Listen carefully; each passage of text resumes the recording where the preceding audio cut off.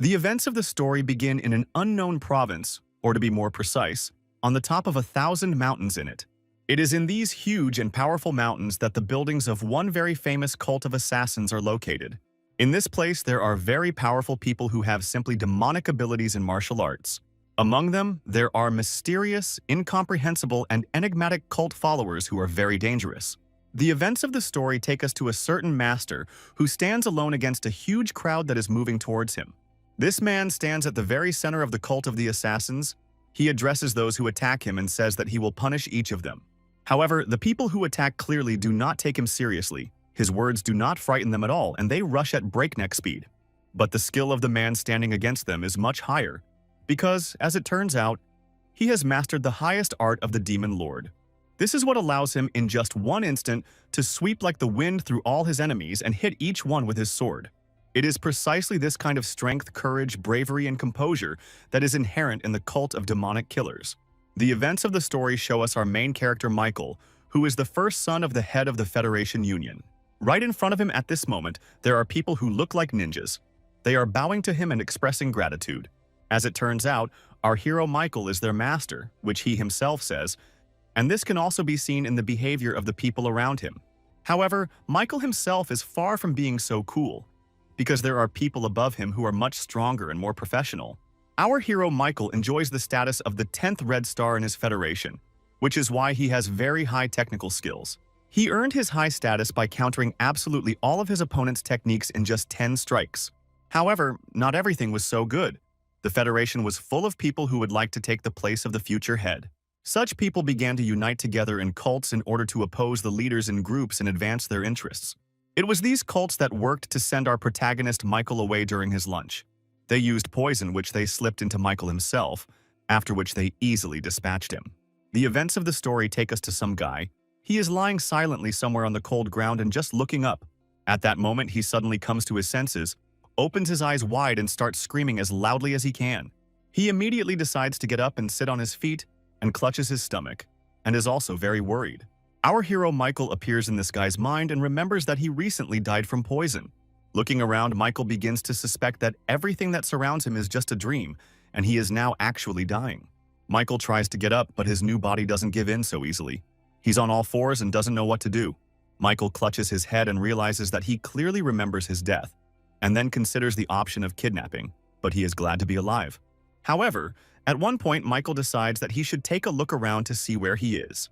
It turns out to be some kind of old brick basement. Although it is clearly not new, it is clearly well maintained. But what attracts Michael most of all is not all this, but the fact that there are balls with lights hanging all over the corridor, which means that the kidnappers are rich. Michael gets to his feet, puts his hand to his chin, and begins to think about what it could be that kidnapped him. He headed towards one of the doors he saw next to him. He tried to open it, but the entrance was blocked. Cold was coming from the door, and next to him, Michael noticed a large bag with black balls inside. As Michael got closer and looked at them, he immediately realized that these were grain balls that could easily last for several years of food. Michael also points out that a lot of air is passing through the cracks in the wall, which means they are not going to kill him. He understands very well that sooner or later he will meet someone, so now he decides to take up self-recovery.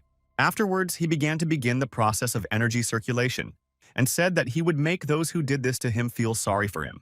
However, it is not possible to circulate the energy. Michael understands that this may be a consequence of the poison. Therefore, Michael decides to first quench his thirst in order to calmly continue training. After which, Michael goes to a nearby barrel of water to wash his face and come to his senses. However, at that moment, he notices the reflection in the water and sees in it a completely different face, not his own. This scares Michael to the point of horror. He is simply in shock, stands and silently looks at the reflections of the water, not understanding what to do with it. Michael starts to get quite angry because he understands that this is just some kind of mockery of him. However, interest is so strong that Michael cannot even understand who he is, a man or a woman. After which, Michael decides to test this factor and looks, and fortunately for himself, he discovers that he is a man. Michael finally understands that this is not his body, and the energy circulating in it is also not his. This is very frightening, because it is not clear whose body it is. However, to his great regret, Michael also understands that no matter how much he thinks about it, he will not get an answer now. Michael also understands well that from the very beginning of his life, He is now in the strangest and most incomprehensible state. However, Michael decides that he should pull himself together, because although the energy in his body is strange, it is still there. Michael decides to walk along this corridor to try to find at least some clues. And the moment he succeeds in doing this, he finds a wall that completely depicts some different techniques and battles. Michael understands that although it is scratched on the wall quite clearly, it is difficult for him to understand what is depicted. But as he looks more and more closely at the images on the wall, Michael realizes that the martial art they teach here is very strange. Michael tries some techniques, is very surprised, and does not understand who came up with such skills and techniques. He follows all the movements in the images and repeats them, realizing that this art is amazing. Although it is strange, it is the greatest and most powerful art that Michael has ever seen in his life. Reading the writing on the walls, Michael realizes that the previous owner of the body died because he misdirected the energy within himself. As Michael reads more and more of the writing on the walls, he realizes that although it may be strange, this art is worthy of challenging the heavens and giving him strength. Immediately after this, our hero Michael takes up circulation and learns the enormous energy of this art. From that moment on, time moved forward very quickly. Looking at the grains in the bag, Michael realizes that at least a couple of years have passed. Michael suddenly walked up to that very wall and realized that he had finally learned everything that was depicted on it. He understands that he was able to surpass even the power he had in his past life, and this makes him very happy, because this death gave him a lot. Our hero turns to the wall, bows and begins to thank it for its wisdom, saying that he is very grateful for this knowledge. Sitting in the lotus position, Michael realizes that he has received more from this powerful art than from his father, the ruler of the Federation. As a token of gratitude, Michael makes a vow to serve the man who invented this art for the rest of his days. Michael swears an oath on his name, promising that nothing can change his mind, and he owes his whole life to this art. Immediately after which, Michael heads towards that very door, realizing that he doesn't even have a clue how to open it. So Michael decides that he can't leave things like this any longer and decides to use his new power against this door. Michael decides to break it, realizing that he can no longer stay here because none of the current masters can defeat him. Immediately after which, Michael puts all his words into action and directs a huge, massive attack straight at the wall, breaking it. Outside this wall, a huge explosion occurs, so powerful that all the stones near the wall fly apart in different directions. But for our hero Michael, such a blow turns out to be a common thing, because with his new strength, it's a trifle against such a wall. Immediately after this, the rays of the sun suddenly hit Michael. He had not seen them for a long time, and they blinded him very much. Michael begins to look straight up at the sun through the trees, trying to process where he is. Stopping in place, Michael begins to take one breath after another, trying to understand the new fresh air for himself. However, all his pleasure is interrupted by the fact that he notices a strange guy sitting next to him with his eyes closed. Michael immediately approaches him with a question and wants to ask something, but suddenly falls silent and looks into the man's face. Within a second, the man runs away from Michael and simply screams in shock at the sight of him, which greatly frightens Michael. Michael does not share his silence and shock, and asks him if he really cannot speak and answer. However, in response to this, the man only falls to the floor and begins to scream, asking not to kill him and to have mercy, saying that he made a mistake. Michael tries to say something, but the man's scream interrupts him, asking him not to send him into the corridor of 10,000 demons. Immediately after which the man begins to bang his head on the floor, and it is better to ask Michael to simply kill him than to punish him like that. Michael doesn't understand all this at all. He asks the man to stand up and stop doing this. However, in response, just having felt Michael's hands on himself, he begins to get very worried and scream throughout the forest in shock. At that moment, this man even starts foaming at the mouth, and it's as if he simply loses consciousness. Michael places him near the nearest tree, apologizes for scaring him, and tells him that it's time for him to leave here. Immediately after this happens, our hero Michael heads further through the forest, ending up in a place where there is a lot of bamboo. As he crawls through it, Michael looks ahead and is shocked to see some kind of settlement, a very beautiful one. Michael decides to go down and see what's going on, but at the entrance to the settlement itself, there are 3 guards with swords. One of them looks sharply forward and points his partners in the same direction, pointing his fingers directly at Michael in front. Michael also looks at them in return, but they suddenly raise a rather dark aura and look angrily towards Michael. He notices their strong energy and is surprised that warriors of such a level are simply guarding the entrance. He does not understand what kind of place this is. Our hero also sees that they are starting to approach him. This greatly frightens him. He understands that he might have to fight. However, they all immediately approach Michael and begin to bow, congratulate him on his graduation, and wish him all the best. Our hero Michael is so surprised by the picture that has changed so drastically that he doesn't even know how to react to it. He just looks down at them all, and is especially surprised that they called him young master. At that moment, Michael raises his head and notices with shock that there is an inscription on the gate. The Cult of Demonic Assassins. Michael immediately recalls this place in his memory, understanding what it is about, because it is hidden in the most criminal mountains. At this moment, Michael finally understands that this is the very place that everyone around called a demonic cult at one time. He is also very frightened by the fact that these people around him express sympathy for him, because he clearly does not want to be the head of the assassin cult. Michael begins to move forward, realizing that the techniques he learned in the cave may be forbidden. At this point, one of the guards approaches Michael and asks if it is true that he has learned all of the Demon Lord's techniques. Our hero turns around with great horror and looks straight into their eyes. It is hard for him to believe what he just heard with his own ears. The puzzle in our hero's head began to come together, and he began to understand what was going on and what was happening around him in general, which was very frightening to him. Michael was finally struck by the idea and meaning that he had learned the art of the Demon Lord himself. Realizing this, Michael rushed towards the security guard in tears and began shouting that this simply could not be happening and that he refused to believe it. Now our hero is foaming at the mouth from shock, unable to believe that he has become part of what he was fighting against. All these thoughts and events finally brought Michael to shock. He began to fall to the ground and lose consciousness from such news. Some time passes and our hero Michael wakes up somewhere in a bed in a cold sweat and screaming. He begins to look around, realizing that he is in some beautiful, cozy room. The first thought that comes to Michael after everything is that everything around was a strong dream, and in fact, everything is fine. Immediately after this, Michael heads to the nearest wash basin and decides to pour water over himself again and come to his senses. However, looking at himself in the mirror, he is again in a state of wild shock, because he sees before him the very person into whom he was reborn. Michael immediately begins to cry, fully aware that this is not a dream at all, but simply a horror in his life that is actively continuing. He falls headfirst on the table and immediately begins asking all the gods of this world why he is being punished in this way in life. Meanwhile, the events of the story take us to the tower of one of the palaces of the Dark Cult, where some events are taking place. A girl named Lilo is sitting on a chair, and a woman standing next to her is trying to comb her hair. Lilo screams that she can't live peacefully knowing that this scoundrel has returned. It's not clear yet who they're talking about. She says that it is not clear why he returned 3 years later, because she honestly expected him to die there.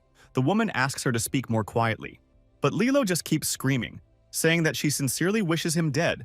But the woman next to her asked her not to say that to her future husband. The woman asks Lilo to find the positives in all this, saying that now she will not be alone, but this only irritates her. It becomes clear that Lilo is talking about Michael. She also adds that she did not expect success, because even the head of the department failed to master this art. The girl standing next to Lilo says that most likely everything did not go so smoothly and well. She asks Lilo to understand Michael and forgive him. Lilo just screams again that Michael has achieved nothing and has always just used his status for fun. However, in response to this, the woman standing nearby, Lilo's nanny, says that Michael is still very handsome, which infuriates Lilo even more. Nanny Lilo says that she would forgive such a person everything just by looking at his face. This surprises and confuses Lilo even more. However, Lilo, recalling her first meeting with Michael, says that her naive fantasies were shattered even then. That day, Lilo snuck up behind him and began watching Michael, who was a different person at the time. She looked at him and smiled wildly, and was also embarrassed, not realizing how handsome and wonderful he was. At that moment, Lilo then decided to turn to him. She went to meet him and spoke to him first. Then, the past Michael approached her, saying that she didn't look so bad for his future bride. Immediately after that, he held out his legs to her and asked her to massage them for him right now, which greatly surprised her. After which, the past Michael made a terrible expression on his face and said that he would also massage her feet in return. Now, remembering all this, Lilo screams that at that time he was only 15, and she was 14, and it was complete nonsense. Looking at herself in the mirror now, Lilo continued to cry and talk about how she didn't want to marry an idiot like him. Nanny Lilo began to remind her that it was soon time to go to the main palace, and over the past 3 years Michael could have changed. However, in response to such words, Lilo only began to chase her nanny out of the house, saying that this was complete nonsense. The thoughts in Lilo's head couldn't come together. She was still curious to see Michael, but she remembered that incident well. Meanwhile, events moved forward and took us to the small palace, where our hero is now located. Michael reflects on the fact that 4 days have passed since he regained consciousness, but only 4 people have visited him. However, our hero managed to learn a lot from just these 4 people, including the fact that the previous owner of the body behaved very badly. Although, looking at himself in the mirror now, Michael adds that it's hard to call this bad. It's simply unacceptable. He also learned that the locals call him, quite briefly, either the little gentleman, or the small campaign, or the left spirit. Michael also learned that the previous owner had a great passion for women and often got away with it. Recalling all the information, Michael would describe the previous owner of the body with just one short word: psycho. Having learned that he was a member of a cult, he knew that nothing good should be expected. But even in this regard, he was unlucky. The previous owner of the body got away with everything, because his father is the head of the cult, one of those people who is stronger than even 10 masters. Covering his face, Michael wonders if he should be happy about the fact that he calls himself the father of one of the strongest men on the planet. Michael also realized that the previous owner was stupid, and with such status all he got was a small palace. As Michael passed by the servants, he heard them talking about themselves. They were saying that the future head should clearly be someone else. But Michael understands well that in many ways they are right, because the previous owner of the body would clearly have been a terrible leader. However, looking at his hands, Michael realizes that the fact that he is only 19 years old and has 3 years of training gives him great encouragement. Michael also understands that with his current appearance, no one in the Federation Union will even want to say hello to him. He realizes that he has been spending the last few days like a madman, and he doesn't even have the strength to be angry. Immediately after which, Michael begins to wash himself more and more, so that his thoughts become cooler and calmer. Michael gets up, realizing that worrying about what happened is not his lifestyle at all. Michael looks at himself in the mirror and understands that now he must accept this body, understand it, and play this life with it. However, immediately after this, Michael saw the reflection of the previous owner in the mirror, who wished him luck in such plans. The previous owner's face began to blur. He said that this was still a demonic cult, and that it was very important to remember. The spirit of the previous owner began to leave the mirror, saying that our hero Michael would not be able to hold out for long. Before leaving, he also turned to Michael and said that he would be well served to observe everything that was happening. This scared Michael a lot, but he suddenly heard a door slam behind him, and then both doors suddenly opened and someone came in. Michael immediately turned around and saw Lilo in front of him, and of course this surprised him because he didn't know her. Michael immediately approached her with a question about who she was, which simply surprised her to the point of horror, and she became very angry with him. Lilo became angry, and looking at Michael, she asked whether the question had just been directed at her. Here, Michael began to realize that the situation would apparently be quite difficult, and he just stood there looking at her. However, at one point, our hero realizes that he shouldn't be so polite in this body, but rather be ruder like the previous owner. Immediately after which, he asked Lilo the question again, but did it more rudely, which enraged and angered her even more. Lilo started screaming about how Michael had forgotten her face during the time he had been training. At this point, our hero realizes that everything is not going according to plan, and apparently he was very close to this person.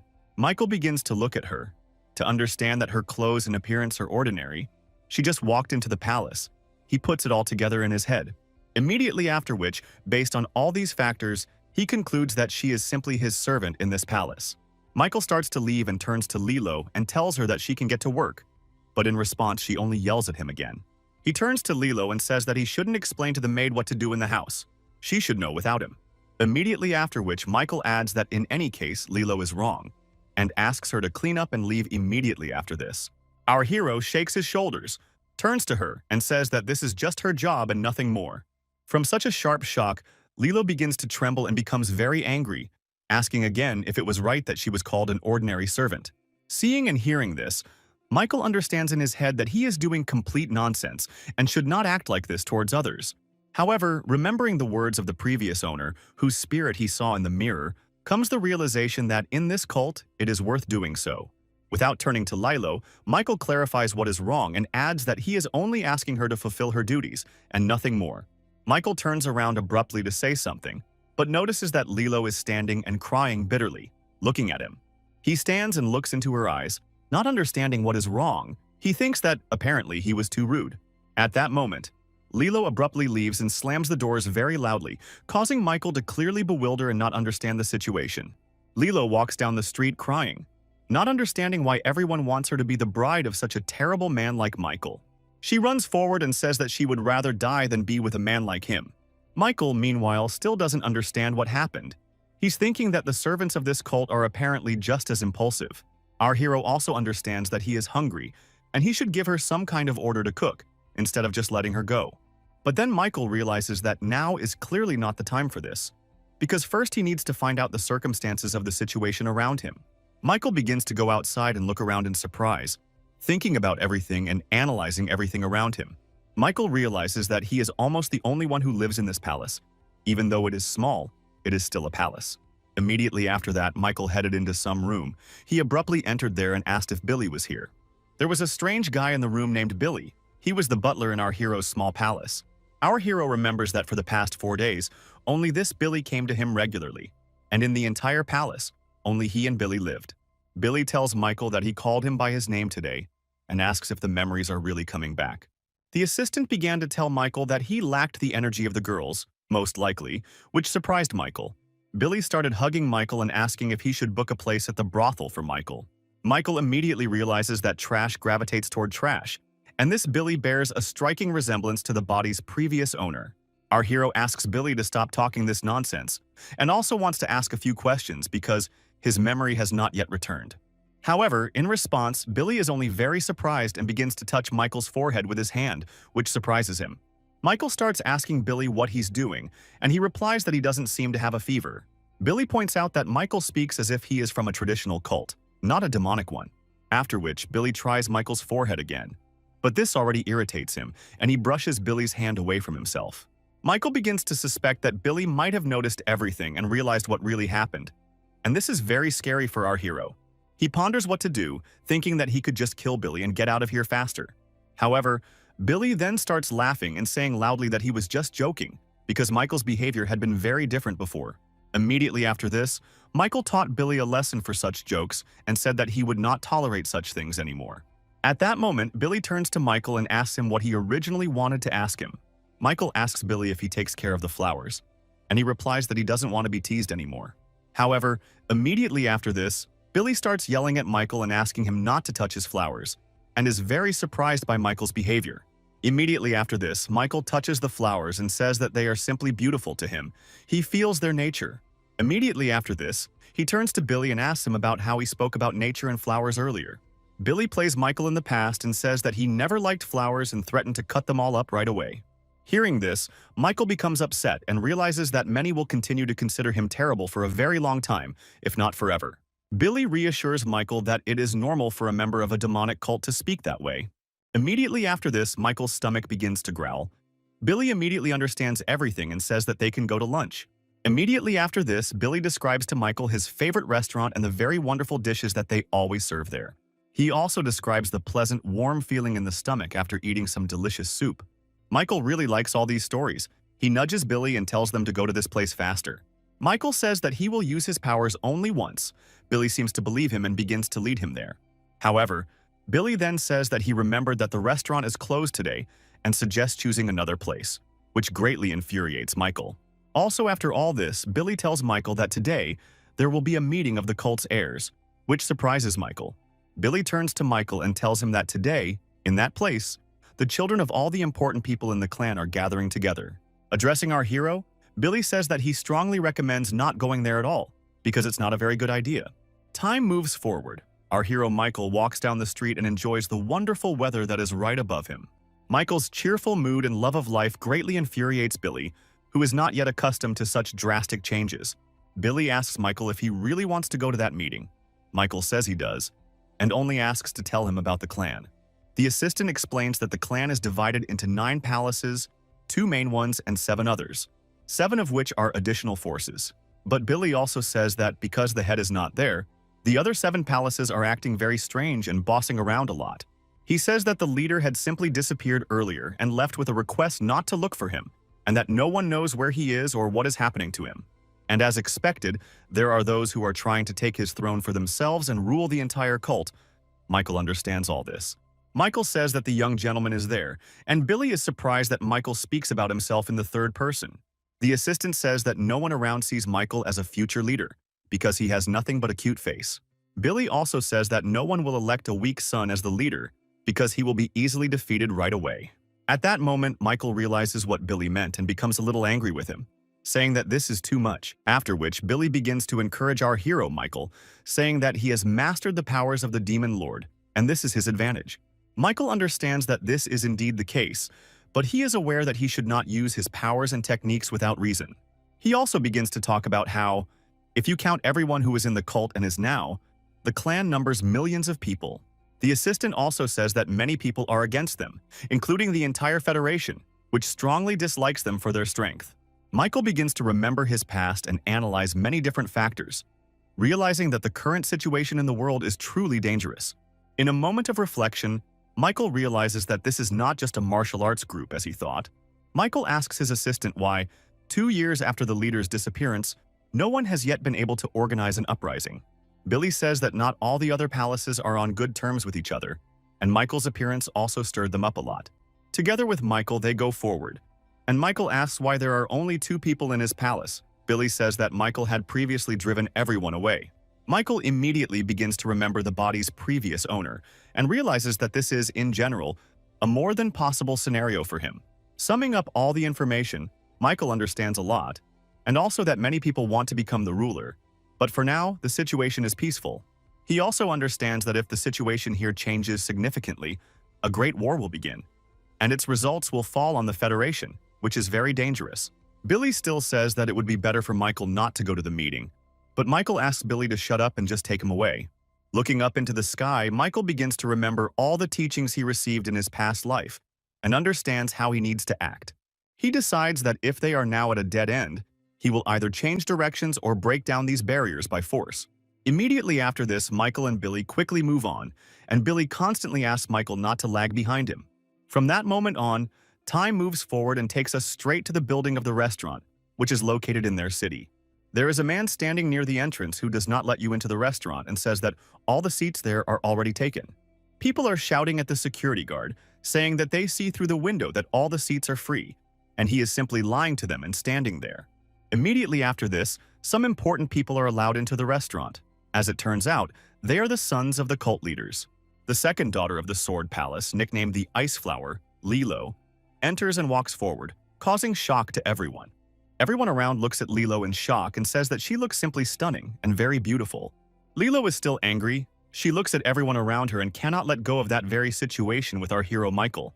Everyone around is looking at Lilo and talking about her a lot, so he decides to go upstairs in order not to cross paths with anyone else. A fat guy is standing in the hallway. He says that he is glad to see Lilo, and he feels sorry for those who will not come today.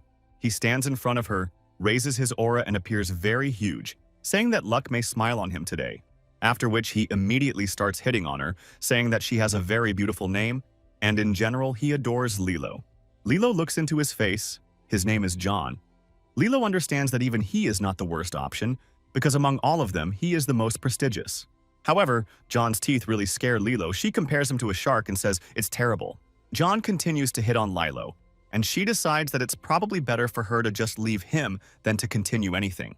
However, at that moment, everyone around is very surprised at what is happening, because our hero, Michael, appears in the room. Not long before this, a funny situation happened, because right in front of the entrance to the building, Billy tried to stop Michael. With great force, Billy convinced Michael that he clearly should not go to this meeting, saying that this idea was complete nonsense. However, Michael did not like this at all. He wanted to push Billy away, but accidentally pushed him to the side with great force. The push threw Billy straight to the restaurant security guard, who immediately recognized Billy and began asking him if he had really come to the meeting. The guard decides to go further and tell everyone about it, but Billy stops him, saying that it was not he who decided to go there. Immediately after this, our hero Michael appears from behind, which causes a look of wild shock on the guard's face. The events of the story return back. Some people get up from the table and begin to leave, saying that they will come later. Michael, of course, notices all of this and clearly understands that everyone around him considers him a huge madman. Michael turned directly to the man standing next to him and asked him to do his job and not stand there with his mouth open.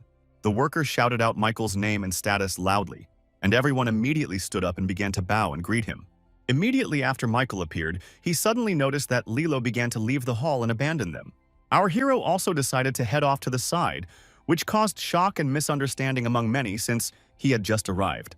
As it turns out, Michael headed straight for Lilo, and when he went out into the yard, he noticed that she was trying to run away from him. Meanwhile, she ran forward and complained to herself that Michael had come to this place. She did not understand why. Lilo begins to think that Michael could have come to this place specifically for her, and such thoughts already frightened her greatly. At that moment, Lilo turned around and noticed Michael himself standing in front of her, which caused her complete shock and horror. Lilo closed her eyes sharply and tried to deliver a powerful blow forward, but of course she missed. Michael easily dodged it. Her blow was very crooked. After she delivered it, she began to fall, and Michael grabbed her. Michael looks at her in surprise, realizing that she knows martial arts, and she in turn looks at Michael in response, blushing. There is a short pause in silence at this point. Lilo interrupts it and turns to Michael, asking her to let go, which surprises him. Our hero realizes that he has been holding his hand on her waist for too long and abruptly lets go, causing her to fall abruptly to the floor. Lilo became even more angry with Michael, and he, in turn, began to apologize, saying that he only wanted the best. Immediately after that, Michael stood up, took Lilo by the hand and began asking her if she was okay.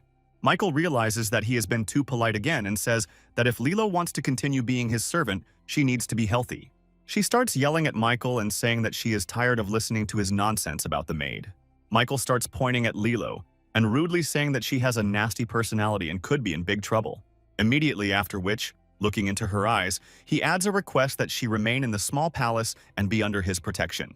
She yells at Michael, telling him that he should be worrying about the heirs meeting now, not about her. Lilo says that if Michael doesn't want more trouble, he should either go back to the gym or leave completely.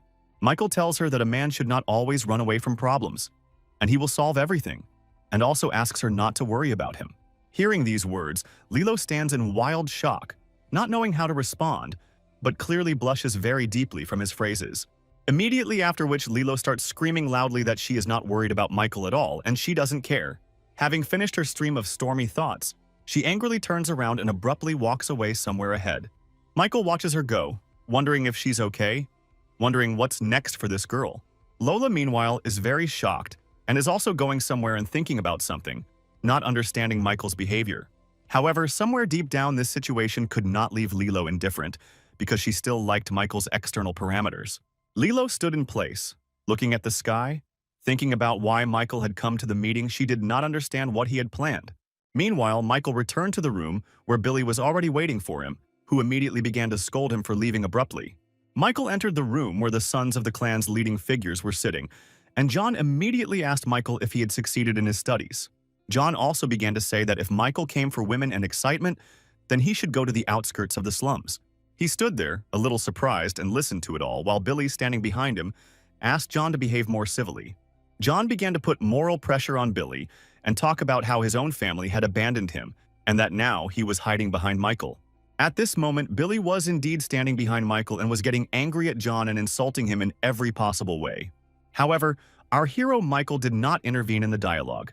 At one point, with the help of technology, he moved to the table. Michael began to pay attention to what was on the table, namely the food, and said that it looked very good. Our hero turns to Billy and apologizes for interrupting him and asks him to continue his conversation. Meanwhile, Michael himself continued eating, saying each time that this dish simply tasted wonderful. John turns to Michael and says that looking at him, he just wants to call some doctor here. Our hero turned around and looked straight at John, seeing his, to put it mildly, stupid face. Michael silently called him stupid. Michael approached Billy to find out who he was. Billy described John, saying that he was the son of the head of the trading palace. Hearing this, our hero Michael decides that in such a situation he should act very well. Michael raises his powerful aura of energy and turns to John and asks if this restaurant really serves food to dogs. Hearing this, John becomes furious. He doesn't even know how to respond, because anger is simply tearing him apart. John gets up from the table, rips open the chair next to him and, turning to Michael, asks if he knows about culture. John says that a lot of time has passed since Michael left to study martial arts, and a lot has changed. Michael, meanwhile, just looks into the guy's eyes and thinks that he is clearly acting like a provocateur and wants to put a lot of pressure on him. At that moment, Michael turns to Billy and asks him to tell him about the power of his influence on everyone around him. Billy reveals that Michael is second in command in the entire clan and can even use the power of the main palace. Michael understands that he occupies a place between the head of the clan and the chief judge. He cannot order someone to be killed. He asks Billy if he can calmly teach this John a lesson now, and the question greatly surprises Billy. Billy stands up, points his finger at John and shouts that, of course this idiot can and should be punished quickly, which angers him. John calls Billy a simple bastard, immediately after which he grabs a cup standing next to him and is about to throw it at Billy. Michael immediately analyzes the direction of John's muscles, realizing that he wants to throw the cup to his left. But at that moment, Billy suddenly falls right onto the table, after which the cup flies straight into his body. This greatly surprises John himself, who never expected to end up as Michael's butler. Immediately after this, Michael personally addresses John and asks if the trading palace has decided to attack him. John says that it's not like that, but Michael adds that if it weren't for his servant now, he himself could have died. Immediately after which, covering everything around with an evil aura, Michael asks John if he was accidentally targeting his place. John starts shouting that this is just absurd and that he threw an ordinary drinking cup and nothing more. But this surprises Michael. Michael turns to Billy and asks how he feels. He immediately says that he is in damn pain. Turning to John, Billy says that his assistant is now on the verge of death, and he can tell the elders about the whole situation. And then, looking John straight in the face, Michael threatens to immediately direct his force at the head of the trading palace. From John's surprised face, Michael immediately understands that in reality, the children of prestigious people only fear the wrath of their parents. Michael smiles and knows that he did everything right. He doesn't know how someone else would react to this, but he did everything right. Our hero turns to the others, asking if they are in cahoots with John. They answer that they just came to have dinner and nothing more. He turns to John and says that if he wants to kill him, then he should act right now. John is still silent, but he is very angry and even tries to start taking out his hidden weapon. However, our hero immediately notices this. Without hiding his smile, he raises his wild aura and looks straight at John. At this point, John realizes the whole situation and begins to apologize, saying that he crossed the line and asking for forgiveness. Michael asks John if that's all he can say after he hurt someone. John replies that it was because Michael used him as a human shield, an answer that does not please Michael.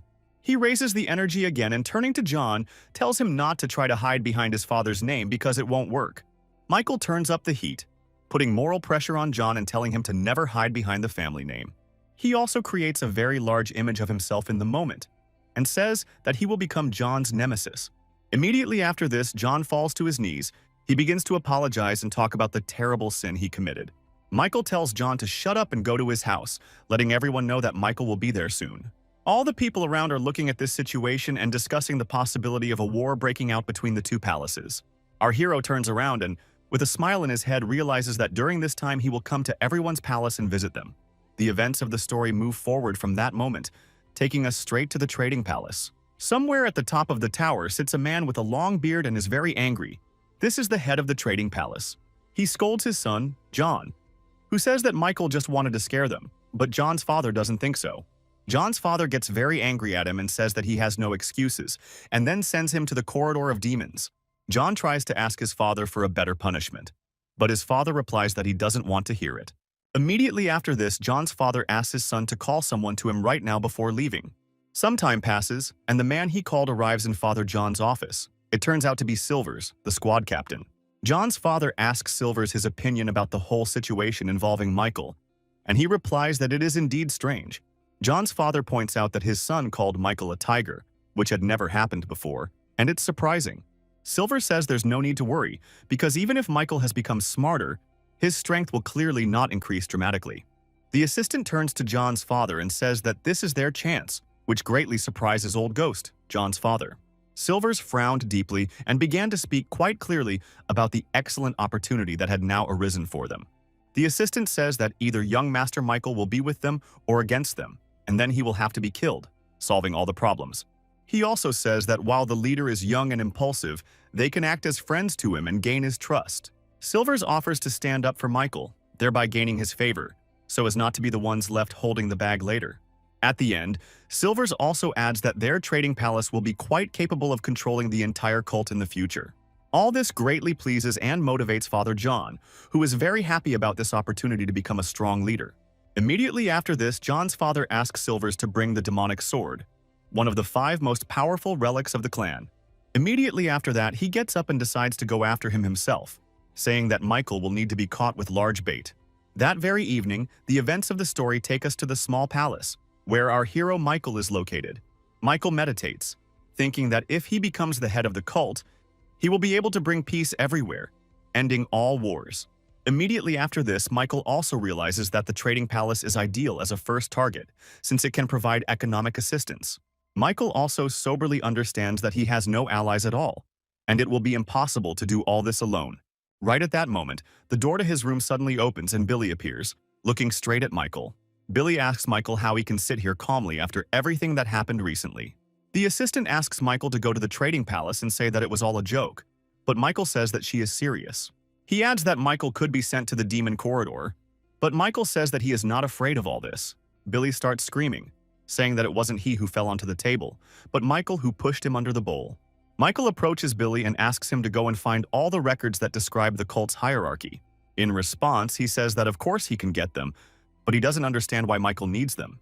He says that it's urgent. The assistant says that he needs to know where to turn in order to fill the small palace with the right people. Michael starts pushing Billy, saying that he doesn't understand what he's waiting for and asking him to take him to the archives. Our hero begins to say that they have a lot of space here, but it's very boring for two people, and it would be good to organize more people around him. Billy tries to calm Miles' ambitions and says that, in reality, it's not as simple as it seems. The assistant says that if they start to expand their palace, the other 7 will not remain at peace, and the elders too. Billy says that this will cause Michael to raise unnecessary noise again, but Michael himself says that none of this matters now. Having tired everyone from behind with his aura, Michael turned to Billy and asked him who he was. Billy replied that Michael was the head of the small palace, and then Michael himself said that this was true, and nothing more was needed. Immediately after which Michael ordered Billy to step forward and not pay attention to his ideas. Billy asks Michael to change his clothes, adding that they don't need any extra attention in the city, and asks him to wear a black hat. Michael asks Billy why he only wears black clothes, and he replies that he really likes black. Immediately after which Michael begins to put on all the clothes that Billy gave him. Michael starts to get excited and say that the clothes look really good on him, which confuses Billy.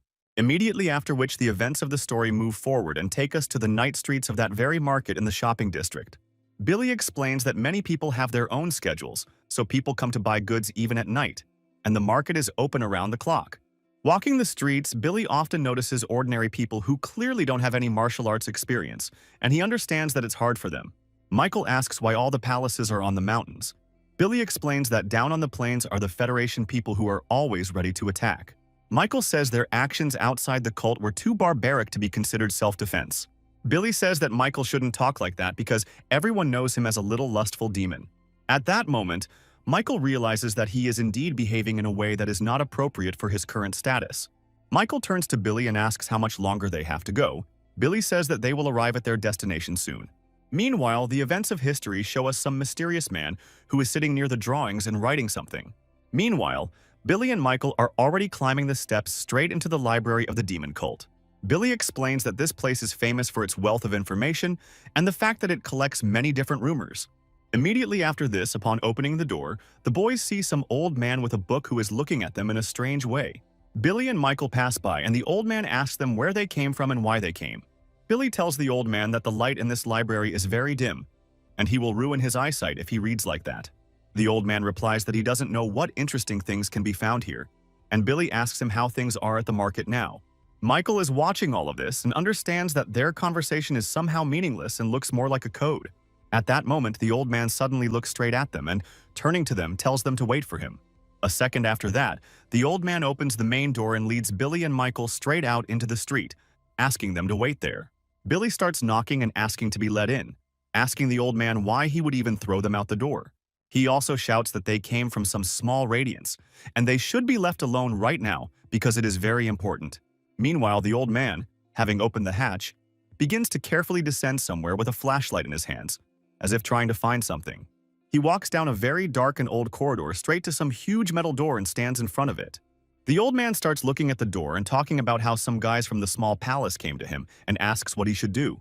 He describes everything, and the man sitting in the room behind the door abruptly puts his brush down on the table. Some other old man scratches his beard and doesn't understand why Michael came first to the restaurant, and now here. The old man outside also adds to the information by saying that Michael's aura has changed from what it was before. The old man inside, named Lester, says that this is all strange. He does not understand why Michael came and asks what he wants.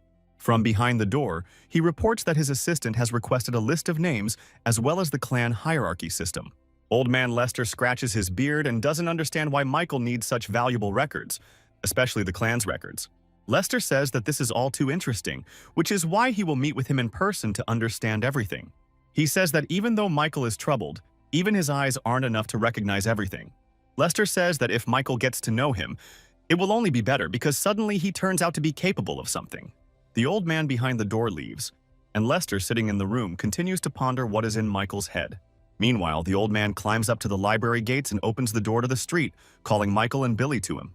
The old man leads them somewhere completely silently, and then opens the entrance to a secret basement below, which greatly surprises Billy.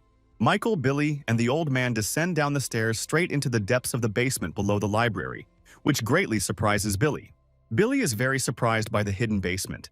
He says that this is the first time he has been in such a place and is surprised how they managed to hide it. The old man approaches the same door again and announces through it that the guests have already arrived at their place.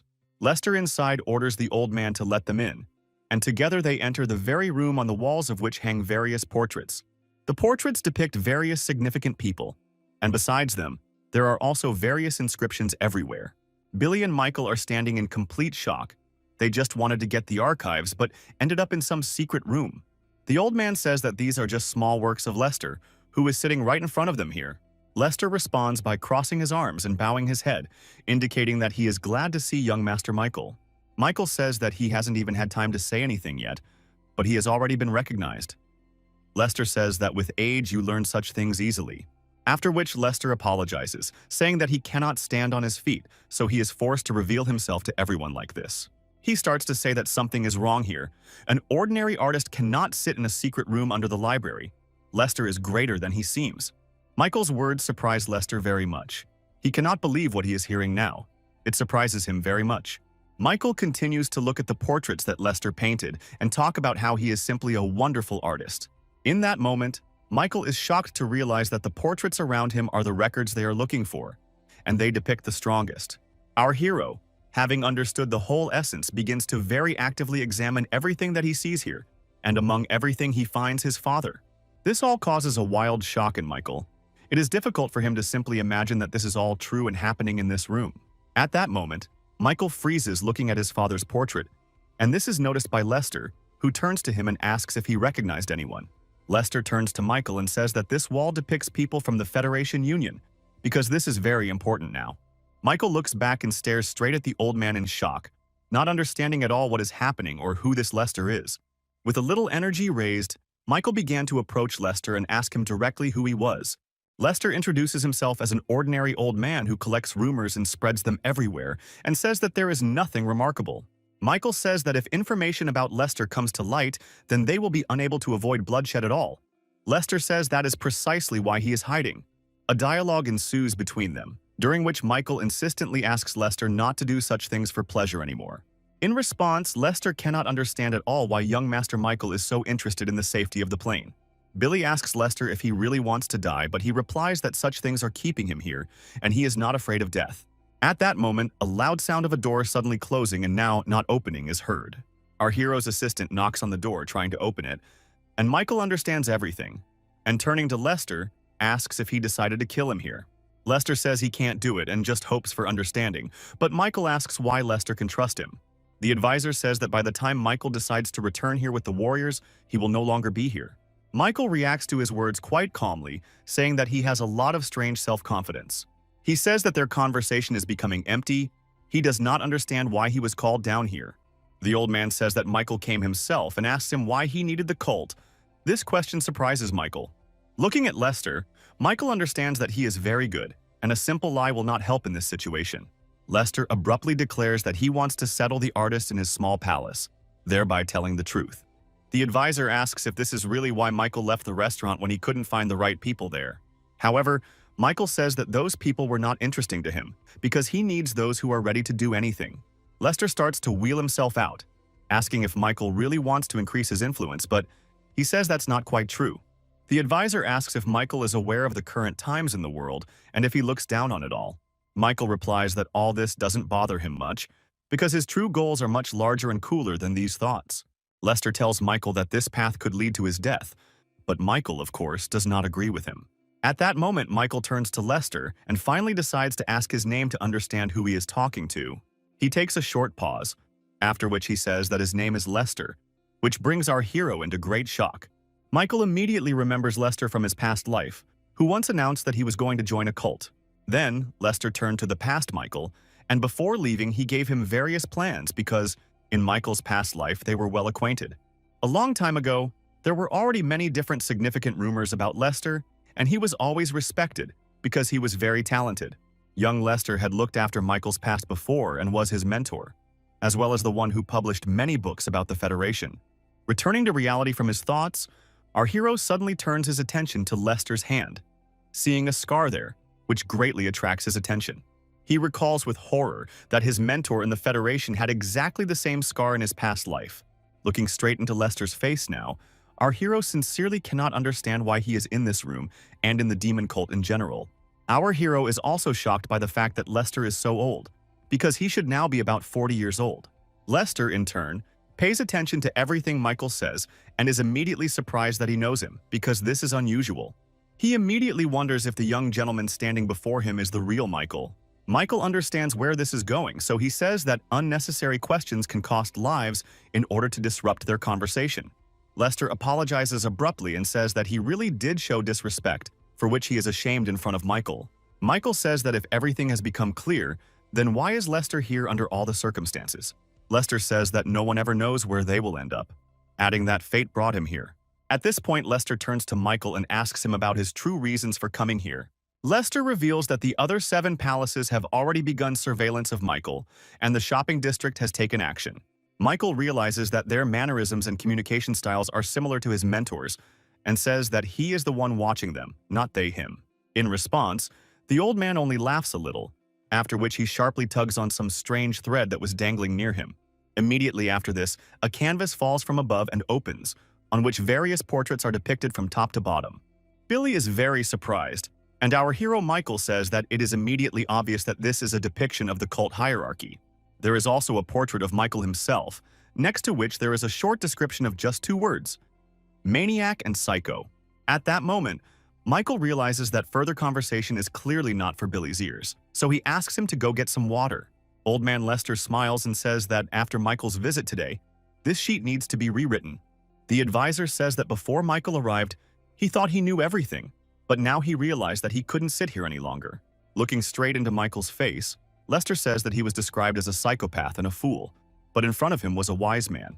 Immediately after, Lester takes a stick and points it at the fragment, saying that the reason Michael came was to want to take this place. With his wand, old Lester pointed directly at the portrait of the current head of the cult, who had disappeared. The old man began to stand and wait, looking at Michael in anticipation of an answer from him, and he, in turn, only remained silent and looked at the old man. Lester continued to point his stick at the chief, and to say that he had immediately understood the real reason, and asked if his judgment was correct. Michael said that everything was correct, but added that it didn't mean anything because if he became the head, he would burn the place down. Lester begins to say that this will not be easy at all, because it will be necessary to deal with all the elders. However, in response to the old man, our hero only smiles and says that there is clearly no need to worry about this. The old man also tries to explain to Michael that his hope can be extinguished very quickly, even by the slightest wind. At that moment, Lester suddenly reaches forward and holds his hand out in front of Michael, which greatly surprises him. After which Lester declares that he is ready to take only 50% with a rather serious face. Michael says that 50% won't work out, and in all likelihood he will have to cope alone. The old man turns away and says that it is not worth it at all, adding that he is simply voicing the real facts. In response to Lester's words, our hero Michael simply exhales and smiles, as if pretending not to care. Michael begins to talk about how if you look at all the mountains of the cult from the other side, you can simply suspect their greed.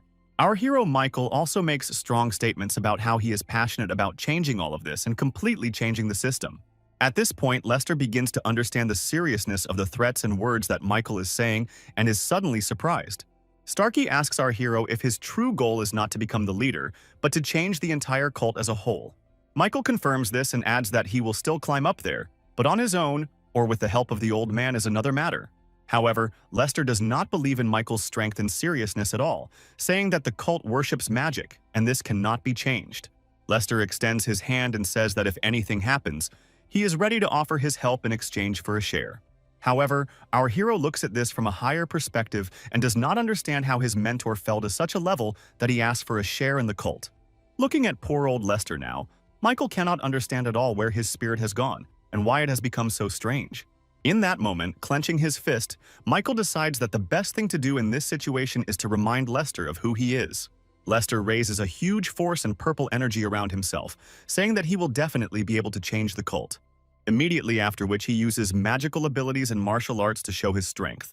Michael creates a great effect with his body and says that he will destroy everyone who gets in his way in this case. At this moment, the old man is in a state of wild shock. He falls out of his chair and cannot believe the strength of the man standing in front of him. In his own eyes, Lester saw in Michael not the image of himself, but a heavenly devil, a monster in its purest form. Michael began to talk about how a person who spends his whole life in one room cannot talk about the higher world. Immediately after this, our hero Michael turned sharply and with a wave of his energy knocked down the door standing behind him. Lester, sitting next to his chair, could not believe what was happening before his eyes. Michael starts talking again about how he will change the cult and break this chain of evil that was created against everyone. Lester began to say that he did not expect such words from Michael because he had been a participant in this chain of evil all his life. Michael began to talk about how it was precisely because he had changed that he wanted to change everything around him as much as possible. However, after listening to Michael, Lester only began to look up, smile, and then suddenly laugh like a wild man. The old man, in a fit of laughter, began to say that it was all very funny, and that receiving something like this was also funny. Lester began to fall at Michael's feet and beg for mercy, saying that it was very important, but Michael did not understand why he should do this. Lester began to say that he had very important and unfinished business, but Michael only responded by saying that it was not his problem. Immediately after which, Lester loudly declared that he would stand in Michael's way. At this point, Lester switches to another topic and begins talking about the RAIN organization, which consists of many ordinary people. The advisor suddenly takes out some kind of golden relic from his robe, saying that he has been in this organization for 19 generations. Our hero, seeing the gold plaque, understands that Lester is not lying, and he was initially right that Lester belongs to RAIN. Quite sharply, our hero asks Lester whether this really means that they should now trust each other very much. Michael asks Lester what he wants, and Lester tells Michael that he only wants him to promise one thing. The old man says that there is one military man in the Federation Union, and if anything happens, Lester would like to get his hands on him. Our hero just looks at Lester and wonders what happened that his master changed so much and demands some military man. Lester says that it doesn't matter what Michael thinks now, because the plan has changed, but the air hasn't changed. Michael turns around, saying that Lester might follow him, but then he'll have to get used to his madness. Our hero asks if Lester only needs a military man. Lester replies that everything is correct, and would like to ask to bring him to him. He's about to leave, and Lester says that Michael is more suited to lead a federation than a demon cult. Not paying attention to these words, he asks Lester to give him advice on what to do in such a situation and how to act. Lester asks to be helped to sit down on a chair first, and Michael replies that Lester's mouth will not close even if he dies. In response to Michael's words, the old man only smiles, realizing that Michael is right and there is meaning in his words, even in a joking manner. Lester sits down and begins to talk about how the cult is now quite strong, including all 7 palaces. Immediately after which he adds that there were 2 people for our hero's post. But after Michael's appearance, all plans changed dramatically. Lester turns away and asks our hero if he is unhappy with something, but he asks why he suddenly came to such conclusions. The old man noticed that Michael was calling the clan rather disrespectfully, which made him very worried. Michael wants to answer the old man, but he understands that very little time has passed and he cannot reveal his identity.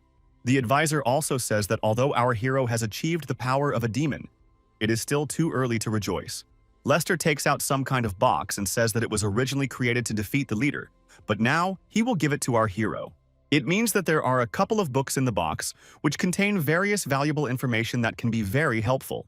Having opened the box, our hero also finds some kind of mask among the books and is surprised by it, not understanding what it is doing there. The old man explains that originally, according to the myths of their cult, it is said that a demonic god created an evil dragon, but a certain hero killed him. And as their legend tells, it was this hero who wore the very mask that can now be seen in this box.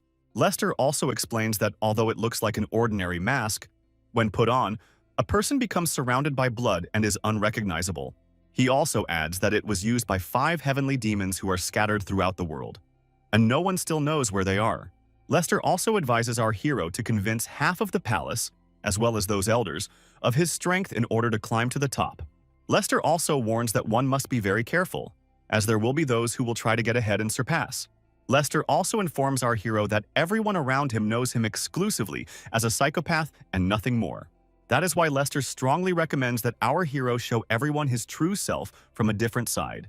Lester also asks Michael to take into account that the pressure from the 7 palaces and elders on the people will increase.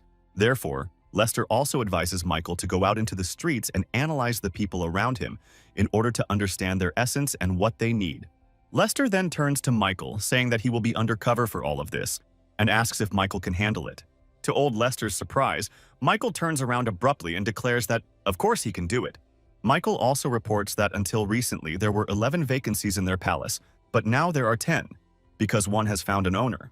Old man Lester pulls another rope in the room, and a huge portrait of someone is revealed. Lester says that it is worth starting with that. Billy appears from behind and tells us that the man in the portrait is a very bad guy and he knows him.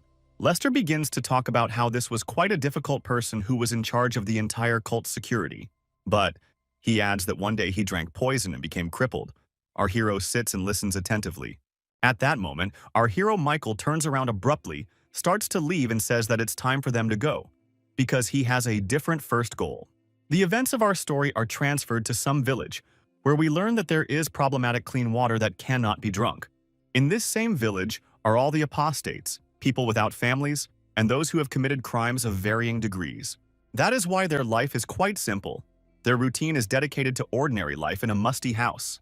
However, something interesting happened there quite recently, as many people gathered in one place and began to bow upward. The children have been sitting in the sun for a long time in this place, but their parents do not leave. They talk about how an important person will soon come to visit them. Everyone around motivates each other by saying that their lives depend on this person coming to them. One of the people starts saying that he doesn't understand why they are only visited when someone starts to die. However, at that moment, their discussion is abruptly interrupted by the fact that they see someone's small ship ahead, which is sailing towards them. Our hero Michael is in this ship, along with his assistant, Billy. Billy points to the shore to Michael and says that a lot of people have gathered to look at them.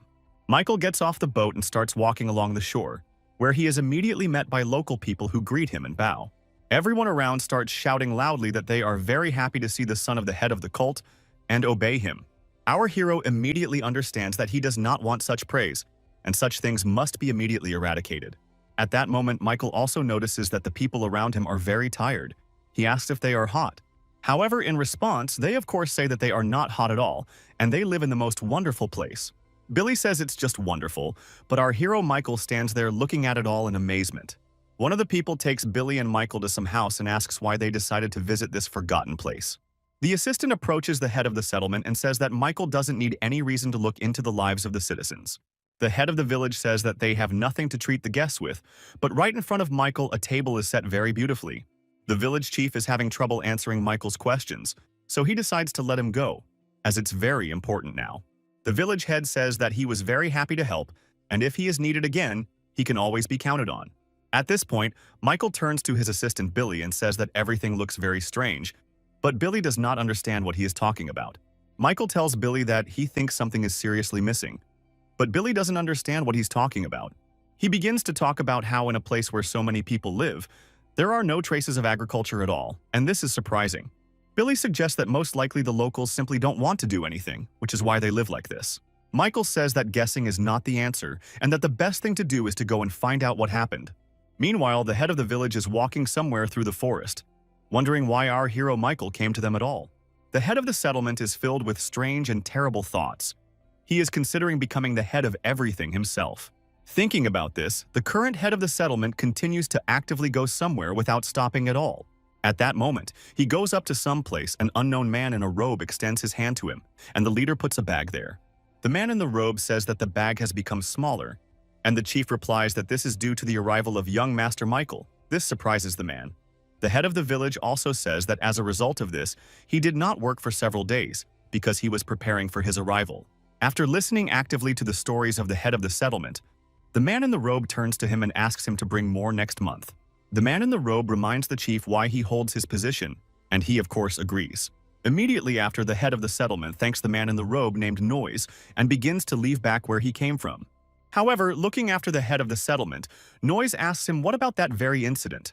In response to Noise's words, the head of the settlement asks not to worry, and adds that when his heart is broken, he cannot even lift his head. Right after, Noise also asks about a certain man's daughter, and the leader says that she is already quite beautiful. Noise asks the chief if he cares about her safety, and he replies that of course he does. The head of the settlement also says that he has prepared a special trap for all those who drool over her. In response, Noise says that this is simply wonderful, and since Michael himself came here, he is simply attracted to the woman. At that moment, Noise turns around and asks the village head to put his daughter to bed, adding that he needs to tell Michael. The head of the settlement tries to argue, but Noise asks him to shut up and just do it, saying that he clearly knows better. The head of the settlement begins to leave, and Noise stops in his tracks and starts screaming very loudly and wildly, looking up and laughing. Meanwhile, Michael is sitting somewhere and reading a book that explains that the basis of the cult is serving the good gods. It also tells of the appearance of a certain fire that burned many things, and thus created a cult and its heirs. After our hero Michael finished reading, he and his assistant Billy went for a walk around the settlement. Michael walked around and looked into every house, paying attention to even the smallest details, and the people around him bowed to him. Billy suggests not just walking but looking for a certain Alex. Michael asks Billy what he noticed, but he says nothing. Our hero begins to talk about how the number of houses in this settlement is less than the number of people. But Billy doesn't see anything strange about this. Billy says that people probably die here a lot, but Michael argues with him, saying that most of the population is young. Michael then asks Billy how the weather is, but he asks him not to bullshit him and to tell him straight out what is going on. Michael starts to move forward, saying that the day is very hot. Billy agrees, but again does not understand the point. Out of the corner of his eye, Michael notices a woman bowing and standing in front of him. Michael approaches her and asks why she is wearing a skirt in such heat, but the girl herself does not understand what a strange question this is. At that moment, Michael suddenly comes up to her and grabs her by the chin, saying that even he sweats. The girl is suddenly very surprised. He puts the girl down on the ground and starts saying that there is something he needs to see. Billy stands in shock seeing this. Billy runs up and asks Michael what he's doing, reminding him that they're right outside. However, at this moment, Michael looks at the leg of the girl next to him, which is completely covered in black dots. Seeing this, our hero is in complete shock. It is simply hard for him to believe what is now before his eyes. Looking at her legs, Michael also notices the poisonous red petals that are falling all around. Billy stands in shock and cannot understand at all what is happening. Michael turns to him and tells him that he needs to move on. Meanwhile, the head of the settlement is still walking home and talking to himself about how Noise is demanding too much. However, at that moment, the head of the settlement simply jumps straight into the water and begins to swim in it, underwater. Even here, not everything is so simple because he is not just swimming, but is heading somewhere straight to some cave. Emerging from this cave, he finds himself in some underground room where a man sits who greets him and is surprised. At that moment, the man next to the leader opens the doors, and together they find themselves right in some room where people are sitting and playing. All the people sitting in this room are playing some kind of game and arguing among themselves. The leader walks by and looks at this. However, at one point, the head of the settlement notices that one of the game's participants is using dirty tricks and stabs him in the hand with a knife. After which the chief orders this man to put everything back in place and to get out of here. The local security guards grab the man and begin to carry him away somewhere, while the leader moves on. The head's assistant opens the doors and asks if they will work, despite the fact that Michael has arrived. The head of the settlement, named Miller, turns to his assistant and orders him to gather everyone in order to get ready for next month. Miller turns to his assistant and asks where Louise, that same man, is now. He replies that she is with her daughter. He asks his assistant to help his daughter Louise prepare, saying that she will need to be sent to Michael. The assistant is very surprised, but Miller explains to him that sometimes you have to make such sacrifices for the sake of the cause. Meanwhile, the events of the story take us to Louis and his daughter, who feeds him. The daughter's name is Layla. Layla immediately tells her father Louise the news from the settlement, saying that some important people have arrived today. Layla tells that the head of the small palace named Michael has arrived, and just hearing this, Louise becomes horrified and angry. Layla, helping her father eat, thinks about the very medicine that they are brought, supposedly against the disease, but Layla knows that there is no disease. However, in the moment of her thoughts, she is interrupted by a huge knock on the door because someone wants to enter their house, which surprises her. She opens the door and sees Miller's assistant, who informs her that the boss is personally calling her now. Then Miller's assistant asks Layla to hurry, telling her to also prepare her father to go. Layla is very surprised and asks again about her father, but in response, the assistant only asks if they need strong and quick help. She starts to close the door and say that they will quickly handle it themselves and will be ready soon. Just before Layla is about to close the door, Miller's assistant looks her in the eye and asks her not to forget to take a bath.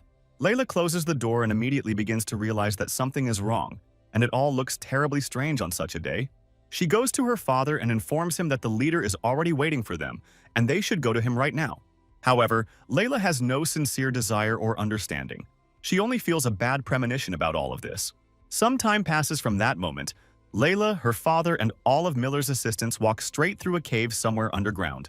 At that moment, they enter the very room in which Miller was previously located. Layla's father and she herself are very surprised. Layla looks at everything that is happening in horror, and immediately realizes that this is an underground casino located here. Layla is also confused by her father's surprising calm. He hates such places, but now he is not at all surprised. At that moment, they go to some room, but then the assistant asks only Layla to go, and no one else from those present. The assistant says that there is a special medicine for Layla's father, and at that moment her father is very worried about everything that is happening. Layla doesn't want to leave her father. She says that he hasn't had a drink for a very long time, so it would be best for them to go together. However, in response to this, the assistant only gets angry, and turning to Layla, says that he already told her once. With great horror, the defenseless and carefree Layla simply looks at Miller's assistant, not understanding what is happening. Layla starts to try to move forward, but at that moment her father grabs her and tells her not to leave here. Miller's assistants are trying to get Layla's father away from her, saying that there is nothing dangerous there at all. However, at that moment, Miller's assistant takes out some kind of bag, shows it to Layla's father, and says that he can give it all away. Layla looks at everything that is happening with great shock. It is hard for her to believe that this is true right now before her eyes. The assistant pours a special powder directly into the hands of the old man, Layla's father, causing him to tremble and look at him furiously. Immediately after this, Layla's father lets go of his daughter's hand and starts walking in the other direction, which also greatly surprises her. The head's assistants accompany Layla's father, and another assistant tells Layla herself not to stand still and to move further into the room. Layla herself begins to quietly cry and say that she will definitely come back and change everything. Layla enters the room where the head of the settlement, Miller, is located, who tells her to sit wherever is comfortable. The leader approaches Layla and looks at her intently, but she only looks away and asks why she was called here. At that moment, Miller runs his hands over Layla's face and tells her not to be so afraid because they won't see each other for only a couple of days. Miller asks Layla if his hands are disgusting to her, but says that she will still get dirty. He says that thanks to him, Layla's father lived so long, and now he is giving him the opportunity to repay, but Layla asks him not to approach her. He also tells her that he knows that she wants to escape from here with her father, and he will give her every chance to do so. Layla asks if this is true, and Miller replies that of course it is because they will find them anyway. However, finishing the sentence, he adds that freedom will always be there, except for this night today, and smiles sarcastically. Immediately after this, Miller says that Layla will have to sleep with the head of the small palace, which leaves her in a state of wild shock. Layla knows about Michael's past and asks Miller what will happen if she doesn't take this step today. Miller says that he doesn't really have much of a choice because Layla's father owes him money, and that will be part of the payment. He also says that every day Layla's father received medicine, which costs a lot of money. Miller also says that if Michael likes Layla, she can become his concubine forever. From all this information, Layla stands there and just trembles and cries, not knowing what to do, and Miller asks her to stop crying. Seeing tears, he begins to call the guards and pretend that he will order them to get rid of Layla's father. She asks him to stop and says that she agrees. Miller turns to her again and says that she made the right choice, and her hour of judgment will come very soon. Having received consent, the crazy Miller begins to shout loudly throughout the room and laugh at how well everything is working out for him. Meanwhile, it is getting dark, and our hero Michael, together with someone, is heading to some house in this settlement, a very rich house. The assistant girl takes him inside, and he immediately sees that there is enormous luxury all around, not understanding where it could come from in a poor settlement. Here, our hero finally understands everything. It dawns on him that drugs are being produced illegally in this settlement, which is prohibited. Having realized this, he became horrified and angry at what was happening, and especially at the head of this settlement, because he obviously knew about everything. However, Michael is clearly worried about where the boss himself is and where the drugs are being made, since this requires a lot of people. Michael sits down on the bed to think, and a man standing near the door asks permission to enter, to which he is given permission. This person turns out to be a sweet young girl, Layla, who innocently walks into the room already understanding everything in her head. He is terribly surprised by what he now sees in front of him. He expected a lot, but not a simple girl. Layla begins to introduce herself, and our hero notes that she is very beautiful and well-groomed. As for the locals, at one point, Michael compares her to his younger sister, but she interrupts his thoughts by asking him to take her, and this greatly surprises him. Our hero asks her again in surprise, in order to understand what they are talking about, but she simply stands in front of him and remains silent. Layla begins to undress, and our hero Michael realizes that something needs to be done about this, and urgently. At that moment, our hero Michael makes very strange movements. He throws several streams of energy in both directions and takes off, immediately after which the light goes out, and he throws Layla onto the bed and then asks her to be quiet and not move. Seeing Layla's face, he clearly notices that she is crying and all red. This leads to the thought that the boss clearly sent her. He asks her if she is really afraid. She denies this fact, but Michael understands that she is lying. Layla, realizing that her father's future now depends on her, begins to say that she is not afraid at all, but she is shaking. She even hiccups from fear and cannot hold it back at all, and Michael only turns away from her and looks straight ahead. Michael asks Layla if she knows who he is and if that is why she came. She replies that he is a young gentleman. Immediately after this, Michael turns to her and asks if she really didn't come because of her own need, judging by everything that's happening. Our hero turns to her and asks why she is so scared and afraid of every rustle, but Layla can't even answer. At this point, Michael realizes that he won't be able to talk and get a normal answer from Layla, so he asks her to come back. Michael starts to leave and say that she is not his type at all, but in response, Layla grabs Michael by the robe and does not let him leave. He turns to her and asks what she is doing, asking what kind of drama she has decided to play out, but she says that it is not like that. At that moment, Layla starts screaming and asking Michael why he is behaving this way with her and why he doesn't just take her. At that moment, Layla begins to rush at Michael again, but he tries to push her away and says that he doesn't understand her at all. In order to stop Layla, Michael has to throw her onto the bed and pin her directly to the bed with his hand so that she doesn't fight. With tears in her eyes, she turns to Michael and says that now he can do whatever he wants.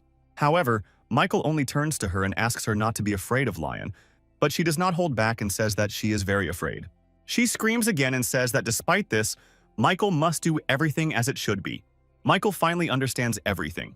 He pretends to hug her and then sends a pulse of energy into her vessels.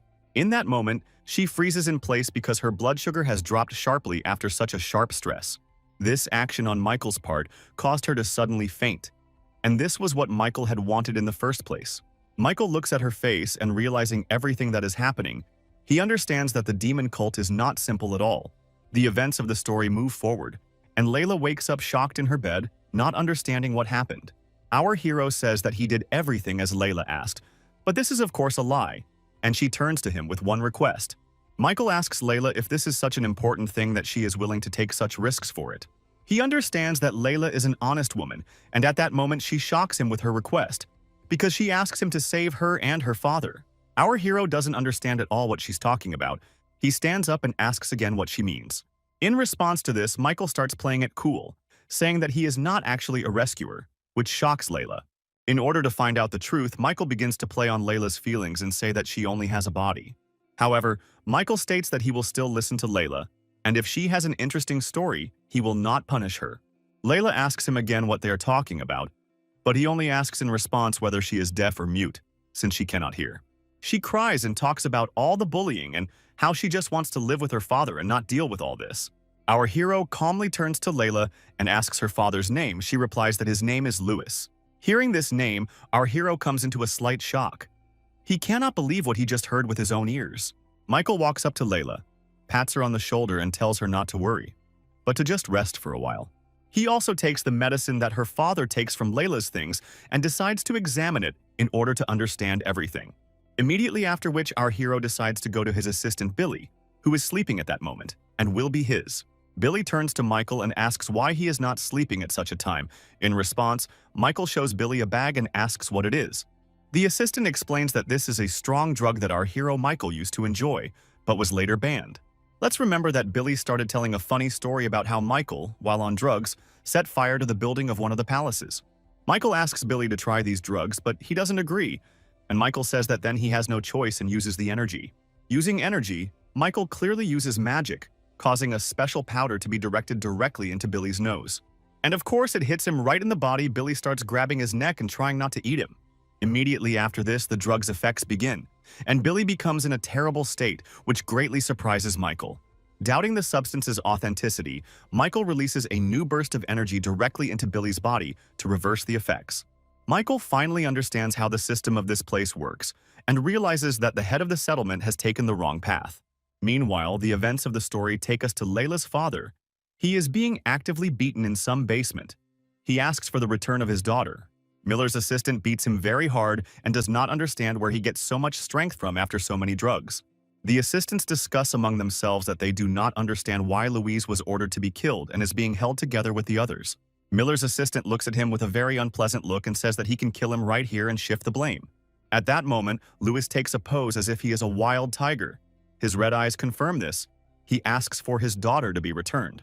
However, in response to this, Miller's assistant only grabs the old man by the head and starts banging it against the wall, saying that everyone is already fed up with him. The second mate says that if they continue like this, he will really die much earlier than his time, which is not very good. Miller's assistants also pass by some cells, around which there are a bunch of different corpses. They understand very well what is happening. However, at that moment their dialogue is interrupted, because one of the assistants simply falls to the floor unconscious and lies there. Our hero, Michael, finds himself in this basement and wearing a special demon mask, begins to attack Miller's assistants. He looks around and understands what is happening here and how it is arranged, and this scares him more than surprises him. However, Miller also understands that he has not yet studied everything, because he still needs to find the place where the drugs are produced. He also understands that he cannot release people from prisons because they cannot even control themselves now. However, at that moment, our hero already wants to leave, but the voice of some old man stops him. Our hero looks into the cage and immediately notices the same old man, Louis, who is described in the books as a master of demonic art. Michael begins to examine his body and is shocked to see that he is in terrible condition. All of his internal channels are damaged. Michael says that the problem with his body now is not only the wounds, but that his mind is severely damaged and affected. Louise grabs Michael's hand and tells him that he has one very important request to make of Michael. His desire is to hide his death from others. Michael understands that these are his last words and he is about to die. Michael understands that the chances of saving the old man are very slim, but it is worth a try and decides to use strength and energy techniques. And he understands that this procedure will be very dangerous for everyone, because there will be a transfer of blood energy. At this point, Michael also understands perfectly well that he has no time to think about the dangers, because he needs to act. Placing the old man in front of him, Michael, with his arms crossed, begins to create a great sphere of energy in order to transfer his powers to the old man. Immediately after which, exactly this happens, Michael presses his hands directly into his back and begins to transfer energy. The old man's body radiates a little blood, but the enormous amount of energy around him exceeds all parameters he could think of. At that moment, Michael realizes that everything is much better than he thought, because the cores inside Louis' body are still there, and they are capable of receiving energy into themselves. Michael also notes that, in addition to the fact that these cores exist, they also cope with tasks very well and absorb a lot of energy. Michael realizes that his energy is being absorbed too much, but there is no time to stop, so he decides to give it all to the old man. At the moment, he tries so hard that the energy he transferred to the old man will be enough for him to live for more than 100 years. Some more time passes and Michael notices that the energy is still being absorbed, even though he has already transmitted a lot. Michael decides to add even more energy and give everything he has left, transmitting a charge of 240 years of energy. At this moment, the old man gets up and begins to look around, and red energy emanates from his body. He himself has become taller and stronger. Looking straight at old Louis, Michael realizes that he is in a full awakening stage. He is very strong now. Old man Louis comes to his senses and addresses our hero, asking who he is. Michael makes a stop sign with his hand and tells the old man that he wants to ask him to catch his breath before starting the conversation. The dialogue between Louis and Michael begins, Louis immediately talking about who he is and how he rose up in the settlement with his ideas. Previously, he had only one wife among his relatives and close friends, and one day he left her for a while to become stronger and become a master. He spent many years training and even assembled his own squad, but when he returned home he noticed that everything in his house was broken. Taking his squad, he immediately set out to search for those who had plundered his house. But in that moment, he found the body of his wife. His wife was dead. She was lying on the floor covered in blood, and in her arms was a living child, their daughter, Layla. Lewis adds that the blame for everything lies solely with him, and he does not want to be pitied. He is simply telling the story of what happened. The old man also says that he stayed alive only for the sake of his daughter, and that he gave up martial arts and blocked the energy channels. After hearing the whole story of old Louis, Michael turned to him and asked if he really regretted that he saved him today. Louis says that this is not true. Before his mind was in a whirlpool, but now he understands everything, and he is very grateful to Michael for the rest of his life. Next, Old Man Lewis turns to Michael and says that he would like to ask him one question, and he allows it. Having received the go-ahead, the old man immediately asks whether Michael has come from the small palace by any chance, and this question astonishes our hero. Our hero asks Lewis how he determined this, and he replies that energy transfer techniques are only available to the highest masters. At that moment, old Lewis begins to bow and say that he will be Michael's servant for the rest of his life. But in return, he asks for only one thing. Michael asks the old man what he wants in return, and he replies that he simply wants to save his daughter, Layla. Our hero immediately understood what was being said and told her everything, adding that she was completely safe, which surprised the old man. Louis then began to say that if this was really the case, then he could not wish for more than Layla's safety next to Michael. Starkey Louis comes up to shake Michael's hand, and Michael realizes in his mind that Lewis is a very kind and honest man. After which, Old Man Louis and Michael say goodbye, and when Michael starts to leave, he suddenly stops and remembers something. Turning back, he says that tomorrow a young master and his assistant will arrive at the settlement and asks Louis to give them safety. The old man smiles, crosses his arms, and says that of course he will obey this wonderful order. Michael understands that after this, all he has to do is wait until tomorrow, because now Lewis doesn't understand who he is. The story moves forward, taking us straight to Michael, who is meditating the next day and is being bothered by Miller. Miller enters the room where Michael is currently meditating and asks him how he liked his gift from yesterday. Michael casually replies that he really liked what Miller sent him yesterday and thanks him.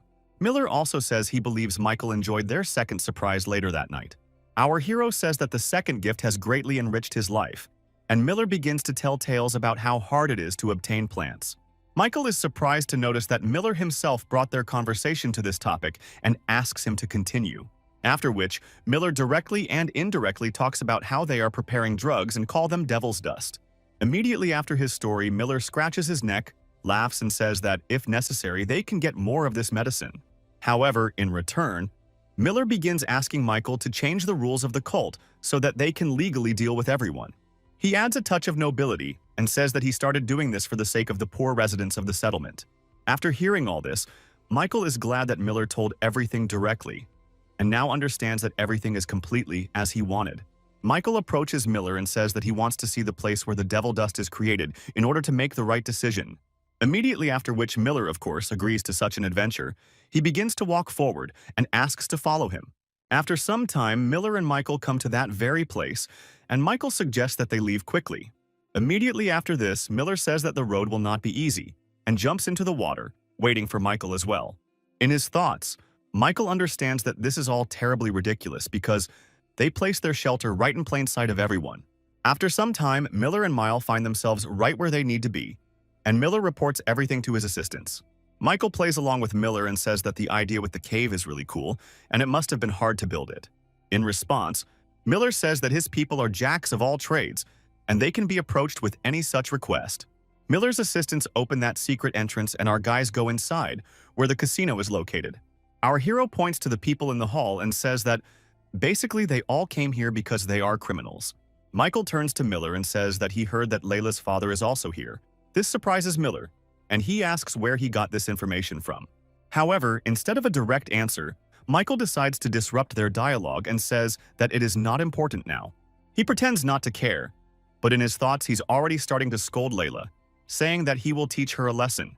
At this point, our hero begins to wonder about Miller's hidden motives, not understanding why he behaves so openly and shows everything. After some time on their way, Miller and Michael find themselves in the very main hall where people prepare devil dust. Miller shows Michael everything they have and shows him the production process, and he says he's impressed. The villain begins to tell that it was very difficult, because he put all of himself into building this place for 3 whole years. Michael says they did a good job and asks about the people behind Miller, who says they are his personal people from different sects. Michael then asks about the working people. Miller replies that they are just fools who are trying to help their families. He describes a scheme in which he gets people hooked on drugs and then forces them to work for him. Michael holds his anger in very tightly and asks a lot of different leading questions to understand the whole essence of the scheme. Miller lays all his cards on the table and can't resist anything. He even talks about what happens to workers after addiction. Our hero tries very hard to hide his anger. He understands that hundreds, if not thousands of people died due to Miller's fault. However, it is not possible to hide his anger for long, and Miller and his assistants begin to notice that Michael's face has changed. Michael pretends it's not true, smiling sweetly and saying he was just deep in thought. At this moment, everyone around begins to hear some sharp steps and stomping. It comes from the side and frightens everyone.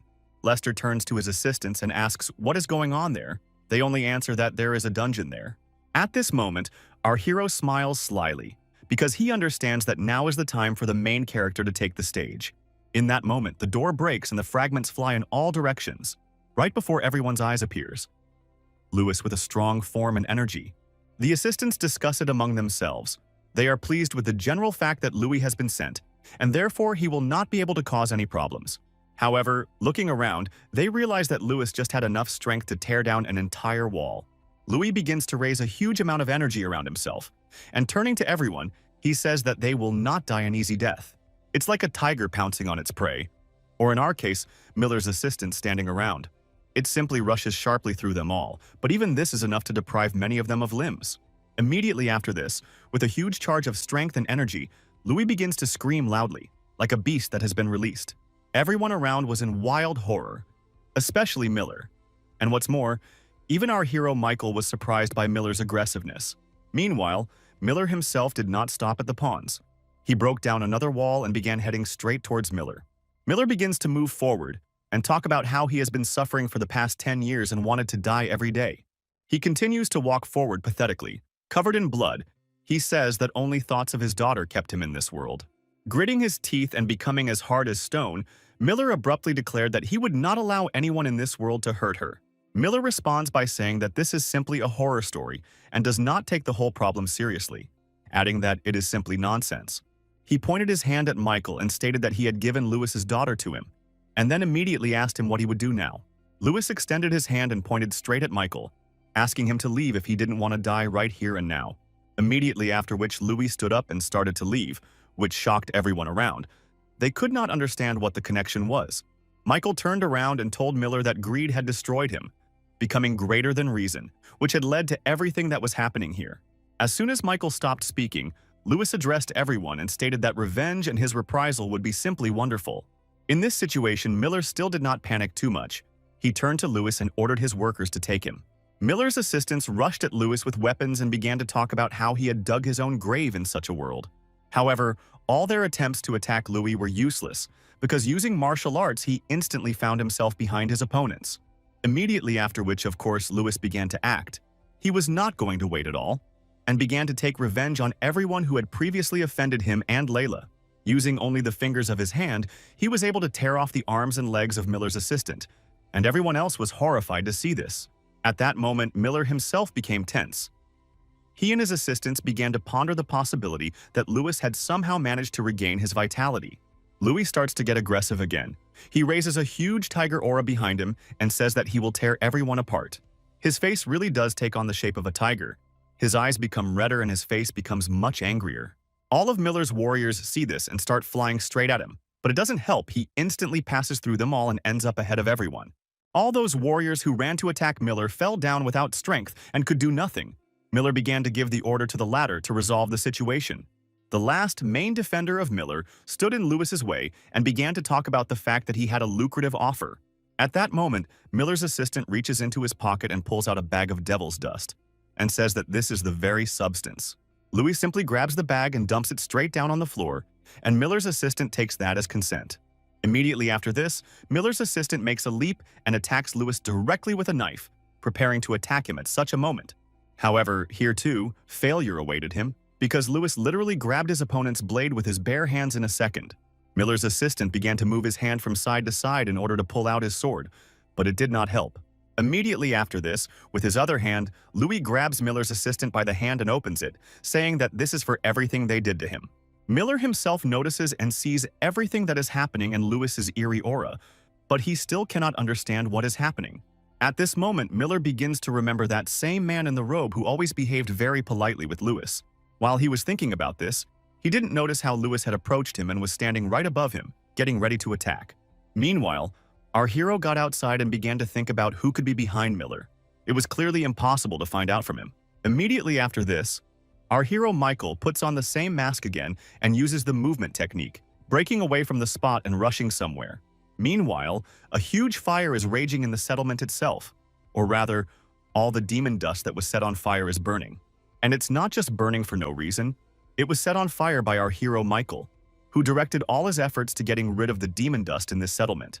Local residents, who have become dependent on these substances, look at the burning flames with horror and do not know what to do. Meanwhile, he is trying to get his thoughts together. He doesn't understand what to do because in this cult, everything around is mired in blood. Michael flew up and began to look at all the inhabitants, realizing that, according to the holy teachings of fire, he must burn them too.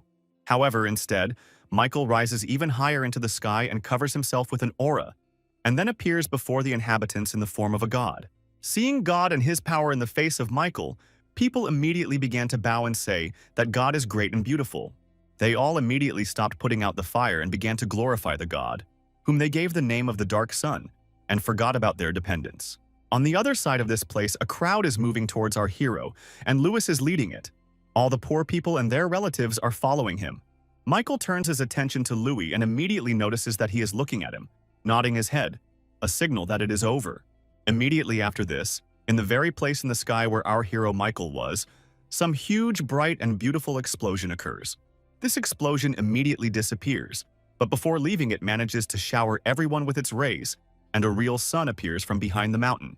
The events of the story take us to the small palace, where Billy is. He complains about the rally outside the palace, and does not understand where Michael has disappeared to. At that moment, Michael appears nearby and says that if this irritates Billy so much, he can stay and live in the village. Seeing that Michael has appeared, Billy immediately tells him about the situation outside the window, and he heads there to see for himself. As soon as he opens the window, he is immediately confronted with a multitude of people poking their hands at him and shouting for him to quickly come outside. However, instead of listening to them, Michael uses the force to teleport back to the place at the table where he was sitting. At first, this greatly confuses Billy, but when he turns his attention to the crowd, he notices that they have all suddenly become silent. Immediately after this, a sharp boom is heard. The door to the house opens and some man appears in the passage.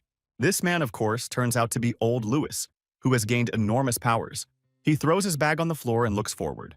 Layla, who was in the room, immediately notices her father and starts walking towards him. It is hard for her to believe that her father has returned to his strength. At that moment, Layla begins to remove her hands and apologize. She cannot believe that this is her father and thinks that this is a stranger. Louis turns to Layla and says that he himself did not believe it at first, and then adds that he promises that Layla will not be afraid anymore. The old man takes his daughter and begins to apologize to her for not being able to stand up earlier and help her as he should have. At that moment, Layla starts to cry loudly and asks over and over again if it is really her father and if it is a joke. Louis hugs his daughter and says that from this day until the end of his life, he will protect Layla.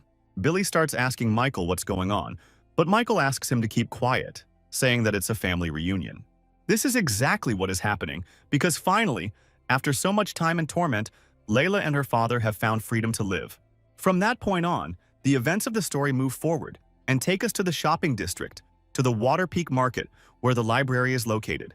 Inside the library, as always, sits an old man sorting through books and filling them. He is tired because he has a lot of work lately. However, at that moment, our hero Michael, his assistant Billy, and Layla with her father enter the library. Together they go down to old man Lester, who immediately asks Michael to explain everything that is happening, adding that it is incomprehensible to him. Lester looks at the guests who arrived with Michael and notices that they are acting like they are at home. Michael turns to Lester and says that they were actually heading home, but since it started raining, they decided to come here for shelter. Lester says that it's wrong to come in here without permission and expect a warm welcome, but Michael adds that they were allowed in. At that moment, he introduces himself to Louis and adds that he has health problems and cannot stand up normally. Lester turns to Louis and says that it was he who asked Mail to find Louis because he knew about his strength. Louis asks if it means that Lester was watching him, even seeing and knowing that he was in trouble in that settlement. The advisor asks him to calm down and not get excited, adding that he had been watching him before, since he was a long-time resident of the village. Louis says to let Lester watch unless he dies of old age, and he says he won't because he has reasons to live. Michael and Layla look at all this with great surprise, not expecting such a debate between them. Michael addresses them both and tells them not to fight because they are in the same situation, and they stop. Our hero begins to speak to them and tell them that the new ideas he will bring to the cult will make the world a better place, and they will help him. After this, the guys really manage to unite. They all sit down at the table and begin to discuss the situation. The old man says that since that valley is finished, now we need to focus on all 7 palaces and resolve issues with them. Lester also says that there are only 4 months left until the great festival, which is extremely little time, and they have to choose what to do, one of 2 things. Immediately after this, Lester presents the first option, the most banal one, which is to increase his influence in the cult. And immediately after, he presents a second, more risky, dangerous, and complex option, namely, to weaken the influence of others. The assistant turns to Michael and asks why they are discussing all this. Because it is boring. He replies that it is necessary. Lester continues by saying that it appears as if all the palaces are cooperating, but in reality, they are set against each other.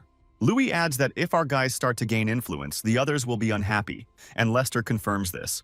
The advisor also explains that during the Great Festival, battles for the leadership position will begin, as this issue will definitely come up.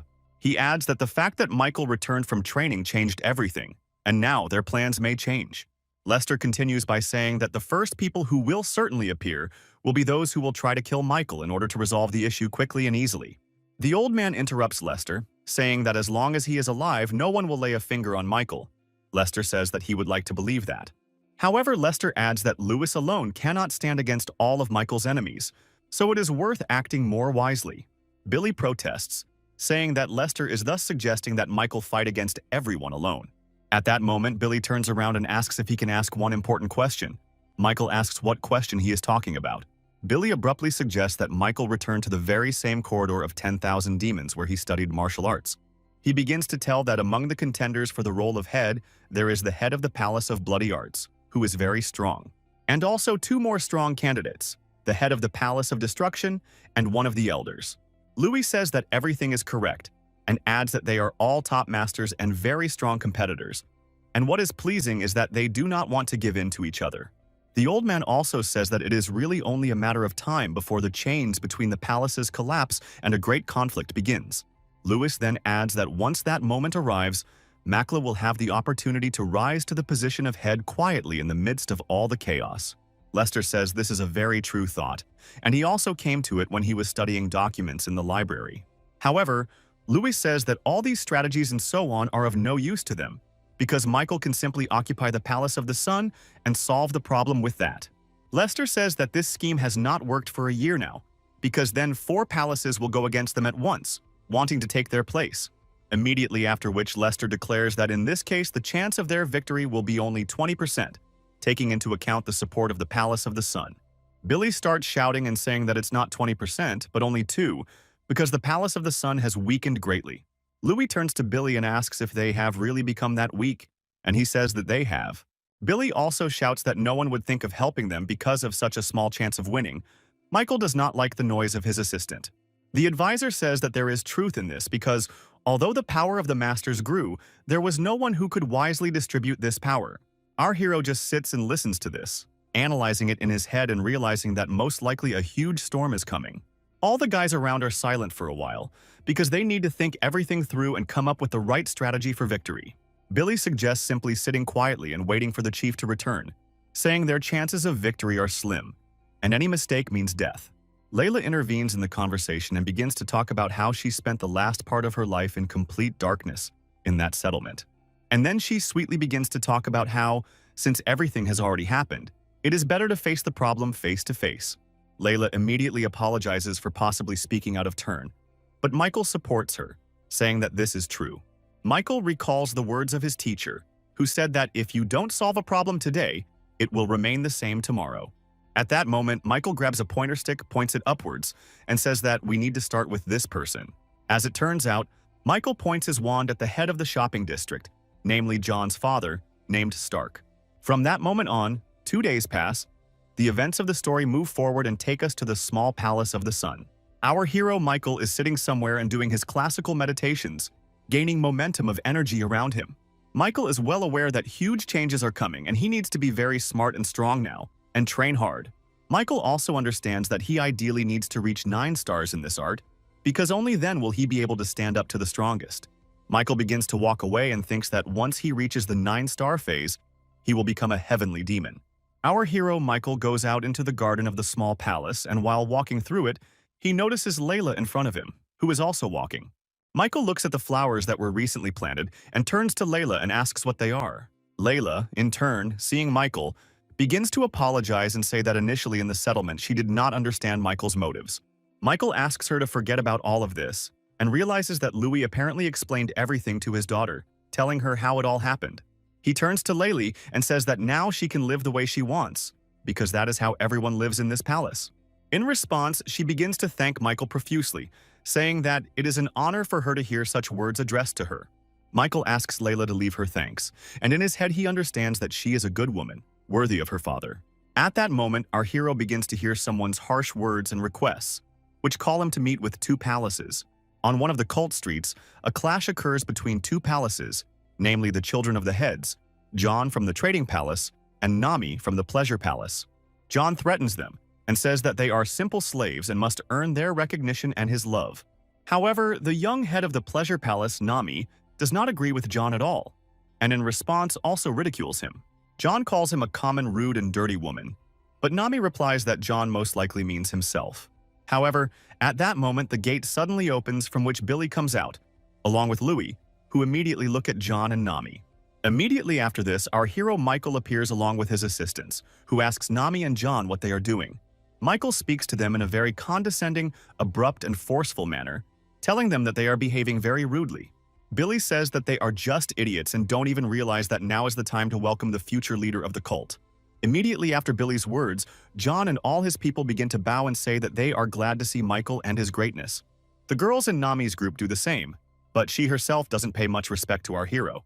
Seeing how easily John succumbed to Billy's words, Nami began to hurt him even more and call him spineless and weak. Billy turns to Nami and asks her what she needs here near the small palace, but she says that she does not need to talk to the assistant. She begins to turn to Michael and ask him how he is feeling, adding that they haven't seen each other for a very long time. At that moment, Michael turns away and begins to leave, and orders his assistant to escort the others inside. Nami enters the young palace and immediately begins to talk about how she expected this from the young leader Michael.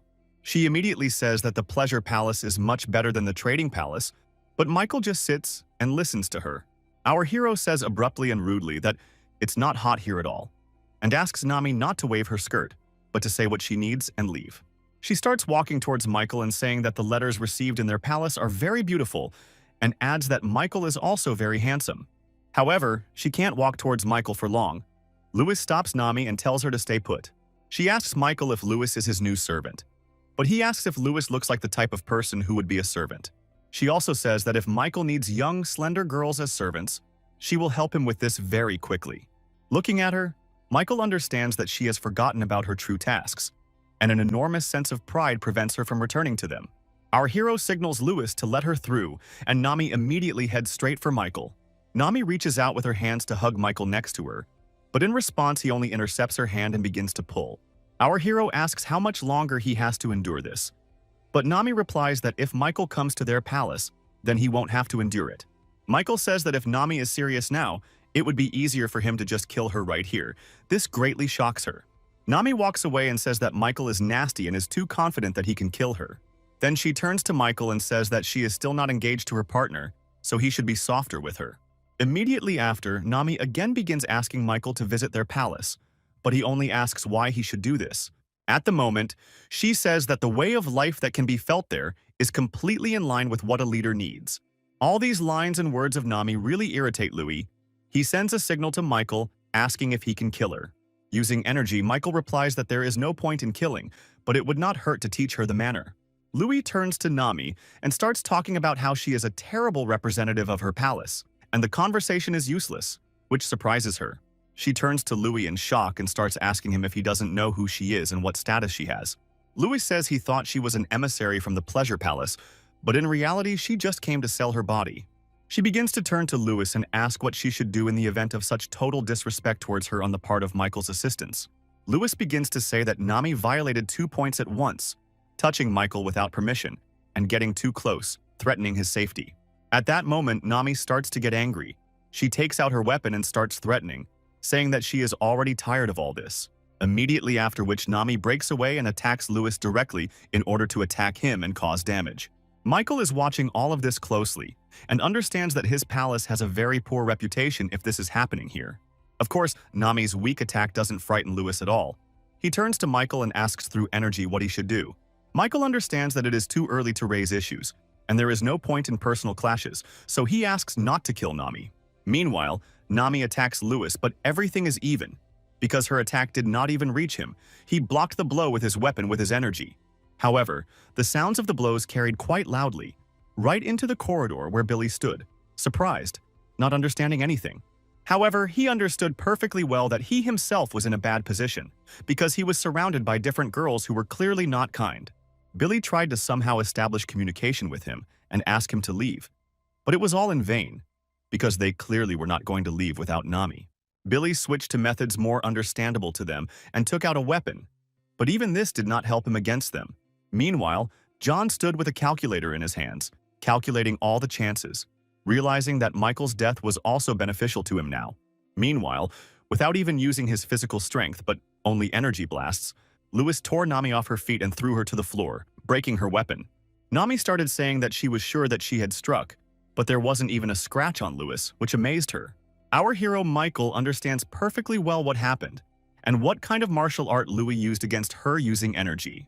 At that moment, Michael stands up and asks Nami if this is all their Pleasure Palace can do. Michael says that he didn't expect them to send some Nami who can't even wield a sword. He's disappointed. Nami wants to say something in response to Michael, but he just suddenly comes up to her and grabs her by the chin, stopping all words. Michael begins to ask himself what he should do with her, and she also cannot understand what they want to do with her. Charging his eyes with energy, Michael turned to her with a question about whether he should hang her head in the Pleasure Palace. Our hero threw Nami right on the floor and began asking if he should punish her right there. He starts to walk away and say that he is not going to waste his time on people like her. Immediately after, raising a wild aura behind him, he turns to her and asks her to call the next one into the room to talk to him.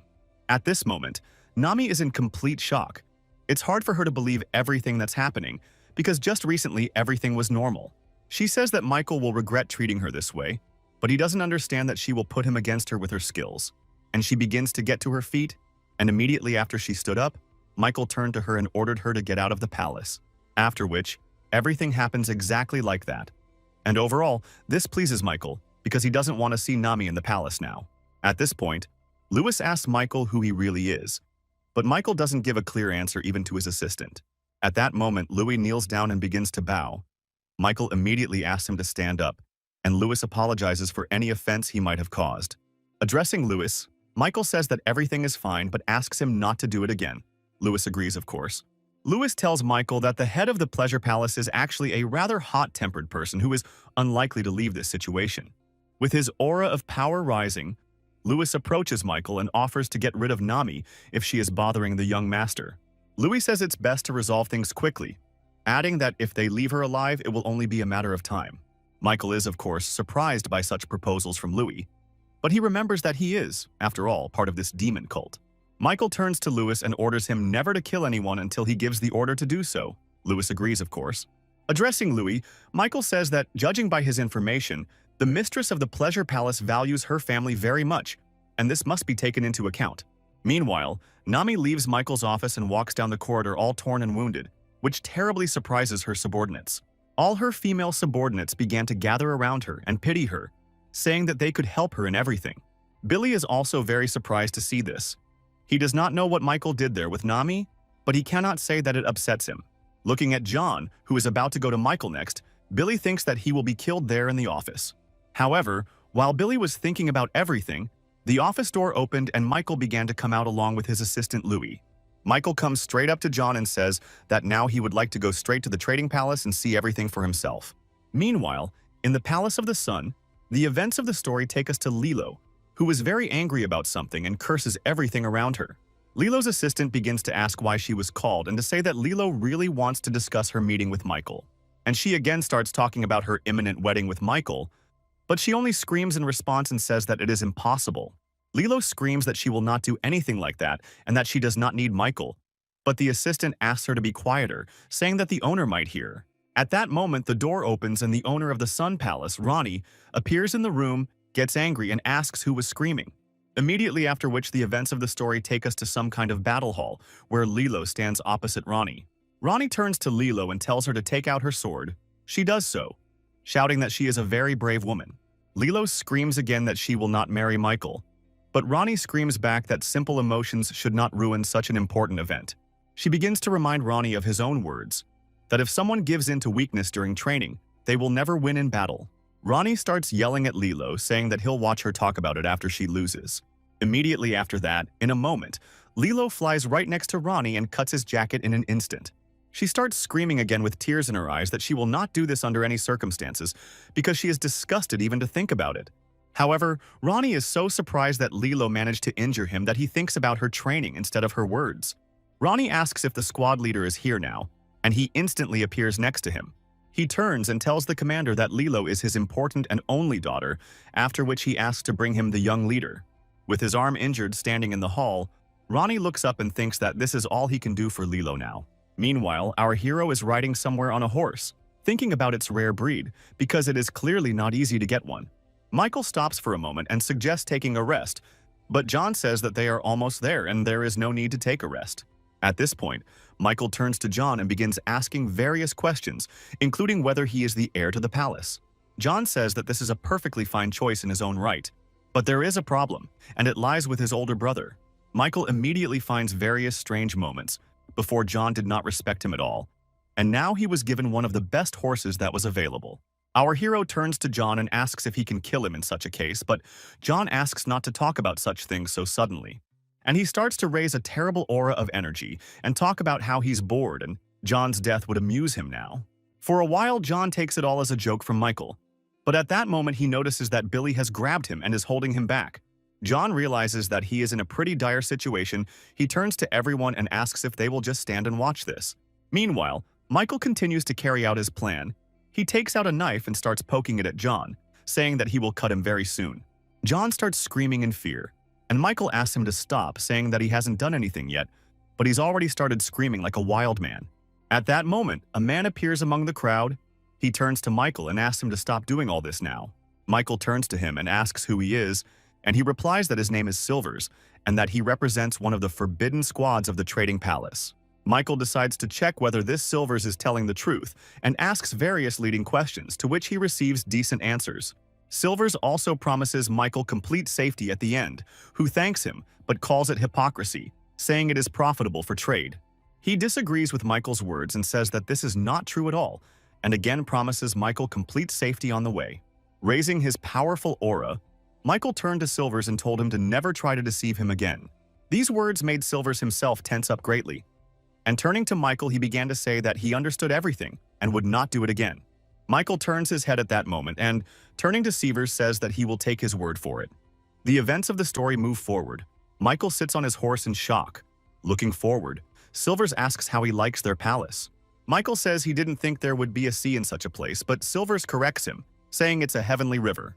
Layla also says that it is very beautiful here, and Lewis states that the trading palace has not changed at all over time. Silvers turns to Lewis and says that they most likely knew each other and asks him to give his nickname. He introduces himself as Bloody. Michael overhears this dialogue from ahead, noting that the nickname Bloody Lewis is very suitable for one of his assistants because it sounds respectable. Meanwhile, the horses are getting closer and closer to the palace, and the boys report that the young master has arrived at the place. In that moment, Billy is shocked. He looks forward and notices some guy with long white hair, which surprises him greatly. The events of the story show us the head of the trading palace, namely Father John, who addresses a guy with white hair. A boy named Rox, the youngest son of the Palace of Bloody Arts, asks John's father if he has forgotten what he promised Rox's father. Rox says that he heard about the incident at the restaurant and would like to meet with the participants in order to hush it up. Rox also asks Father John about Michael's actions, saying that his visits to various palaces are too incomprehensible for them. John's father realizes that the situation is too tense and unfriendly and says that Michael is simply stupid. Rox turns around and starts to leave, saying that he will go look for Michael, but John's father states that there is no need for that. However, in response to this, Rox raises his sword slightly, and even this is enough to send back a powerful charge of energy. Rox directed his entire charge of energy straight at a nearby sprout, cutting off a small part of its foliage, which surprised Father John. To ease the tension, Rox stopped and began to explain that the leaves had rotted and could have destroyed the entire flower. Rox also says that as an apology for his rudeness, he will relieve the trading palace of some unpleasant problems. John's father just silently watches him go, realizing that Rox has almost already reached the stage of the highest demon realm and is very strong. He leaves the trading palace. His assistant begins to ask various questions, but he says that he will refrain from answering them. She responds by saying that she will do everything as he wishes, since she is the head of one of the protection squads in the cult. Immediately after which, Rox suddenly stops and extends his hand forward. Immediately after which, some white eagle lands on it, and he begins to look straight into the bird's eyes, as if waiting for a human word from it. But at that moment, something attracts his attention. This something becomes the appearance of Billy and Michael. Billy stands in shock and looks straight at Rox, and Michael does not understand anything at all. Michael remembers Billy's stories and realizes that Rox is his older brother, but Michael is more interested in which side Rox is on. In response, he just passes right by Billy and says that they haven't seen each other for a long time but doesn't even turn his head. Michael stands right in front of Rox on his way and asks what business he might have in this palace. Rox asks Michael the reasons why he shouldn't be here and asks Michael himself why he is here. Michael responds by saying that he is in the same situation and has no particular reason for being here. Rox goes further, saying that if they don't intend to discuss the reasons, then he'll probably go, and Michael just smiles. However, before leaving, Rox stops. But turning his head, he turns to Billy and asks if he is still as pathetic as before. In response, Billy just remains silent. He has nothing special to say, and Michael, looking at Billy, understands that the situation is not the best for him. The events of the story take us to Layla. She took out the manuscripts and began to read information about Rox, who he is and what he is famous for. Layla also says that the palace to which Rox belongs has the greatest power among all the 7 palaces. Michael turns to Billy and asks if he is hungry. He replies that this is a rather strange question right now. Billy stands up and says that he is indeed the eldest son in the Palace of Blood. But since he is an illegitimate son, he did not receive anything special from his father. Then he says that when he started hanging around with the past Michael, his family completely abandoned him, and Michael was shocked. After which, Billy begins to urge Michael to think 3 times about whether they should go to the Palace of Bloody Martial Arts later. However, Michael is thinking about something else. He understands that if the Palace of Bloody Martial Arts has such pressure on the trade, then it means they are on the same page. Michael orders his assistants to check all the information and communications between the palaces. Billy is happy to rest today and work tomorrow. However, Michael interrupts his joy, saying that there is no rest now, only work and attempts to find a connection between the palaces. Immediately after this, Michael proceeds to study the known information about the head of the trading palace in order to understand who he is and how to act with him. Michael realizes that he will also need to visit the Pleasure Palace, because they need provisions for the journey to the other palaces. Michael is also thinking about how to quickly increase his influence, because the only power in his hands is the title of young cult leader. Michael is thinking about how it would be good to take the leader of the trading palace, Mozart, to his side. But it won't be that easy. The palace assistant comes to Michael and says that their leader has finished everything that is needed for the meeting and is ready to see him. Michael says that Silvers' face has changed a lot from what it was just recently, and this worries him. Silvers apologizes for the disrespect, and Michael realizes that he must have actually been using a mask made of human skin. However, Michael reminds that he asked Silvers never to deceive him, but he says that the situation has gotten out of control. In response, he raises his aura and tells Silvers not to think that he is joking with him at a time like this. Michael stands up and starts saying that if he is not respected here, then it would be best for him to leave, and the meeting would be in vain. Silvers begins to apologize to Michael again and say that now he is in his true form and they can be trusted. However, apparently, this answer from Silvers did not really satisfy our hero, because in response, he stated that he was going home, which surprised everyone. In response, he began to bow and apologize more and more, saying that he did not want to do this because he understood that the blame would be on him. Michael starts to leave, saying that he has already been lied to twice, and asks to tell Mozart that there will never be any meetings with him. Silvers turns around and kneels, asking Michael what he needs to do to earn his trust. Michael turns to Silvers, gives him a pen and a piece of paper, saying that now he should start writing down his oath here.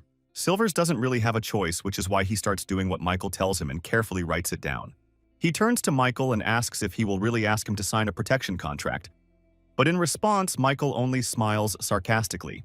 After which, in a rather gloomy atmosphere, Michael asks Mozart to write that he undertakes to destroy the palace of the little sun. With a look of great shock on his face, Silvers began to object and say that this was absurd and that acting in this way was far from the best idea. Michael turns to Silvers and asks why then the son of the trading palace made attempts to kill Mile.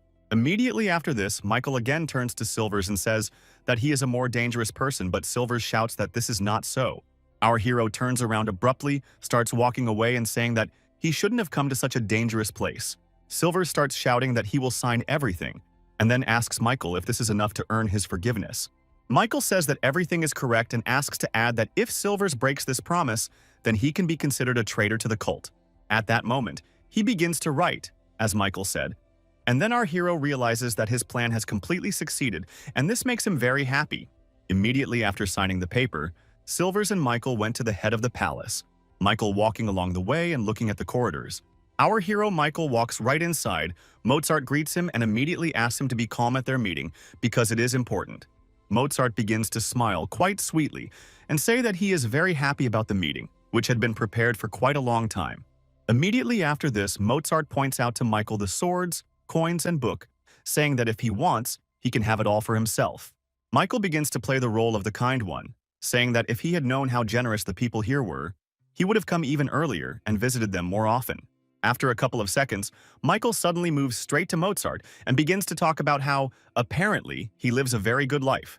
Michael, looking into Mozart's eyes, says that it is probably hard for him to be sad, knowing that he has such a wonderful son like John. Our hero rudely says that after everything that happened, Mozart should be on his knees asking for forgiveness and not lock Michael in the guest room. Michael approaches Mozart and asks if he admits his guilt in conspiring against his homeland and leader, which shocks Mozart to the point of horror. Seeing such a reaction from Mozart, Michael turns to him and asks his question again, adding that he will not repeat it again. Mozart is simply in wild shock and rage. He cannot believe what is happening in the office and is afraid to say even a word. At this point, Mozart starts laughing loudly, pretending to take it all as a joke and saying that the young leader is wonderful. However, in response to all this, our hero suddenly gets up and puts his foot right on the papers on the table, saying that this would probably be better. Mozart looks at all this with wild shock and cannot believe his eyes. He did not expect anything like this. Immediately after which, our hero returns to his place and sits silently, and Mozart begins to walk nervously around the room. Michael sits and understands that he is doing everything right, because he already had experience communicating with such wealthy and evil people as Mozart. However, he also points out that Mozart is somehow very different from others, and this is strange. At this point, Michael turns sharply to Mozart and says that he hates to complicate things, which surprises Mozart. Our hero begins to complain a little about his life, about various problems, the disappearance of his father and all sorts of things. Mozart listens attentively. Addressing Mozart, Michael says that he is not interested in anything that interests them. He is simply going to sit in the place of the cult leader. Our hero looks straight into Mozart's eyes and asks him if he understood what he was talking about, which alarms Mozart. However, he also adds that after coming to this place, he was very disappointed with everything that was happening here and how he was not respected. Mozart begins to behave very nicely and welcomingly, saying that due to the huge amount of work, he really had behaved badly. Immediately after this, Mozart turns to Michael, saying that he has prepared a gift for him. This surprises Michael and he asks what the gift is. Mozart says that this is a very valuable gift that will definitely be appreciated and claps his hands. Immediately after his claps, Silvers appears in the room, holding a red chest in his hands, apparently with a gift. Mozart brings the chest right up to Michael and immediately opens it, revealing that what's inside is daggers. He begins to smile slyly in response to the demonstration and asks Michael if he has heard of the 5 famous weapons. Michael suddenly realizes what is happening and is shocked to realize that it is indeed one of the 5 divine weapons. Mozart turns to Michael and says that everything is correct, and it is these daggers that he has prepared for Michael as a gift today. Mozart smiles slyly and says that they are very difficult to obtain, but today he is going to give them to Michael only as a gift. Without finishing speaking, looking Michael in the face, Mozart also promises to send tons of gold bars to the small palace every month. He also says that he promises to build Michael a palace that will be more than a palace of trade, but forgive something in return. In exchange, he asks for a deal, as a result of which he will help our hero ascend to his place as head of the cult. In a rather gloomy atmosphere, our hero Michael turns to Mozart and asks if he understood correctly that he is being asked to become the head of the cult. Mozart says very happily that everything is correct, because he believes that only Michael should occupy such a cool and important position. However, despite all this, our hero Michael only once again suspects that Mozart has very impure intentions towards him. Michael starts playing along and saying that it's just wonderful, and Mozart supports him, saying that he expected such a reaction. Michael then turns to Mozart and says that he supports the leader of the Palace of Bloody Arts. And this is very strange. Mozart starts to walk away and say that Michael asked a very interesting question. He begins to say that he finds it all strange, especially the appearance of Michael's new assistants and his absence from the palace. He begins to talk about his suspicions towards Michael, but he understands that he really did go to the settlement with good intentions. At that moment, the old man suddenly turns around on the spot, raises his energy, and says that it is difficult for him to believe Michael's words. Michael, meanwhile, doesn't move.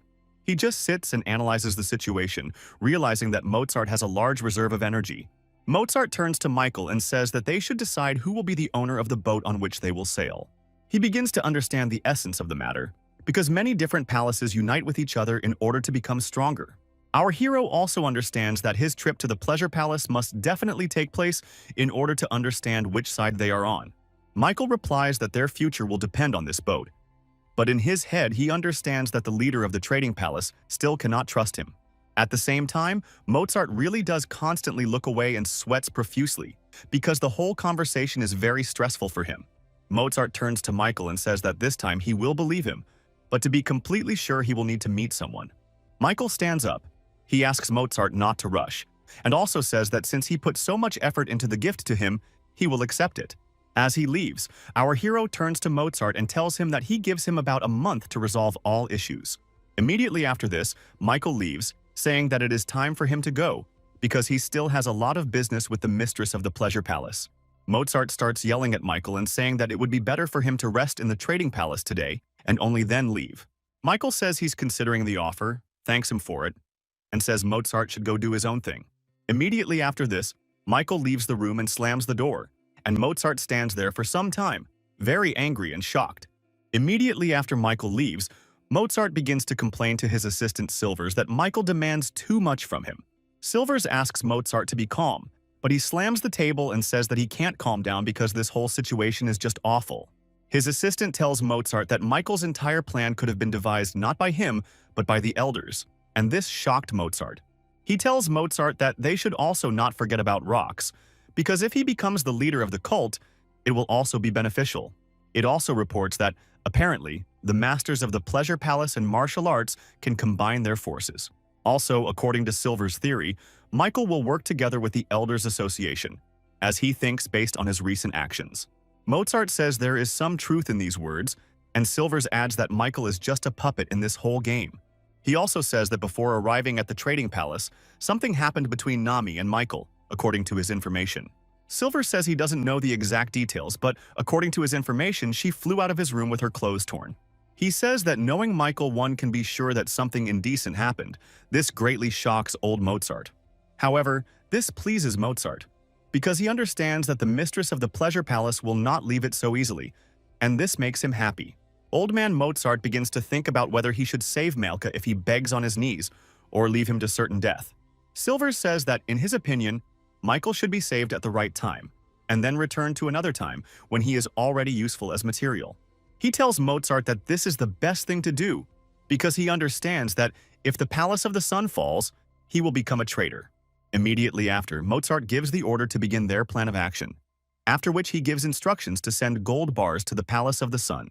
Meanwhile, our hero mysteriously walks through the palace and understands that if Mozart sees a mountain of gold, he will fall in shock and give up. Meanwhile, in the courtyard of the trading palace, one of the workers tells another a wonderful story that happened to him today.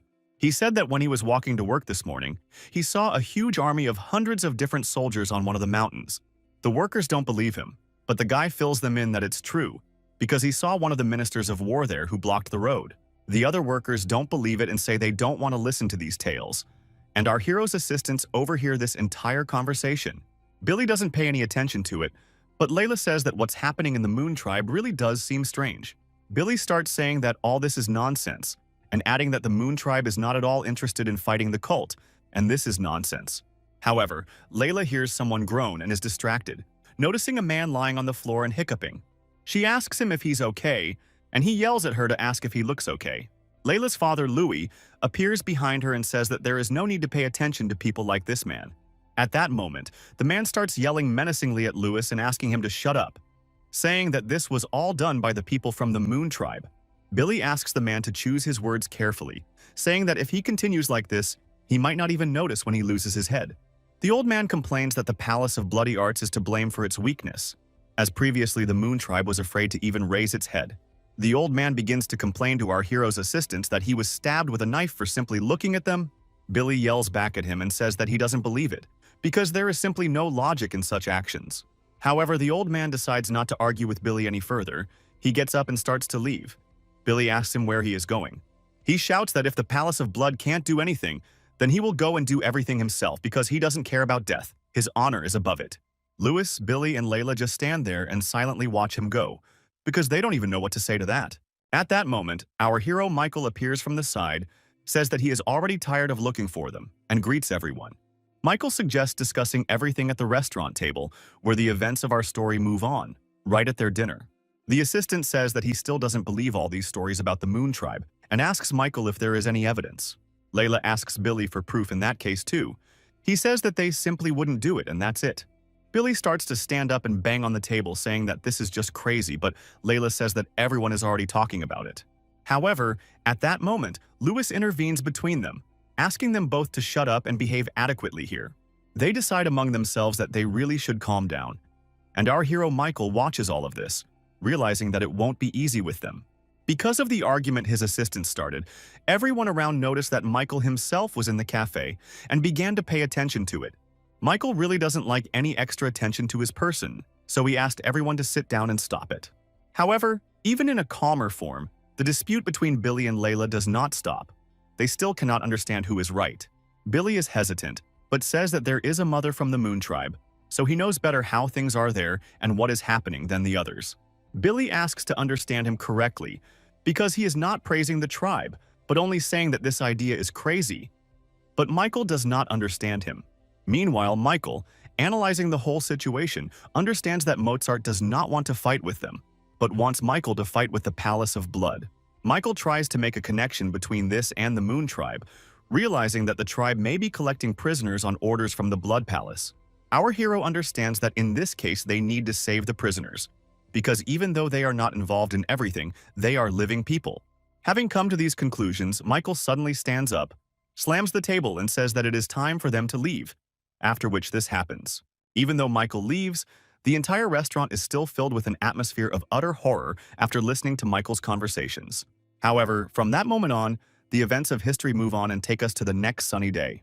It begins with Billy entering Michael's room, but to his surprise, Michael himself is not there. Billy never likes it when Michael disappears somewhere and doesn't say anything, because then he has to search for him forever. However, while Billy was angry at everything that was happening and scratching his ear, some note lying nearby on the table caught his attention. He began to read it and did not understand that Michael had really decided to go somewhere alone and left them only a message. Layla appeared from behind and asked if Michael was awake, but Billy only replied that he had believed in nothing in Michael's change because he remained the same psycho. Instead of answering Layla's question, Billy simply silently handed the piece of paper into her hands and told her to read it herself. Layla reads a letter in which Michael said that he realized something important and that he urgently needs to go into this long night. However, in addition to the fact that Michael left a very strange message, Layla and Louis noticed that it was written in a very delightful way. Billy began to interrupt their joy and say that now was clearly not the time to admire all this, because Michael was missing. Louis picked up the letter and also began to read it. after which he declared that they clearly didn't need to worry about Michael right now. Billy begins to scold old Louis, calling him irresponsible, adding that it is absolutely impossible to say that about their master. However, Louis points out to Belia the last lines in which Michael gave them the order to go to the small palace and is there. The dialogue between Louis and Billy is interrupted by the letter starting to burn right in the hands of old Louis, shocking Billy. At this point, Billy realizes that Louis must have used magic and energy on the letter, meaning he has fully recovered. Meanwhile, Louis rudely addresses Billy and asks him if he's going to leave already, or if he will continue to stand there as a monument. Billy bows to Louis, calling him the leader of the squad, which shocks Layla, and then follows right behind Louis. Meanwhile, the events of the story take us to our hero Michael, who arrived somewhere wearing a mask and using his power. Michael looks at the mountains behind him and says that someone could actually die while making their way through them to the cult. Michael looks at some sea and says that, according to his information, the Moon Tribe is located right here, but for some reason he doesn't see it. Michael decides to track down this place with the tribe, so using the speed technique he moves forward to the northwest. Meanwhile, the events of the story take us to the distant plains, namely to one of the settlements of the Moon Tribe, which is located there now. A delegation of some kind arrived to this tribe, apparently under the leadership of Rox and his assistants. The local guards stop Rox and his men, saying that there is nothing for non-tribesmen to do at such a time. However, in response to this, Rox's assistant takes out her weapon. She points it upwards and says that they should be let through quickly. The local security guards start to get really angry. They grab their weapons and shout back, saying that these people are completely out of their minds. Rox's assistant, looking wild, turns to the guards and says that if they want to live, they'd better put down their weapons and cover their necks with their hands. However, in response, the tribe's guards only attack Rox's people, but the assistant quickly notices this and begins to attack first. At that moment, a huge guard appears right behind Rox and strikes him with an axe, but the blow is immediately stopped. Immediately after which, Rox's assistant flew right next to her at great speed and cut the enemy's body into pieces. Everyone else stood and watched in shock as one girl from the squad was able to get rid of several male guards with just a couple of swings. Immediately after this, one of Rox's opponents gave the order to immediately get out the bows, but Rox's assistant only called such an action stupid. However, literally within a few seconds, the entire guard of the hut stood with bows aimed directly at Rox's squad. Rox's squad, in turn, did not act at all. They simply stood and watched what was happening, waiting for further instructions. The girl named Taya, Rox's assistant, returned to her place. Rox asked Taya to raise her head. Immediately after that, they headed straight to that very hut, the way to which had previously been closed. But now they could go there freely. Upon entering the hut, they were immediately met inside by the leader of the Moon Tribe, named George, who was sitting on the throne and examining his bow. Rox turned to George and said that he was glad to see him in full health because this was very pleasing. Jord was in fact the head of several tribes at once. George stands up and addresses Rox, saying that he now has the title of Grandmaster, and asks Rox if that title was right for him. In response, Rox says that to him it sounds like George has decided to take over Khan's position in the plains. George began to smile and draw his bow, and then said that now nothing was impossible for him in this world. At that moment, Rox asked George not to make a fuss and told him about the trading palace, but he replied that it would be better not to know about it. In response to Rox's stories, George remained silent, and then, looking into Rox's eyes, asked him if he knew how to use a bow.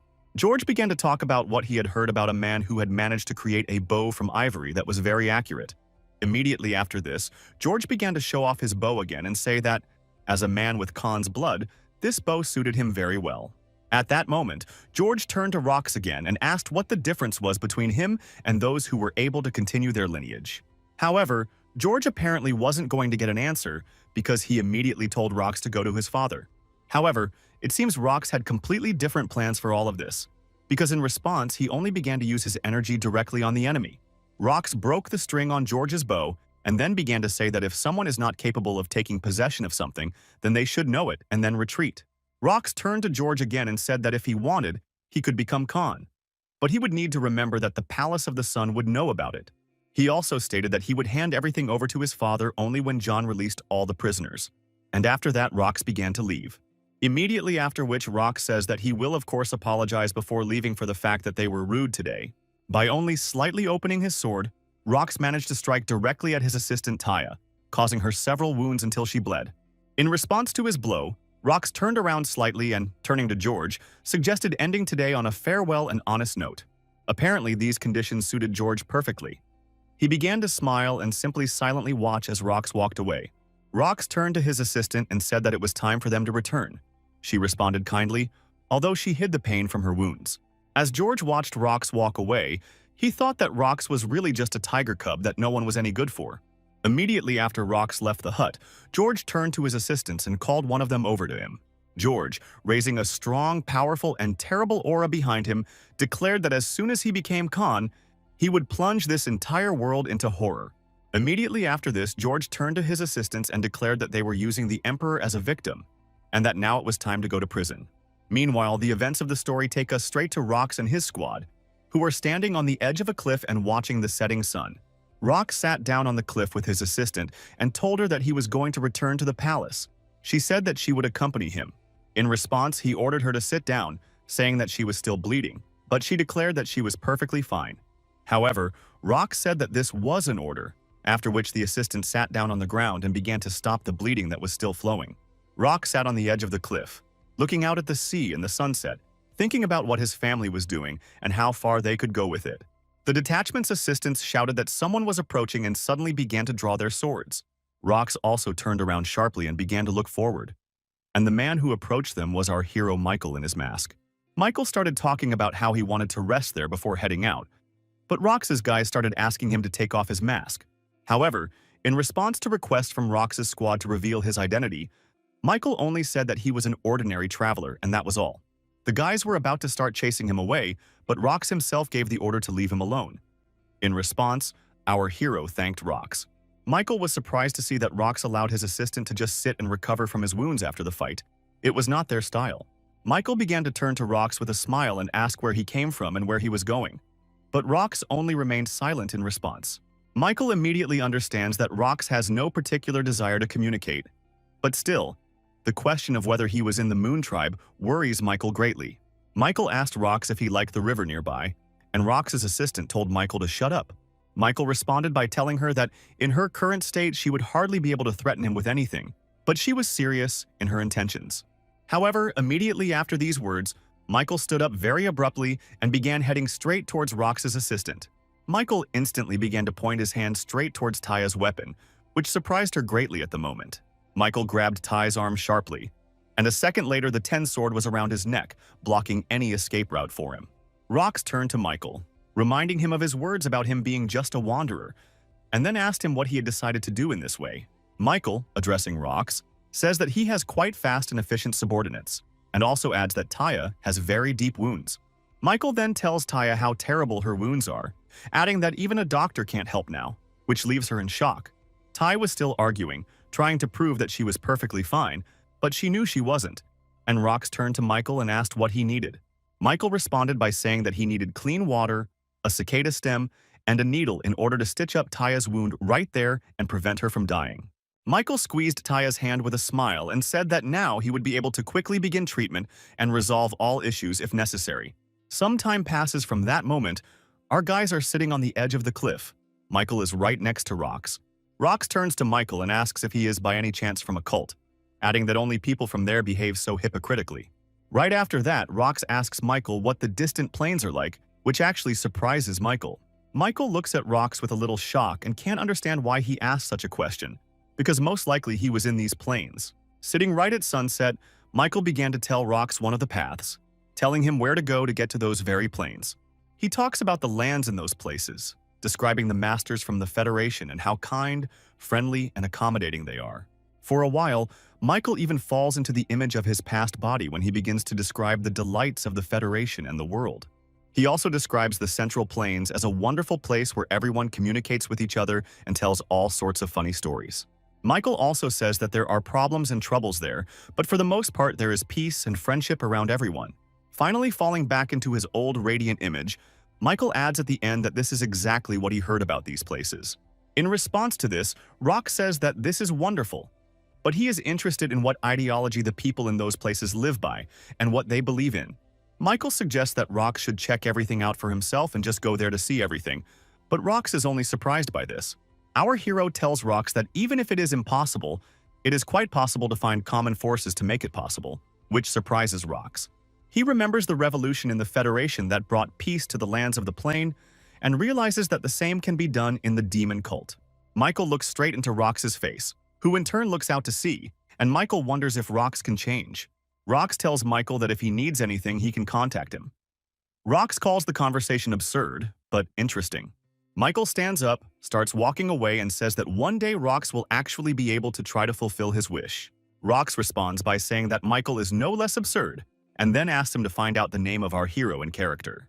However, in response, Michael only replies that he will do it another time, immediately after which he adds that it is time for him to go.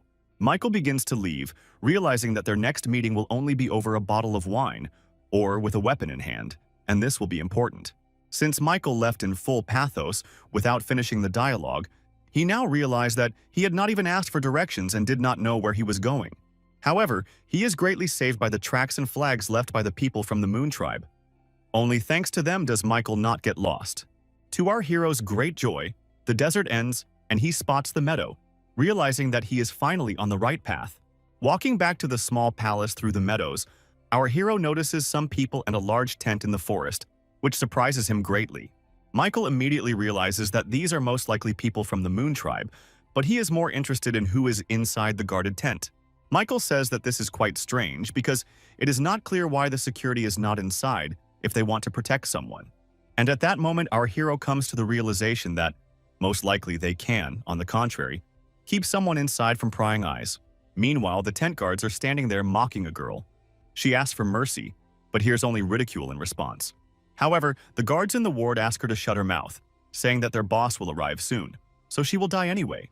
Our hero Michael watches everything that is happening, but he cannot understand what they are saying at all, because he does not know their language. Michael continues to watch them and try to listen to every word in order to understand at least the basic meaning of what is happening. Meanwhile, the girl being bullied purses her lips and cries. She will finally say goodbye to life.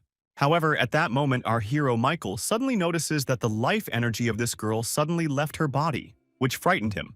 Michael notices that she killed herself with a hairpin and understands the horror of what is happening here. However, in response to everything that is happening, the tent's security guards begin to simply wipe their feet right on it, which surprises Michael even more. Michael finally understands that everything that is happening here is some kind of complete horror, and he becomes very angry. Michael also notices several more exhausted corpses around him, at which point he gets up and starts walking straight towards the guards to meet him. Michael raises enormous energy around himself. Even lightning strikes his body. He asks people why they went so far. Meanwhile, the security guards are not particularly afraid of Michael. They don't really understand who he is, and they ask him about it. With an animalistic look, Michael turns to them and declares that at this point it doesn't matter at all. The guard responds that this is generally true, because after all, Michael will die right here and now. Immediately after which, in a moment, absolutely all of them break away from their places and rush at Michael with their attacks in order to destroy him. However, our hero Michael is very much against them. He raises his fist and begins to charge it with energy. Immediately after this, Michael delivered a direct and accurate blow straight at the enemy, which sent him flying into a nearby tree, where he began to burn along with the tree. The guards began to discuss their next plan of action among themselves, while Michael, using his energy, jumped upward. Michael's opponents began to attack him with bows, but this was of little help. Using his powers, Michael moved very quickly. Time after time, he attacked those who were close to him and did not spare them at all after what he had seen today. Using very powerful and rather aggressive techniques, Michael killed security guards in front of his colleagues, causing them fear and shock. At that moment, all the guards huddled together in fear and began to stand watching Michael, who in turn began to raise his aura of power. With a malicious, even demonic face, Michael began to address them and say that today they would all meet their death no matter what happened. Immediately after this, Michael flew straight into the boys at great speed and began to strike them with his energy. And after just a few moments, almost everyone was dead. One of the survivors began to ask Michael to spare him, just like the girl had recently. However, with a terribly devilish face, Michael turned to him and told him to simply disappear from this world and never appear again. Immediately after this, Michael charged his palm with energy and launched it straight at his opponent, burning him alive with his power. Only after killing them all did Michael realize that he had lost control of himself and his emotions and had committed a massacre here, which was simply unacceptable. Michael understands that he urgently needs to train and improve his skill to 10 stars in order to finally fully control the demon inside. Immediately after this, Michael headed straight to this tent, and when he entered, he saw some man sitting in a large chair. The guy with the bandage sitting inside turned to Michael and asked him whether he had come to kill him or to save him. Michael says that he didn't have a goal to kill all the guards to find the child here. He shouts that it is very disrespectful. In response, Michael only begins to clean his ears and say that, apparently, he has only wasted his time talking here. However, out of the corner of his eye, Michael immediately noticed that after his words, this boy began to cry and get a little angry, but also afraid. Our hero addresses him respectfully and asks him to tell him everything the boy knows, especially about the Moon Tribe or other possible captives. In response to Michael's question, the boy begins to speak rather resentfully, saying that he will believe Michael, and then talks about some north. After which the boy begins to describe to Michael the road to the north through one of the rivers, which ultimately leads him to a certain prison there. Michael thanks him for the information and starts to leave, but the boy tries to stop him, saying that he never let him go in the first place. He says with dissatisfaction that he is not going to stay here to live, and if there is something else important, then it is time to tell it. The boy turns to Michael and says that if he really ended up here by accident, he could take him to the city of Beijing. Michael responds by saying that his path now lies north and says goodbye. But the guy starts asking to go with Michael. He turns to the boy and says that he is not in the best position to set a condition here. The guy responds by saying his name. Michael says that it doesn't give him anything at all, and then introduces himself as a black meteor. However, at that moment, Michael realizes that this guy has the last name of an emperor from one of the kingdoms in the Federation, which is surprising. The boy turns to Michael again, introducing himself as Robert, and says that Michael is right in his thinking, and that he is the emperor of the country. However, apparently our hero Michael takes this as a joke. He asks not to make fun of him and starts to leave, which surprises Robert. Robert turns to Michael and asks if he really didn't know that he was being held captive here. Michael says that it's true, and he really didn't know. Robert apparently decides to trust Michael and asks him to save him. This time he asks without grandeur, like an ordinary person. He starts crying again and says that even though Michael doesn't believe him, he still asks for salvation from this place. Holding back his emotions but keeping his head down, Robert says that no matter what happens, he absolutely must survive. Our hero says that's fine, but he'll need to take care of some business along the way and asks to follow him. But Robert is surprised because there are a ton of guards outside. Michael takes Robert outside and tells him that there is indeed security, but it is not in the best condition right now. Robert says that he knew many of these people and they more than deserve the end they got today. However, while Robert was talking about security, Michael did not waste time and found some shoes for Robert and threw them to him. Robert doesn't really want to wear the shoes taken from the dead guard, but there's no other choice since they'll have to walk into the mountains in the rain. After Robert put on his shoes, he turned to Michael and asked if they could go now, but Michael replied that it was still too early. Our hero realizes that all these guards couldn't have come here on foot, so he puts his hand on the ground and uses his powers. After which Michael, turning to Robert, says that he has two pieces of news, one of which is bad, and the first is that he has found horses for them. And then, with a very shocked and frightened face, Michael says that a whole herd of war horses is now rushing towards them. Robert doesn't immediately understand what this means, so he grabs Michael's hand and immediately starts running, saying that they need to survive.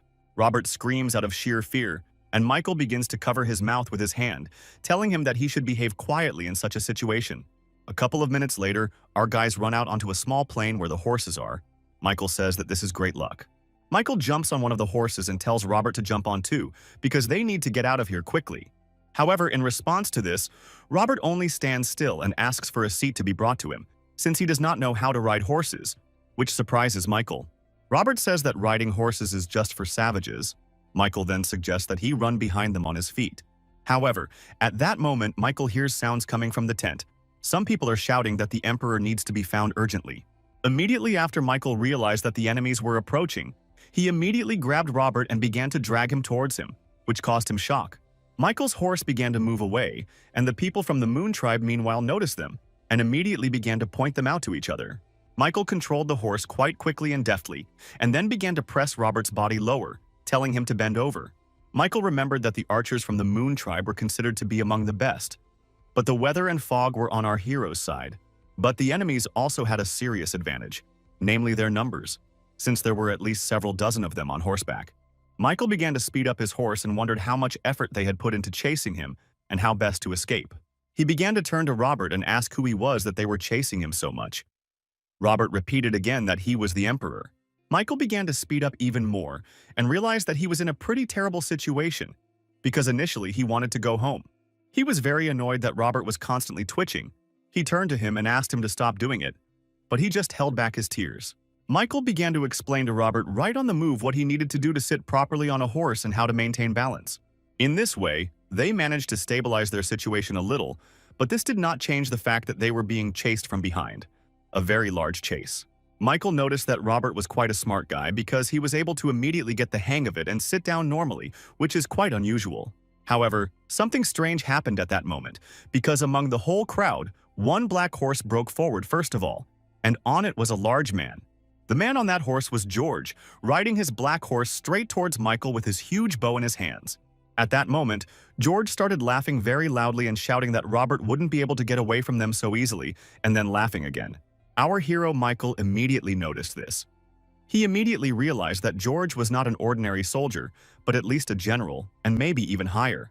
At that moment, Michael began to turn to Robert and ask him to hold the horse's reins. But such a request only greatly surprised him. In the moment immediately after his request, our hero Michael made a high jump upward and jumped off his horse, and the Emperor looked on in shock. Just a moment later, Michael landed on the horse again, but from behind, on the other side, which allowed him to openly look at the enemies. Robert didn't immediately notice and understand what had happened. He started shouting and asking where Michael was until he answered and asked him to hold the reins. Meanwhile, while our hero Michael was performing his various tricks, George did not sit still. He took out his bow and began charging the arrows with energy. Our hero Michael, seeing this, was convinced that he was not an ordinary person, and then began to raise his energy to create protection. While he was thinking about what to do, George immediately raised his power and shot an arrow straight at Michael. Seeing the enemy's strength, it became obvious to Michael that he would have to use a lot of energy to defend himself. George's arrow was aimed straight at Emperor Robert's body, but Michael managed to coat his hand with energy and take the arrow into it.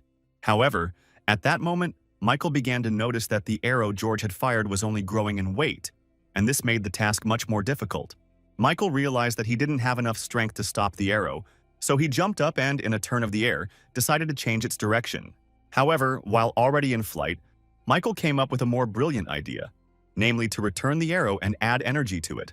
Immediately after which Michael did just that, releasing the arrow in this way, he created a huge purple explosion of energy. However, to Michael's great surprise, George was not even affected. He and his horse calmly withstood and parried the blow.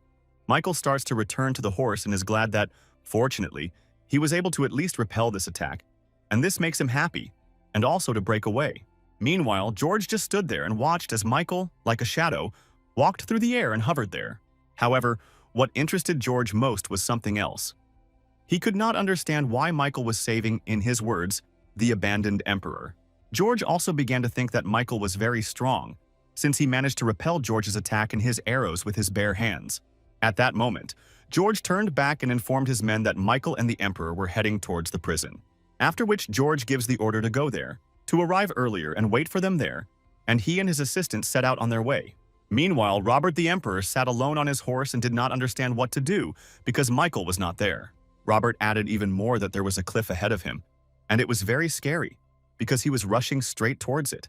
Robert doesn't know how to control a horse at all, so he just started yelling at her to stop while Michael came up behind her. At that moment, Michael jumped on the horse and began asking Robert to pull himself together. He was very happy to see Michael after everything that had happened. Michael understands that if he were alone, he could easily solve the problem, but now it will be more difficult, and Michael picks up the speed, which shocks Robert. Immediately after this, Michael begins to control the horse so that it makes a huge jump over the abyss. Our hero, of course, understands that this abyss will not be so easy for them, so he uses the power of the heavenly demon. Immediately after this, Michael's legs are covered with a powerful charge of energy, and he jumps off the horse and flies somewhere down without stopping.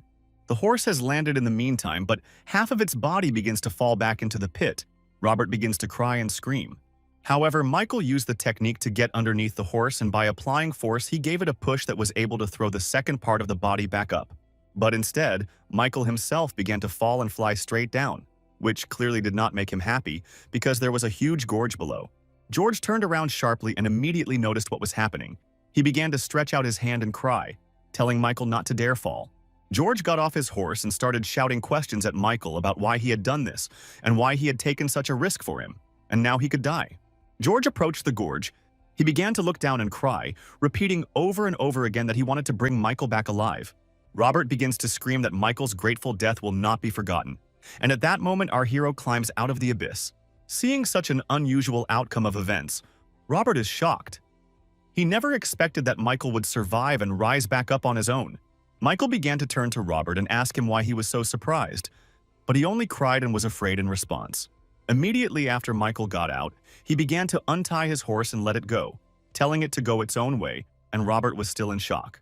Robert began to ask Michael how he survived after all this, but in response, Michael only asked Robert to stop chattering and show him the way.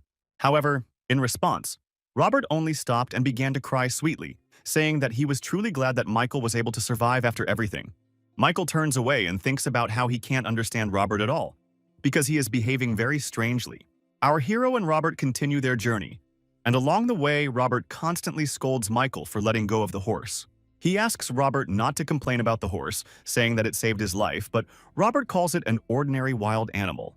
He begins to explain that the horse is not to blame for anything, and gives an example that even the best sword is useless in the hands of a fool. However, while looking at Robert and explaining various things to him, our hero himself realized something, after which he stopped abruptly. This left Robert puzzled, and he began to turn to Michael and ask him why he had become silent and stopped speaking. Michael, from his examples, also recalled his past self, namely, that he had previously spent his entire life planning to destroy the cult whose leader he was trying to become. Michael was previously taught that everyone in the demonic cult deserved to die. But remembering his assistants, he realizes that this is not true at all. Michael realizes that the only difference between people from the Federation and people from the cult is their way of life, and that's all. However, Robert interrupts Michael's train of thought and asks him to try the water in the waterfall first, so that it doesn't turn out to be poisoned. Michael turns to Robert and asks if it's true that he lived like this his whole life, that even others tasted the water from the waterfall for him. In response, Robert says that he doesn't see anything wrong with this, and adds that Michael is generally somewhat uncouth and rude. However, Michael replies that he meets all the Federation standards, and then Robert starts asking Michael about the Federation. He asked our hero what the most important and interesting thing in the life of a Federation member was, and Michael quietly replied that it was freedom. With a smile, Michael also adds that although freedom is not complete, there is a lot of it, and martial arts masters have even more of it. Having heard such an answer from our hero, Robert abruptly lowered his head and began to look down, as if thinking about something very important and serious. Robert asks Mile what he is doing in these lands, and he replies that he is looking for people who were taken prisoner. Answering Robert this way, Michael wonders in his head why he is doing all this, and whether his consciousness has become completely demonic. In response to Michael's words, Robert asks a rather sharp and unexpected question. He asks if Michael is part of the Federation. And of course, such a question greatly surprises our hero, because he doesn't know what answer to this can be given right away. Rather hesitantly and looking down, Michael says that he is simply a believer, which surprises Robert a little. Robert asks Michael what his faith is, and Michael responds that he is from a demonic cult. Immediately after which Michael compliments himself, saying that it is from that cult that is in the high mountains that this causes shock in Robert. Hearing this, Robert is immediately shocked and pale, and begins to walk away from Mile and talk about what he is doing here. Michael stands up and turns to Robert, asking who he sees in him and whether he looks like a demon who thirsts for blood. Michael turns to Robert and tells him that he can call him whatever he wants, but Michael's mission is to save everyone who is captive. And in the end, Michael adds that this is precisely why he is here, and this completely shocks Robert, who clearly did not expect such a dialogue. Some time passes from that moment, Robert and Michael just sitting near the fire together and silently looking at the fire. They sat like that until the morning, and then set off on their way, straight to the very prison that Michael needed to go to. They walked for quite a long time, but at that moment Robert was very surprised by Michael's words that they had finally arrived at the right place. Immediately after this, Michael and Robert begin to hide in the bushes and look forward from behind them, trying to see something. In front of them stands some kind of grassless plain, on which stand various iron cages, in which apparently prisoners are kept. At that moment, Robert notices the royal military leaders there, which greatly surprises him, as well as Mile after Robert's words. Using his abilities, Michael looks into the cells and notices what Robert said. He immediately recognized them by their shape. Robert stands up in shock and says that he can't believe that they were able to survive after everything that happened. He starts to walk towards them and say that they must save them, but our hero stops him, stating that something is very wrong here. Michael begins to examine all the cages, the walks near them, and the general area around, and then thinks about the fact that there is no security around at all. Immediately after which, Michael decides to play a more cunning way. He directs his gaze straight to the cells and uses the abilities of energy. And apparently he does this for a good reason, because he immediately discovers a crowd of people in ambush. Among them all, Michael especially notices a man with a tough aura and enormous energy, immediately realizing that this is George, the One. Michael realizes that he made a huge mistake in the fight back then, because he was able to let his opponents know where they were. He turns to Mile and asks what is wrong here, and Mile doesn't even know how to explain to him the whole essence of what is happening. Michael briefly says that this is all a trap, because apparently they were being chased, and these people have been waiting for them here for a long time. However, he simply gets to his feet, turns to Michael and asks if he looks so much like the Emperor. Robert also says that even though Michael is a traitor, he is apparently a good person, since he saved his life. Robert begins to tell how he became Emperor at the age of 9, and immediately succumbed to a rather terrible influence and his own stupidity. This stupidity led to him sending an army of 50,000 men against the Moon Tribe, and in the end, everyone died. Robert turns to Michael and says that he was kidnapped for many months, and then he is going to tell him what he has been doing all this time. He says that all this time he only cleaned up after them, fed the horses, and tried to escape a couple of times, but eventually gave up. Every day, young Robert was worried about who he was, a great emperor, or just a cleaner for a group of bandits. Robert also says that he never wanted to be an emperor. He was made one once, and that's it, without choice or freedom. However, now, after everything Robert has been through, he tells Michael that, oddly enough, he wants to become emperor. Robert says that what he wants most is to come back, because there is one woman who will clearly be happy to see him return. At that moment, Robert turns around abruptly and tells Michael that now he is going to show everyone who he is and prove everything. Immediately after this, Robert takes a huge run and sharply descends, after which he begins to run straight towards all the cells.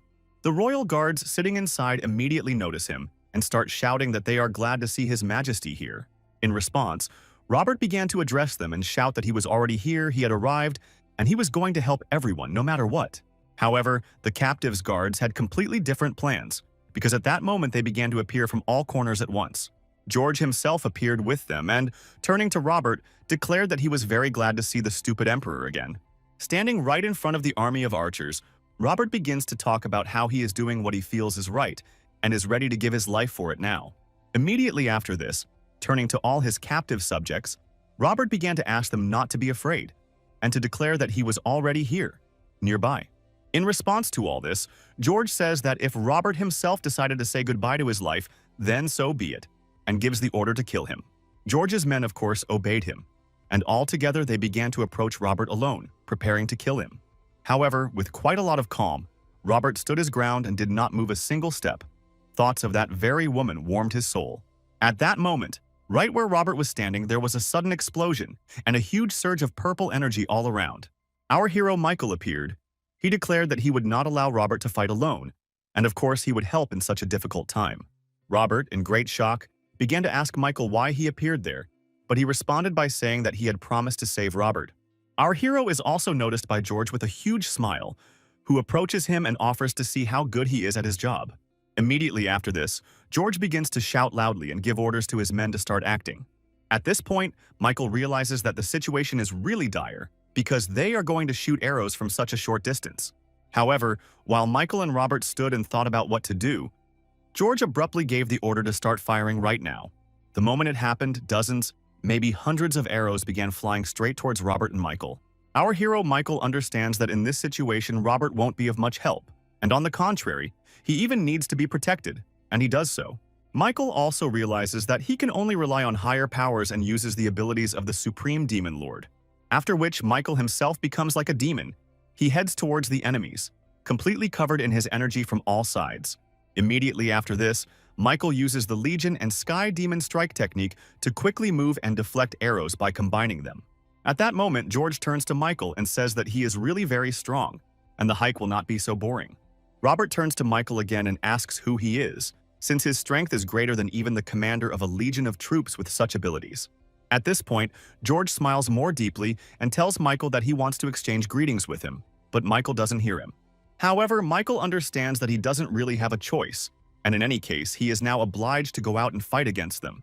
Realizing the power of his new opponent, Michael decides to cover himself with a new layer of energy protection to become stronger, and apparently for good reason, because the captain of the Moon Tribe army, George, starts walking straight towards him with his axe in his hands.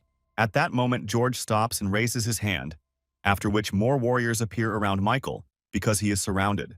George starts telling Michael that he doesn't care what happens next because the Emperor is just expendable to him, and that's all. Michael replies that he's not in the mood to stand around chatting, then takes off and heads straight for George.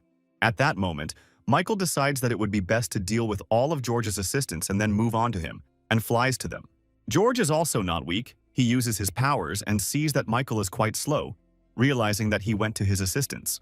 Realizing this, George takes his words as a challenge and the meaning that Michael is looking down on him and decides to attack.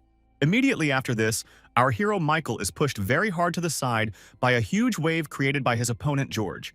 Michael wonders what this power is but realizes that it is not internal energy at all, but something else, and it is dangerous now. Looking at his opponent, Michael immediately notices that this power is quite crude and comes from his body, which is also strange. Michael begins to remember the basics of demonic art, the essence of which is to fill his energy and body, and then create energy strikes. At that moment, Michael has a realization from his past life. He remembers an emperor who used fire energy and had archers. At this point, Michael addresses George as the great emperor of the best of the highest flame named George, and he smiles back approvingly. Noticing his opponent's reaction, Michael realizes that he is completely right and tells George that he did not intend to fight him. George suggests that Michael focus on their fight, saying that it will be better for them unless Michael is scared.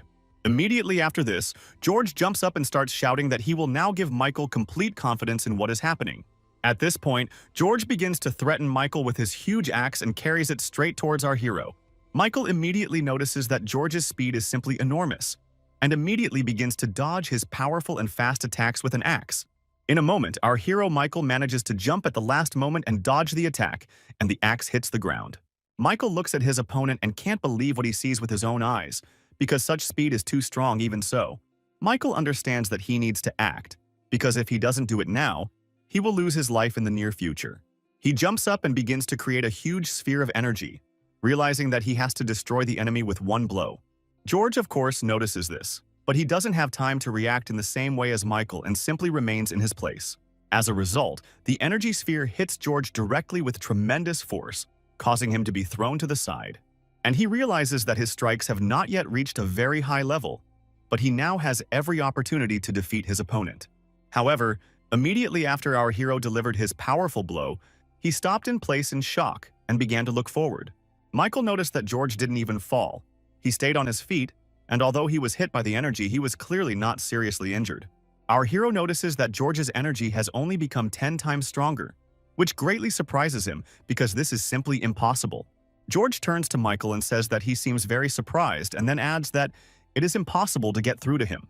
Michael simply stood there in shock, realizing that it was simply impossible. He hadn't even expected George to stand still.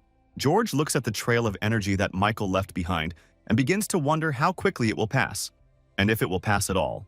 George says that Michael is apparently from the Palace of Fire, and clearly not from the Palace of Blood because his attacks are completely different.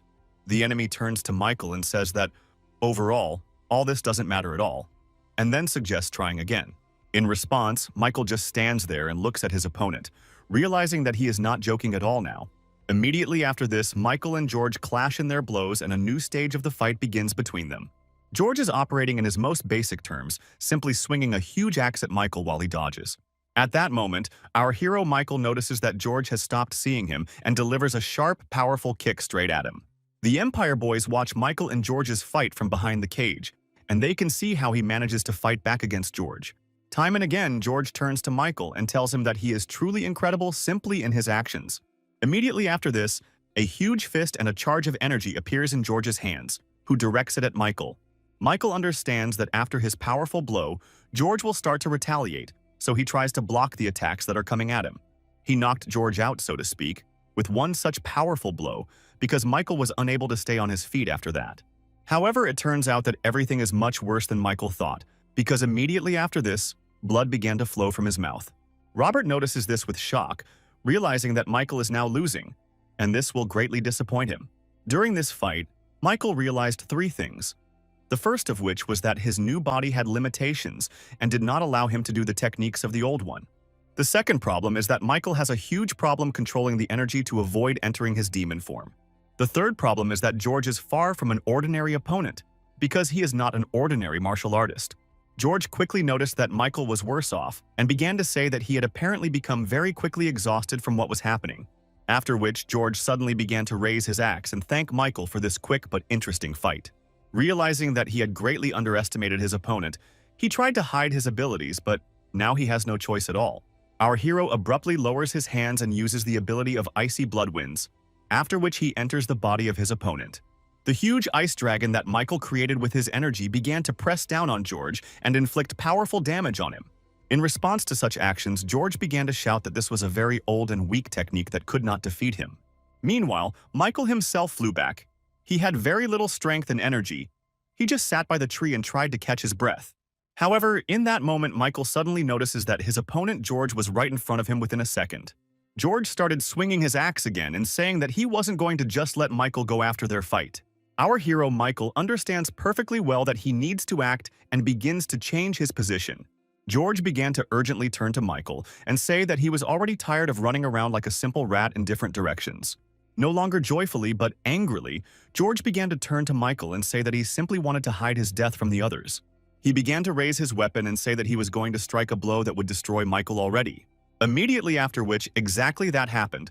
Michael directed his sphere of energy at himself to protect himself, and George struck. However, despite the fact that Michael managed to survive, he immediately realizes that George creates blows of such power very easily. Our hero decides to take radical action, takes out the very two daggers that Mozart gave him, and engages in more effective combat. Immediately after which, using the power of the weapon, his strength and power, Michael begins to advance directly towards the enemy. This time, things are already difficult for George, because he can barely contain himself from the influx of energy, not understanding where Michael gets his strength from. Immediately after Michael launched his first attack, he immediately realized that the main power of this weapon was in absorbing the enemy's energy. Michael realizes that, in the grand scheme of things, nothing else matters anymore because this is the only thing he can rely on. Immediately after which, Michael uses his Demon Lord powers, absorbing everything around him and covering himself in true energy. George immediately notices that there has clearly been a strong change in their fight, because he had not expected this from Michael before. He starts moving straight towards Michael, saying that he will destroy him now and end it all. The events of the story take us to some man near the forest. He watches everything that happens from the side. Emperor Robert is also watching everything that is happening, not realizing that he is going through a battle, but believing in Michael. Meanwhile, in our fight, everything really changes, because the hands of Michael's opponent are covered with his energy and become blackish. George began to realize that he no longer had the strength to resist Michael, and asked to kill him. Our hero Michael, meanwhile, stood over George himself with a rather gloomy face and did not understand what to do next with everything. Michael stood there in silence for a while, but then decided to ask, saying that he would only ask one question. Michael turned to George and asked him one question. Why didn't he dodge the blow when he had the chance? By this point, all of George's assistants come running and immediately ask about what happened in this place. Michael realizes that the problem is also with George's assistants, who have seen the demon's form and can cause trouble. At that moment, Michael moves straight towards George, but suddenly passes him, which greatly surprises him. He did not expect that. George started yelling at Michael that if he didn't kill him right now, he would regret it very much in the future. Michael paused for only a second, listened carefully to George, and then turned away and began to walk forward. George didn't even say anything right away. He just stood on his knees on the ground and thought about something in shock. However, immediately after his thoughts, George raised his head. He began to look up and laugh wildly with tears in his eyes. George looked at the sun and said that it was all fascinating, adding that it was probably too early for him to be Khan. However, looking at the sun, George also said that he was not going to retreat, because he wanted to become the master of the empire. At that moment, George threw something straight up very high, and our hero Michael immediately felt his throw from behind. Michael turned around and saw some gold thing on the ground. George said that it was his payment for saving his life. George began to say that he didn't want to deal with this anymore.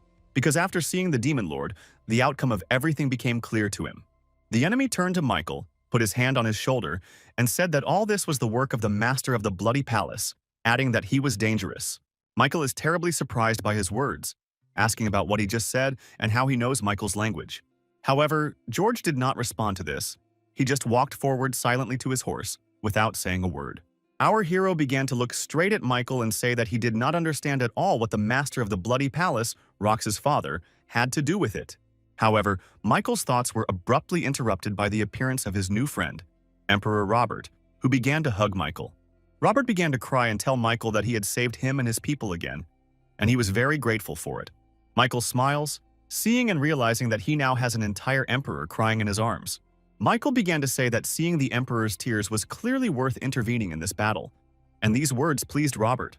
Immediately after that, Michael announced that it was time for them to return, and began to gather all the energy around him. After this, using the remaining energy, Michael breaks all the cages in which the prisoners were, thereby freeing them.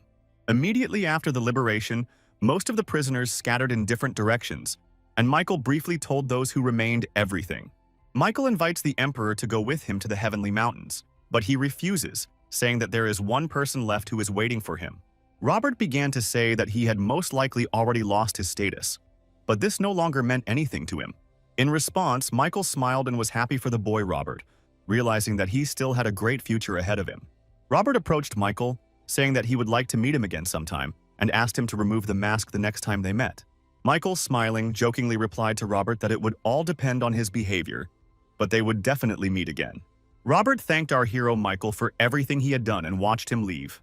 Already walking far along the path, Michael turned around only once to look at Robert. Immediately after this, Michael jumped up and using the energy he was able to fly along the top far forward through the forests. After some time, Robert returned to the capital of the empire, but his brother took his place, and no one was happy to see Robert. Although Robert was glad to return, he was portrayed in his own country as a traitor whom everyone feared. However, Robert did not pay any attention to this at all. He went somewhere and opened the gates of the building, seeing a girl sitting at the table.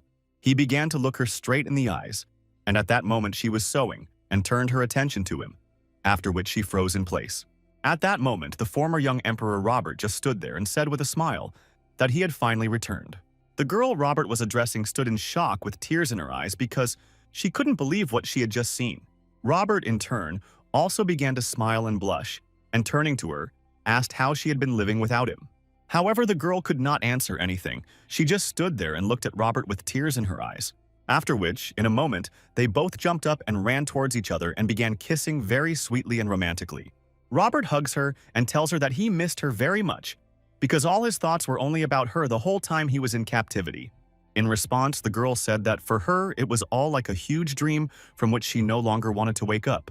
Michael began to approach this girl again, saying that he didn't care at all who would consider him and how. He returned only for her sake.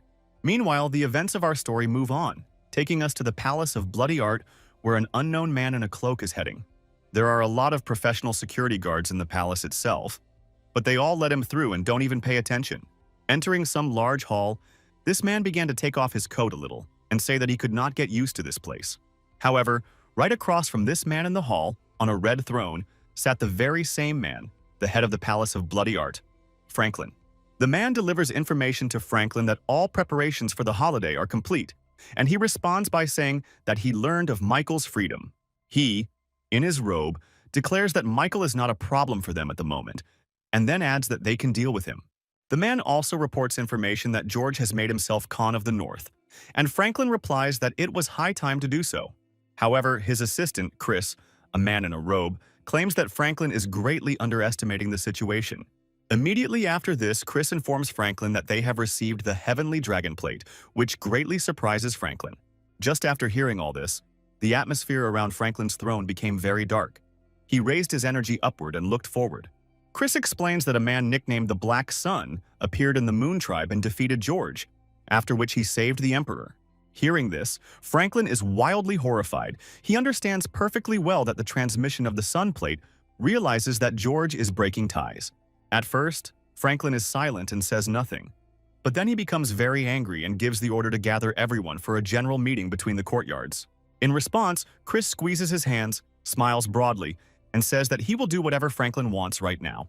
Meanwhile, the events of the story take us to Michael. He has meanwhile arrived at his palace and begins to walk along the path to the palace. Not far from Michael, in the same place Louis was training. And upon seeing Michael, he immediately turned around and began to greet him. Michael, in turn, slowed down a little. He walked further and asked Louis how he was doing and, in general, how the situation was in the palace.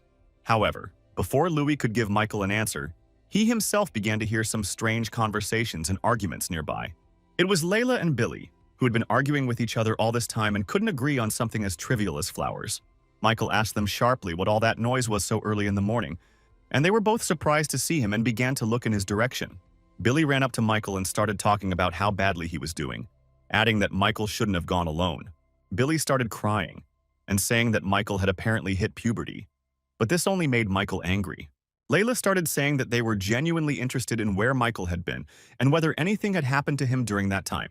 Michael started to turn to them and tell them that everything was fine and great, answering rather banally and without telling anything. Louis turned to Michael and asked him to simply give him the order and tell him who needed to be dealt with. But Michael repeated that everything was fine. Immediately after these conversations, Michael decides to officially present his return. He stands in front of the guys, declaring that he is back. Meanwhile, the events of the story take us to one of the buildings, which is located in the Pleasure Palace, and it is pitch dark outside. A girl named Jessica arrived at the palace and addressed the head of the Pleasure Palace, announcing her arrival. Immediately after which, the head of the palace asks Jessica to convey a message to one of the places in the palace, saying that they should take a walk to the small palace. Jessica realizes that in the third room where the message needs to be delivered, there are 3 killer demons, who are cruel and don't even have names. Immediately after which, Jessica begins to think about who could be the target of such a visit, immediately suspecting Lilo. At that moment, the head of the palace turns to Jessica from behind the curtains and asks if she is scared. She states that everything is fine. Jessica, with a clear head, realizes that the head of the Pleasure Palace wants to take revenge on the small palace, which could provoke the wrath of the elders. Jessica understands that something needs to be done about this, but gives her approval to the words and accepts the order, realizing that she needs to go to the small palace. Immediately after, Jessica begins to remember in her head the daughter of the head of the Pleasure Palace and her condition after visiting the small palace.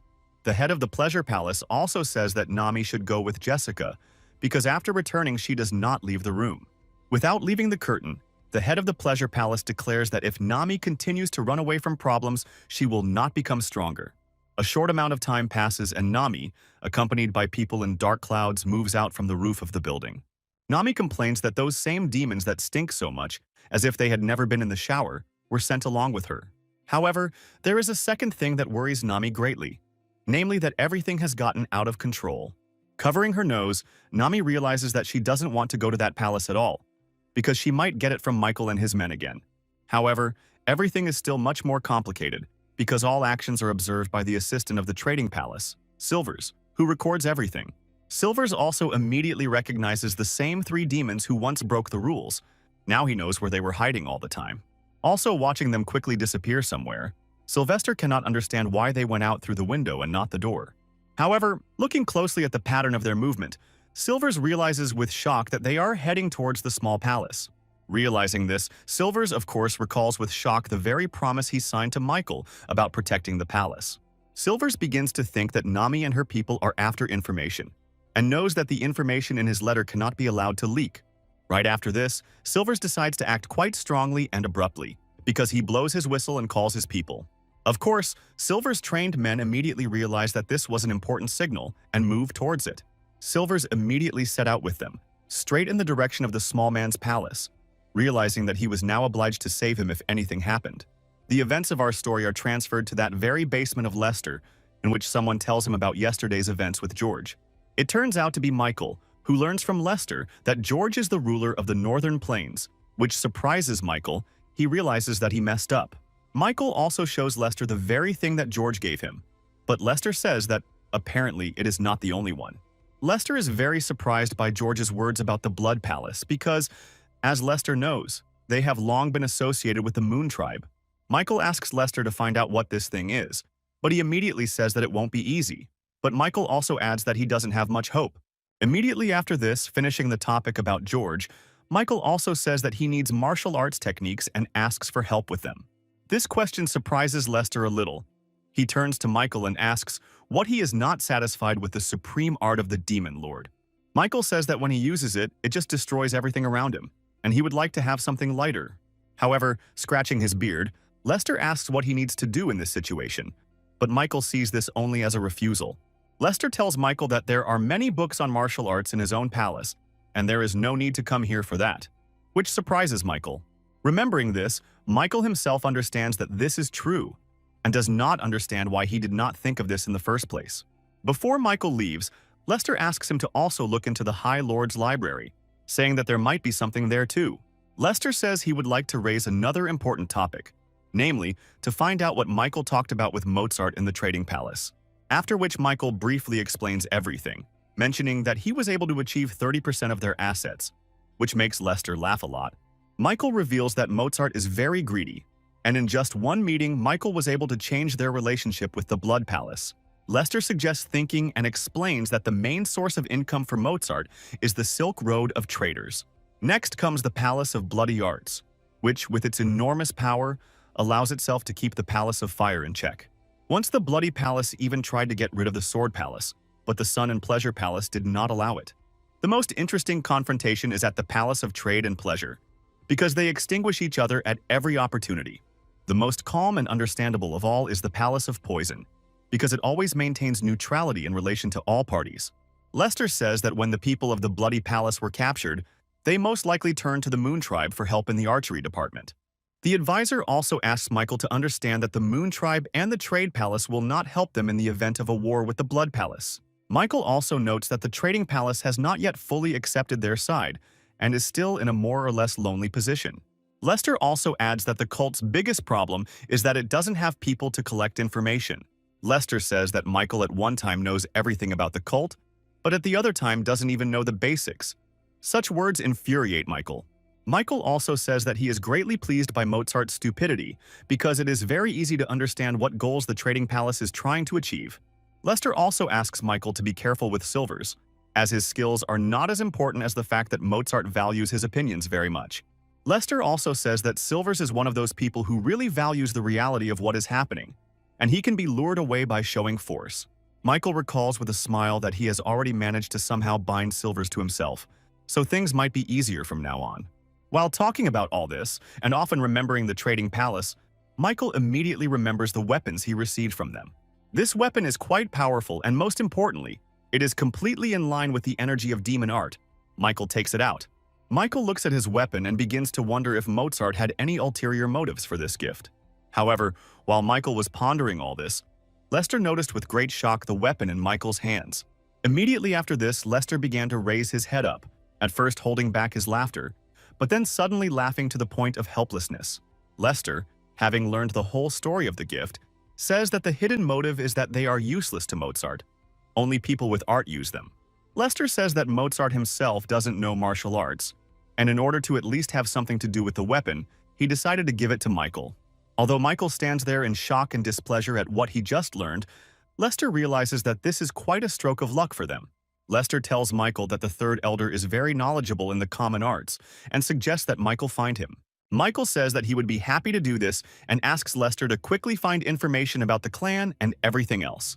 The advisor says that the Nature Clan is always everywhere and never anywhere, but by simply throwing their plate you can get help. Michael starts hiding the plate in his robe and talking about how he will remember it, because it sounds very interesting. Our hero is about to leave, and Lester says that various strange rumors about Nami have recently surfaced. He says, with a smile that in reality nothing important happened, he is just trying to get an answer from the Pleasure Palace. Lester asks Michael if he really started all this on purpose. In response, he says that it is for a special meeting with the Master. However, this answer greatly surprises Lester, who really wants to hope that Michael does not have bad intentions and does it cleanly. Immediately after this, Lester opens the book and reads information about the Master of the Pleasure Palace, a girl who has 4 snakes. Lester says that it is quite possible that her people are already on their way to Michael's palace, and this could be dangerous for him. Michael starts to leave, old Lester asks him where he is going, and he says that he is heading to the Pleasure Palace. Lester says that he will then prepare everything, and Michael begins to get angry and wonder how strong the Master of the Pleasure Palace is. Having put all the chains and facts together, Michael realized that the Pleasure Palace wants to kill him, and being quite angry, he decides to act radically. Meanwhile, in the morning, Michael's assistants, Louis, Layla, and Billy, find a new note in which Michael announced that he was leaving. Billy doesn't understand why Michael leaves so often, and Layla dares to suggest that Michael doesn't trust them. But Billy disagrees. Louis realizes that Michael may not be taking him because of Layla, so that she won't be in danger, so Louis needs to come up with something about it. Billy suggests setting the table, having drinks and a tasty meal while Michael is gone. But Layla and Louis are clearly not happy with this proposal. At that moment, Louis puts his hand on Billy's shoulder, and Billy invites Louis to have a drink with him today to celebrate their work together. However, instead, Louis suggests having fun in a different way, and says that from now on Billy will train with him every day. Billy tries to break free from his hands, but he understands that he is speaking seriously. And this greatly frightens Billy. He does not want to train at all. Louis is not going to talk about anything further. He takes Billy with him, and says that refusing him will be tantamount to death for Billy. Meanwhile, the events of our story move on, taking us to a summer pleasure palace where the nightlife is as lively as always.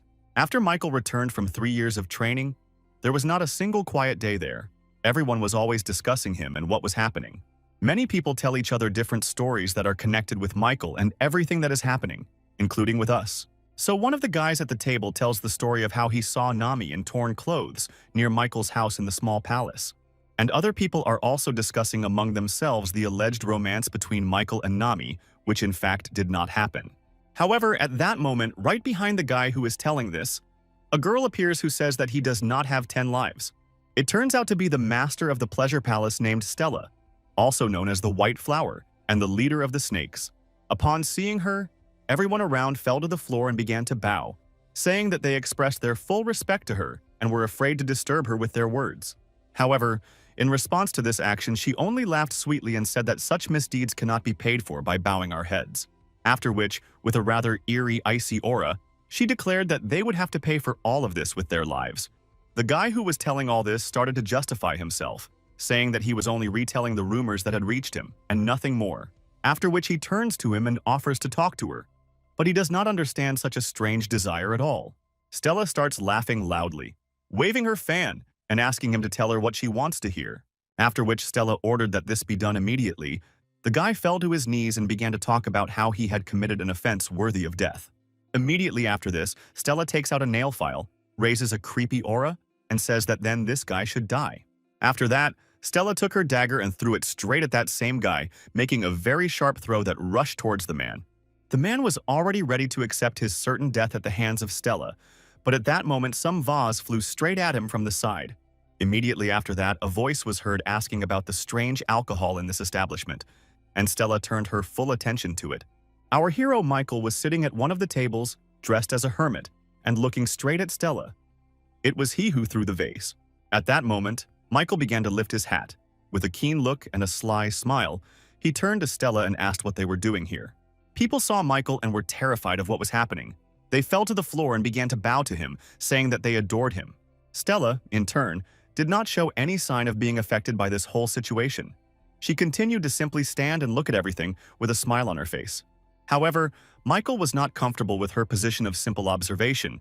He stood up and began to walk towards the people around him, taking slow but powerful steps. Michael sat down at another table and turned his attention to Stella. He knew from Lester that she was a powerful killer who had once killed an entire squad. Looking at Stella now, Michael has strong doubts about her skills. He drinks something from a cup and just sits silently opposite her. Having finished his drink in a moment, Michael turned to her and said that he could not have imagined that she would be here, the master of pleasure. Michael clearly had a well-thought-out plan and strategy in his head, because he started approaching Stella and saying that Nami wasn't his type. All of this really infuriated Stella. There was clearly an extremely evil aura behind her, but she didn't show it. Stella turned to Michael and asked him how he was feeling, adding that his anger had subsided after their personal meeting today. At first, Michael doesn't answer, but in his head he knows that it's hard for him to contain his anger when assassins are sent after him. Michael didn't intend to reveal himself, but saving the man's life was more important to him, so he says that everything could change now.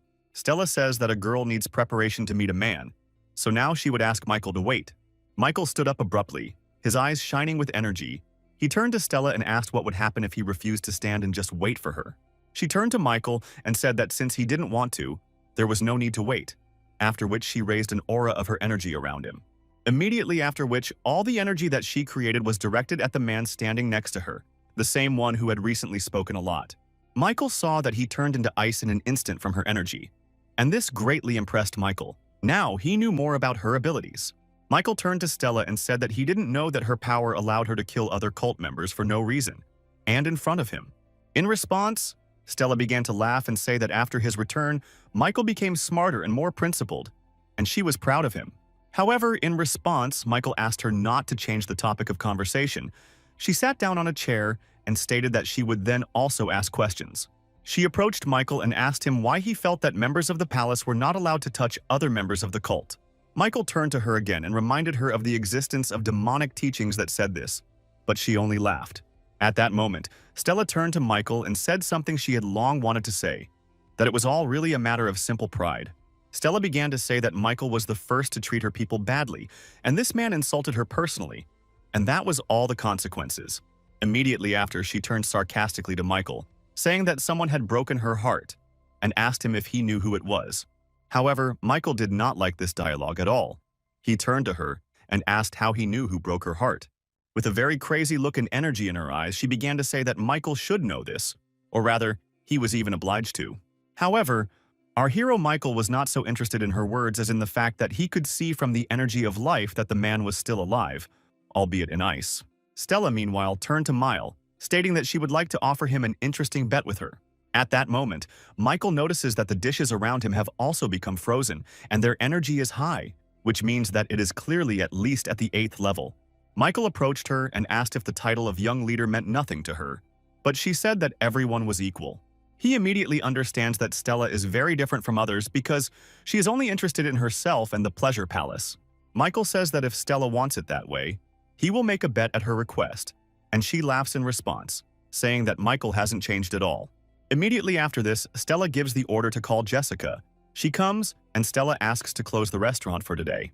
Jessica promises to carry out the order, and together with her assistants, she begins to lead people out of the hall everywhere. Literally a couple of minutes later, there is no one left in the room, only Michael, Stella, Jessica, and her assistant standing around. Stella approaches Michael, saying that he is rarely here, and invites him to spend at least a couple of days here in his comfort. She also adds at the end that this is her bet. She doesn't ask for anything else, after which she smiles slyly again. However, Michael is still on his wavelength and has a plan. He turns to Stella and asks what will happen if he refuses. Stella doesn't say anything in response, but her assistants immediately gather around and draw their swords, making it clear what will happen. Seeing this, Michael says that in general he understands everything and asks what will change in 2 days from now. She replies that nothing much should change. Michael gives his consent, but points out one point. Stella asks about it. Michael says that since Stella mentioned it first, he wants to do it all based on 3 simple backwaters. Michael looks straight into Stella's eyes and says that in 2 days, and doesn't finish the sentence, thinking in his head that he will simply destroy them. However, immediately after, Michael fills his eyes with energy and says that in 2 days he will simply subjugate them all. This shocks Stella. She never expected this kind of answer from Michael now, especially regarding submission. Hearing this, Stella turned to Mile, saying that he was going too far with his jokes now, and she didn't like it. However, in response, with a rather creepy aura, Michael tells them that they should just wait for him to arrive and that's it. There's no need to do anything else. Turning to Mile, he says that he will wait for him like a wife and also promises to prepare a bath. However then, turning her face away, she added sarcastically that all this would happen if Michael could get to her chambers. Stella starts to leave, and Michael turns to her and asks what she will do with the man in the ice, since Michael does not want to spend the night in the burial site. Stella says that she is not particularly interested in this in general, after which she immediately sends an aura of her energy directly into this man. Immediately after this, a huge flask is formed, which will shackle the man in a state of ice. Michael is simply shocked by this power. She began to approach Michael, telling him to come to the 6th floor after he had finished his drink, and in return she would prepare the room. Together with her assistants, she began to go up, and Michael only sat below and watched everything that was happening. After raising a rather angry look full of energy, Michael promised himself that he would come for Mrs. Stella no matter what. Meanwhile, Lewis is training Billy and immediately notices that Billy managed to get injured on the first day, which infuriates Lewis. However, this did not stop Louis. He decided to continue training and began to beat Billy with a stick from all sides so that he would dodge.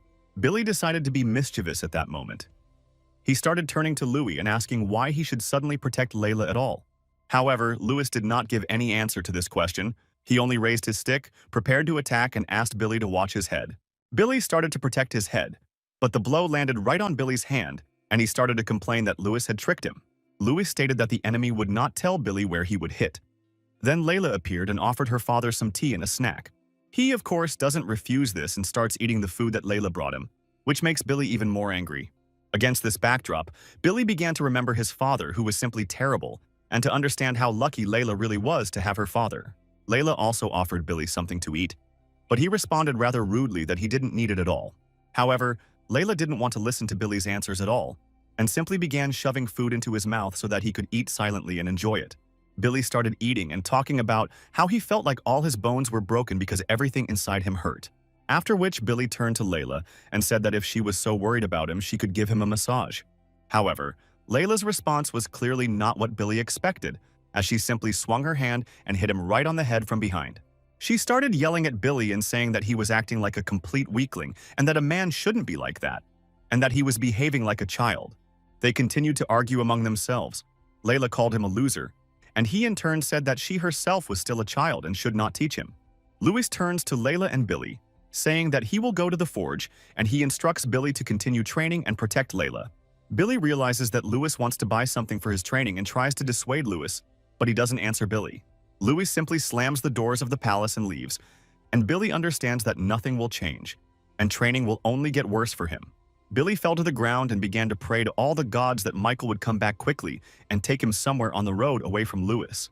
The assistant was so reluctant to train that he even composed a special prayer and shouted it while stretching his hands towards the sun. Meanwhile, on the roof of the small palace there were various unknown people who were watching all of this, among them Nami and the three demons. Meanwhile, our hero Michael uses his energy powers to try to remove the ice shackles from that same man in the Pleasure Palace restaurant. In that moment, Michael realized with great shock and saw that by using the art of blood and the demon lord, he was seeing some kind of reaction. Michael begins to channel even more energy into this guy's capsule, hoping that his luck hasn't deserted him and he can survive. To the great happiness of this man, Michael began to succeed, and the ice began to disappear, or rather, melt under the heat of the energy. Literally, after a minute of such actions on Michael's part, he managed to save this man from the shackles of Stella's ice. Immediately after which, Michael sharply hit the man in the back with a charge of energy in order to bring him back to life and bring energy into his body. And only after this can the operation be considered complete, because our hero managed to get the man to breathe on his own. Michael immediately shut his mouth and using energy said that if he wanted to live, then he should silently leave here, and that's it. Michael let go of the man and went to the stairs and began to climb the floors. He knows little about the palace, so it will be difficult. However, Michael knows that the true palace begins on the 6th floor, the first 5 being for entertainment and storage. Immediately after, Michael opens the doors and enters one of the floors, and he is immediately greeted by a bunch of girls who are happy to see him. A strong steam began to rise around them. Rose petals appeared, and they began to joyfully call out Michael's name. This steam had a very strong effect on everyone around him, including Michael, and all the girls started pestering Michael. Michael immediately began to remember his past life. He was once told that girls from the demon cult are more dangerous than ordinary ones. During one of the sleepovers, Michael's friend told him about charm techniques, but Michael didn't really listen to him at the time. Looking directly into the fire, Michael's friend described how these enchantment techniques produced pleasant sensations. Returning to real time, Michael suddenly realized that the girls could use this technique on him now. Michael began to remember everything he knows. One of the factors is the frequency of energy. The purer it is, the better the technique works on the victim. Our hero also immediately remembered that, judging by Stella's words, he had already been here more than once, which meant the girls were acting according to the old plan. With the help of energy, Michael began to analyze everything around him, realizing that there were 12 girls surrounding him, and another one was playing music behind the wall. Michael also began to look at where the steam was coming from, and it was from behind the same wall. This immediately gave the realization that the girl there was the heart of the technology. That's how it was in reality. She was sitting there quietly alone and playing the instrument, just watching what was happening. However, at that moment, the main girl in the technique began to notice some powerful energy in her direction, which shocked her. It turned out to be Michael. Using his skills, he literally appeared right behind her in a second and was able to catch her off guard. Meanwhile, the events of the story show us the top floor of the palace, where Stella turns to her assistant Jessica. Stella sits completely covered in snakes. She lowers her head down and turns to Jessica and asks what she thinks about all this. Jessica began to say that Michael had always been difficult to understand. Stella agreed, adding that a lot of time had passed since then. Stella began to hold the snake out to the side and look at it, saying that this was all very strange and that she really didn't like it. Jessica didn't really understand at first what Stella was talking about. She turned to her and asked what the lady meant by this. Stella turned around and looking at Jessica said that Mike was acting as if he was here for the first time in his life, although this was not the case. Without waiting for an answer from Jessica, Stella began to talk about the possibility that the cult leader had done something to Michael before training. Hearing about the head of the cult, Jessica trembled sharply and fell into fear because it is forbidden to talk about him, and Stella is now doing it. However, again without waiting for Jessica's answers, Stella said that, in general, all this is not important, and the main thing for them is to do everything correctly now. She said that her partner Kate had stepped in, and now Michael wouldn't take up much of their time because she could definitely handle it. Hearing Kate's name, Stella began to smile and say that she and Michael would probably be glad to see each other after a while. Stella also asks Jessica how things are going in the small palace. She replies that they will find out about it themselves very soon. Immediately after, Stella says that, in general, she is satisfied with everything, and later adds that, in general, Stella is free and can go.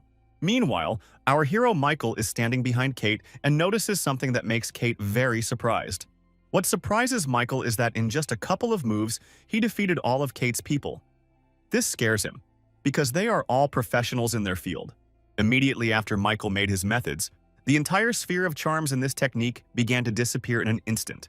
Michael blocked all energy flows from Kate with 2 fingers and began asking if she was the one who used the charm technique.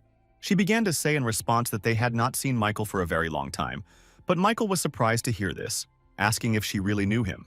Looking at her face, Michael also cannot understand at all why she blushed so much, because he simply immobilized her.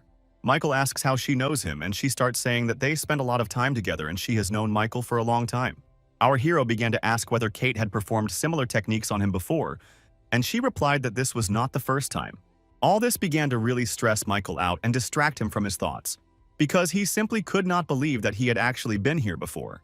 Michael realizes that if he could rewind time 3 years ago and Kate was already able to use the technique, she would be very talented.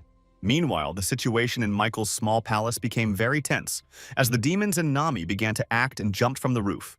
Billy was the first to notice the appearance of some shadow to the side, and immediately thought that Michael had already returned. However, when Billy began to look more closely, he immediately saw some strange people, which scared him to some extent. Among them all, Billy immediately recognized Nami. He addressed her by name, but she began to pretend that it was not her. However, Billy started saying that it was definitely her, because no one else would wear such strange shoes under a black outfit. Billy's phrases infuriate her. The assistant calmly began to ask what they were planning, and then, using masks under the cover of night, they made their way into Michael's palace. Layla asks Billy why these people came. He immediately began to say that he was not sure, but it seemed that he knew the reason. Billy started talking about how Nami apparently just fell in love with him and decided to sneak in here for him, which really infuriates her. Billy began to act sweet and talk about how, unfortunately, he couldn't reciprocate because his main mission in life was Michael. Nami responded by yelling at Billy and saying that he was an ugly frog and no one needed him, which made Billy angry. Nami started yelling directly at Billy and saying that nothing in this world would ever connect them together.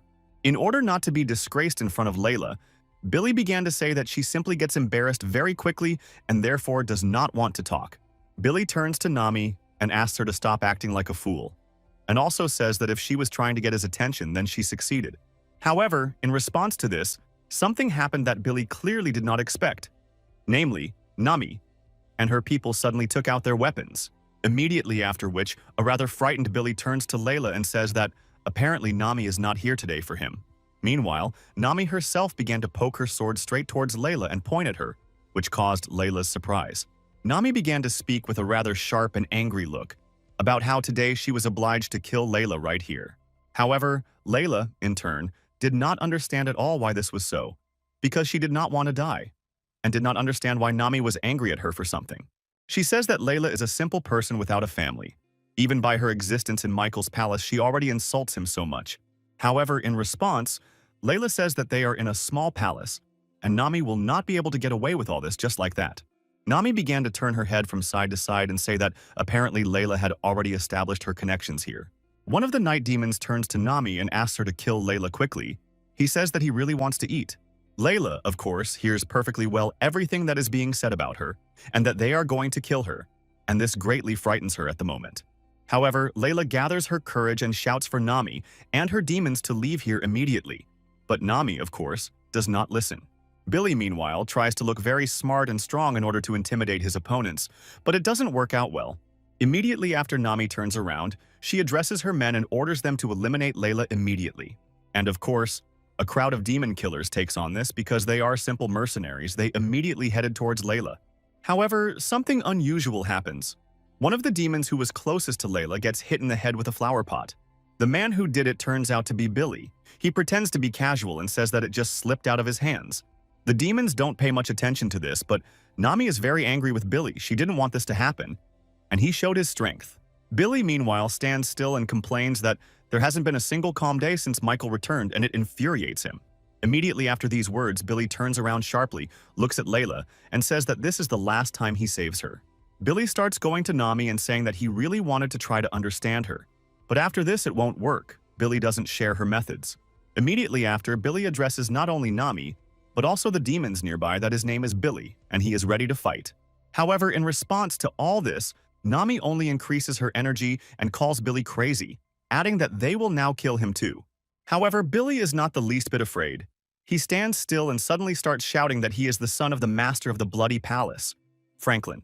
This did not cause any surprise in Nami, but the warriors she came with suddenly stopped when they heard this. Nami started yelling at them and telling them not to hesitate and to just kill this Billy right now, and that's it. Immediately after this, Billy starts shouting that they shouldn't look down on Layla and asks the guys if they know who Layla's father is. Nami asks Billy why she needs to know the family tree of a simple girl, and he responds that it really is better not to know. However, although Nami doesn't show any sign of it, she immediately begins to understand what's going on, because it looks like Layla is someone else's important daughter. The assistant points his finger forward and says that here comes her damn scary father, whom he was going to talk about. At this moment, Nami really begins to feel someone's very powerful energy behind her and turns around. The warriors do the same thing at the same moment. All together, they look back and suddenly notice some kind of large explosion that occurred near the gate. As it turns out, Billy wasn't lying because right in front of them, through the dust of the explosion, Layla's father appeared, full of energy. However, the events of the story move on, taking us to the pleasure palace on the upper floors to our hero, Mile. Meanwhile, Michael walks around all these floors and looks to the side, noticing different girls who are learning something. Michael goes straight up to their hall and immediately asks if this is where the team of hovering ghosts lives. The girls standing in the hall immediately began asking Michael what he was doing there, and he asked why they were so surprised if they had invited him themselves. Michael was right. The girls really did stand there with very strange, frightened faces and asked to wait a little. Michael agreed.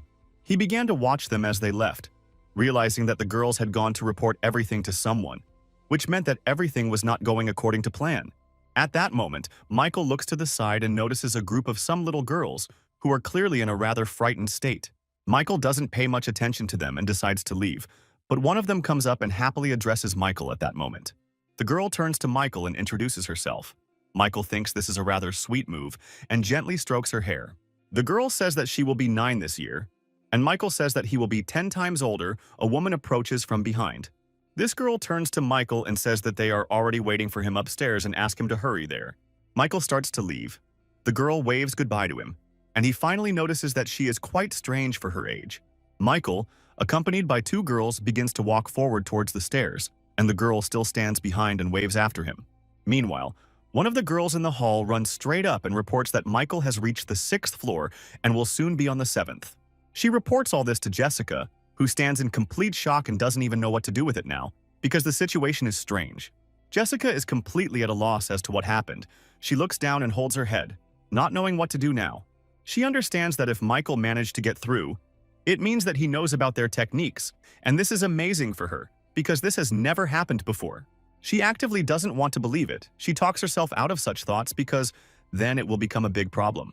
However, Jessica has hope for another squad of girls that they sent to Michael, because he is supposed to be a huge problem. One of the girls runs into the room. Jessica immediately asks what happened, and she apologizes for the urgency. The girl in the pink robe rather excitedly tells Jessica that the 8th floor of the palace has also fallen, and Michael has passed it. This completely shocked Jessica. She simply cannot believe the information that was just reported to her. The girl who brought the news says that she decided to check everything herself. She went there and was shocked to notice that there were not even any traces. She wonders if Michael's skills are simply too high, like those of one of the emperors of the dynasty. Jessica wonders if Michael had studied the art of lovemaking before he came here, which is why he was able to pass. She also understands that this is not what is important now, but something completely different. If they do not stop Michael, the Palace of Blood will defeat the Palace of Pleasure. Thinking about all this, Jessica immediately remembers Michael's words that he would make the entire palace his own 2 days after his arrival. Jessica immediately realizes what Michael's next steps might be, so she decides to stop him before Stella finds out. And he asks to send a squad of male spirits, saying that if he dealt with the girls, then problems will clearly begin with them. The girl leaves to carry out the order, and Jessica stands there with the realization that there is only 1 floor left until Michael arrives here. Although this frightens Jessica, she decides that she will stand in defense of the Pleasure Palace and Stella if Michael suddenly gets here. Meanwhile, the events of the story take us back to the small palace, where Louis notices attacks on Layla and Billy.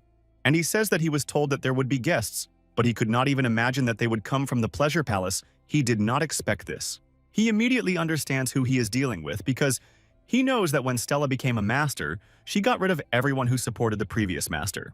Louis understands well that with such people, it is necessary to act using the same methods as they do, so he raises a huge fiery aura. Nami watches this, realizing that there will clearly be no dialogue with Louis, and she should either act or leave while they are alive. Nami decides that she doesn't want to just leave, so she tells the demons that Louis has a much more dangerous aura and power than the others. Nami says that 2 demons can take care of Louis, and the 3rd one can take care of Layla and Billy. However, addressing them, Louis says that this is not important, and today he intends to kill all enemies because they will only submit at his hands.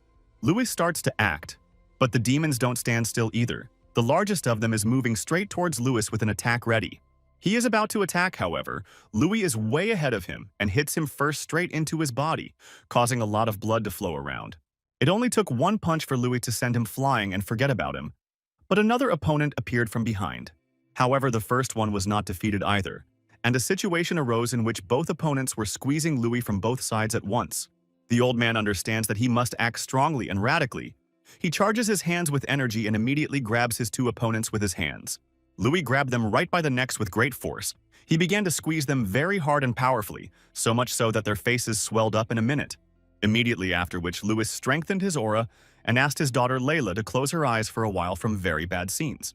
By this point, Louis's opponents were at their wits' end and could barely say anything. They were crying and burning with pain. The 3rd demon immediately noticed what Louis was doing and was filled with great anger because he was killing his friends and brothers. Therefore, the 3rd demon decided to immediately rush forward and attack Louis, who was standing in front of him, with a weapon of great force. However, the first thing he decides to do with the weapon is to hit Louis's daughter Layla. But then Billy comes to her defense, covering her with his blade. Meanwhile, Louis has already gotten rid of the other 2 men by killing them, and now watches as Billy fights against the last one. He started shouting that now was not the time to talk, because they were actually engaged in a mortal battle at that very moment. Billy's opponent began to attack more and more often and more powerfully, while Billy himself, in due course, began to defend himself much better against his attacks. Even with the help of Louis's tips, Billy manages to fight against such a powerful enemy, but in a terrible position. At that moment, Billy's opponent begins to create a charge of energy, and he, in turn, shouts at Layla to close her eyes if she wants to live. Louis noticed all this and started shouting that it was too early to relax and that the opponent's blow would hit Billy's body. At that moment, Billy realized that if he attacked a little higher and faster, he could win. So he did just that and delivered a powerful blow to his opponent. Billy's opponent was very surprised. He could not believe that there was a demon in Billy's body all this time, who has energy and controls it. Billy's opponent fell to the ground with a hole in his body, and Billy himself stood in wild shock and was most afraid of the blood on his suit. Billy started running and screaming that he was bleeding and was about to die, but Layla asked him not to whine, because it was only a small wound. Meanwhile, Louis is even proud of Billy, even though he acts like an idiot. But he was able to defeat a top-level assassin just now. Louis also noticed that Billy had some basic art skills while watching him in battle, and Louis decided to pay more attention to this in training. However, there is one point that remains unresolved, namely Nami, who still stands against Louis and tells him not to approach her.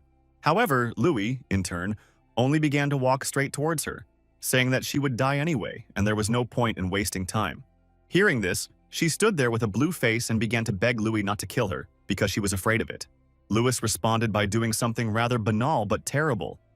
He asked Nami to kill herself if she didn't want to accept death at his hands. At that moment, Nami couldn't even answer. She was just in wild horror and stood there, not understanding what to do in this situation now. She believes that the last minutes of her life are coming, and she reflects on the moment when everything went wrong and who will be blamed for this. However, at that moment, to her wild surprise, Billy stands up for Nami, who suggests that Louis take pity on her and not touch her here now. She turns to him with a trembling voice. Billy replies that he admits that she is crazy, but he still saves her. However, even so, Nami cannot wrap her head around the fact of why Billy is doing this. She turns to him and asks about it. Meanwhile, our hero Michael climbs to the next floor of the Pleasure Palace and is greeted by a group of men on the floor with a smile. Michael is surprised that there are men in such a palace, but admits that they are needed to carry out various orders from above. The leader of these men asks his subordinates to show Michael respect as a young leader. They begin to bow and clasp their hands together. Michael greets them back and says that he didn't expect such a warm welcome, but is glad that he won't have to use his abilities. However, at some point the leader of these guys starts saying some rather strange phrases, more like flirting, and this upsets Michael. Immediately after this, steam from the palace's technicians also began to appear beneath them, and the leader began to say that Michael would have an unforgettable time with them. At that moment, Michael fell into the most extreme shock. He had imagined and expected many things, but clearly not what was happening on the floor now. Michael, well aware of who his opponents are, immediately uses a lot of his energy outward in order to demonstrate his strength of spirit, after which Michael decides to get rid of them immediately and uses a technique that destroys the room. From that moment on, the events of the story take us a little forward. Michael rises higher, and this is noticed by Jessica, who is sitting in the room. A couple of seconds later, Michael comes up to the floor and stands right in front of her in the room. She turns to him and asks how he got here. Jessica asks Michael in shock if this means he was able to defeat even the men in his path so quickly. Michael tries to smile, but he is clearly angry. He says that if this is all that the Pleasure Palace can do, then it is sad. Jessica, with a shocked face, asks Michael what he did with all the men, because it is impossible to deal with them so quickly. Michael turns to Jessica and says that overall it all doesn't matter anymore, and then adds that she couldn't call Stella. Jessica says that she cannot do this and asks Michael to leave the palace in 2 days, but this only surprises Michael. Michael says that he is not at all happy with this, but in response, Jessica states that she is not telling Michael a request but advice. He asks Jessica why they tried to kill him in the palace, and she replies that they were stopping Michael from making an inevitable mistake. Our hero abruptly sits down next to her and asks Jessica how they will stop him now. She says that she has no methods now. He turns to Jessica and asks if they are confident enough in their abilities to try to stop him.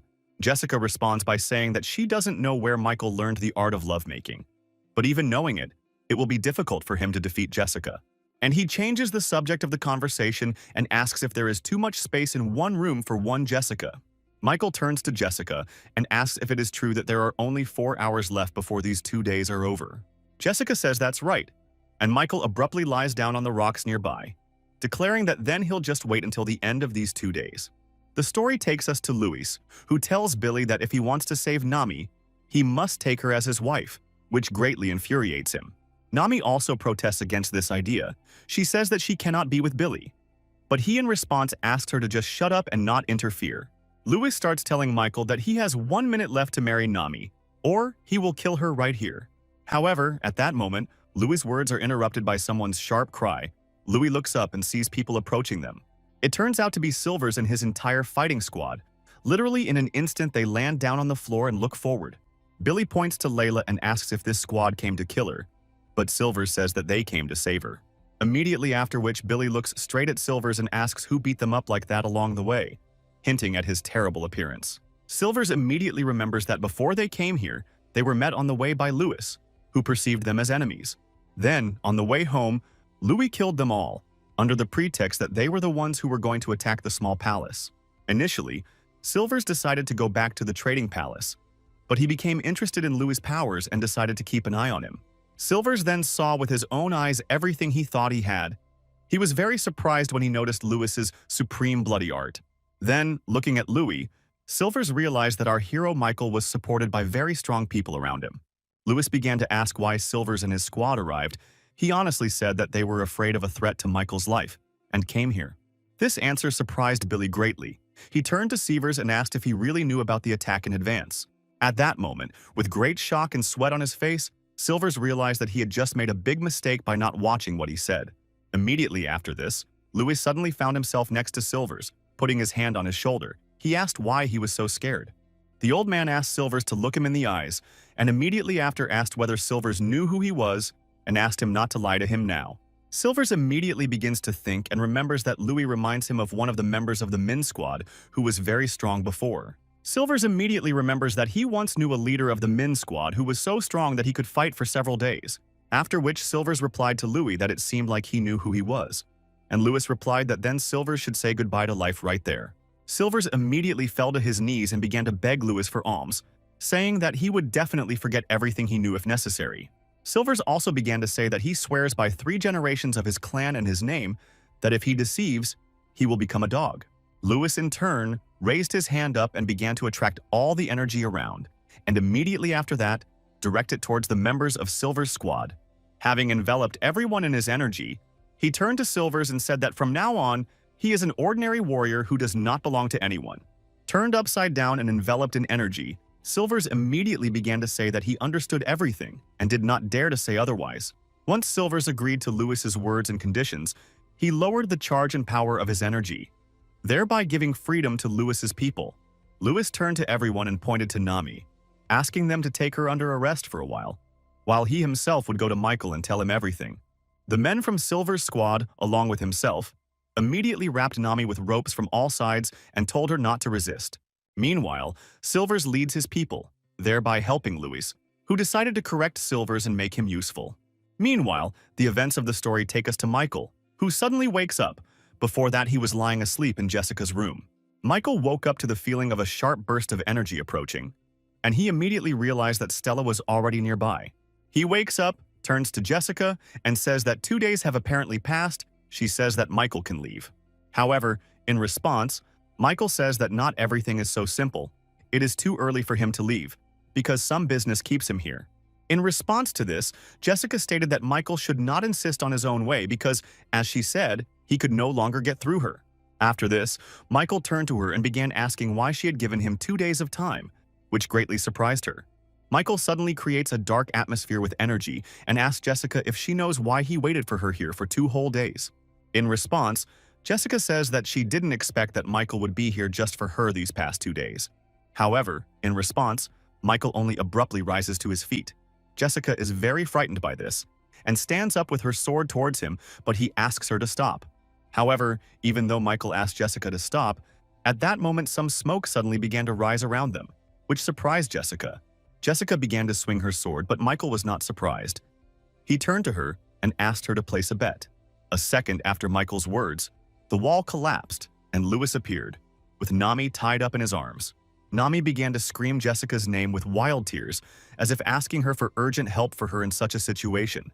Jessica was in great shock from what happened. She began to address Nami as a young master and ask something. However, Michael, with a devilish smile, began to recite the terms of the bet, naming the first point as the fact that he forbids movement. Immediately after which, raising a huge demonic aura around, Michael declared that whoever moves now will have to die. However, something also surprised Michael, namely Louis' bloody and broken hands, from which blood was dripping even now. Michael approached Louis and asked if he had killed everyone there, and he responded that only one had been eliminated. He says that even one person is already an extra loss, but Louis states that he did everything in his power at that moment. However, Jessica interrupted this dialogue and started shouting about why Nami was with Michael and why they had arranged all this here. Michael started walking straight towards Jessica and then abruptly announced that this was their bet, raising a high aura of madness. Jessica responded by screaming that in that case Michael had already lost, since he was the first one to move. In response, Michael began to raise his energy. He turned to Jessica and asked if she really wanted him dead so much. Immediately after, Michael also addressed Louis, but not by name. He called him Bloody Master. In response, Louis began to listen to Michael, Michael began to say that he had used his energy to check who was where, and the first three were now sitting above the ceiling. After which Michael also added that there were four more in the bushes on the sides, and ordered to kill them all on the spot if they moved from the place now. At this moment, Jessica is in complete shock. She cannot even imagine that Michael has so much power and he has already figured everyone out.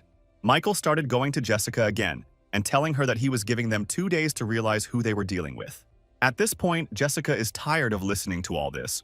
She is desperate and does not know what to do, and decides to simply attack Michael sharply. However, at that moment, someone's cold energy came from right above, which completely enveloped Jessica and the entire room. Immediately after that, someone's voice came from the stairs to the top floor, calling Michael to come up. This voice informed him that all further conversations would only be with him personally. Michael began to understand everything and smile. Hearing such an answer, Jessica also immediately realized that it was Stella. She began to address her and say that she could not just miss Michael upstairs. However, in response, Stella sharply and coldly told Jessica to let Michael go upstairs in peace now, which surprised her. Meanwhile, Michael, not paying any attention to Jessica, began to go upstairs, realizing that everything was going completely according to his plan, as it should. A couple of minutes later, Michael went straight up to the top floor to Stella's room, where she was lying on the bed, and greeted him with a smile. Michael began to smile and say that he had not lied when he said that they would definitely see each other again. Stella turned to Michael and asked if he had come here alone. He replied that he was in the master's abode, so of course he was alone. Stella asked Michael how he managed to get all the way here, and he replied that it wasn't easy and had caused him a lot of trouble. She began to say that the path had indeed been difficult, but she had not expected Michael to come here harboring anger. And she turned to Michael and began to ask him whether someone had really ordered him to destroy their pleasure palace. She also began asking about who taught Michael the art of passion, and he immediately understood that Stella thought like Mozart. She asked if Michael had received the art of passion from the cult leader, but he was only surprised when he heard this. Stella began to say that at first she thought that the operation to attack their palace was a joint effort between the trade palace and the small palace. However, when Stella saw Lewis and his strength, she immediately realized that the trading palace had nothing to do with all this, because it was very important now. Following her words, Michael immediately realized that she was quite straightforward and quite smart. Stella approached Michael and asked if he knew how many people in the cult had reached the highest realm of demonic arts. Our hero Michael began to think about how many of them there could be. But Stella sharply replied that there were 8 of them, and she was the last of them. Michael responded by saying that he had not expected such a high result from Stella, and asked if this was good news for the cult in that case. However, in response, Stella apologized and stated that this was very bad news for Michael, not for her. Our hero stated that they hadn't seen each other for a very long time, so he would like to talk to Stella a little longer. Stella asked why Michael brought such a strong fighter as Lewis, whether they were the target of the small palace, but Michael said that they started it first. Stella, with a dissatisfied face, began to ask Michael to stop lying, especially in a situation where it was very disadvantageous for him. He began to wonder if Stella could really believe that he had harmed Nami back then during the meeting. Michael decided to change the subject a little. He turned to Stella and asked why she decided that it was the cult leader who taught him the art of passion. However, hearing this answer, Stella laughed and asked if Michael had lost his memory, since it was the cult leader who had once brought him here.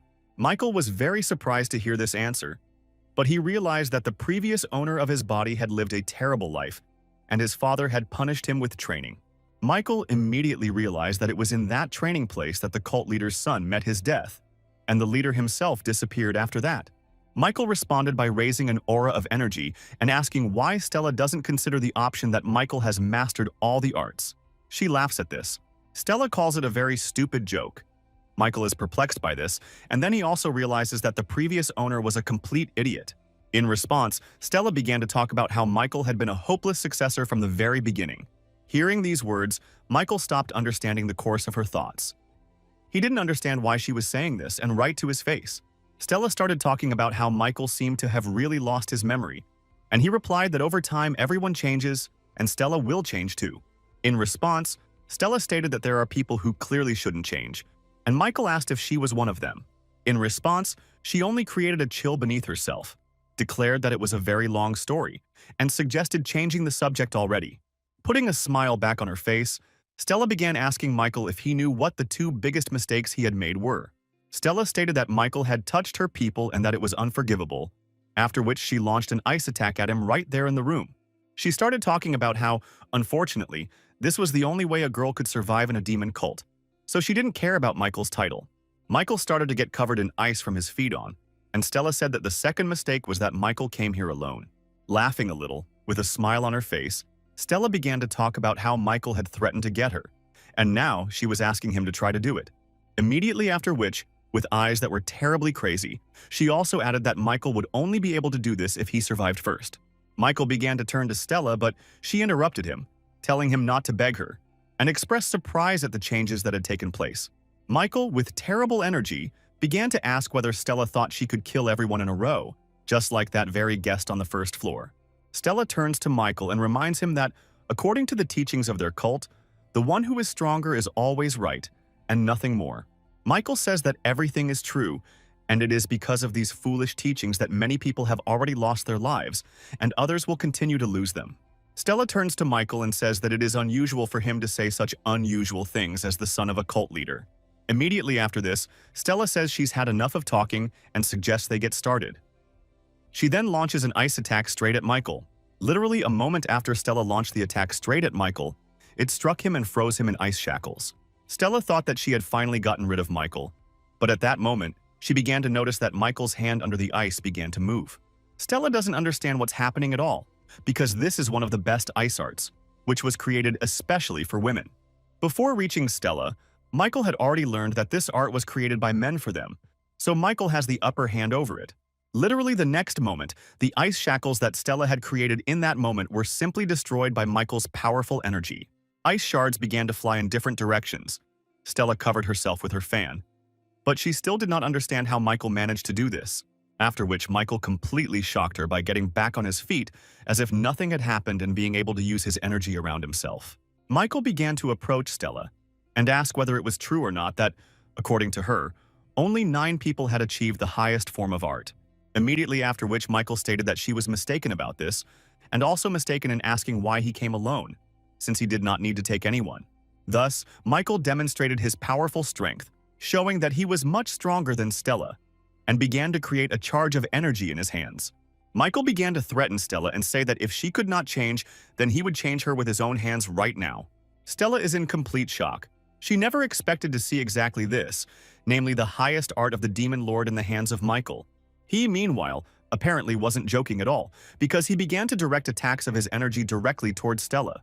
However, to her great surprise, she also found the strength to resist, and began to repel his attacks using the art of ice. However, the ice protection did not help Stella at all. Literally in a second, Michael destroyed it and immediately grabbed Stella by the neck. Our hero, like a wild beast, began to direct attacks of his energy directly at Stella. His eyes glowed like a demon's, and the entire room was covered in darkness.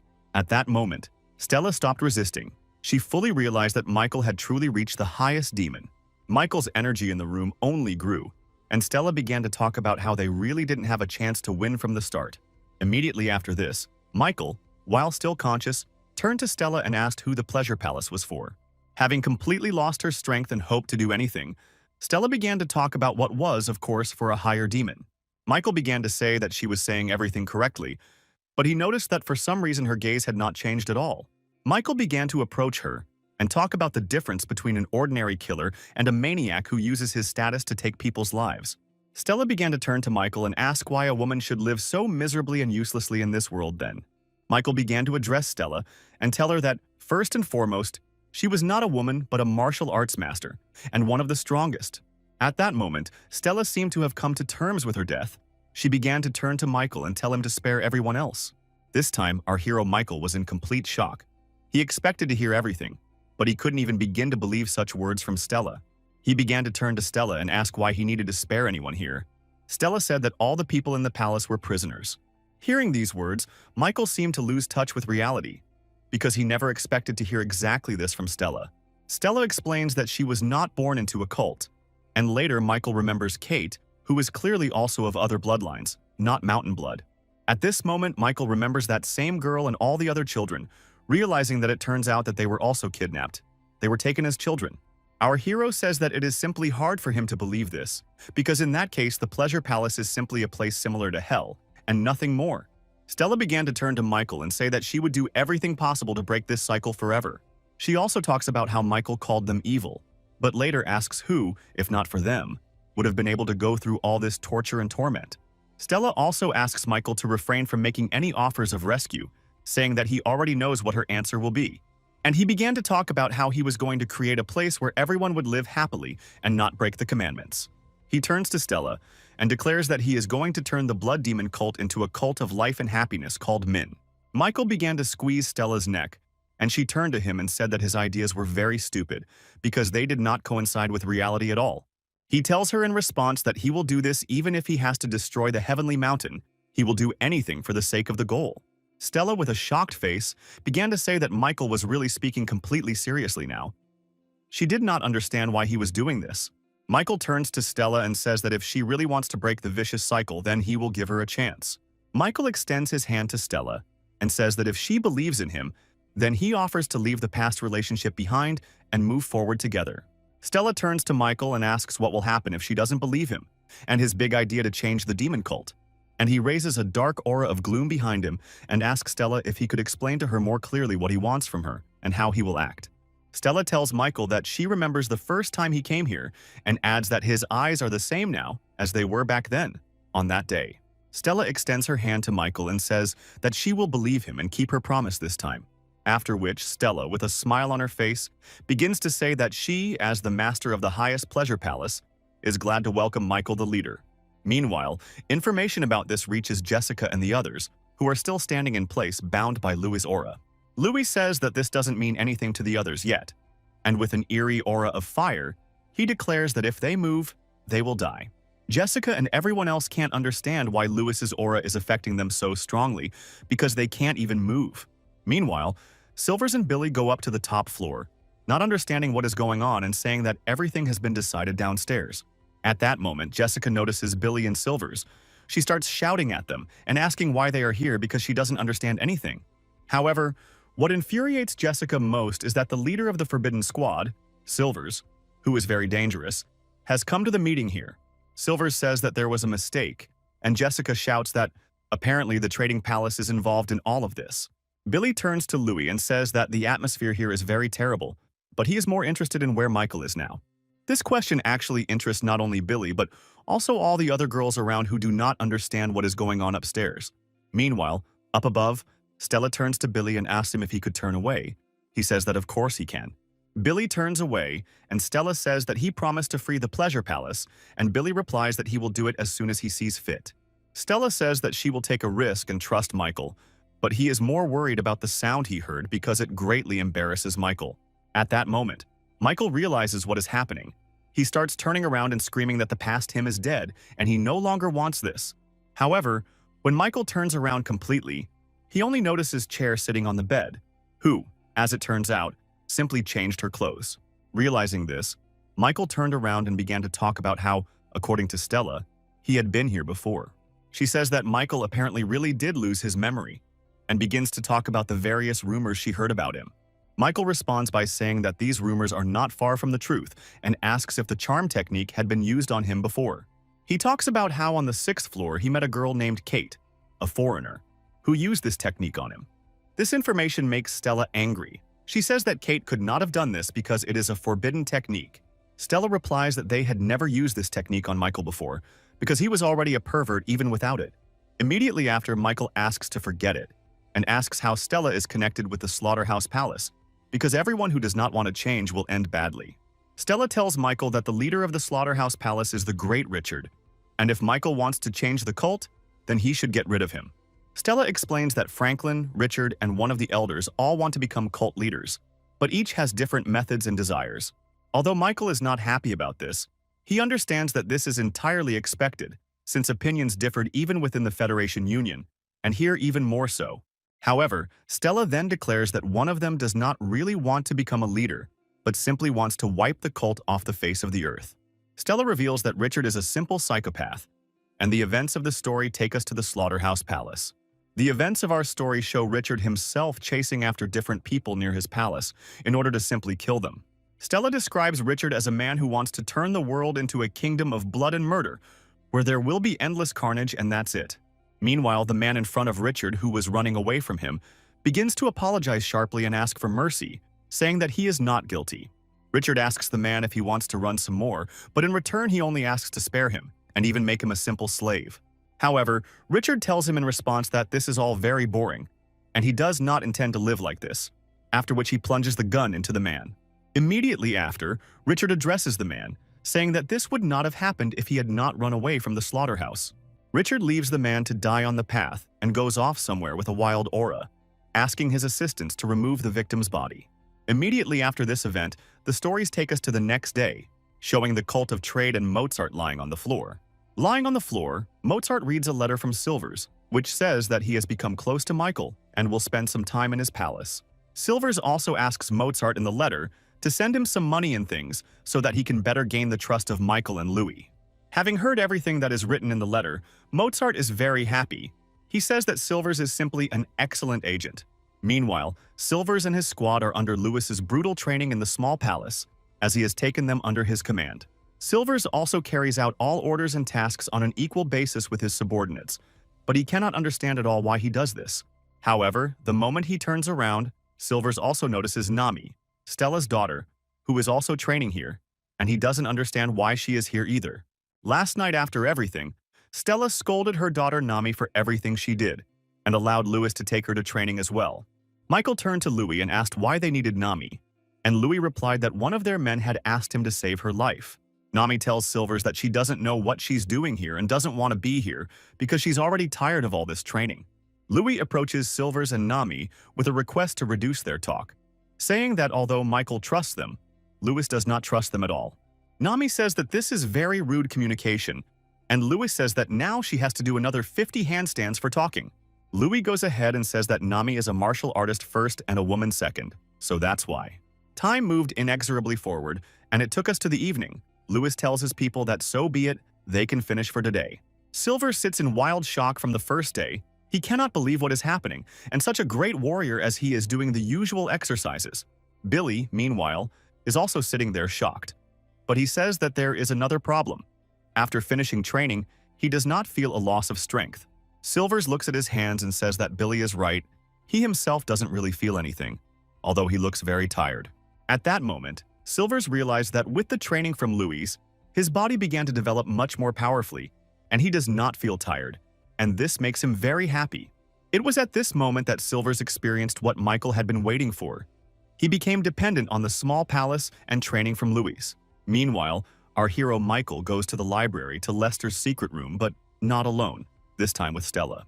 Stella immediately tells Lester not to worry. She says that this often happens when enemies side with one another for a common goal.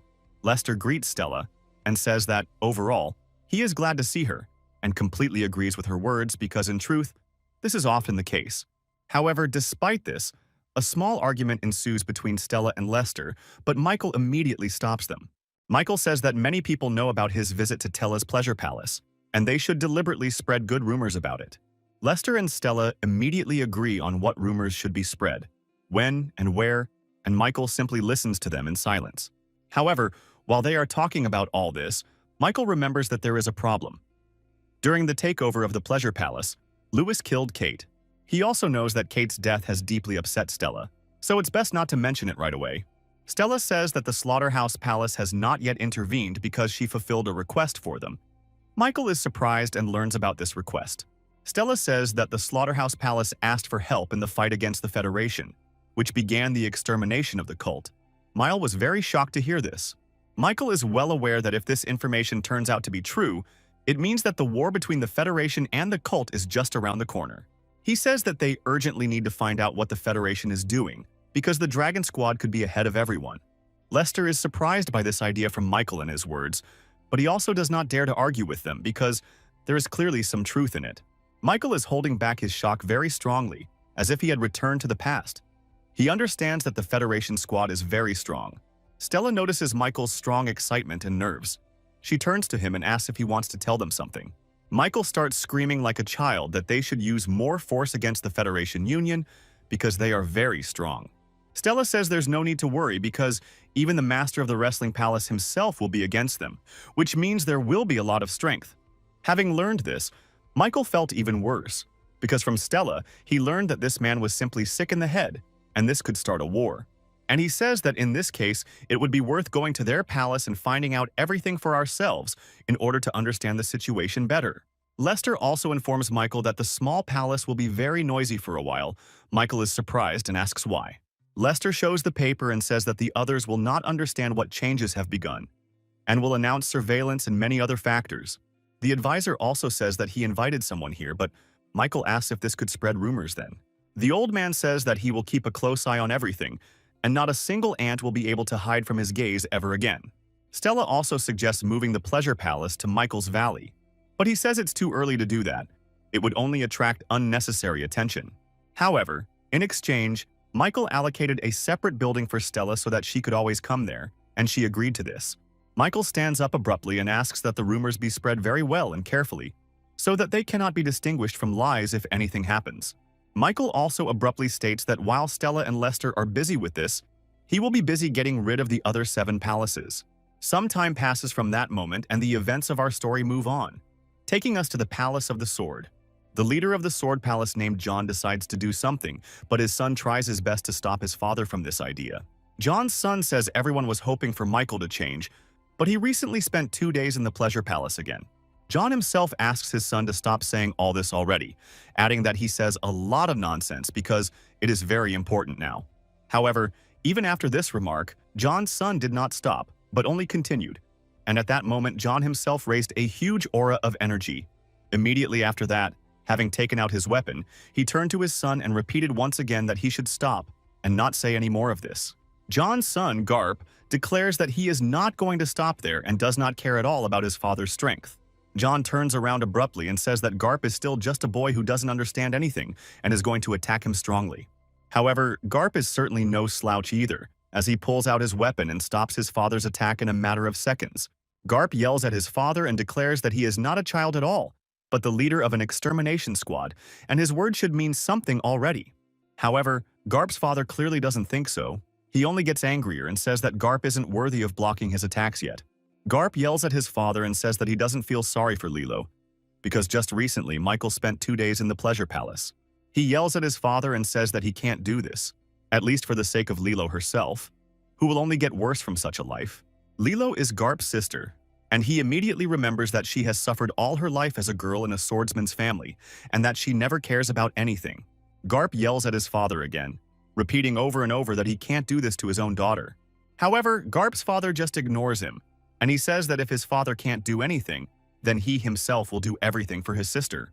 He starts to leave, and Father John, after they have met in blows, notice that his son is almost no longer at the highest stage. When Garp leaves, John turns to the leader of the main squad and asks if the information about Michael is true, which turns out to be true. Immediately after this, John gives the order to the leader of the main squad to go after Michael and bring him back to discuss everything. Meanwhile, the events of the story take us to Michael himself, who is simply sitting and meditating in his room.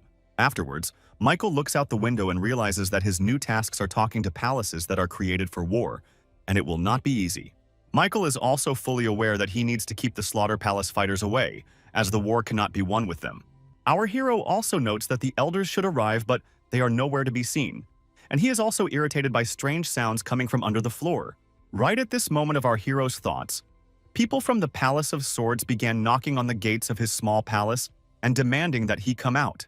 The first thing that noticed these people was Layla, who couldn't understand at all what was happening and why they were so angry. And then Nami started talking about how these people introduced themselves and that they could simply open the gates and talk. But Layla was shocked by such an idea. She starts arguing directly with Nami, discussing which of them is the bigger child. At that moment, Billy appears from behind. Billy turned to Layla and Nami and began asking about what was going on. They explained that some weirdos had appeared at the door. Billy learned that these people were from the Sword Palace, after which he immediately went forward and sleepily opened the gates of the small palace for them. In front of Billy stood the leader of the squad, and a huge number of his men. All of them were armed. Billy was immediately surprised by this. The leader of the squad, Garp, began to say that they came here for the young Master Michael, and demanded that he come here. Billy started yelling at Garp and saying that the cult leader was more than just a friend, so when they called him they should show respect. However, in response to this, Garp stated that Billy was an ordinary weirdo, and such strange phrases clearly wouldn't scare him. Garp explained that he came here because of his sister, and in response he heard from Billy that Garp was really one of the useless heirs of the sword. With a rather sly and sarcastic face, Billy turned to Garp and asked him why he wanted to take Michael for himself. Garp turned to Billy with a very angry face and said that he was only interested in one question, namely, whether Michael had recently been to the Pleasure Palace. At this point, Nami intervened in the conversation, saying that if Garp also wanted to go there, she could have fun with him. Billy immediately began to move us away from the gate and say that there was a misunderstanding and that Nami had already been expelled from the Pleasure Palace. However, apparently Garp was tired of hearing all this. At that moment, he simply abruptly attacked the nearest gate and knocked it down with his sword. Garp started shouting throughout the palace that Michael had to come out right now, or he would have to use more brutal force. At that moment, he and Louis went straight to the gate and began asking whether the Palace of the Sword had really sent assassins to them. Garp began to shout and accuse Billy of what he had done to his sister, adding that he would not get away with such antics. However, at this moment Billy was the most stunned, because he expected to hear a lot of things, but not obviously something about some sister. Garp started yelling directly at Michael, telling him not to pretend he didn't understand that such actions were a declaration of war. Billy started saying that maybe Garp's sister is Michael's fiancée, but that doesn't give him the right to be so rude. At that moment, Michael completely did not understand anything. He lowered his head and gaze, asking if he really had a fiancée. Hearing this, Garp started yelling at Michael even more, asking him if he was making fun of them now or not. At this moment, Michael realizes that they are apparently not joking, and understands all of Garp's anger, remembering the previous owner of the body. Garp started yelling at Michael even more, and saying that he didn't dare do that, because he wasn't allowed to do everything. The assistant started to approach Michael and say that they shouldn't worry about him because he was just a common rude person who was worth nothing. Our hero began to cover his face with his hand out of shame, and then simply turned to Louis and asked him to deal with him. Louis immediately realized that they were talking about Billy, and he understood correctly, and later grabbed him by the mouth and began to push him back so that he would not babble too much. Michael immediately began to ask Garp about the name of his bride, because he doesn't even know her name. Garp started talking about how his sister and Michael's fiancé's name was Lilo, and immediately added that it was impossible to forget the name of your fiancé. At that moment, Michael froze in place. Lilo's name didn't really mean anything to him. He began to look up and then declared that he was going to the Sword Palace. Meanwhile, in the Sword Palace, Lilo was chatting with her assistant, as always, about various women's topics. Lilo told her assistant that she was leaving, but in response she only heard words about how reckless it was, which Lilo did not like. Immediately after, Lilo's assistant began to say that she simply needed to find a husband. And at that moment, Lilo replied that she had already found him. Lilo began to assume an angelic guise and talk about how she had known the man of her dreams for a long time. The assistant started talking about how they could finally make Michael happy, but this only made Lilo incredibly angry. She suggested simply disrupting her wedding with Michael, after which her assistant immediately began to shut her mouth when she heard such phrases. She started screaming again that she didn't give a damn about any rules or laws, that she would find a better man and be with him. At that moment, Lilo began to describe a man in a black mask, with dark energy and long hair, retelling the image of Michael in a mask. Lilo tells that, according to rumors, it was he who defeated the ruler of the Northern Valleys and was able to win a better place for the clan, after which Lilo began to call him the Black Sun, and declared that his mysterious appearance was very attractive to her, because it was very important now. Lilo continued to recount the Black Sun's abilities, but her assistant began to say that Lilo had never even seen it. After which, Lilo's assistant began to dissuade her again, saying that Michael would arrive here very soon and everything would be decided. Lilo, in shock, began to ask her assistant what had brought Michael here, and she angrily replied that, of course, it was a meeting with Lilo. Immediately after this, the servants announced that the young leader had arrived, and the assistant said that it had happened just in time. Meanwhile, the palace servants settled Michael in one of the rooms about so much, and told him to just sit and wait for the head to come. And he calmly closed his eyes and began to think about what the point of this palace was. He only knew about it from Lester. He also began to imagine Lilo in his head, realizing that he knew nothing about her at all, only Billy's description. At that moment, Michael realizes that Billy hasn't told him anything about Lilo at all, and he decides to sort things out with him a little after his arrival. Meanwhile, looking out the window, Michael notices some strange woman who starts to walk away somewhere and has tied her head with a scarf. At that moment, she turns her head and also looks straight out the window, noticing our hero Michael there, who is looking at her. Our hero fully realizes that it is she, and she realizes the same thing and simply begins to move away faster. However, Mile understands perfectly well that if he doesn't do anything now, she will leave, and he simply runs towards her, grabbing her by the shoulder. Michael began to address her and restrain her, telling her that she should not behave like that, because it was wrong and childish. Michael started asking Lilo why she was angry with him, and she only screamed in response that she simply hated him with all her soul. Lilo starts to leave, and Michael sharply tells her that he doesn't particularly love himself either, but Lilo doesn't understand what he's saying. He started telling Lilo that she knew nothing about martial arts, which meant she shouldn't go out into the streets.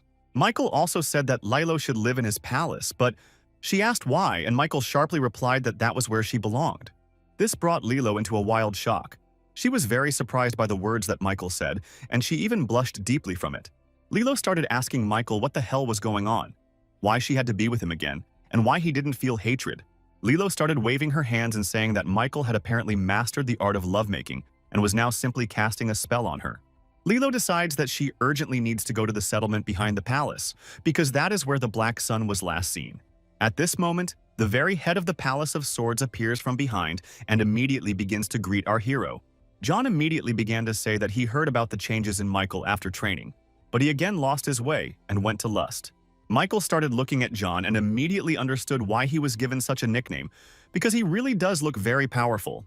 In a moment, using only the power of his energy, John managed to pull the weapons that were on the walls of the house towards himself. Quite surprised by all this, Michael began to ask John about what was going on here and why the reception was being conducted in this particular way. John turned to Michael and began to talk about how he just wanted to know what kind of power his son-in-law had now. However, Michael clearly did not share John's idea of fighting and approached him with a proposal to just talk now, since force was of no use. John agreed, and Michael started to say that he really regretted not being able to give Layla as much attention, but he was interrupted, and John himself interrupted him. He took the sword in his hands and, raising his energy, began to say that he wanted to fight Michael to find out the truth. However, with his sober mind, Michael understood perfectly well that this confrontation was very strange, because it was as if he was confronting a huge mountain. However, Michael decides that if John wants to fight him to find out his strength, then he will give him this battle right here and now. Michael charged his weapon with so much energy and charged straight at John that he broke both of their blades within an instant of the fight starting. John immediately realized that Michael was very strong on his level, and Michael responded by declaring that he would not conduct any wedding like that. However, such words from Michael did not surprise John at all, because he completely remembered the words of the past Michael, who said the same thing. John replied that it was not up to Michael to decide, and in response, Michael began asking for a meeting with Lila in order to explain everything to her himself. In response, John began to shout that if Michael decided to disrupt the wedding with Lilo, then he would make the Palace of Swords his enemy in this way. Michael began to protest, saying that until recently they might have heard a lot of rumors about him, but now everything is different. At that moment, John started to leave. He only turned to Michael for a moment and said that he would give him an answer within 2 days, and Michael should be here. Despite the whole situation, our hero is very pleased with the fact that he was able to block his opponent's blow in this way. However, immediately after John left the room, Garp burst into the room and began asking Michael to follow him right away. Garp took Michael out to one of the outdoor training rooms, but the guys there weren't very happy to see Michael. The guys started asking Garp what Michael was doing there, and Garp said that Michael would be part of their team for a while. The older guys in the squad immediately began to protest, saying that this was a very stupid idea that did not make any common sense. However, Michael immediately interrupted their argument and suggested that they just say hello first and then sort things out. Garp turns to Michael and says that there are a lot of crazy people in his squad who don't really like people like Michael. Immediately after that, the entire squad began to follow Garp directly. But Michael only stood and grinned, not believing that this squad was explosive. Meanwhile, the events of the story take us to the basement, which is located in the small palace where Lester has moved, and Louis and Stella are also there. Louis began to communicate with them and say that their leader Michael went alone to the Sword Palace, and this was very dangerous. Lester says it's good because everything is moving even faster than he expected. Stella says she did a good job with the rumors. Louis asks Stella and Lester if they know what's going on, and they immediately reply that of course they know everything. Louis says that he is not too worried about Michael because he is very strong, and also adds that he hopes for cooperation with the Palace of Swords. Lester says that if the wedding goes well, Michael and John will become relatives, and then there will be nothing to worry about at all. Stella says that the main problem for them is the Slaughterhouse Palace, because if they decide to take the first step, the problems will be huge. Lester says that this is indeed the case, but he doubts that Richard will decide to come out of the shadows. He very rarely does that. Lester says that if Stella brought this up, then she probably has some ideas about it. Stella says with a smile that the Bloody Palace is calling all the other palaces to a general meeting very soon. Stella also makes an offer to connect all the paths and, to begin with, deal with the impatient head of the trading palace in the near future. Meanwhile, the squad led by Garp, in which Michael is now located, is preparing to train and eat. However, Michael is constantly haunted by various oddities. As soon as he came to take his portion, he was informed that the food was over. However, Michael looks into the barrel and says that there is still a lot of meat in there, and it is not very good of the squad to act like that. But in response to his words, Michael only hears the cook scream, which says that such a logical person is behaving so disrespectfully. Michael realizes he'll have to put up with this for a while and replies that he really enjoys beef jerky. With the worst food possible, Michael goes to his table and sits down, and the guys discuss how he has no pride at all. However, everything turns out to be not so simple. Although Michael acts as if everything is fine, he quietly watches them in order to know the ranks of the fighters. The older boys are actively discussing among themselves that Michael really irritates them, because they have to babysit them a lot. Our hero Michael, meanwhile, just sits and eats, realizing that the guys around him have a very high opinion of themselves, although this has nothing to do with reality. At one point, one of the high-ranking guys starts shouting the name of some boy, and the boy runs towards him with boards in his hands. As soon as this guy runs up to another one, who is of higher rank, he gets kicked right in the stomach. Michael watches this whole scene from the sidelines, seeing that the seniors are simply beating and scolding the juniors over trivial things. The senior in rank, John, yells at the little warrior, saying that if he does not act correctly, he will disgrace the entire squad. The little guy immediately starts apologizing and saying that he will not allow such situations to happen again, and apologizes again. In response, John just yells at the guy and says that they won't tremble in front of him just because he's small. Some time passes, a little guy named Phil goes to work, someone comes up to him and offers to help with the work. This someone turns out to be our hero Michael. Phil initially replies that he can handle it himself, but then he sees Michael and stops in shock. From shock and fear, Phil falls to the ground and begins to lie there, not understanding anything. Michael extends his hand and offers to help him get up. However, the guy turns away and says that he is completely fine and continues to do his job. For a while, Michael stands right next to him and simply watches what he does, understanding the meaning of the work. Michael starts to push too hard with his help, but Phil stops him, saying that this is his job and he can handle it himself. Immediately after this, Michael removed his hands and began to say that if Phil thinks so, then it is his business, and he can do so. He watches Phil and says that he handles wooden swords very well, although this one is just a fake. However, in response, he only asked Michael not to hang around here, but to go about his business. Michael obeyed him and began to say goodbye. Just before leaving, Michael clarifies that the boy's name is Phil, and then adds that it seems even he doesn't like Michael. Phil says that Michael is unpleasant to everyone because he cheats on his wife Lilo and has brought a lot of harm to the believers in their palace. Our hero asks Phil why he says this so freely, without thinking that these words could cost him his life. Phil says that in his unit they taught him not to grovel in the face of death, even if it cost him his own life. Michael turns his head and with a smile on his face says that Phil really did learn this lesson very well apparently. Phil is surprised that Michael didn't do anything to him for such words, but Michael says that Phil didn't really think that he would actually be killed. Meanwhile, the events of our story take us right to the slaughterhouse, where now, as always, the weather is rather dark and gloomy. In one of the rooms of the palace, people are hanging alive upside down, and Richard addresses them, asking when the others will arrive.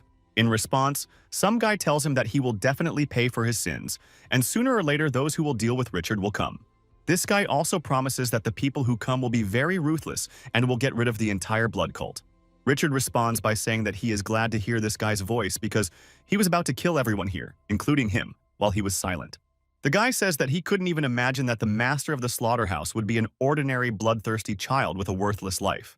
Immediately after, Richard raises a very evil aura.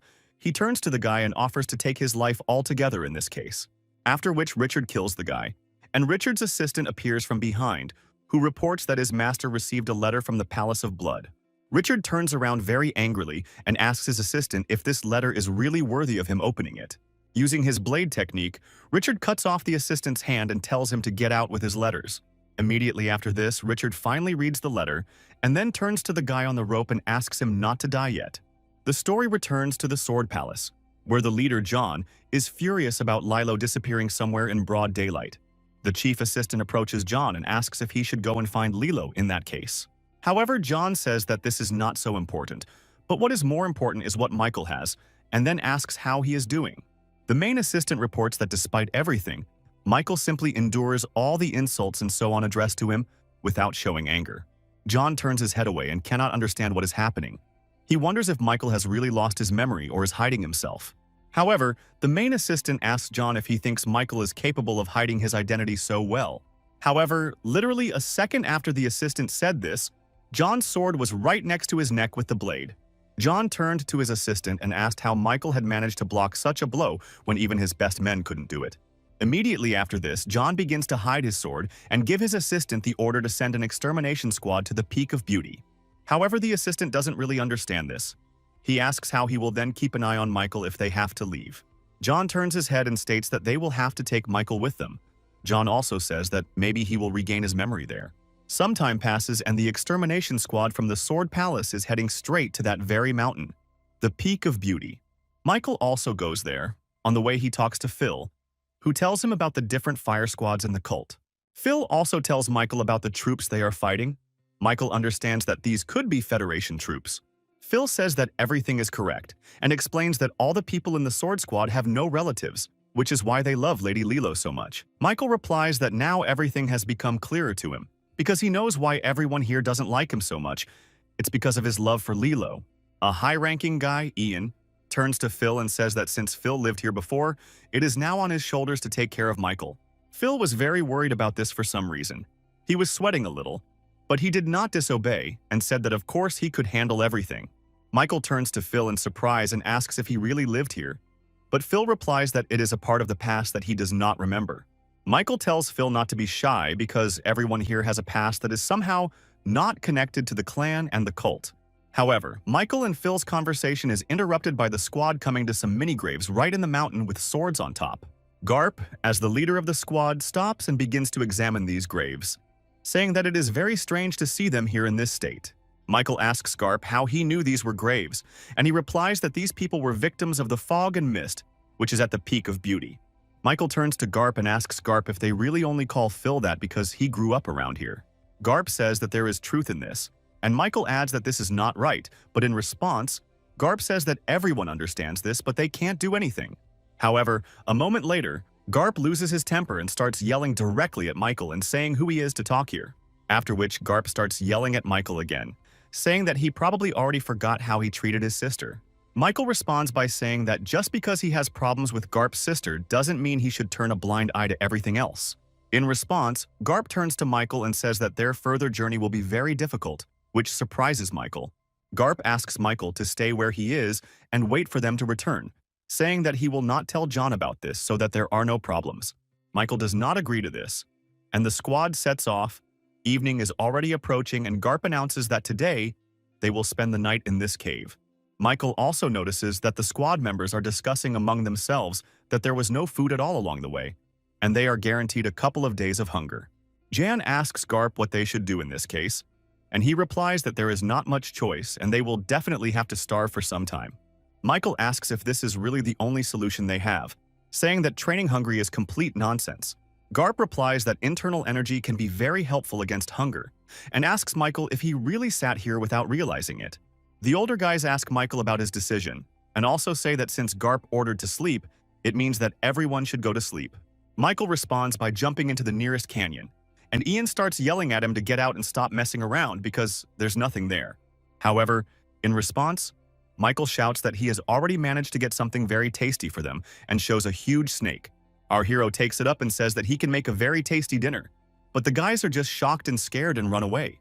He started walking straight towards them with the snake, and the boys just asked Michael to move away from them and quickly remove this animal from their sight. Michael, looking crazy, says that if the boys want to eat, they can go down and get more snakes, because there are a lot of them there. However, Jan and the other older boys are simply horrified by what they now see in front of them and are afraid of snakes. Ian says that he recently threw rocks at the snakes, and Michael says that he removed all the rocks to get access to the food. Garp turns to Michael and says that if the viper bites him, he will die in 7 minutes, but in response, Michael states that he doesn't care. after which Michael also asks to give him a rope, but Garp only stands in wild shock because he thought that his story would scare Michael. He handles the rope skillfully and does so in such a way as to block the flow of poison into the snake's teeth, thereby blocking it. After which Michael performs several interesting operations on her and deprives her of the ability to bite and give poison, which scares the guys around. After Mike is done with this, he simply takes and bites off a piece of the snake and begins to chew on it while sitting, which scares the guys around him even more. Ian turns to his assistant and rudely asks him to go and catch all the snakes below to eat them like Michael. Immediately after that, most of the squad went into the canyon and began to catch snakes from there, and Michael sat and watched all this while eating. Michael just laughed and smiled, saying that the special food was very good, after which he wished all the guys bon appetit. Time passes from that moment, and our guys are climbing somewhere up the stone, talking to each other. Garp says that Michael turned out to be obedient. Michael began to tell Garp that he himself was not particularly happy about the wedding that they would have, since he had not counted on it at all. Garp was initially very surprised by Michael's words, but continued to simply climb up, and then asked Michael what the reason was. Michael simply and without hesitation stated that she was simply not right for him, that was all. That was the only reason. However, this only angered Garp, and he began to shout that Michael had nothing but the title of young leader. Immediately after which Garp also adds that it doesn't matter, because it's not up to Michael to decide, and clarified whether he knows about it. And he began to turn to Garp and tell him to do as he pleases, but remember that Michael himself is not at all happy with all this. He also understands well that he will have to apologize to Lilo, because now it is clearly too early to get married, and this process will only take time. Michael also smiles and realizes that with his life plan, he may be destined to remain alone in this world forever. However, at that moment, Michael's thoughts were interrupted, because he suddenly felt something from the outside. It really attracted his attention. Michael immediately turned to Garp and asked if there was an abyss nearby. Garp stated that there was, and asked how Michael knew, and he understands that there is a very powerful energy coming from the side, and he is not mistaken, and asks Garp to move forward faster. Garp started to turn around and ask Michael what was going on, but Michael just shouted at Garp to move forward faster. A moment after this, a very powerful wind blew, which began to blow away everything in its path. Garp began to say that it was still too early for such winds. The guys from the squad below began to be blown away. Michael began to turn to Garp and ask if he could withstand all this now. Garp, meanwhile, couldn't even answer.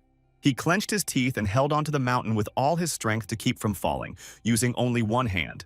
Michael decides that in order to cope with the workload, it is worth taking the extra burden off Garp and giving him more freedom of action.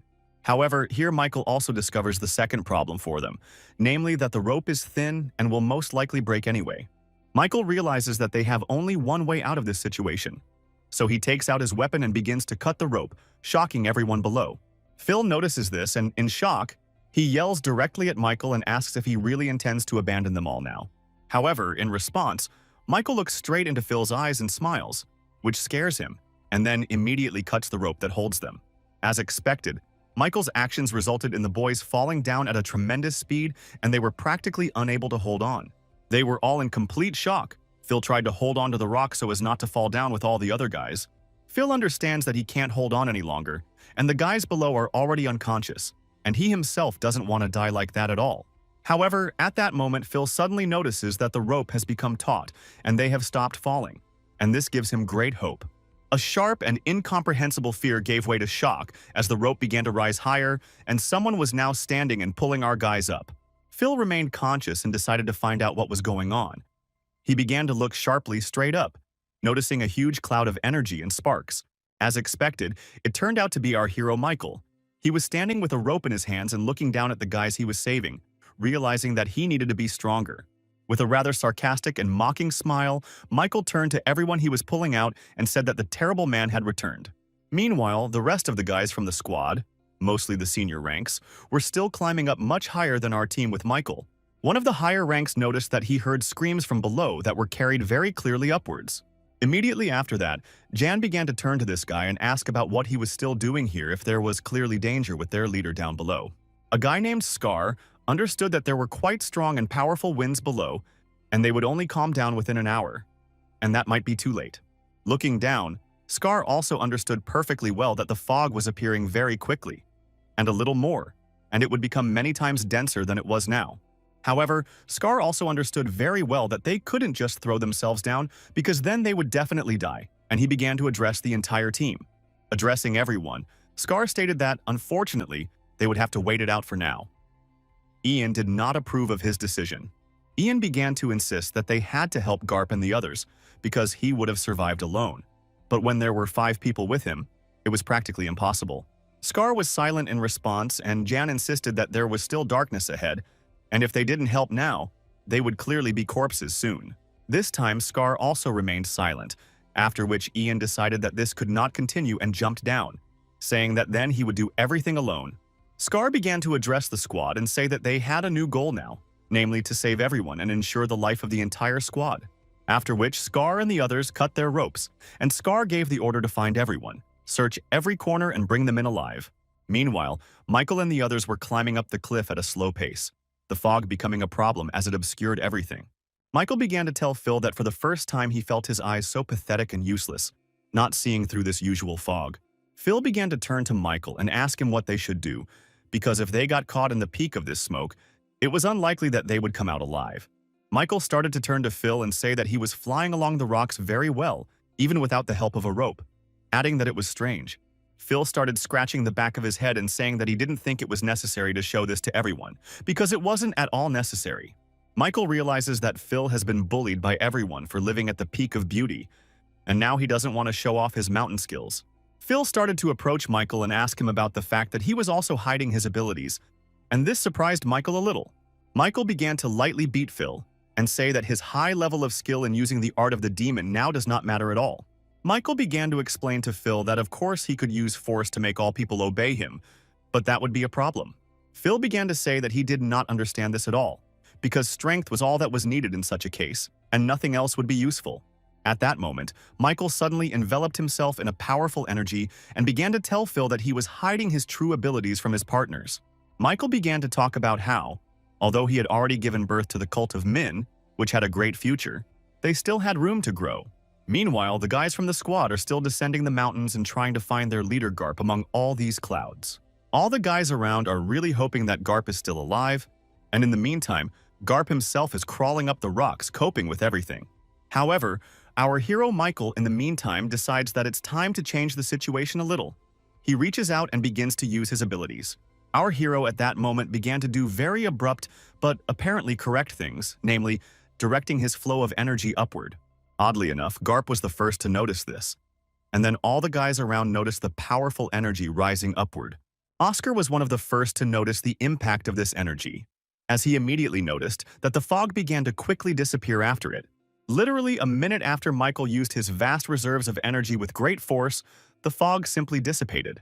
While in the winds, Michael turned directly to Phil and began to talk about how this was the highest goal he was pursuing.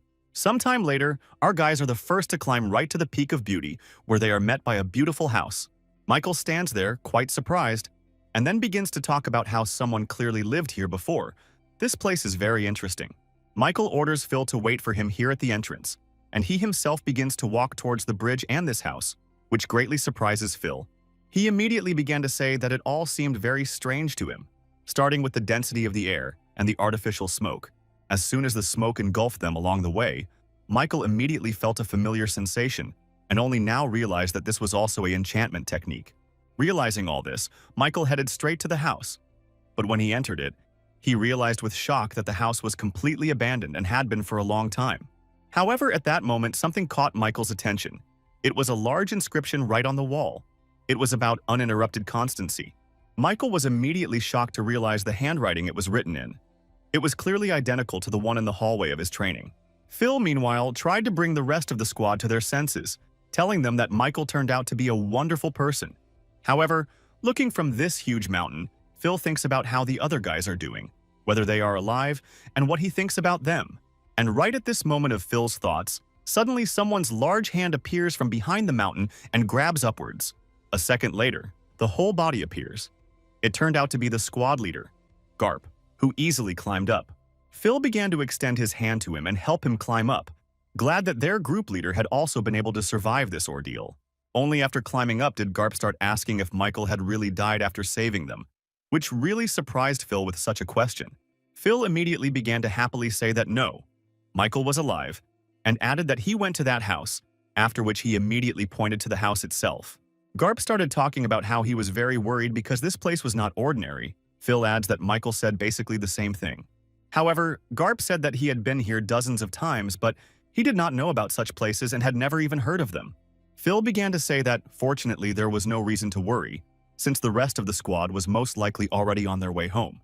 He began to ask about whether they would leave, and Garp stated that, of course, only a very stupid person would want to stay here.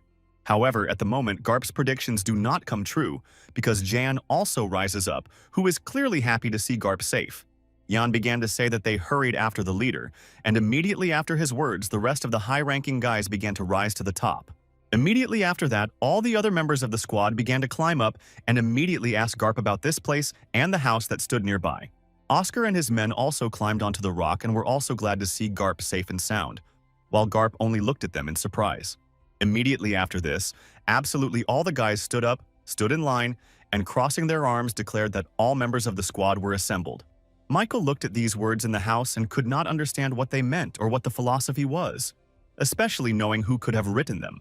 And I still felt my own personality inside me, but I thought about what a terrible person the previous owner of the body had been.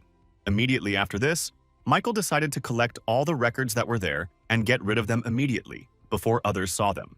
However, while collecting all the notes together, Michael suddenly noticed one very important one. The initials of the Blood Palace were written in large letters on it. Michael got rid of everything and left the house. He met Phil, who immediately began to explain where all the other guys came from here. Immediately after this, Phil also quietly and with a smile turned to Michael, saying that he had not told them anything about Michael's abilities.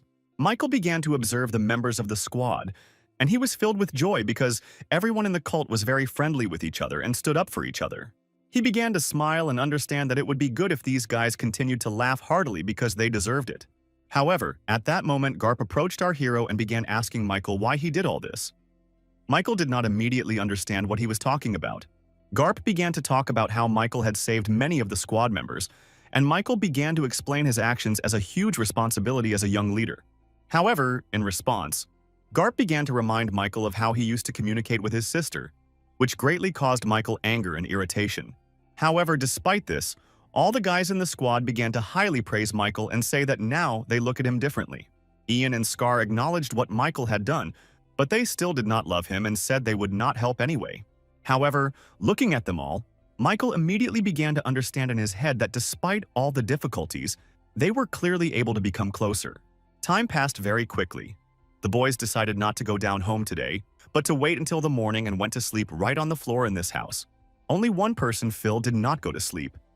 He sat and looked at the fog from the cliff and told himself that the fog seemed familiar to him. At that moment, Ian appeared right next to Phil and began to look at him suspiciously, which surprised the boy. Phil started asking why Ian wasn't sleeping, and Ian responded that it would be much stranger if he could sleep in that situation. He began to think that it would have been better if he hadn't gone out, and Jan began to say that he thought that today he would die just like his father. I turned to Jan and began to say that I was very sorry, because I had heard that Jan's father had died at the peak of his beauty a long time ago. At that moment, Phil began to feel guilty for some reason about this, thinking that he was involved in this, and became sad from such thoughts.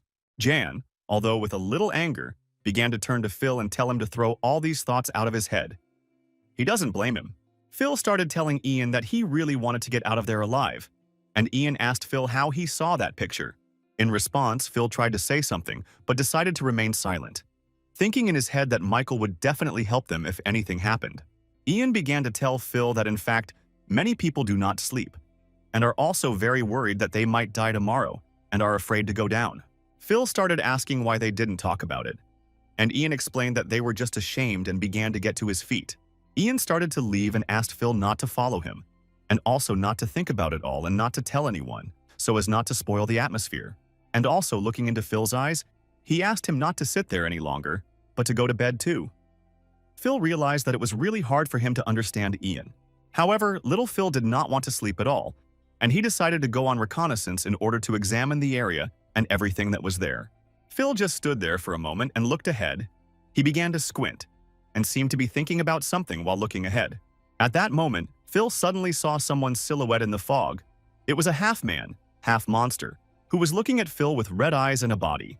Phil was very scared, He began to think about what it could be and how best to act in this situation, whether he should call his elders. Although Phil was very afraid, the thought that he was also a member of the squad, and that he was also very strong, motivated him not to leave. However, Phil still decided to run away, and immediately after he did so, the monster suddenly jumped straight at him and began to threaten him. The monster did not kill Phil, but let him go, and he immediately ran into the house and began to tell about what had just happened to him. Michael and the other guys listened to him, and they didn't believe Phil that much, but they continued to listen to his story. Phil described the creature as a red monster with long claws, and even showed marks from its hands on his clothes. However, Michael could not understand what it was. He told Phil that no one with red skin exists. Garp and the older boys decide that since they can't leave now anyway, wouldn't it be better for them to go check it all out? Ian began to question Garp, saying that Phil could have simply imagined it out of fear. But Garp stated that the territory needed to be explored. Garp also began to pay attention to the writing on the wall and said that he found it frighteningly scary. And Michael noticed this too. And he says that the handwriting is like that of a terrible person. And Michael understands in his head that it could have been the previous owner of his body. Garp also began to scold Phil and say that punishment awaits him because he ran away from the enemy out of fear and talked all sorts of nonsense. Michael immediately noticed Phil's eyes were full of tears and began to tell him not to even try to ask Michael to take him with him. Phil pleaded with Michael, but Michael only replied that no matter how much it cost him, he would not do it. Immediately after this, all the guys from the squad, led by Michael, moved forward and began to explore the territories. Michael also strongly hopes to meet the person who was doing all this here and find out if he was hiding in this place. However, at that moment, the head of the squad gave the order to capture Michael, under the pretext that he simply would not survive in other conditions. The squad leader stated that he did not know how Michael managed to save the squad members, but according to him, such a trick would not work twice. And like a pathetic bug, he began to ask why they were treating him this way, and the guys around him declared that Michael was just a weakling. The guys threw Michael back into the house and told him to sit there and just wait for them and Phil to return. Phil even started to worry about Michael and started asking if he was okay. He replied that he was perfectly fine, and everything was fine, even smiling. Michael laughed a little and said that he was completely fine, although he wanted to kill everyone here right now out of shame. Michael sat down on the ground, and Phil began to say that there was nothing wrong with this, because if Michael was in a group, he had to follow the rules. Phil says that now he really wants to break the rules and do what he shouldn't. Michael is very surprised by such words from Phil. Our hero recalls his past life, where there was once a situation in which Michael's father did not allow him to save the boy in a risky situation. That day, Michael disobeyed his father. He took a weapon and basic things and went out to save this man, regardless of all the rules. Looking at Phil now, Michael understands his feelings, as well as his desire to know why his older comrades dislike him so much. He tells Phil that if he runs away now, it will be difficult to return in one piece even if he survives. However, while telling Phil all this, Michael also understands that he too will have to go there to save everyone who went there. At that moment, Michael stood up abruptly and started walking forward. Phil grabbed his weapon and started saying that he would go with Michael. Meanwhile, a squad led by Garp finds an entire settlement that has been living at the peak of beauty here all this time. All the guys in the squad are very impressed with what they see now. Before, they never even thought that this was possible. Scar puts forward a theory that the previously missing members of the squad did not actually disappear, but simply remained to live here. At that moment, this thought was deeply and firmly lodged in the heads of the entire squad, who really liked Scar's theory but found it hard to believe. Garp thinks deeply about his partner's words and decides to split up the entire squad in order to quickly get around all parts of this place. Before splitting up, Garp says that if someone is in a dangerous situation, they must immediately signal about it. Right after that, the guys really do split up. Jan goes his way and walks along thinking that people could really live here. Jan walks forward and tells himself that a freak like his dad could not live in such a place in the company of his friends all his life. At one point, Jan stops to clear his eyes of sand, but begins to feel some kind of energy and a silhouette right behind him. Immediately after this, Jan takes out his blade. He begins to wave it and shout about who is here, repeating his question over and over again. Meanwhile, an absolutely identical situation is happening to Scar, who also seemed to have met someone and immediately took out his weapon. It really turned out to be some kind of huge monster, similar to a man, but very tall and red, with energy in its eyes. Scar immediately realizes that Phil wasn't lying to them, but he begins to suspect that these are unsuccessful experiments from the Poison Palace that somehow ended up here. However, while Scar was just standing there thinking about it, holding his blade, the monster didn't decide to wait either and attacked Scar. And he understands that his opponent is very fast, but his speed is not that bad. He manages to parry the opponent's attacks. Scar uses the energy he put into the sword against his opponent, and immediately realizes that his opponent was able to block it. Immediately after which the enemy monster began to create energy again and exploded on the spot, advancing straight towards Scar. Scar decides to use a tiger-related technique against the monster and begins to threaten them, saying that it is unlikely that he will be able to cope with it. In that moment, Scar and the monster attack directly at each other. Scar strikes with his sword, and the monster extends its huge hand forward. Oscar realizes that his first blow was not enough and decides to attack again, which he does and knocks his opponent down. The monster falls to the floor and just lies there. He tries to scream, but it doesn't work out well, and the energy fades. A hole remains in the monster's body from Scar's blow. Scar understands well that he can't just leave the monster and that he needs to do something with it. So he presses it down with his foot. He holds out his sword right in front of the monster and says that if that's not enough, he will continue to strike until he finishes what he started. Ong uses the explosive sword technique and plunges it straight into his opponent's body, sending a sea of energy through the monster. However, right at that moment, the squad leader Garp appears from the side, waving his hand and shouting for Scar to leave quickly. And he asks Garp what he is talking about. And right at that moment, the corpse of the monster under Scar begins to swell and grow in size, releasing energy. A second later, a huge explosion of energy occurs, which seems to sweep away everything in its path and throw it aside. The events of the story take us to Jan, who was clearly in a hurry to get somewhere, but at that moment he stopped in place with a shocked face. And his surprise was not just for nothing. He saw Michael standing in front of him with a weapon, not understanding what he had forgotten there if he was asked to stay. Immediately after this, little Phil ran out from behind Michael's clothes and started asking Ian if he was okay and how he was doing. Michael started asking where everyone else was, and Jan started explaining that there were very large spaces here and they didn't know about it. Ian also started to tell various small details, but Michael only began to move forward and tell Ian to get down to business. As Michael walks along the path, he notices that all the houses were built around the same time, meaning that the local people had reasons for living here. Looking around, Michael also understands well that the fog around was created deliberately and artificially in order to hide something here. Michael also began to wonder if someone could have created a huge mystical trap on the scale of this settlement. Michael understands well that there is only one person who could create such a huge mystical trap, and that is his partner in the idea, Lester. Meanwhile, Jan noticed that Michael wasn't listening to him at all. He started attacking him and saying that all this was no joke. All this time, Phil was furiously trying to stop Ian, but at that moment, Ian hit Phil in the face with all his strength, and he even fell to the ground. At that moment, Michael realized that Ian was some kind of crazy person and looked down on even little guys like Phil. Michael suddenly made a very angry face. He raised an aura behind him and began to say that Ian was crossing the line with such actions.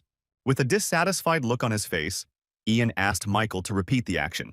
But in response, Michael simply kicked Ian right in the torso with all his might and threw him aside. Ian apparently decided not to tolerate such humiliation in his eyes, and like a dog off its chain, began to attack Michael with a weapon. Ian was not joking at all in his intentions to attack Michael now, and actually began to approach him directly with a weapon full of energy. In a moment, literally in a second, Michael stopped Ian's weapon with 2 fingers and said that he knew about his hatred, but did not think it was great. Michael knocked the weapon out of Ian's hands, dealt him a few more sharp blows, and declared that he couldn't behave like that with his comrades. This blow was much more devastating for Jan's body, because it knocked him completely out of himself. Jan fell to the floor and couldn't even get up. Phil was very surprised by such actions.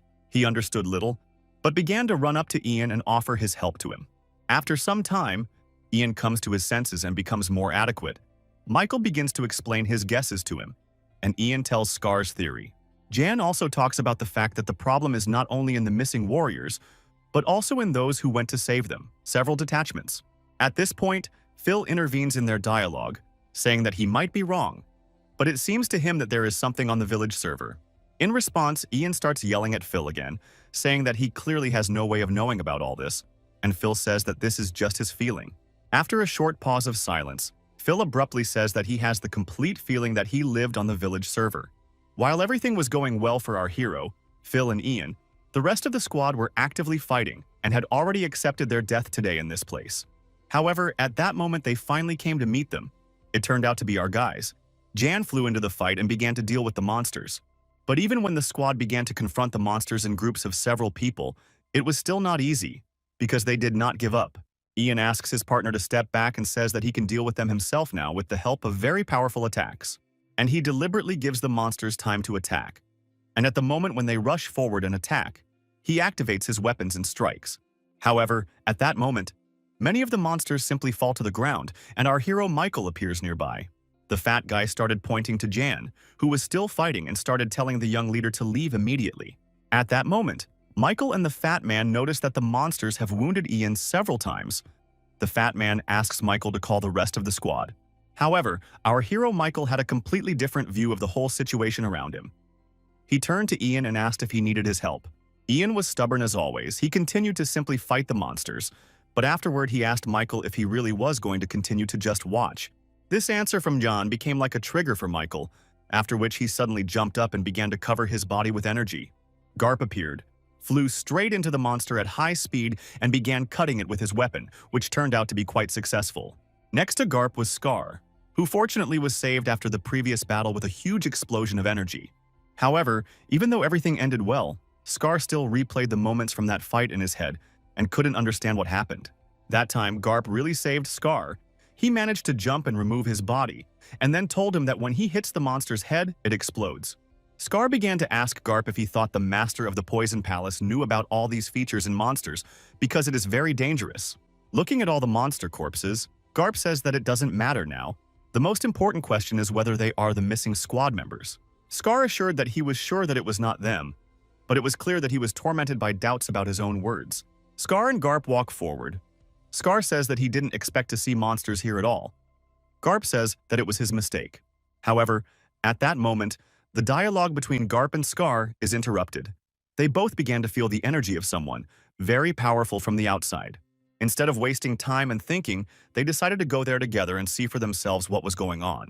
Apparently, Scar and Garp noticed Michael's energy, who is currently dealing with a bunch of monsters alone. However, Michael doesn't have much information about the monsters and he hits them right in the head, causing one of them to explode. Michael realizes that he either needs to send the monster aside or run away quickly and get the boys. Literally a second later, Michael sent the monster flying with a blow of his hand, and he himself began to stand and watch the remnants of its energy. Jan, who was simply shocked by Michael's wild strength, began to ask whether Michael was really human, a question that surprised our hero. Jan and the others began to tell Michael that if he had immediately shown all his power to the master of the palace and to them, then none of this would have happened. At this point, Michael decided to show the guys a clear example. He grabbed Jan's hand and began to pull the weapon forward with his hand. This weapon was pointed directly at little Phil, after which Michael began to order Ian to kill Phil right there. A shocked Ian began to ask Michael about his words, but he only replied that it would be better this way, because Ian himself had despised him all the time. Michael again pointed the gun in Ian's hand straight at Phil and began to say that he was very small and there was no problem killing him. At this moment, only Ian realized that something was going very wrong. He began to ask what Michael was planning and why he was doing it. Immediately after which, Michael sharply pointed the gun straight at Ian and began asking whether he should kill Ian for his weakness. Michael pointed the gun at Ian and began to talk about what Ian himself had said, that the weak lose and the strong survive. Making a very angry face, Michael said that if Ian were to talk such nonsense again and frighten Phil, then he himself would go out to fight Ian and settle everything. Immediately after which, Michael added that then he would show everyone his true power and simply cut everyone around him with his sword. After which, Michael goes ahead and says that they still need to find the others, and Ian just stands there in wild shock. Ian looks at himself in the blade of the weapon and thinks about Michael's words about the need to act together and help each other. Meanwhile, the squad leader Garp comes to some place and starts telling Scar that he definitely heard some explosions here. However, at the sight of the explosions, only some door covered in fog is visible. Garp thinks that the fog is trying to hide it. Scar started talking about how this place looked more like a fortress, and if you look at how they are trying to hide it, it is obvious that it is a large fortress. Garp and Scar open the gate and decide to go inside, thinking that most likely the others are already there. And he immediately notices that in such a cold and gloomy place there are flowers painted on the walls. Apparently people haven't seen them for a long time. However, at that moment, while walking along the corridor, Garp and Scar come out into some kind of hall. in the center of which there is something strange. Scar says that it is a certain ancient tombstone, and Garp adds that it is built in the Western style. He suggests that Scar open the tombstone, as it may contain clues to information about the missing squads. Although it is dangerous, it is worth a try. Scar replies that he understands everything and decides to try to lift the concrete lid, but it turns out very poorly, so he uses energy. He had already opened the lid, but Garp sharply asked him to stop, stating that apparently they shouldn't have done this.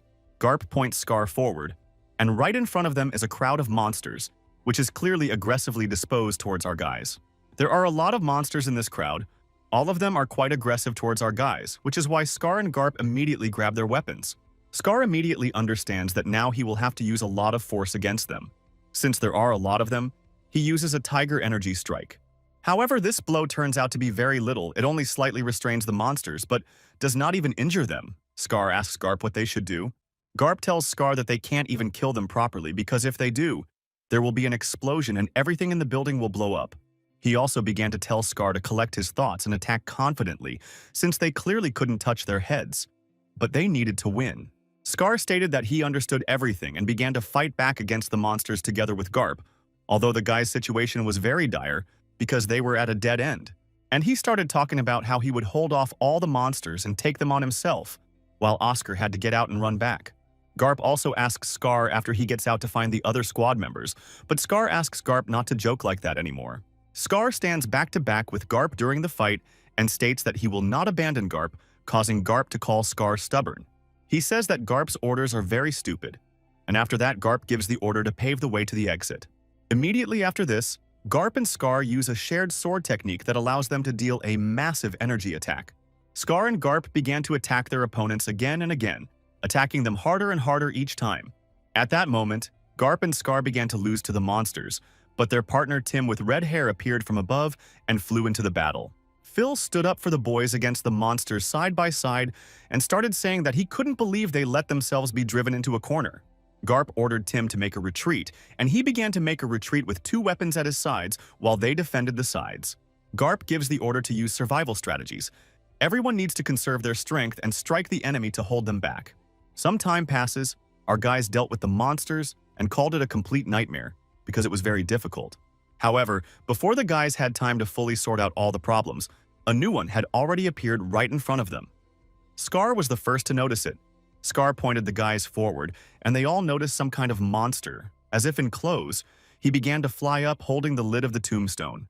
This monster turned out to be a woman. Her eyes were full of energy, her hair was long and black. She stood and looked straight at the guys. Immediately after that, everything around her began to envelop her in powerful energy, at which point she simply rushed forward and began to attack our guys. The sounds that this monster made began to strongly affect the boys. They could not fight normally, and their internal energy dropped sharply. The monster girl abruptly returned to her place, and the walls began to break down. Other monsters began to appear from them and go straight into battle. At this point, Garp began to lose all hope for any successful survival, because it was unknown what to do in this kind of situation. At first, the monsters just stood in place, but when the main girl pointed forward, they all jumped up and ran into battle. Our guys decide to run as fast as they can, as they realize they clearly won't be able to defeat opponents of this level right now. However, while running down the dark corridor, Garp noticed that there were also silhouettes of someone ahead, which scared him at first. But after a second, he relaxed, as he saw Michael and the rest of the guys who followed them here in front of him. Garp asks them all to run, and also turns to Michael and tells him to go back to that house, but Michael only stands still in response. Michael uses energy to look deep ahead and notices the same girl with powerful energy, realizing that this is the lever from these monsters. Garp began to put his hand on Michael's shoulder and tell him to take Phil with him right now and go back where he came from. However, at that moment, Jan interrupted Garp's words. He turned to him and said that if he wanted to live, he had to stay away from Michael. Ian started saying that if it weren't for Michael, they would all have died already. And Michael started calling Ian a suck-up and then smiling widely. Ian began to say that he was not a sycophant but simply recognized Michael's strength, at which point our hero's eyes filled with energy and said that honesty is class. Immediately after this, Michael raises his blade up, begins to cover it with energy and tells the guys to let him through. Garp began to turn to Michael and ask him what he was doing now, but Michael only silently covered his body with more and more energy. In just a few seconds, half of Michael's body was covered in energy, and he went into battle against all the monsters alone. Michael decided that the best thing to do first was to eliminate the main enemy and began to fly upward. Michael decides to destroy everything here. He raises his sword and charges it with energy, using an Imperial Strike. Having completed the first technique, Michael immediately consolidates it with the second and uses the destruction of the world, directing all forces and energy at the opponents. In just a minute, in front of everyone, Michael was able to use some of the most powerful powers in the world to confront an army of monsters. The rest of the guys were shocked by this, especially the squad leader Garp. He just looked ahead and tried to understand what Michael was doing. However, even Ian was shocked by techniques of this level and began to ask since when Michael had been using such a level. After using the technique, Michael notices that his sacred fire blade couldn't withstand it at all and broke immediately. Michael got rid of a bunch of monsters, but he was unable to use all his powers due to the weakness of the blade, so he was unable to defeat the main monster. Michael notices that the energy she creates spreads to all the monsters around and restores them, so she needs to be destroyed. Mile first decides to test her personal abilities. He quickly appears right next to her and kicks her right in the body. The monster girl flies straight into the wall of the building, but then makes a jump and starts to turn back and run straight at Michael. However, here too, Michael overtakes her. He delivers a quick and direct blow right at her with great speed, destroying her body. Such great force of Michael's blow allowed him to send his opponent straight to the side, throwing her far away. At that moment, Michael turned back and asked someone to take care of the squad while he fought her, because the monsters were still there. Garp starts yelling at Michael in response that this is very stupid and wrong. Getting involved in such a thing alone is reckless. Michael jumps after his opponent and realizes that he will now be fighting an unknown evil in an unknown place, and it will be dangerous. Therefore, while Michael is falling down, he decides not to take risks, but to use his powers as best he can, after which he awakens the supreme art of the Demon Lord. Our hero suddenly reaches the site of the very grave where this girl was, and notices hundreds of human bones there. Meanwhile, his opponent is clearly very scared. She begins to hide from Mile and cover herself with her hands from his energy. At first, this surprises Michael, but then he realizes that he is now using the art of a Demon Lord, and it is not surprising to see this. Michael began to walk towards the monster and ask her who she was, adding that this was the only question that interested him most of all. However, in response, Michael heard only unintelligible phrases and incomprehensible sounds, and immediately realized that it seemed his opponent did not know how to speak. For some reason, at that moment, the monster starts to lash out at Mile again and loses his fear, after which he screams and flies straight at our hero. Luckily, Michael understands well who he is dealing with, so he immediately begins to keep the monster at a great distance from himself. And a couple of seconds later, Michael uses his Demon Lord abilities and throws her into the wall again with a big blow. However, this only angers his opponent even more. She stands up and starts screaming very loudly, thereby raising the energy around her.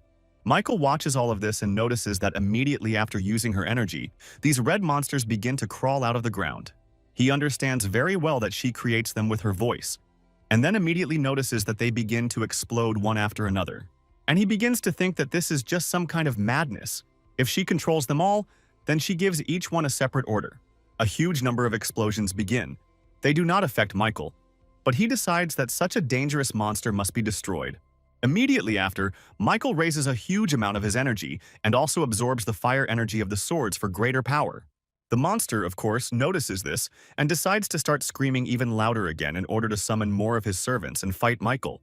However, Michael appears right in front of the monster in just an instant, and by placing his hand on it, he envelops it in energy, and with this, blocks the voice. The hero begins to press his hand directly into the monster, and knocking him off his feet, begins to press him directly into the ground with great force. In just a couple of moves, Michael managed to render the monster powerless and weaponless, and now nothing could match Michael. Immediately after this, Michael began to absorb his opponent's powers with his energy and take them for himself, thereby depriving her of life. And he realizes that his mission here is complete and it's time to leave. But at that moment, something suddenly catches his attention. These turn out to be inscriptions on the wall that appeared after the death of the monsters. They say that she will take revenge to the last person. Meanwhile, the events of the story take us to the Palace of the Sword, which has now arranged a meeting of its people for some reason. The main leader of the squad says that another squad has disappeared and they need to be found. And it doesn't even matter whether they are alive or dead, but the main thing is to find them. The main leader gives stern orders, but in his head he cannot believe that Master Garp and young leader Michael have disappeared somewhere. The main leader realizes that this could become a problem for the entire cult, especially that they could be accused of his murder. However, at that moment, someone standing at the top from far away reports that the search is cancelled and the guys have already been found, which surprises the main leader. He looks ahead and notices the entire squad, safe and sound, led by Garp, with the young leader Michael walking ahead. The main leader breathes a sigh of relief and tells himself that he was about to leave the Sword Palace and be responsible for the disappearance. Garp and all the people come to the main leader. Folding their hands, they report that their squad survived and returned in full force. The main leader began telling Garp that his squad was behind schedule and did not report it, which is a harsh punishment for a leader. He abruptly declares that he has nothing to say and takes full responsibility for what happened, which shocks his partners. The main leader announces that Garp will lose his title as the leader of the 100 Squad after this, which shocks all the guys around. At that point, Michael began to address the main leader, who stated that if he were the main leader, he would have to explain what exactly was wrong. Michael claims that their violation of the squad's rules was in something else, namely that they were trying to stop Michael as a young leader. And he started talking about how these guys were trying to prevent Michael from getting into the fog territory. At that moment, the main leader was in shock. He began to scold Michael, saying that he shouldn't have asked to go into the fog territory and asking how he ended up there. He begins to tell a fictitious story in which the entire squad had to spend time saving Michael. Oscar is the first to understand everything that is happening, namely how Michael skillfully shifts all the blame and problems from the squad onto himself. The squad leader believes Michael's story and turns to Garp to find out if it's true. Michael notices that Garp is standing silently and doesn't know what to say, so he winks at him and tells him to tell the truth. At this point, the main leader turns to Michael and says that the leader of the palace is looking for him, so Michael should go straight there. The main leader orders the rest of the squad to simply stand and wait, saying that further instructions will come later. Phil and Ian remember everything Michael did for them and realize they need to take action, so they rush off and head to Garp. Meanwhile, Michael is walking with the main leader and understands that everything that happened is really not the problem of the squad, but the problem of that person.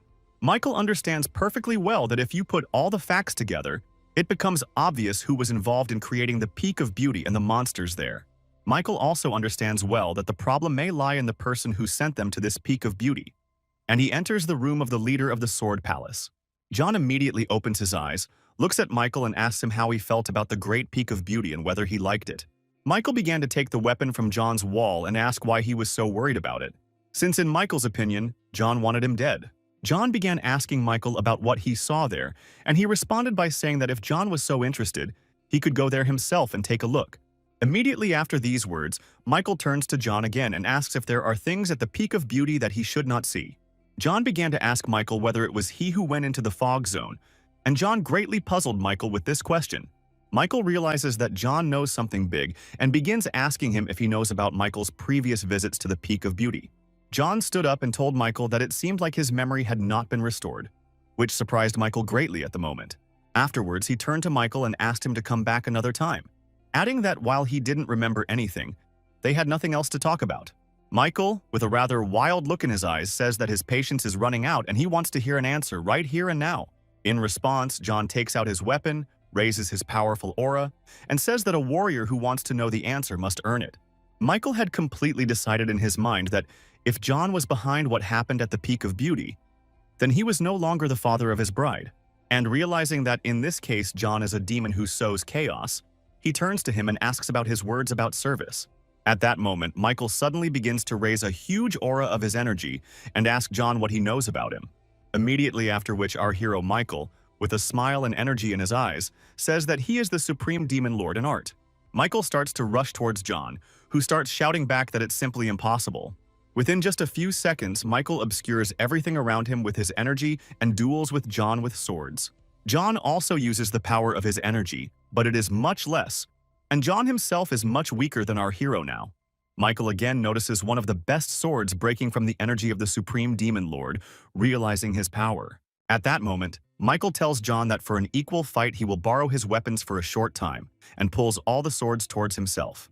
Immediately after which the powerful energy of John and Michael begins to completely envelop the room and absorb everything around it in its path. A very powerful collision occurs between Michael and John, which may lead to unknown consequences. Michael notices and realizes that John is a very fast and powerful opponent, and the problem of breaking swords remains. He accepts the fact of his strength, because he is the leader of the Palace of Swords. His blows are very dexterous and unpredictable even for Michael.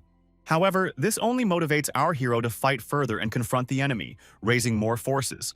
John also rises up and tries to attack, while simultaneously yelling at Michael for constantly running away from him. Michael immediately understands how best to act, because Michael has already seen many of the techniques that John uses in people from the squad. At that moment, Michael suddenly begins to move downwards away from the leader of the palace, causing him to go into shock and panic. Michael understands very well that in this situation the 10-strike technique can save him very usefully. Our hero informs John that it is now his turn to attack, and not the other way around, and completely covers himself in demon energy. With great force, Michael flies in different directions from his opponent and dodges all attacks, preventing them from attacking him. And he also decides to strengthen his attacks using the lightning dragon technique, but this only causes John to become even more dissatisfied. But at this point, Michael barely pays attention to it. He just attacks again and again and confronts his opponent in the best possible way. John decides to also use his peak techniques to be at full power and confront Michael. Michael realizes that John's strength is great, because it is still difficult to resist him. And besides, the attacks have not yet brought much success. Michael begins to look at what he has left in his arsenal and realizes that he has one more good sword to attack with. Michael wants to lose the connection between his body and the sword in order to gain a form in which the sword will be part of his body when attacking. Michael closes his eyes and tries to concentrate in order to finally understand what his problem is now. Imagining different landscapes in his head, Michael compares the Demon Lord's supreme art to a waterfall of harmony. Thus, Michael should use his powers and spirit as a circulation of energy in order to become stronger. Just as the people of the Federation use spiritual energy, Michael decides to use his demonic energy in this battle. He finally understands the problem and finds a solution. Now his power will go even against the heavens, because this is very important now. Michael now understands that he will take a risk and test his guesses right in the fight. However, he is completely ready for this. Having accumulated all the energy, having acquired all the parts of his body, Michael made one light blow with the sword which cut through John's strength. He fully and finally realized that his strength and skills were now superior, and he could win. Michael begins to return to a more sober state of mind after the fight, and his sword suddenly disintegrates after using such force. He feels that all the energy inside his body, which had recently been raging with enormous force, has now died down at his will. Looking up, Michael also noticed John, who was sitting with one leg sticking out in place and doing nothing at all. Combining dark energy, anger, madness, and frustration, John declared that Michael's power was truly incredible. John began to sit and look straight into the eyes of Michael and his remaining energy, saying that this was indeed the highest level of the Demon Lord. And he turns to Michael and says that he has now proven everything to him, and most importantly, his independence and ability to fight. Michael turns to John and says that all of this has already given him one answer, and John asks what Michael means by this. Michael turns to John and says that it was clearly not he who did everything that happened recently at the Peak of Beauty. He turns to John again and asks if it is true that, according to him, he has already been at the Peak of Beauty. John says that it is so. John says that this happened a year before Michael's 16th birthday, and then our hero realizes that it was shortly before the demon was sent into the corridor. John says that a long time ago he came to the Palace of the Sword in order to annul the marriage, but after receiving the answer, he disappeared. As it became known later, he set off alone to a previously unknown Peak of Beauty, after which he disappeared for 10 years. After these 10 years, he returned, but already different, and showed up in the small palace and not in the Palace of the Sword as expected. Michael asks John why they sent him to the Peak of Beauty now. Michael adds that it's unlikely that it's all about Lilo. John tells Michael that he wanted to find out his true intentions in this way, because he always felt that Michael was hiding something. Our hero also turns to John and asks if there is any unusual information about his trips to the Peak of Beauty. John says that there is, because Michael brought Phil to him a long time ago and left him to be raised in the squad. At this moment, Michael falls into complete shock. He never expected that the previous owner of the body brought Phil to this squad.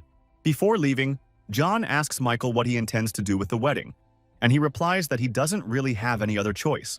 However, at that moment the dialogue between John and Michael is interrupted, because people from the squad suddenly enter the room and Garp with them. Garp formally addresses his father and says that for the first time in his life he has a request, namely, not to speak out against Michael. After which, with an even more insane look, Garp says that if his father refuses, then he will have to confront the entire squad then. John doesn't start to drive Garp away.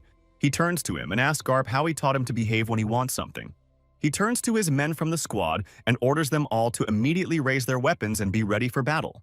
John begins to address Garp's squad and ask where their shared hatred for Michael has gone. Phil and Ian talk together about how Michael is part of their squad, and the people in their squad don't grovel to those in power. At that moment, John raises his head and begins to look up, telling himself that his eyes finally didn't deceive him. John addressed the entire squad and announced that he was declaring a month of training without energy, and anyone who could not withstand it would be expelled from the palace. Garp turns to his father and asks if this means he won't go against Michael now. In response, John shouts that the young leader Michael is the only authority in the cult now that he recognizes. Our hero Michael, meanwhile, looks at all this in surprise, saying that this is all a very surprising development of events. The guys immediately start to rejoice greatly and even shed tears, saying that finally everything turned out well. Immediately after this, the guys began to approach Michael and describe Leo to him, saying that she would be a wonderful wife, which surprised him. However, at that moment, something unusual happens. John, the head of the Sword Palace, simply falls to the floor and lies unconscious. It happened out of joy. Michael left it to Garp and the others, and then went outside, began to look at the sun and understand that now it was a slaughterhouse. Meanwhile, as it turns out, something incomprehensible is happening at the peak of beauty. The very monster that Michael defeated has risen. Meanwhile, the events of the story take us to some glorious village far from the sea, where it is now night. There is a strange man walking around this village. He is lamenting that this is a very strange settlement, where there are no representatives of the cult anywhere. This man turns out to be one of the members of the Federation Union named Jim. He is an elder of one of the clans and the Federation. He immediately goes into a bar where important people are sitting, including John, Stella, Mozart, Richard, and the old man. Our elder Jean also comes into this bar and turns to Richard and asks him for something, but he responds by asking him to observe formalities. Jim yells at Richard in response and tells him not to take him for an idiot because the bar is open and he wants to come in. Jim points his finger at the rulers of the palaces and says that if they are not customers in this bar, then who else, he asks. Richard responds with a very crazy look. He looks straight into Jimmy's eyes and says that he repeats again that they are closed. And she gets a little scared seeing such energy in Richard's eyes and asks him in this case to forget about everything. Immediately after Jim gets hold of someone's portrait, he turns to Richard and asks if they have met him by chance. Richard asks Jim if he is really from the Federation and if all those people on the street behind the bar are also with him. This frightens Jimmy. His men behind the bar are using stealth techniques, but he managed to spot them. Jim starts pretending not to understand anything. He turns to Richard and asks if he saw this guy. Richard tells what he saw. Jim immediately offers Richard a reward for the information, but Richard reports that Jim is too late. However, at that moment, Jim suddenly loses the feeling that there is someone standing behind the bar, and at that moment, Jim is overcome with panic. At that moment, another person, apparently from the cult, enters the building and says that he would like to start a meeting. He immediately recognizes this man. It is the master of the Bloody Palace named Franklin, who is known for his great strength. Richard, meanwhile, raises a terrible aura around him and tells Jim that he would like to make up for lost time. Richard quietly asks to get rid of Jim, and Taylor, the second hand of the Slaughter Palace, appears nearby. Taylor immediately grabs Jim by the hair. Immediately after this, Taylor, holding Jim by the hair, takes him somewhere with her. He screams and asks to let him go, and is also in shock. Jim is taken out into the street, where he sees the corpses of his people with tears in his eyes, and he himself is sent somewhere to the side. Meanwhile, the meeting of the palaces begins. Franklin says that the Great George has become the Khan of the Northern Plains. Franklin also puts forward the idea of showing everyone the power of the demonic cult, because the situation around is strange. Franklin also speaks with a crazy aura about how he is already really looking forward to the festival next month to choose the head. Stella protests, saying that the Blood Palace is acting as if it's just their business and that no one else is involved. Stella also says that this holiday refers to the Palace of Fire, but Franklin states that he has already received their consent. Richard intervenes in the dialogue. He says that he doesn't see anything wrong with this, adding that it's a great idea. Franklin also proposes to make peace with many allies, so 1,000 kilograms of jewels are needed from each palace. Old Ron, the master of the Poison Palace, says that in his opinion, it is still too early for such a gesture to be made around. Franklin says that the Federation Union is already stepping on their feet, and Ron concludes that Franklin wants to elect a leader first. After which Franklin directly states that if he becomes the head of the cult, he will be able to keep his word and take back the Federation. Stella turns to Franklin and tells him to answer for his conspiracy with the Moon Tribe, since he is so honest. Franklin states that he has not renounced his connection with the Moon Tribe, but he does not know who the Black Sun is. John intervenes and says that there is no point in discussing this, and Franklin agrees with him, calling it nonsense. Immediately after which Franklin states that he has a complete feeling that someone deliberately started such rumors and spread them. Ron asks Franklin if, according to his version, someone else freed the prisoners, and the Black Sun only took responsibility. Franklin claims he can consider all possible scenarios, including this one, but Ron calls it complete nonsense. Franklin looks at Mozart and says that there might be some palace behind this, and such words quite frighten Mozart. Franklin says that it was the merchant warriors who first spoke of the Black Sun, but Mozart disputes this and calls the words nonsense. However, at that moment, Mozart looks differently at everyone sitting at the table, concluding that they all suspect him alone. Franklin says that if he becomes the head, he will punish Mozart, but will allow him to continue to be the head of the trading palace. After which, looking straight into Mozart's eyes, Franklin asks him to simply acknowledge this fact, and that's all, so that everyone can feel calmer. However, at that moment, one of the cult's archers appears at the meeting and addresses all the palace heads. Mozart begins to point his hands to the side and say that he can also find a good army that will be equal to the Palace of Blood. Ronald turns and asks if he can kill Silvers later, if it turns out that Mozart and his palace are traitors. Stella begins to smile and say that she too would not mind seeing the new head of the trading palace if there is one. Immediately after, Franklin gives someone an order and says that he allows them to enter, and a man in a hat appears in the room. The man throws off his hat and energy, and it immediately becomes clear that this is Michael's assistant, the bloody General Louis. Seeing Louis, everyone around seemed to freeze in place and did not know what to do. They were even afraid to say a word now. Louis looks down directly at the red-haired guy and asks if it's true that he's his opponent. The master of the Bloody Palace, Franklin, has been looking at Louis all this time and can't figure out what level of power he is, and this makes Franklin nervous. Franklin begins to suspect that they are all against him, and then gives the order to begin the punishment process. A red-haired guy named Tim obeys the Bloody Palace, and all the other leaders sit and watch. Looking at everything that is happening now, Stella remembers her dialogue with Lester, in which they predicted all these actions. Meanwhile, real pain begins between Tim and Louis. Tim loads several arrows into his bow at once and decides to start shooting. They all flew in different directions but kept Louis as their main target, who was already ready to take them on. A second later, absolutely all of the arrows pierced Louis' body, causing Richard to cry out in joy. However, Franklin was the only one who was not happy. He clearly suspected something and was very worried about it at the moment. Ron was just as scared as Franklin, but Stella just sat there as before, watching the fight closely. They all looked at Louis, who, like a demon, had enveloped himself in the energy of blood and was burning with strength and anger. Literally, a moment later, Louis suddenly appeared right next to Tim and immediately pressed him down with his foot from above. The events of the story take us to some clearing. A girl in a mask holds a dragon card and shows it to someone, after which this girl suddenly appears right next to our hero Michael, who is very surprised to see her. She started sniffing Michael. He asked her what she was doing, and she began to explain that she was trying to figure out who he was. However, after she said that she didn't know Michael, this made him happy. But it wasn't surprising, because he was wearing his mask. Michael asked her who she was, and the girl replied that her name was Bloom, and she was from the Cat Clan, and would now serve Michael. After which, Michael turned to Bloom and asked her to tell him everything she already knew with a smile on her face. Then Bloom began to tell Michael some kind of route, describing every step up to the destination. Then Michael set off along the path that she had shown him, and he asked her for the way to the slaughterhouse, where he had now come. Michael understood that although there was nothing unusual in the palace area, having set foot here, he definitely became a target for local killers. Our hero is well aware of the fact that these killers will pursue him at every turn, and there is no way to escape from them. Then Bloom told Michael the story of how one of the elders came there unprepared and was killed by people in the forest. He understands very well that he could very well end up in his place now, so he decides that the best way for him to do this is to be on guard. Walking through this forest to the palace, Michael finds some piece of blue fabric torn off brutally, and wonders what it could be. On the other side of the fabric, Michael saw the logo of the Federation's Blue Storm Squad, and began to wonder where they might be now. Immediately after that, Michael realized that he had to speed up if he wanted to save many lives. However, just as Michael was about to enter the palace, he suddenly felt some chains approaching, and immediately after that there was enemy human energy, Apparently, it was the local security that was not letting anyone through. These guards also had chains and weapons around them, and in just one moment, all of them were used to stop Michael at the entrance.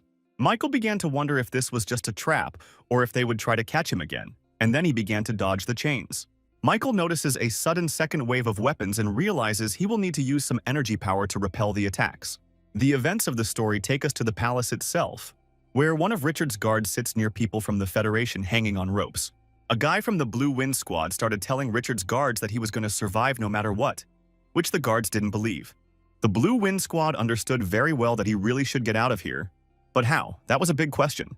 He began to look around and noticed that Richard's guard was holding some kind of caterpillar in his hands near a knife. A guy from the Blue Wind Squad named William says that apparently Richard's guards also want to escape from this slaughterhouse palace prison. Guard Tim replies that this is not true at all, but William stands his ground, saying that Tim was abandoned in this cult like a dog. Tim turned to William and stated that there was no order to keep him alive, so he asked him to shut up. But William continued asking questions. Tim talks about how he is like a caterpillar because he was abandoned as a child and then raised in a slaughterhouse where he was picked up and given life. In response, William started shouting that Tim was just a cult dog. He agreed with this, so he asked William to shut his mouth. Immediately after which, Tim added that it was better to do this if he did not want to die, and delivered a small blow of energy into William's body. Tim raised the fire of energy in his hands and began to talk about how William could not get out of here, after which he fried the caterpillar.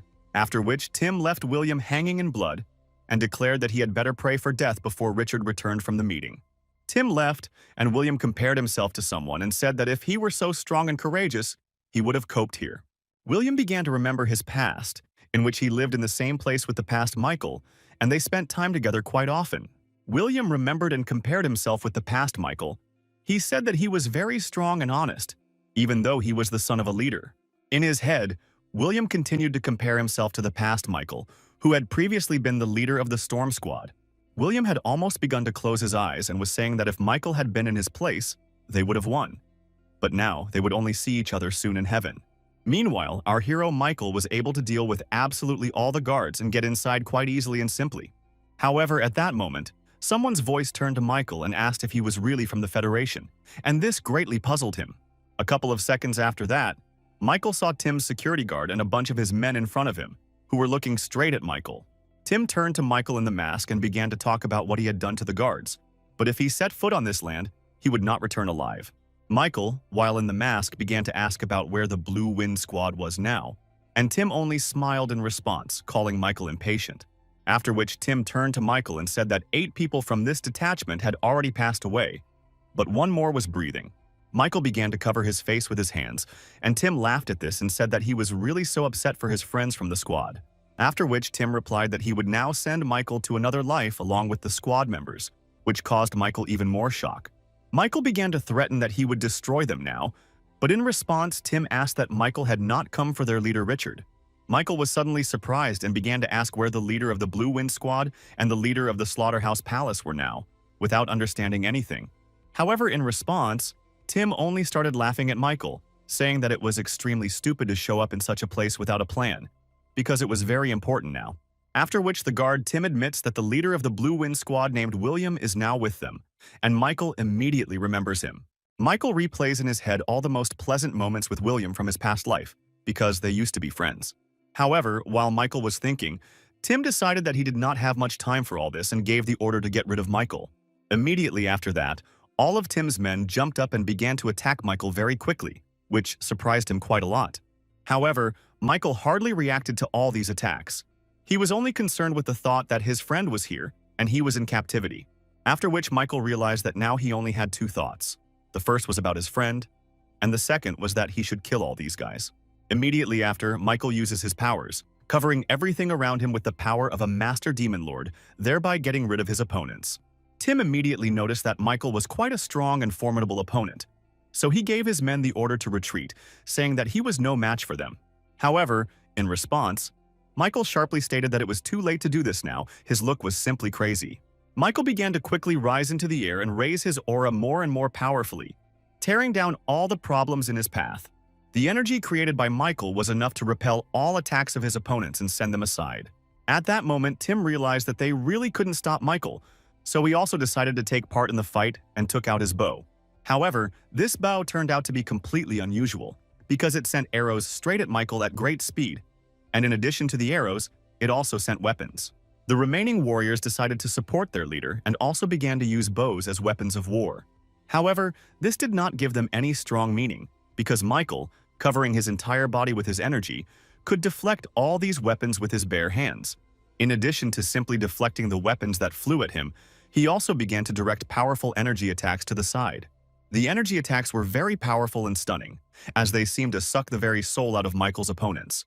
In addition to simply channeling energy into his opponents, Michael also began to envelop everything around him in it, pushing out life force. After everyone around was destroyed except for the guard Tim, Michael turned to him and began asking where William was. However, in response to this, guard Tim only called another squad of guards and gave them the order to kill Michael, after which the fight continued. There are several violent clashes between them, and Tim's guys end up on the floor, killed by Michael's power. Tim realizes that there is practically no one left to call, so with his last bit of strength, he decides to attack Michael himself now. In that moment, Michael quickly flies right up to his opponent and delivers dozens of blows using the champion's technique. This is already putting enormous pressure on Tim. He cannot hold back the pain and even fight normally because blood is flowing throughout his body. And meanwhile, without receiving a single wound, he stands in place and raises his image of the Demon Lord from energy. Somehow, Tim manages to get up. He understands that Michael is simply a monster in battle, so he gives the order to use the explosive technique. After which, dozens of Tim's remaining guys begin to fall into Michael's energy and circle around in it, as if jumping into the hands of the devil right now. He turns to Tim and says that such simple actions will no longer be enough to take him, because he has encountered such explosions dozens of times. Michael began to say with a smile on his face that he had already learned to withstand any explosion, and now such techniques were not at all scary to him. A second after these words, Michael managed to get away from all the explosions and absorption techniques, which shocked Tim. Immediately after that, Michael was right next to Tim. He grabbed him by the neck and began to squeeze. Tim began to say that Michael was probably wondering where William was. He also replied that it didn't really matter to him, since he could find it himself. But Tim kept looking at Michael's energy from behind, not understanding what was there. Tim also notices Michael's very strange look, which clearly shows no fear, and after that, Tim tries to talk himself out of his thoughts. Michael immediately noticed the change in Tim's behavior and realized that he was most likely aware of the technique and art that Michael was using. And realizing what had happened, he immediately and sharply strikes Tim straight into his body, thereby piercing his insides with energy. Blood started pouring out of Tim's mouth and tears started flowing from his eyes. He couldn't really say anything anymore and just looked at Michael.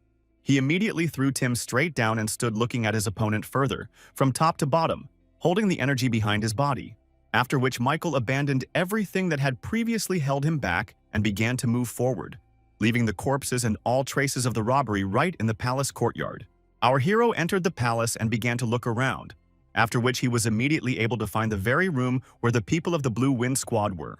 Michael immediately found his friend, who was fully conscious, and began trying to use energy to bring him back to life. And Michael began to succeed, transmitting energy. William began to open his eyes and look up, asking if he was still sleeping. Michael immediately began asking William why he came here and for what purpose, but he only thought that he was already in the afterlife. Michael began to tell William that he shouldn't have come here, and now his key task was simply to survive. However, looking up, William began to see Michael's past, immediately beginning to perceive him as his friend. William began to make excuses. He raved over and over again and repeated that he was very sorry and that his comrades were killed before his eyes when he could not fight. William said that his miserable life had enough of this, but Michael did not agree with him. He began to lift his friend and lead him. Although Michael tried to instill hope in William, he understood that if they didn't get to the Poison Palace now, there would be no chance of salvation.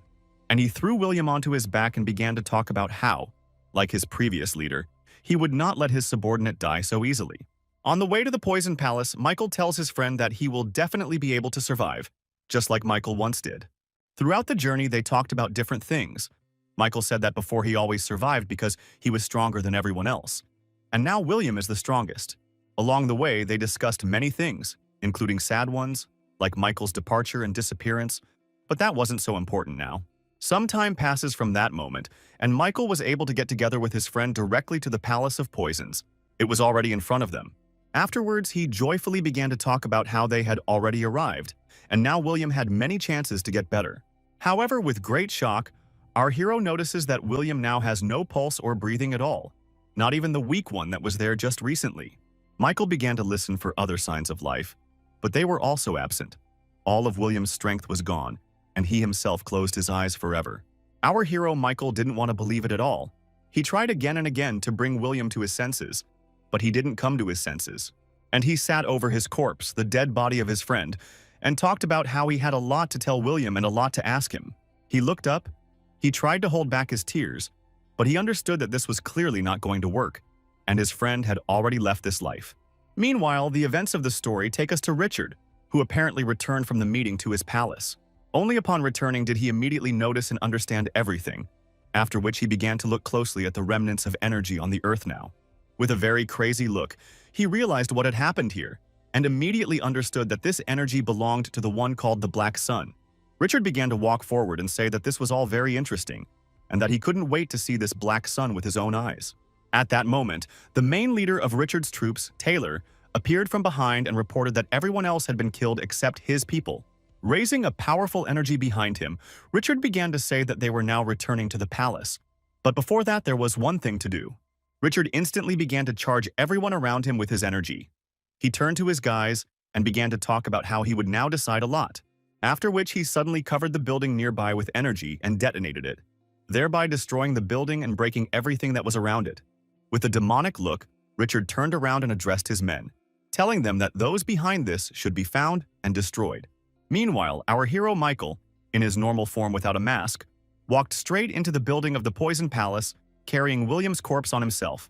The leader of the Poison Palace, Old Man Ron, was just in the courtyard of the building, who gave the order to quickly meet the young leader and prepare everything. Our hero addressed everyone in a loud voice and declared that the man on his back was not yet a corpse, and that he could be saved if he tried hard enough. The master, along with the headmaster Ron and the body of his friend, comes straight into some room. Ron shouts at Michael, telling him to behave faster. Ron yells at Michael again for putting his friend's dead body in the wrong place, and now he's dirtying it. And it's expensive, which infuriates Michael. Michael immediately ran up and grabbed the old man, asking him about the phrase about the dead body. But he asks him not to stare so much and accept reality. Old Man Ron yells at Michael and says that he is a master of medicine, but he has not yet learned how to resurrect the dead. Old Man Ron asked him to put it down and began to examine Michael's body, saying that there were many weapons in it and that his hands were wounded. Meanwhile, he still cannot accept reality. He looks down with an empty gaze and understands that this is complete horror. Old Man Ron examines the body of his friend Michael, and Michael himself says that his friend was a very honest, kind, and straightforward person. Michael starts screaming with tears in his eyes for Old Man Ron to save his friend and help him heal after. Michael is very angry. The old man examines the corpse and then says that although there is no pulse, the end of death occurred not so long ago.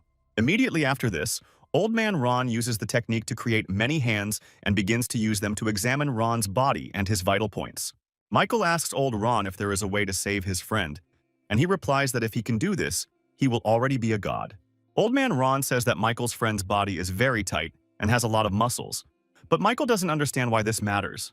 He examines William's body for energy and says that it is still there, and therefore the soul is still there. After another analysis, Old Man Ron shouts that Michael's friend will live if he performs one very powerful technique. However, when Michael found out what was needed for this, he thought that old Ron had gone crazy, but he began to say that this was the only option. Michael screams that if he continues to wait, his friend will finally die, and then there will be no chance of success. Michael, although very much against it, turns to Ron and asks what will happen to him after using such a technique. Old Man Ron says that after using the technique, William will have an owner to whom he will be attached, and his basic needs will disappear. However, old Ron then adds that William will also not be able to think and feel independently, which frightens Michael to death. Michael yells at old Ron, asking if he is making fun of him, but the old man states that at least this way he will live. Old Man Ron declares that the only option left for him to live is to create an artificial living warrior out of him, and that's it. Michael doesn't know what decision to make because he remembers the words of his friend who asked him not to stop him and let him pass away.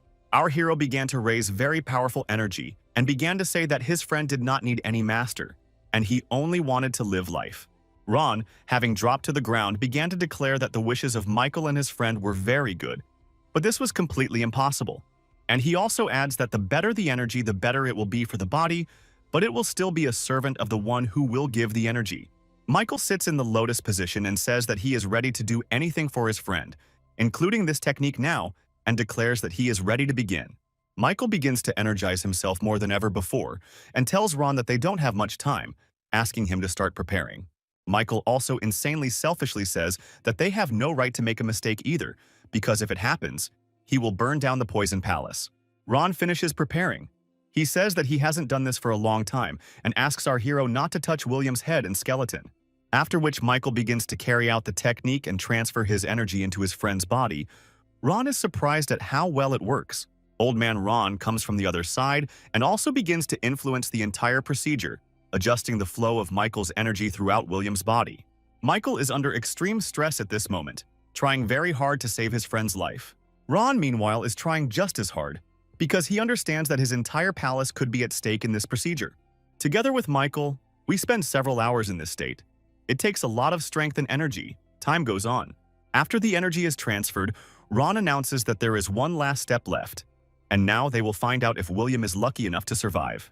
With great excitement, Ron directs a small blow directly to William's special points, after which a flow of energy begins. Michael immediately notices that it is getting very cold. Everything around is freezing, and this energy is coming from his friend. Ron stands in complete shock and doesn't understand what's happening. It's hard for him to believe that such energy can be emitted during such a procedure. Ron says that this is all very strange. William should have either opened his eyes or just died, but something inexplicable is happening. And he also tells Michael that despite this, it does not mean that they missed the chance, and decides to check William's condition in order to understand everything. As soon as Ron brings his hand to William, he suddenly begins to burn like a fire. Blood flows out of him, and this scares Ron. Michael starts yelling at Old Man Ron and saying that he wants to know what's going on and why his friend's body is on fire. At first, Ron insists that he himself doesn't understand anything, but at that moment he remembers something and suddenly starts yelling at Michael. Old Man Ron starts shouting at Michael to ask if he really studied the Demon Lord's art, a question that puzzled Michael. Ron points his fingers at Michael and says that only the highest Demon Lord could have such pure energy inside. Immediately after these words, the old man lowers his head, closes his eyes, and says that their technique did not work as it should have. Michael hears this and becomes wildly furious. He simply cannot believe that nothing worked out and his friend will die. However, a second after his earlier words, the old man shouts at Michael and says that they managed to save William. At that very moment, after Old Man Ron's words, our hero Michael begins to feel the powerful energy of a demon behind him.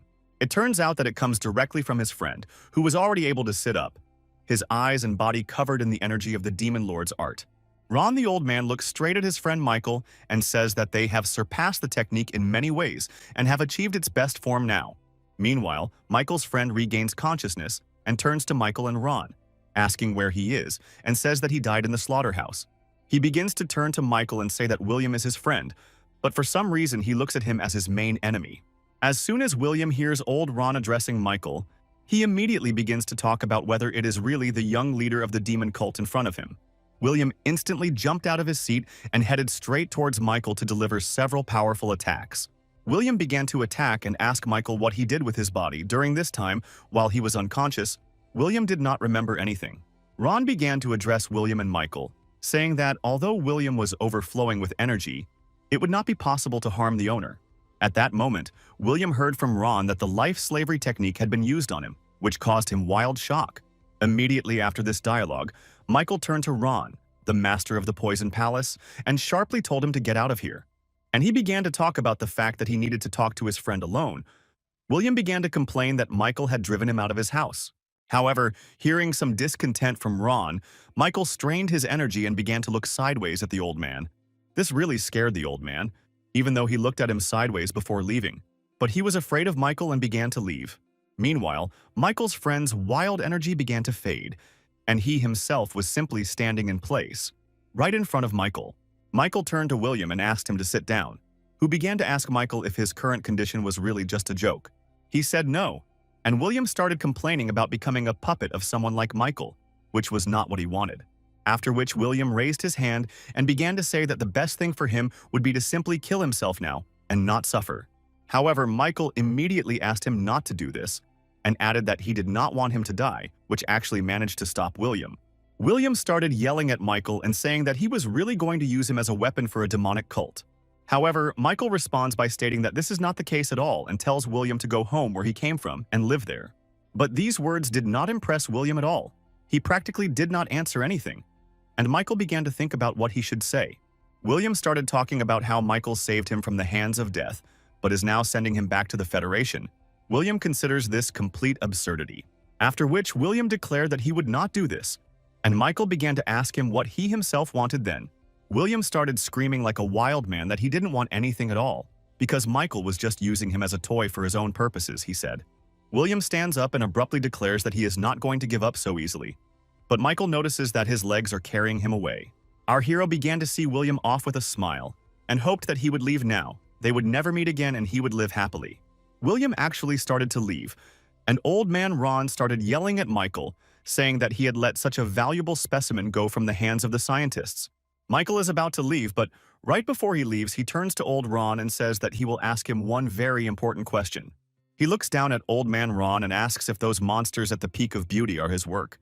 In response, old man Ron immediately yells at Michael and says that this is not his doing, and he has never been at this peak of beauty. And he gets very angry. He says that his art of the demon lord is very strong, and if Ron does not confess, he will simply kill him right here.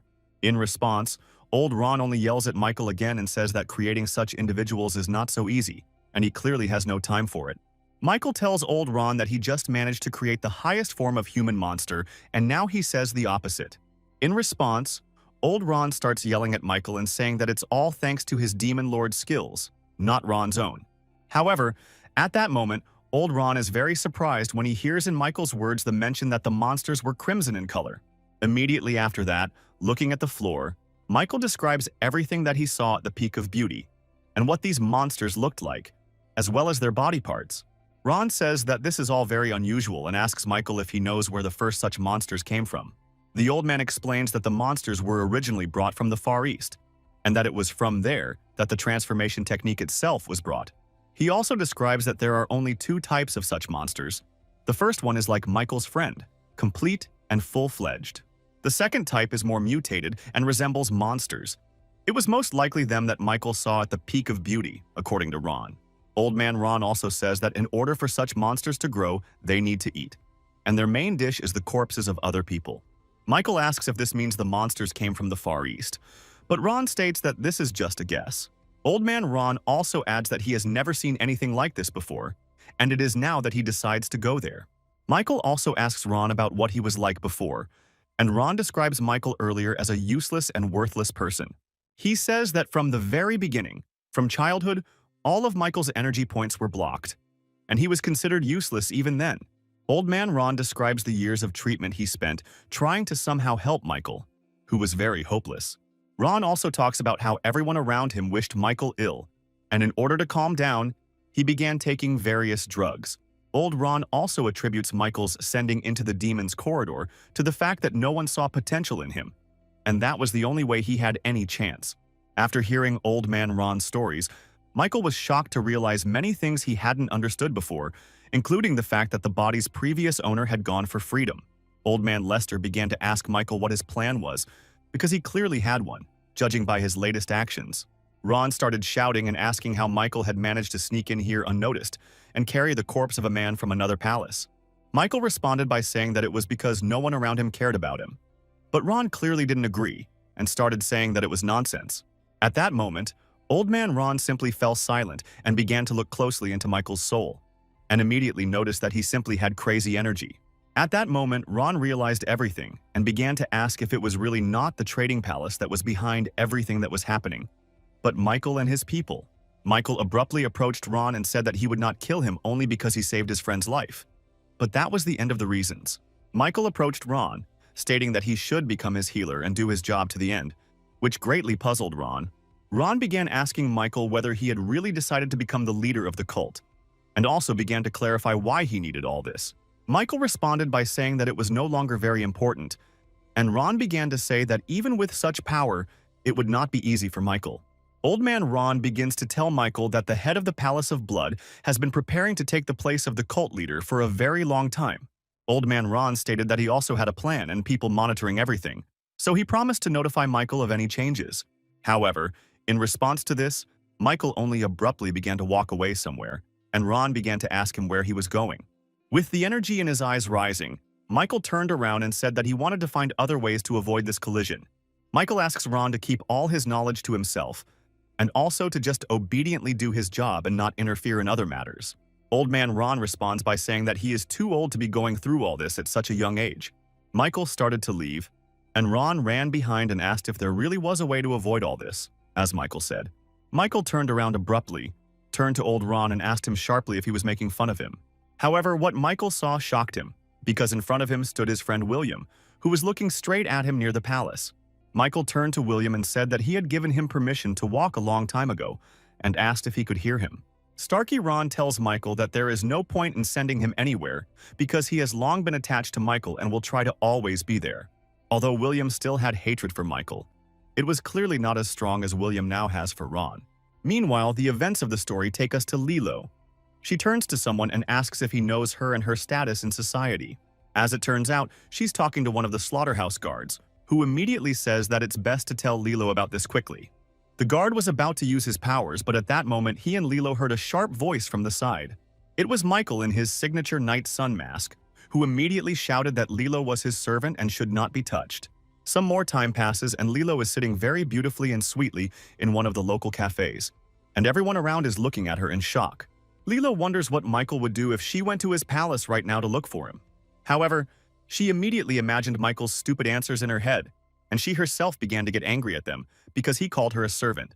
Meanwhile, Michael, wearing a mask, is walking somewhere with his friend William, who is still very angry at Michael.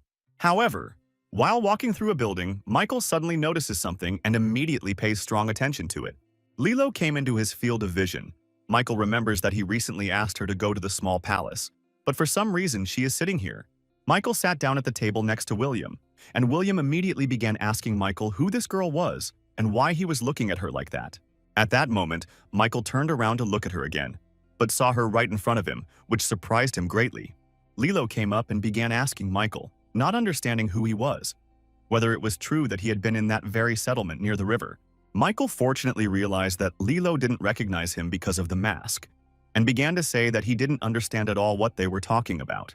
In response, Lilo says that if this is true, then she can also demonstrate something to Michael in exchange for this, and spins around sharply. She spins around in place, hitting the table, knocking away the planks, and grabs them with energy right in midair, after which she casts a spell. She fires all those planks forward like bullets. They fly right past Michael and end up right in the tree behind him. William tells Lilo that she must have made a mistake, and she starts to leave, adding that she must have simply seen a copycat in the black sun. However, their conversations with each other were interrupted, because some strange people appeared in the restaurant, all in black suits. These people began to frighten the local residents who were peacefully eating, and also began to rise around the entire restaurant, as if making a circle around it. The chief among them declared that they had come from the slaughter palace and were looking for people who had stayed near the river settlement for some time. The locals were very scared when they heard mention of the slaughterhouse, but the one who was most shocked was William, who remembered everything. At that moment, he was about to launch an attack, but our hero transmitted an energy signal to him to sit still, since it was impossible to get into a fight now. Immediately after this, a dialogue began between them, in which they tried to decide who was right. Michael insisted that there was no point in twitching now. Michael understands perfectly well that it is impossible to act now at all, because there are at least 20 people around, and even more outside, there are a lot of them. However, while Michael was afraid to do anything, Lilo entered into a conversation with them, and began to drive them away, saying that there was no one like that here. Michael began to look at this and did not understand why Lilo was acting so strong and confident, because she was a simple servant. The main man from the slaughter squad began to turn to Lilo and ask if she suddenly wanted to die right on this spot. Lilo was about to start bragging about who she was, but the squad leader gave the order to use energy and enveloped the entire restaurant in it. From such a sudden influx of very strong energy, the locals fell to the floor and began to choke. Lilo also tensed up, but stood straight and endured. Lilo was just about to tell him who she was, but suddenly our hero entered the conversation and shouted that she was his servant. Michael's words shock both the head of the slaughter squad and Lilo, who did not expect to hear this addressed to her now. William, meanwhile, simply exhaled sharply, asked no one to worry, and declared that Michael had simply gone crazy. Michael, meanwhile, began to head straight towards Lilo. But in response, she began to ask him who he was and how he ended up here. Michael started pretending to be Lilo's boss and scolding her, while the head of the slaughterhouse squad just stood there and watched. At that moment, the head of the detachment from the slaughterhouse could no longer simply tolerate all of this. He turned to them and asked them to shut up immediately and called his men over. Michael began to turn to William and tell him to protect the girl, and Michael himself plans to deal with all the enemies. Meanwhile, Lilo herself decided to do something. She began to take out her weapon and say that she was far from weak. However, the moment she looks forward, Lilo suddenly falls into shock. She cannot believe what she is now seeing with her own eyes and becomes worried. At that moment, a voice is heard throughout the room telling them to stop right now, which surprises everyone. The leader of the Demon Lord's squad appeared in the room and began to talk about how everyone here had come a long way, but was now making a mistake. However, the leader of the detachment from the slaughterhouse turns to him sharply and tells him what all this means now and why they were let down. In response, the man who had recently appeared began to ask them if they really knew who it was. The leader of the squad from the slaughterhouse started pointing his fingers at Michael and started asking if they were really talking about him just now. William suggests that Michael take off his mask, but Michael asks him to shut up and advises him to leave and take all the peaceful guys with him. Michael, meanwhile, reaches out to his mask and tells himself that since he has already been caught, he can use his authority. However, in a moment, the man responds by saying that it is not about this person at all, pointing to Michael, which surprises Michael. The man with long hair points directly at Lilo and says that he is talking about her because she is the daughter of the master of the Sword Palace and is very strong. Michael starts pointing his finger at Lilo and asking if they are serious and if she is John's daughter. Our hero, looking into her eyes, says that she is, after all, the woman of the young leader, but this formulation really infuriates her. At that moment, Michael remembers the very words Lilo spoke as soon as he joined the cult and insulted her by calling her a servant. And only now did our hero Michael realize that this girl, Lilo, had always been his bride and not at all a servant in his palace. A man with long hair named Pew says that although the relations between the palaces are not the best, these people should not be touched. Immediately after which, Pew raises a very powerful aura behind him and kindly asks the guys from the Slaughterhouse Palace to leave this place immediately. The leader of the Slaughter Squad realizes that he has nothing much to compare these people to, so he simply decides to leave. Immediately after which he begins to give a signal about this to all his warriors, and they all at once began to move away. Our hero Michael tries to leave with them in the crowd, but Pew notices this and sharply addresses him, saying that he was not allowed to leave. Pew asks Michael to come closer to him and says that in their area it is rare to see people dressed like that and wearing a mask. However, our hero Michael understands that he cannot reveal himself in any way, so he says that in the blood cult there are people with such things. Lilo approaches Michael and tells him that he is behaving in a very rude manner, which Michael disagrees with, saying that this is not true. Pew says that he is the leader of the water squad. Lilo says that people like him are not afraid of anything, but Michael does not agree with her here either. Michael simply addresses Lilo by name, and she immediately says that this phrase was very sweet for her and begins to blush on the sidelines. Immediately after, Lilo begins to turn to Pew and say that she would like to ask them to let her go, but Pew replies that she cannot do this. At this point, Lilo approaches Pew and offers him to join the Sword Palace and become some kind of leader in some kind of squad, which surprises Michael. Pew starts to argue a little with Lilo, but she responds by saying that their teachings say that it is impolite to do so. Michael immediately begins to analyze Lilo's actions and realizes that she is quite persuasive and straightforward, which are important qualities.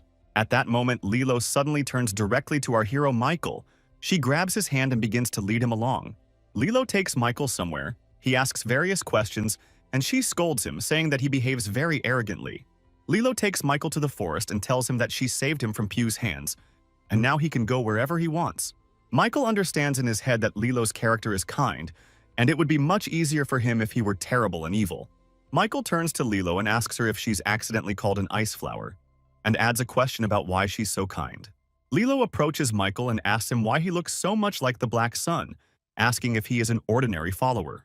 She turns around and says that she chose this life for herself, although she could have lived in the heights, very rich, and done what she wanted. Lilo hides her weapon and tells Michael not to forget who once saved him, and now just to step aside. At this moment, Michael was in complete shock. He didn't expect to hear this, and began to just look forward in shock. He was very surprised and confused. Meanwhile, the events of the story take us to Taylor. His people tell him that they saw Lilo here along with the Black Sun. The guards ask Taylor what they should do next. He tells them to follow them, and a man comes up from behind. The man turns out to be Pew, and he turns to Taylor and says that they haven't seen each other for a long time and goes straight to him. Pew walks and looks at Tyler, saying that the time of the slaughter palace comes at night, but he doesn't understand anything and asks again. Pew tells Tyler that he recently saw the people they are trying to find, but Tyler says that it is their business alone. Tyler turns to Pew and asks him not to be afraid of him, saying that he himself only recently arrived here and really does not want to conflict. Immediately after this, Pew begins to tell Taylor the secret technique with which they were able to find the Black Sun, which shocks Taylor. Pew begins to powerfully raise his energy and ask Taylor how it happened that his squad was at the peak of the fire at that time. From this question, Taylor immediately understands that Pew clearly has his own intentions on various topics, and now it is more difficult to conduct a dialogue with him. Taylor lowers himself a little and sits on his feet. He releases some Kharkiv guy and offers to test something on him now. Pew can't understand at all what's going on and why Tyler is doing this, but the Herrick is heading straight for Pew. Immediately after that, Herrick starts making circles right around Pew, as if he's introducing him into some kind of mutt by walking in circles over and over again. However, at that moment, Herrick turns sharply and begins to walk straight away rather quickly from Pew towards his owner Tyler. Tyler takes the Kharkov and realizes that he was unable to find any traces of the use of powers, and apologizes for everything, saying that he and the squad are leaving. Pew says that he is not sorry, and he lets Tyler and the squad go, and also says that he will be glad to see them again. Tyler gives the order to his partner and the squad that they are leaving. He walks forward with a very scared face now, just staring at one point.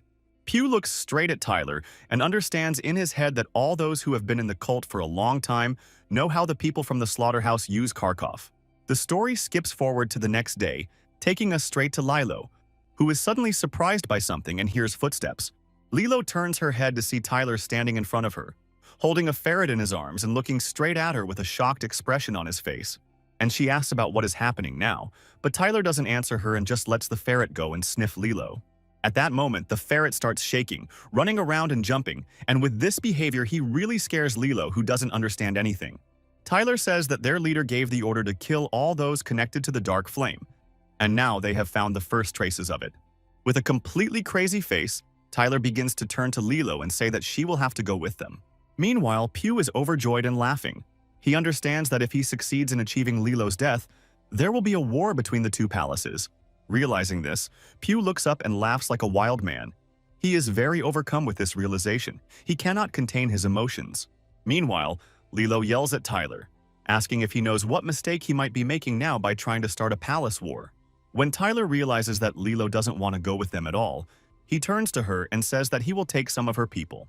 This infuriates Lilo even more. She turns to Tyler and tells him to get out of here right now along with these people. Still looking crazy and rather tough, Tyler turns to Lilo and asks her how she dared to threaten them now. She doesn't give any answer to this question, and Tyler tells his men to grab her immediately and kidnap her. However, Lilo is not so simple. He jumps up and starts heading along the top somewhere away from them all.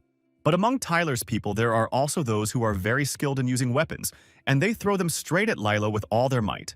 In response to this, Lilo begins to wave her sword and say that these people around are only cowards, and invites them to fight fairly. Such actions do not provoke any response from Tyler's people, who only begin to attack the crowd even more.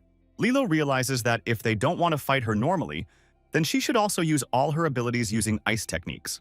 However, even using techniques of such high power, Lilo is unable to repel their attacks at all. She does not know what to do. But right while she is fighting against them, one of the people attacks her and holds out his weapon. Lilo realizes that she might not be able to block this blow, so she starts screaming loudly to get someone to pay attention. And it helps right at that moment, as Lilo screamed, a sharp beam of purple energy blew away all her opponents. Lilo doesn't understand what's happening and suddenly opens her eyes, looking around and notices someone to her right. This man turns out to be Michael. He used the power of his energy and fist to create a blow of great power. Tyler is surprised to see Michael. He turns to him and asks him to hide quickly, unless he wants to die right here. Michael turns to them and tells them that he is her warrior guard, and if they want to defeat her, they will first have to defeat him. With a very crazy look and red eyes, Tyler turns to Michael and says that if he wants to die so much, then they will help him. Tyler then adds that he will do this right now, directing his people to fight against Michael. However, it turns out to be quite easy for Michael. All of Tyler's warriors jump right at him, but he deflects the blows with his hands. Michael takes the sword from Lilo's hands and says that he will borrow it for a while for this battle, covering it with energy. After which Michael uses a huge series of supreme blows of the Overlord, and Lilo just stands in shock looking at this enormous power, not understanding anything. Michael turns to Lilo with a smile on his face and says that he is her warrior protector named Black Sun. Seeing all this, Tyler yells at Michael and says that this is the same Black Sun that recently killed everyone. However, our hero Michael just stands there, cleans his ears and says that he doesn't know anything like that, not understanding what we're talking about. After which Michael turns and looks straight at Lilo, who has a huge wound on her body which is covered in blood, just like her dress. Michael turns away from Lilo, says that he doesn't understand how anyone could get hurt like that, and calls her a fool. Immediately after which Michael looks forward, straight into the faces of his enemies, realizing that they are quite strong and full of energy for the fight. However, despite this, he goes straight to Lilo and abruptly grabs her around the waist with his hand, thereby holding her wound. After which Michael suddenly jumps up and starts flying forward like a bird, which surprises Lilo. Their successful flight was suddenly blocked by an obstacle in the form of the roof of a building. But it turned out that it was not for long, because Michael broke through it with energy. Immediately after which Tyler shouted the order to start pursuing and not let go of these two, after which his men also began to jump up. Eichel knew very well that he had to hurry before Lilo's wounds got worse, and there was no time to fight these people now. Even though Tyler had given the order to pursue Michael and Lila, he understood very well that it was almost impossible to catch up with them now. Tyler put the ferret down on the floor and told him to go and find Michael with Lilo. And he did just that, following the scent. However, something happened that greatly surprised Tyler. His ferret just instantly returned back and began to sit on his shoulder. At that moment, Tyler realized that there were two options. Either Michael and Lilo had already gone further than 50 kilometers from here, or he had erased his tracks. Tyler realized that all the events took place right near the slaughterhouse, but they were unable to follow Michael there. At that moment, it became completely clear to Tyler that there was one person behind all of this, and his name was Black Sun, and it was at his hands that people died. However, in the meantime, the events of our story move on, taking us to some forest cave. In this cave sit two men.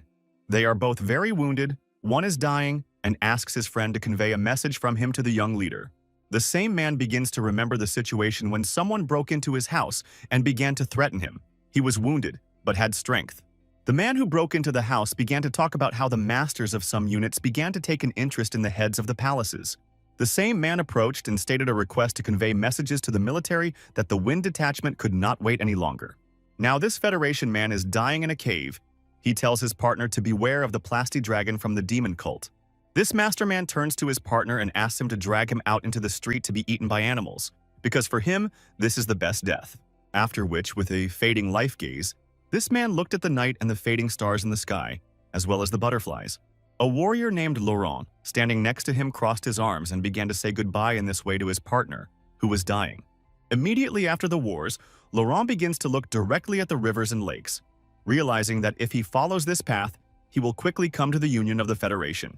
However, he has practically no strength to walk. He remembers the death of his friend and does not want to leave this place at all. At the same time, warrior Laurent remembers his comrade's last request and decides that he must report it and moves forward. Meanwhile, Michael and Lilo are somewhere in the mountains. She says that these are actually kidnappings, but Michael asks not to confuse them with rescue. Lilo laughs sweetly and asks Michael where they should go now to get home faster, but Michael doesn't know the way himself. Lilo tells Michael that she didn't expect to encounter the Black Sun like this, but he points out that it was as if she was looking for it. Together they watch the sunset, and Lilo says that, according to rumors, the Black Sun is a beautiful person. Lilo apologizes for being too pushy, because earlier they wanted to marry her off to some idiot. Michael understands that they were talking about him. Michael, under the guise of the Black Sun, says that this man could have had his reasons, but Lilo doesn't want to hear about it. Now on this mountain, Michael is thinking about whether he should act in the course of this marriage, because it could be unpleasant. However, at that moment someone appears from behind. He turns to Michael and says that it was really he who rescued him from the slaughterhouse. It turns out to be our hero's friend William, who immediately asks why he did this because it is very strange. William starts asking our hero again who he is, and he notices that Lilo doesn't understand anything and might suspect something. Michael energetically turns to William and says that they should talk later, and William responds that the conversation will be difficult. Some time passes from that moment, and people in the settlements begin to actively discuss rumors that the Black Sun has saved everyone again. Even ordinary shop assistants talk about this and discuss among themselves who might be behind the Black Sun. They discuss that there might be a trading palace behind the Black Sun, while Lilo and William go somewhere secretly. William turns to Michael and says that if you listen to the locals, you can clearly understand that someone is deliberately spreading rumors. However, at that moment, a child, a girl, is sitting on the rooftops and she sharply addresses Michael and the others. She suddenly starts laughing and jumps up, doing a couple of somersaults in the air, and lands right in William's arms.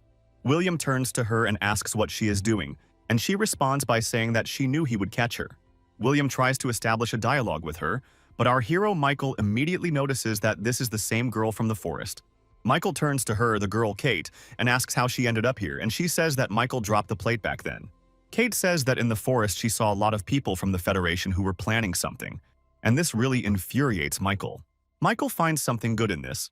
Lilo turns to him and asks, "What could be good about this?" At that moment, Michael notices that Kate is able to smell him again, although he automatically burns away all traces of himself with the help of flame energy. Thinking about this, Michael also remembers that somehow the people from the Slaughterhouse Palace managed to track down Lilo and come to her. At this point, Kate turns to Michael and says that she has information about this too. Kate talks about how all the people who were previously in the settlement near the water are now dead, adding that absolutely everyone. Hearing this, Michael is shocked. He understands that he saved these people with his labor and blood, and now they were just killed. Kate addresses Lilo directly and says that, according to her rumors, she was recently in that place, even before the death of people. At first, Lilo thinks that Kate is just talking nonsense, but she remembers Pugh's words, who said that he checked the place and everything was fine there. At this point, Lilo begins to think that it is quite possible that Pugh is behind many of these cases, using the others. Lilo starts to tell her whole side of the story, but Michael interrupts her by saying that he did it all at the slaughterhouse. Lilo, in great shock and madness, says that once the Slaughter Palace chooses a victim, death will definitely overtake her sooner or later. After which Michael begins to pet Lilo and ask her to calm down, and then turns to Kate with a request to follow Lilo to the Palace of the Sword. Lilo doesn't like this. She turns to Michael and asks what he's doing. He says that this is where they'll part. Michael starts to smile sweetly. He turns to Lilo and says that he will take over the Slaughter Palace and deal with it. Lilo starts blushing in response and says that it only sounds so easy for Michael, but in reality everything is much more complicated. And he sharply raises his energy, declaring that it is precisely because of this that he is going to kill the master of the Slaughter Palace.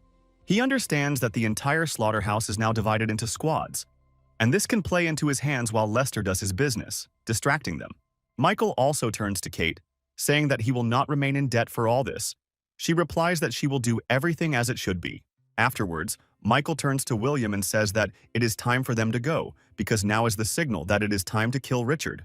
However, just as Michael and William begin to leave, Lilo runs up from behind and begins to stop Michael. She yells at our hero and says that if he does this, he will incur the wrath of the other palaces and a full-scale war will begin. With a smile on his face, he declares that he understands everything, but he has no choice. He will try to do everything very carefully. However, Lilo is apparently worried about something else. She starts asking Michael about his words about them parting here. In response, Michael only starts to leave, but Lilo grabs him from behind and says that such things cannot be decided alone. Lilo turns around abruptly, grabs Michael's face and begins to kiss him passionately in front of everyone, surprising him. Some time passes from that moment. Lilo goes back home to her palace and appears before her father. He, in turn, gets up and together with the security begins to scold Lilo for everything, saying that her assistant told everything.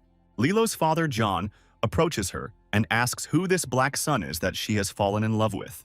Lilo immediately begins to remember that after their kiss, she asked Michael to win and come back for her. Now, standing in front of her father, Lilo doesn't know what to do because if she tells the truth, she'll simply set up Michael. She thinks about what she should tell her father, but Garp intervenes in the conversation, saying that this is treason. Garp reminds Lilo of the real Michael, the young leader, but in response, she only shouts that she will still marry the Black Sun. In response to this, Garp yells at Lilo and says that she cannot make such important decisions alone. He will not allow it. Garp's men support him, and in response, Lilo becomes upset, turning around and asking how they can do this to her. Lilo looks down and says that they will only be happy when they sell her. At this point, Garp and his squad realize that they may have been too cruel and begin to say that they didn't mean it that way. all together, as if in one voice they begin to justify themselves, but Lilo is not interested in this, she just sits and cries. However, this turns out to be a very interesting Turk from Lilo, so she tries to play on his pity in front of the squad. This helps her soften the words in Garp's head, but her father remains in the same mood as before. At this moment, Lilo is quite surprised. She does not understand why her father looks so cold at such a moment. John turns to his assistant and tells him to take Lilo to the small palace, because that's where she will be from now on.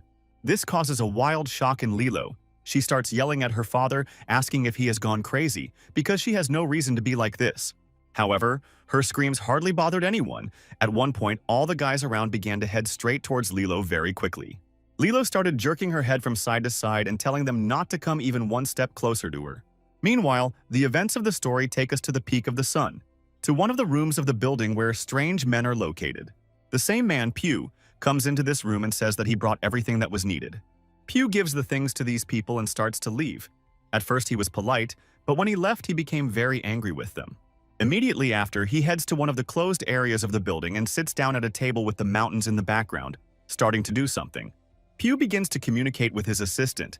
Together they discuss all the latest news from the slaughterhouse because now this is a real problem. However, at one point the assistant asks Pew if they had enough strength to implement the plan, and this question deeply offended Pew himself. Assistant Pew immediately realized that he had done something unnecessary. He began to apologize and say that he did not mean to do this and beg for mercy. Pew also reflects on the fact that Tyler still hasn't reported Lilo's capture, even though it's been a long time. Pew turns to his assistant and asks him to move all their people away from those old men on drugs. At that moment, Pew is just sitting in a chair, but suddenly hears someone's voice from behind, who says that he made a big mistake when he made such a gaffe. Pew realizes who it is and starts asking for more time. But the man replies that they don't assign the same task twice. This man turns to Pew and says that he must now return the heavenly dragon plate to them immediately. He starts to tremble just from thinking about it and holds her in his arms. He doesn't want to do this at all now. This man comes up and starts to take her away, telling Pew not to be so upset because his time will still come. The man asks Pew to enjoy life while he has it, but he understands that it will likely be taken away soon. Immediately after this, without listening to his interlocutor, Pew jumps to his knees on the floor and begins to beg him for mercy. The man turns to Pew and asks why he is acting so pathetic, reminding him that he is just an ordinary bug. Afterwards, he raises his head and says that these words about him are completely true, but he can still be useful, according to him. The man in the robe leaned against the building and began to talk about how he would give Pew 3 chances in that case. He begins to tell about everything that happened, adding that the Black Sun was involved in everything, but the man replies that he knows all of this.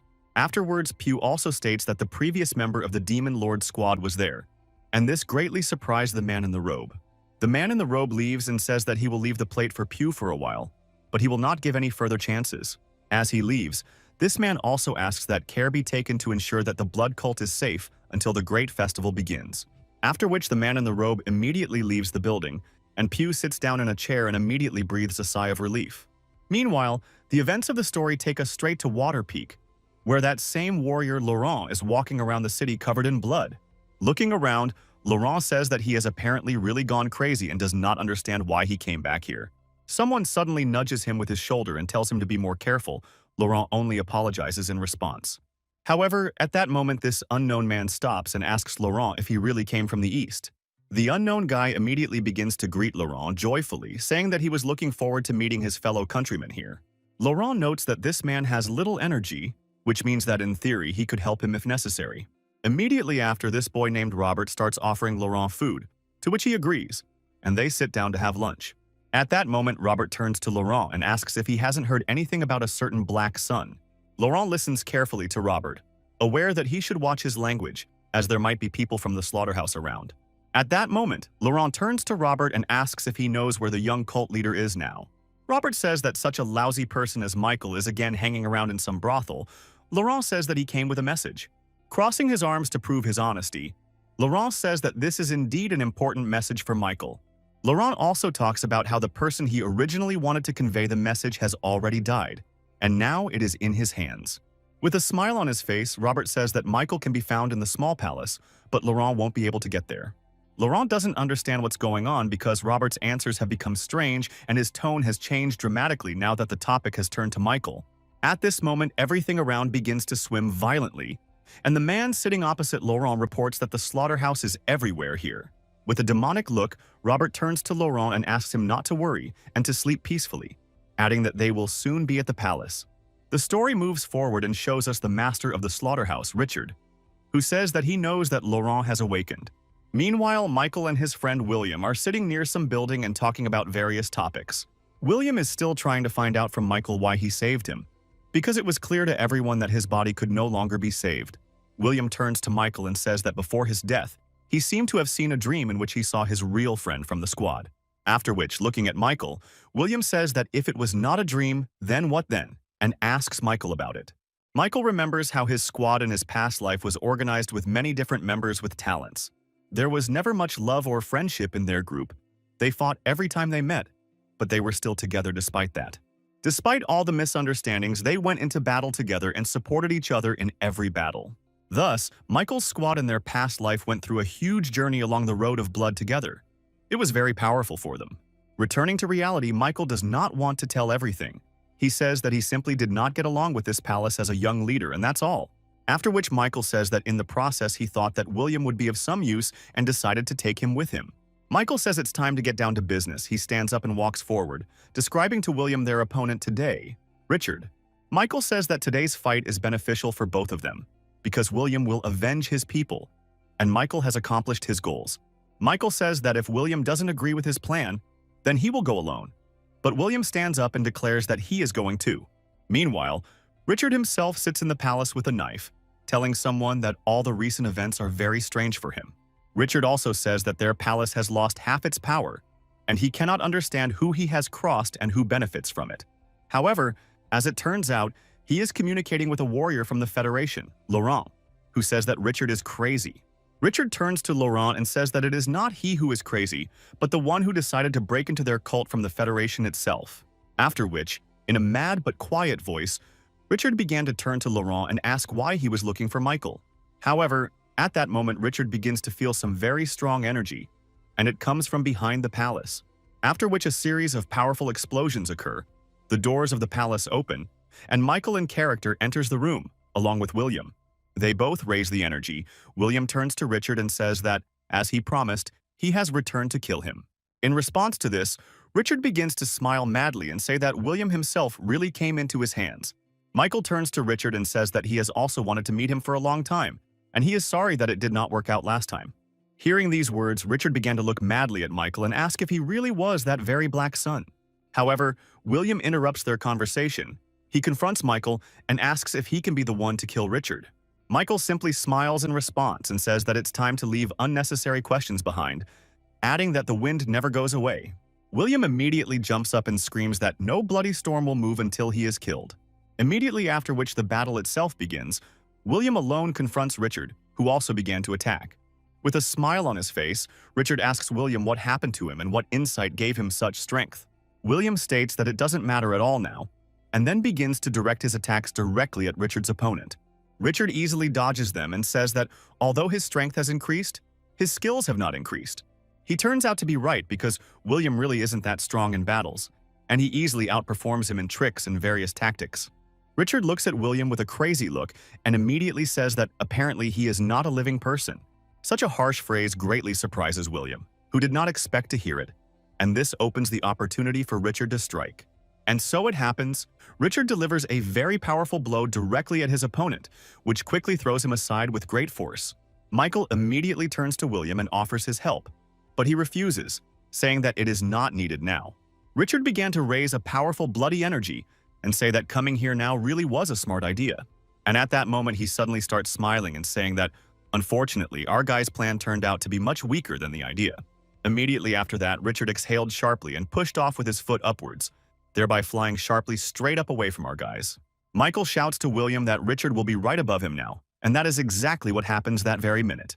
Richard grabs William and starts twisting him around, saying that their stupid plan will only lead to an even more stupid death. Immediately after which, Richard directs all the energy into his hand and throws William aside very quickly. After which, Richard began to turn to Michael and ask how he felt, saying that he probably already regretted coming. Michael immediately addresses Richard by name and he immediately asks him not to beg him for mercy because it is no longer possible.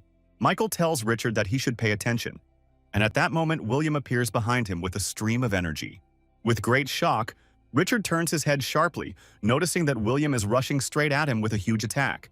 William then unleashes the full force of the attack straight at Richard, but he crosses his arms and blocks it, saying that it was not bad. Richard began to look directly at William and say that he was very surprised that he had managed to survive after everything that had happened. He begins to say that he has already fully understood that the life technique was used and suspects Old Man Ron of this. Immediately after which Richard suddenly charges his hands with energy and directs it all straight at his opponent in front. It was very powerful for them.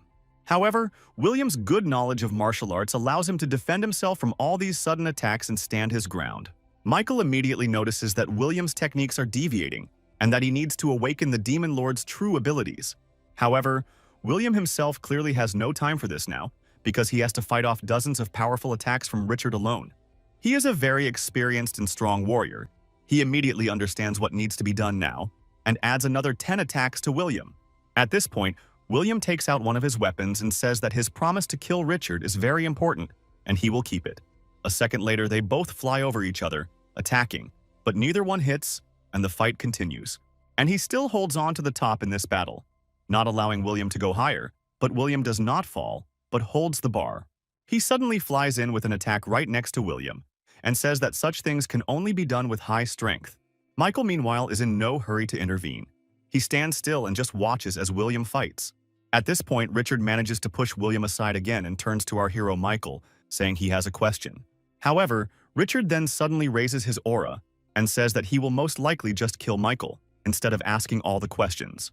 Michael responds by saying that although he is disgusted by such thoughts, he is now thinking the same thing, looking at Richard. However, Richard does not continue the dialogue, and after a couple of seconds he finds himself right behind Michael with a new attack. Richard asks Michael why he is nervous, and our hero himself understands that Richard's speed is simply insane. Michael understands and remembers William's request well, but now he can no longer stand still and enters the fight. Richard begins to use weapons against Michael, who in turn suddenly directs a beam of energy straight at Richard. Immediately after which Richard accelerates again and asks Michael if he can catch him at this speed. A battle ensues between them, one stage higher, because now the fighting has become much more difficult.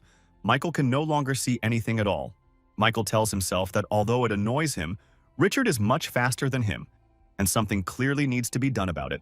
Michael decides to play for high stakes and uses the 10 Emperor's strokes technique with 3 power palms.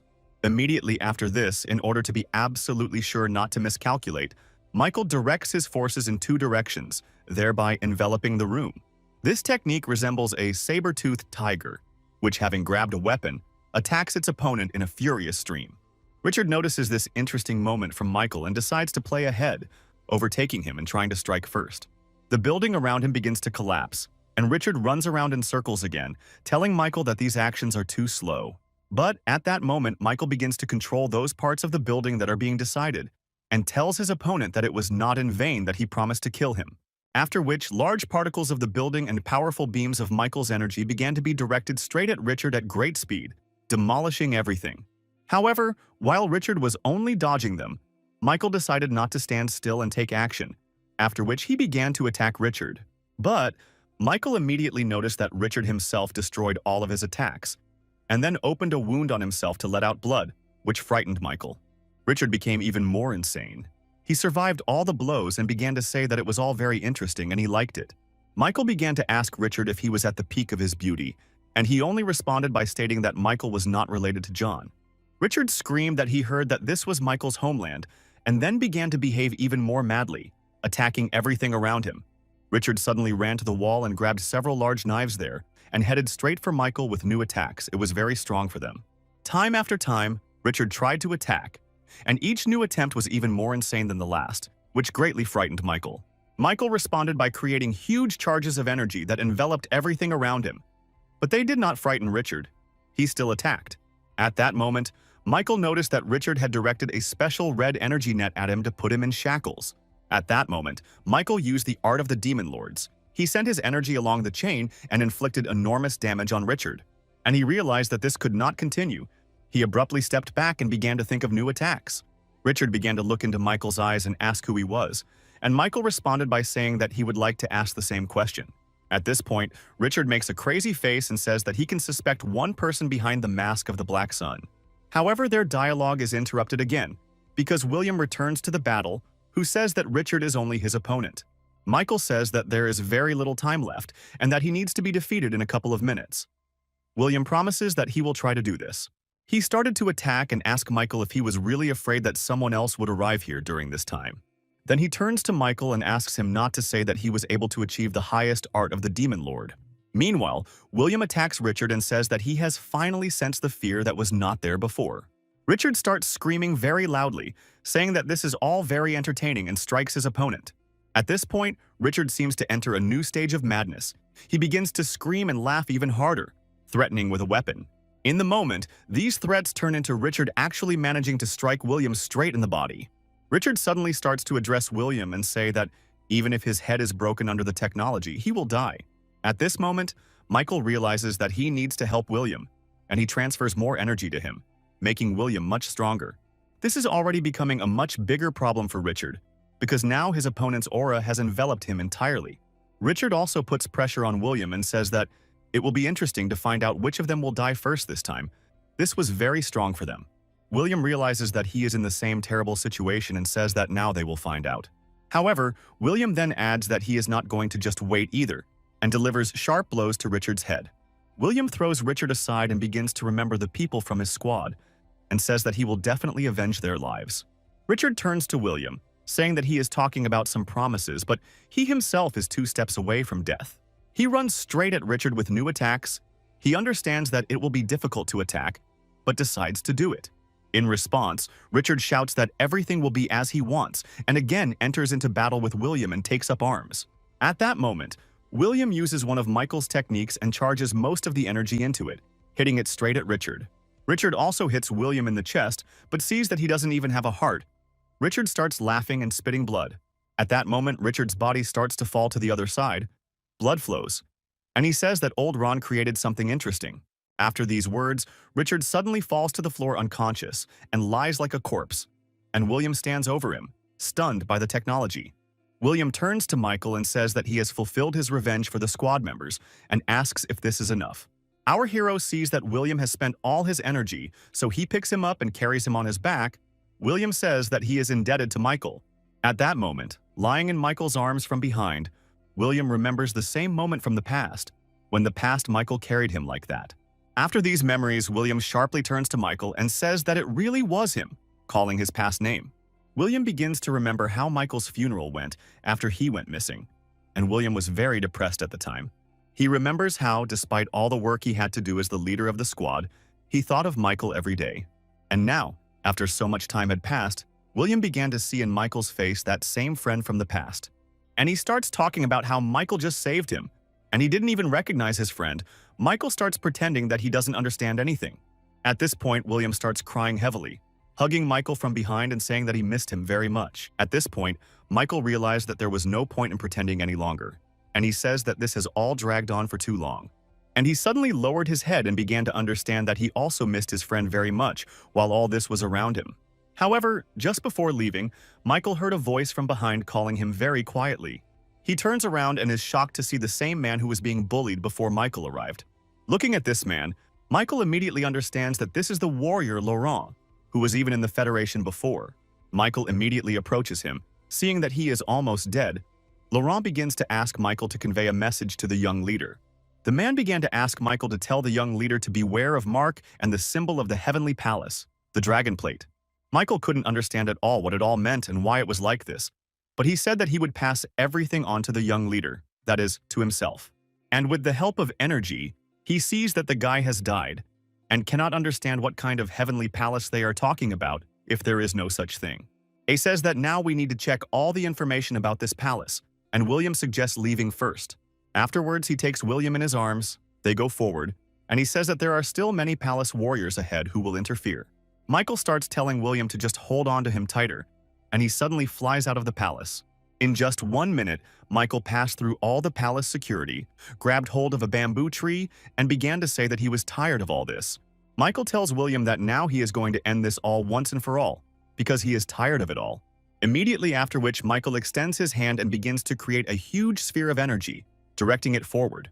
Milk directs this huge sphere straight at the slaughter palace, saying that this will destroy it forever.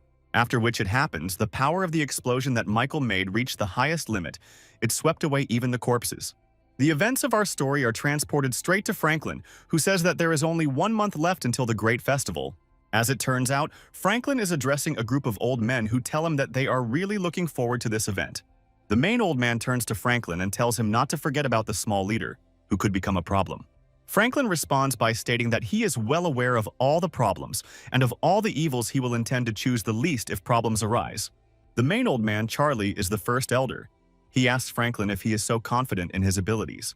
Immediately after which, Franklin takes out the dragon plate and begins to show it to Old Man Charlie at this moment. Old Man Charlie says that this surprises him greatly. For a long time, he could not understand who was causing the problems on the heavenly mountain. Franklin tells the old man that everything is in his favor now, and he is going to completely change the blood demon cult. Franklin turns to the elders and says that he will capture all the lands and then begin the revival of the dynasty, and it will be legendary.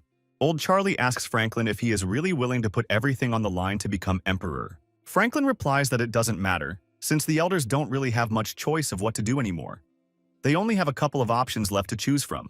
Old Man Charlie says that since the younger generation does have ambitions, it is better not to interfere with their realization as old people. Franklin turns away and says that he will consider this an agreement, and that they have come to a mutual decision. Franklin turns around a little and asks the old men to continue to sit like that, and not to interfere with him and his decisions. Franklin starts to leave, and old Charlie follows him, telling him that he better be more careful in his decisions and path. Meanwhile, the events of the story take us to Michael and William. Michael tells his friend about what happened then in the forest. Michael approaches William and asks how the other members of the squad are doing, but William states that he hasn't seen much of them. And he asks how Vivi is doing. William replies that after Michael's death, she went to her clan. At one point, William says that after Michael's death, everyone was saying that the demon cult was involved in his death. Our hero starts yelling at William and saying that he really went to the slaughterhouse for his sake.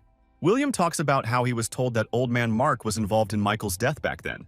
Having learned about this now, Michael begins to get very angry and talk about whether this old man really got involved even then. William talks about how from the day Michael died, he began to watch over old Mark, when others only praised him. William started saying that it was crazy since there was no reason to suspect him. Michael agrees with this. After this dialogue, Michael tells William that he needs to find out something and takes him somewhere through the tunnels. Michael takes William straight to Lester, who is very happy to see Michael this time and smiles at William too. Meanwhile, time was approaching the holiday, and the atmosphere was becoming very tense, as everyone understood what could happen now in the cult. However, our hero was suddenly surprised by something completely different, namely, what he saw in his small palace when he returned. His previously ordinary and old palace became much newer. Everything around was covered with gold and expensive gifts for something. Michael began to tell Lester that this all surprised him greatly. But Lester added that construction was still underway. Lester turns to Michael and asks who the man behind him is, looking straight into William's face. Michael briefly tells Lester everything and says that he was resurrected by technology, and now he will be here with them too. Lester is still looking at William, and Michael asks what news there is from the slaughterhouse. Old Man Lester says that thanks to Michael's efforts, we can definitely forget about this palace for a while. The old man also adds that Richard's body was not found after the attack, but Michael assures Lester that Richard is already dead. Michael remembers everything as it happened and says that Richard's chest was pierced through and his head was crushed. He says that the slaughterhouse has been decided upon, and only Franklin remains together, and he has already removed the elders. Lester approaches Michael and describes Franklin, saying that Michael will have to defeat him on his own. However, the dialogue between Lester and Michael is momentarily interrupted by the appearance of Louis and Stella, who immediately greet Michael. Michael says that Louise and Stella were able to show good strength at the gathering of the elderly, and he is grateful to them for that. Lester says that most of the problems have been solved, which means that this is enough, but Michael does not understand why. And he laughs loudly and says that he means the time when they will capture the entire Heavenly Mountain. Lester then adds that this will allow them to take the path to the Federation Union, which shocks Michael and William. William raises his power and says that Lester talks too much for a man who doesn't move. Louis stands right behind Lester and energetically says what Michael told them about the true goals of the cult. Michael at this point turns to William and tells him to stop talking and arguing, which surprises him. Using energy, Michael quietly tells William that Lester is the same old man who was with him earlier and was a teacher. Michael talks about how Lester abandoned his business in the Federation and decided to go straight into the cult, forgetting about everything. Afterwards, he says that he tried a lot to discuss something with him, but he only says that he chose the path of the demon for himself, and that's it. He turns to all the boys and asks them what they know about the Heavenly Palace, but Stella says that she knows nothing. Our hero begins to say that Franklin is clearly somehow connected to him, because too many things point to this. Michael puts forward the theory that the same scheme as with the Moon Tribe and George may most likely be used there. Stella emphasizes the fact that Franklin is really after the trading palace, and Michael adds that they clearly need resources. He says that, judging by the description, Franklin already has a lot, but not the money that he now so desperately needs for his plans. Michael also states that, based on Stella's description, Franklin is most likely trying to create his own army. Lester also says that this may all be connected to the fact that several groups of people have recently gone missing. Lewis immediately starts asking if this is true. Lester apologizes for not telling him earlier because he didn't want to cause panic. Michael begins to wonder if the head of that settlement might have been creating illegal substances to supply the army. He turns to his men and says that they urgently need to start monitoring Franklin and his men in order to understand everything. Lester turns to Michael, saying that he likes the plan, and apparently the universe itself approves of it. Meanwhile, the events of the story take us to Mozart, who is very happy that some kind of house has been built for him. He controls his people and tells them to do everything more carefully and to put everything on the ground more attentively. Mozart begins to rub his hands and say that supporting the small palace has truly become a very profitable investment for him. However, at that moment, Silvers and Billy head towards Mozart, saying that Michael wants to see Mozart for a meeting. Mozart asks for directions and says that he will gather assistance and come there immediately, but Silvers declares that he must be alone. This greatly infuriates Mozart, and not the fact of the conditions, but the fact that Michael appoints them instead of him, although he is below him. Mozart leaves with Billy and tells Silvers that if he hears any bad sounds, he should immediately come there and help him. Old man Mozart leaves, and Silvers understands that of course he will not go to him if something happens. Immediately after which, Silvers turns to the Forbidden Squad from behind and tells them to finish unloading their things. Silvers says that he didn't ask their opinion, and with a smile asks them to start loading everything back according to his orders. Meanwhile, Michael draws up a set of rules for his people and asks Stella to pass them on to those who were not there today. Michael is already beginning to create a system by which the cult will operate, and when he becomes the leader, the rulers of the palaces will be at the top. Behind them will be Michael's personal advisor, Lester, with whom he will coordinate everything and communicate about directions. After Lester, there will be a security detachment, led by Lewis and William. Meanwhile, Mozart comes into the room with Billy, and Billy says that he brought him. Mozart is in shock. Mozart looks at everyone in the room and asks in shock what this all means. He started pointing his finger at everyone he knew there, and asking them how they ended up there and why they were silent and didn't say anything. Michael sits up on the throne and says that he thinks there is no need for explanations here, and points to something.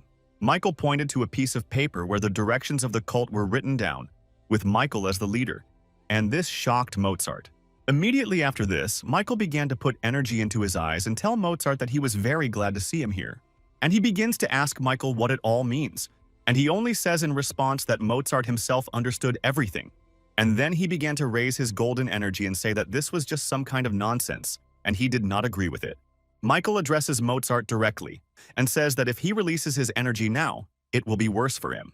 Immediately after this, Mozart begins to look around and notices that everyone around him has also awakened their energy against him. Mozart starts yelling at Michael and saying that he simply lured him into a trap, but Michael declares that Mozart came on his own. However, this behavior from Mozart greatly infuriates Michael. He turns to Stella and tells her to get rid of him. Of course, Stella accepts the order and raises ice energy and begins to walk straight towards Mozart. Mozart begins to turn to Lewis and asks him to help, but he does not answer, which frightens Mozart. This was very strong for them. He starts yelling at Michael that they should be together because they have one common enemy that they need to act against. Michael puts his hand in a way that signals Stella to stop, and Mozart says that he will help get rid of Franklin. Michael says that they should discuss this in more detail, because it is not done that easily, since both parties need to benefit. Michael turns to Mozart with a smile and energy, telling him that he believes he has very valuable information for Michael. Mozart begins to understand what Michael is getting at, and turns to him and asks him what he wants to know. Immediately after this, Michael asks a direct question and wants to know how much money Mozart has already given to Franklin during this time. After which, Mozart admits that he was running various small schemes that allowed him to earn more money. However, Mozart also decided to play on pity. He began to say that all this time Franklin had simply been stealing money from him. Mozart reveals that Franklin, with the help of the Moon Tribe, tried to disrupt trade routes, which surprises Michael. Michael approaches Mozart and asks what they use the money for, but Mozart says he doesn't know. After this answer, Michael gives the order to capture Mozart, but he starts saying that he can find out everything if necessary. Mozart shouts at Michael that if he disappears now or is killed, then Franklin's direct target will be Michael himself. Mozart also says that it could be the Palace of Pleasure, which is the second richest, which scares Michael. Afterwards, he states that Franklin will do anything to achieve his own goals, even if human lives are at stake. Michael turns to Mozart and asks what he wants in return for such services from himself. Mozart says that he asks for little more than the return of his former trade routes after the festival in the cult, and he says that they will give it to him, but in exchange they will ask him to give part of it to the small palace. Our hero also tells Mozart not to try to deceive them, because they will quickly decide the issue of his life in this case. Immediately after this, bargaining begins between Mozart and Michael, where Mozart says that he can only give 40%. Michael asks for half, and with each disagreement from Mozart, he begins to increase the percentage by 10, which shocks him. In the end, Michael manages to get 80% of the profits for himself, and he forgives Louis for taking Mozart out of the hall. Stella approaches Michael and says that she would like to include Mozart in their circle, but Michael is very surprised by this idea. And he says that, although he may be a bit stupid, he really does understand the market situation better than anyone else. Although he is dissatisfied, Billy says that overall this is a pretty good idea, and it is surprising that it came from Stella. Michael starts to leave and says that they will try this option, which pleases Stella and the others. As he leaves, Michael addresses everyone menacingly and says that the war will only be final when he defeats Franklin. Billy brings up the question of what to do with Lilo, but Michael says he needs to go somewhere and has no time for that. Michael understands that he needs to train now because of all the preparations. Only he and his art are not finished. Michael realizes that art is currently eating away at his body and mind, so he needs to learn to use it better. Michael is also well aware of the problem that Franklin will be a much more powerful opponent than Richard. Michael informs everyone that before the festival starts, he will go to the demon training corridor and train. Meanwhile, the events of the story take us to Lilo, who is told that Michael has once again gone somewhere. People from Garp's squad try to persuade Lilo to wait, adding that most likely Michael has very important things to do right now. Lilo takes out her sword and begins asking Garp's men why they continue to protect Michael after everything that happened.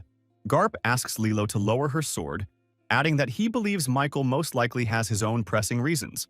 He says that listening to your brother is important, but Lilo simply states that this is not true at all, and that he is most likely adopted. Lilo starts telling everyone again that the same Michael they all know is actually a terrible guy. After which Lilo remembers everything he told her and adds that he is a crazy pervert. However, in response, Garp shouts that Michael is a great man who accomplished a huge feat at the peak of beauty. Lilo just screams that Michael looks more like the world's biggest ass and nothing more. After which Lilo again declares that she is leaving, and the guys around try to stop Lilo with their swords.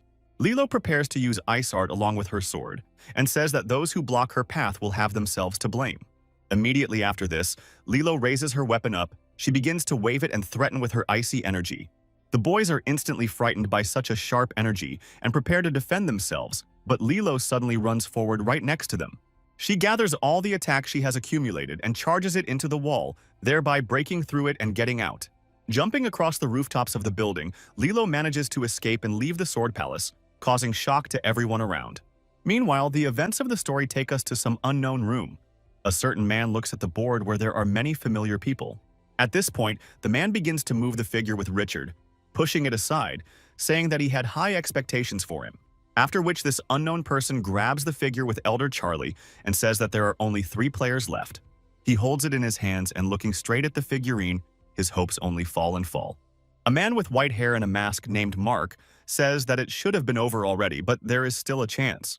He then pushes the figures of our hero Michael and Franklin together, as if preparing them to fight each other. Some time passes from that moment, and the events of history take us to the Empire of Timur, which is located in Tibet. There, sitting on the throne of the empire, is the emperor himself named Roger, Someone turns to him and says that they haven't seen each other for a long time. As it turns out, Roger was visited by a squad of rocks, the same one who is the son of the head of the Blood Palace, Franklin. Roger immediately notices all the things that Rocks took with him and says that this time they clearly want something very big in return. Rock says he came to tell them that George appointed himself Khan, but Roger says that's just stupid humor. Roger says that apparently this George does not value his life at all, and he sends his people to check the information. And he also turns to Roger and tells him that the head of the cult will soon change, and asks if Roger will come to this event. Roger says that he is glad to hear this, but he is too busy himself, so he will send him very nice gifts. At this point, Rocks becomes tense and turns to Roger, asking if he can choose the gift himself. And with an unusual aura, he says that since Rocks has come such a long way here, then he will allow them to choose. Rocks reports that they may need some help, so he would like to borrow Roger's assassin squad.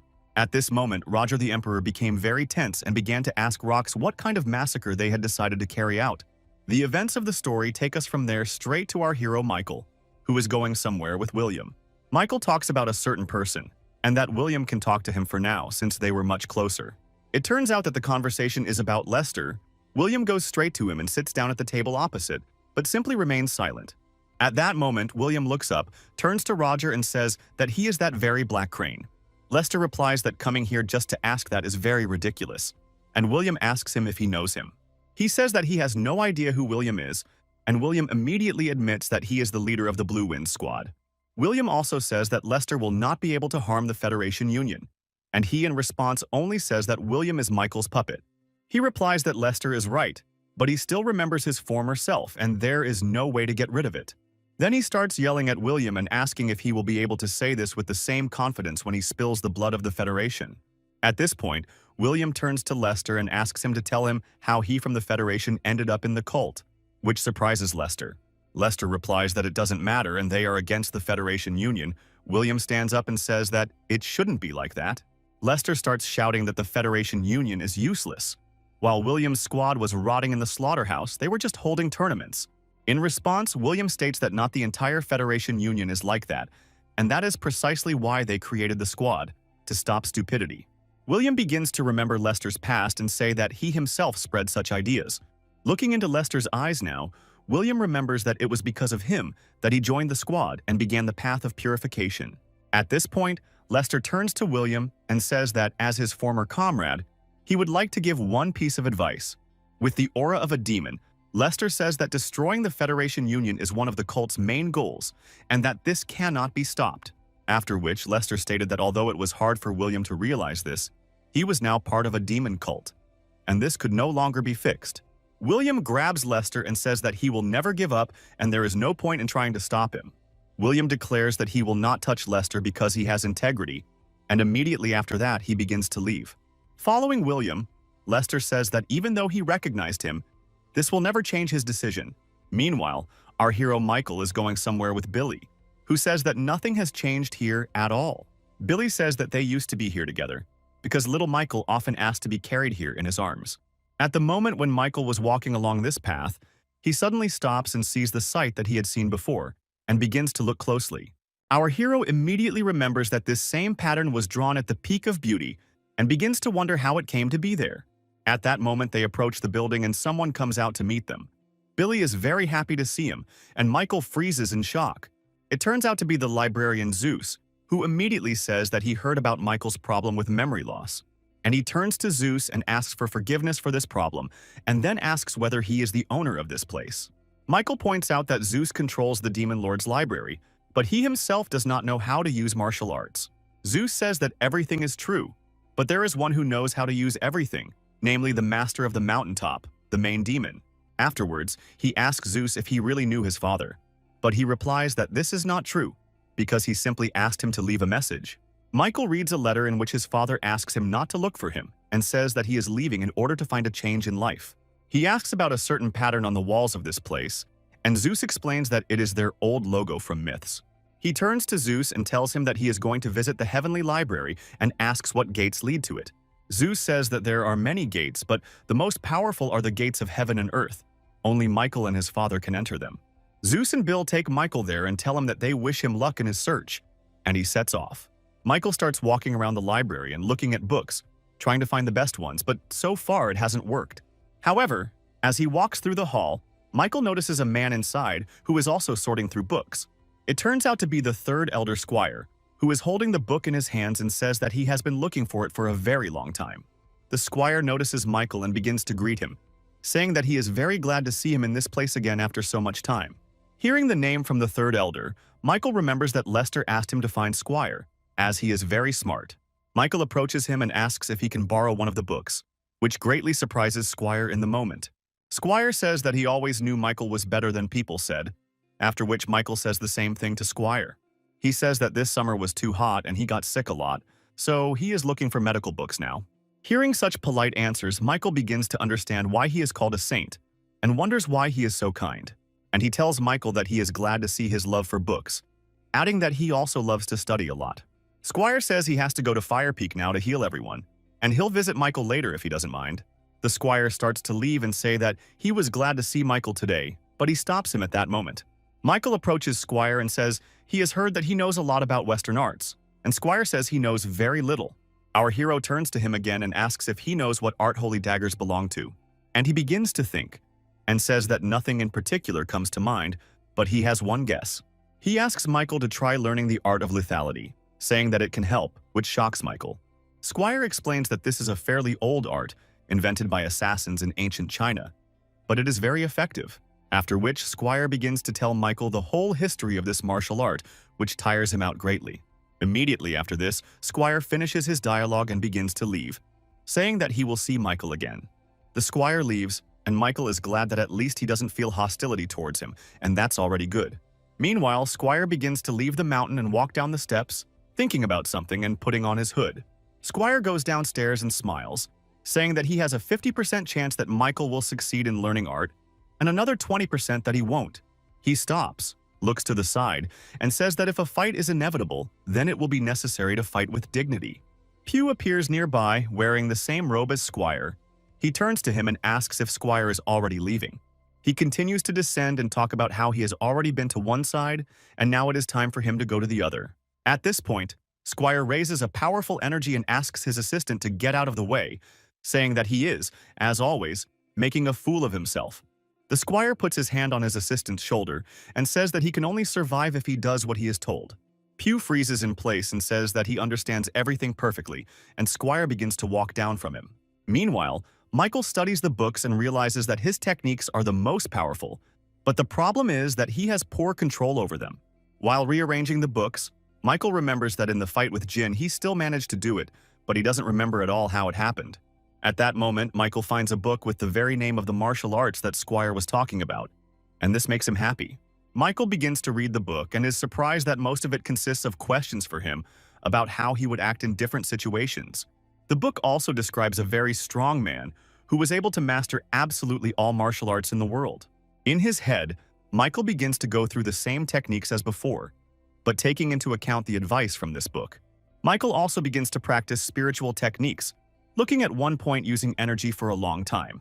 This way, Michael is able to create illusory opponents for himself right in front of him for testing. Michael immediately begins to imagine himself fighting them, but for these battles he uses only his 2 daggers. He succeeds in this. He divides the energy into 2 parts and fills it as much as possible into each hand, controlling the daggers more easily. After just a few minutes of practice, our hero manages to gain full control and defeat his opponents. Thus, being in the room and using energy coatings, our hero achieved the ability to control the coating and equipment. After Michael learned to do what he wanted, he bows before the book and says that he will use these skills for good. However, Michael realizes that he was able to learn before he finished reading, and there is still one last page left. However, when Michael starts reading, he is suddenly overcome with some kind of terrible feeling. He feels terrible and very surprised. He reads with shock in a book lines about someone telling how a demon envelops him and does not allow him to live normally. Someone wrote in the book that a demonic eye was looking at him, and Michael remembers those same inscriptions at the peak of beauty. Meanwhile, the events of the story take us to Franklin. He sits and ponders whether the Black Sun really exists. However, at that moment he calls his assistant to him, and turning to him, asks about how things are currently going in the slaughterhouse. Franklin's assistant reports that they were unable to find Richard's plate, meaning he survived and is now in hiding. Franklin says that this seems to be true, because Richard is very strong, and it does not matter who the Black Sun is because he will be killed anyway. After which Franklin orders his assistant to go to the peak of water and bring the money that they lack. Franklin also addresses him sharply, telling him not to forget to send bloodhounds to the slaughterhouse's hideout. The assistant leaves, and Franklin says that soon they will stick a sword into the Emperor's neck and show who the real ruler is. Meanwhile, the events of the story take us to some detachment somewhere in the city. They approach a shop and say that they came with instructions. The leader of a certain detachment reports that the butcher opposite him must go to the peak of a tree, where a slaughter demon will be waiting for him. In response, the butcher begins to shout that he is very happy about this news and is ready to kill everyone who goes against him. Other butchers begin to gather around him, also reporting that they are very happy about this news, after which the squad captain and his squad leave, and the assistant asks him who these strange people are.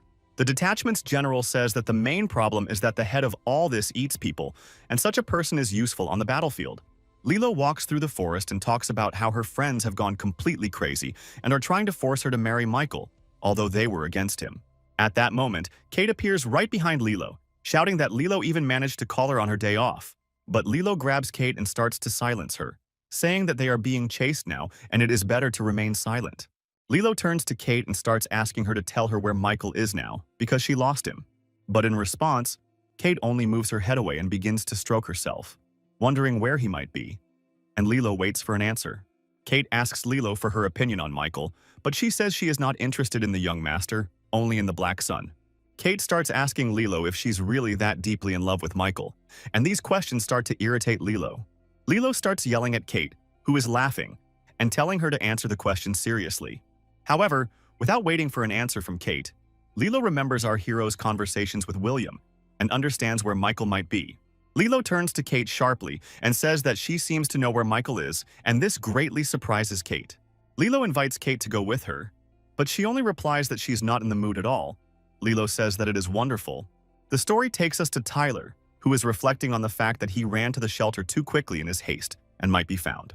At that moment, Tyler's assistants come to him and tell him that the trading palace has disappeared and the water peak has been captured by the Bloody Palace. Tyler's men all talk about how it would be a good idea to leave the cult for a while, since they are clearly a target, but Tyler disagrees.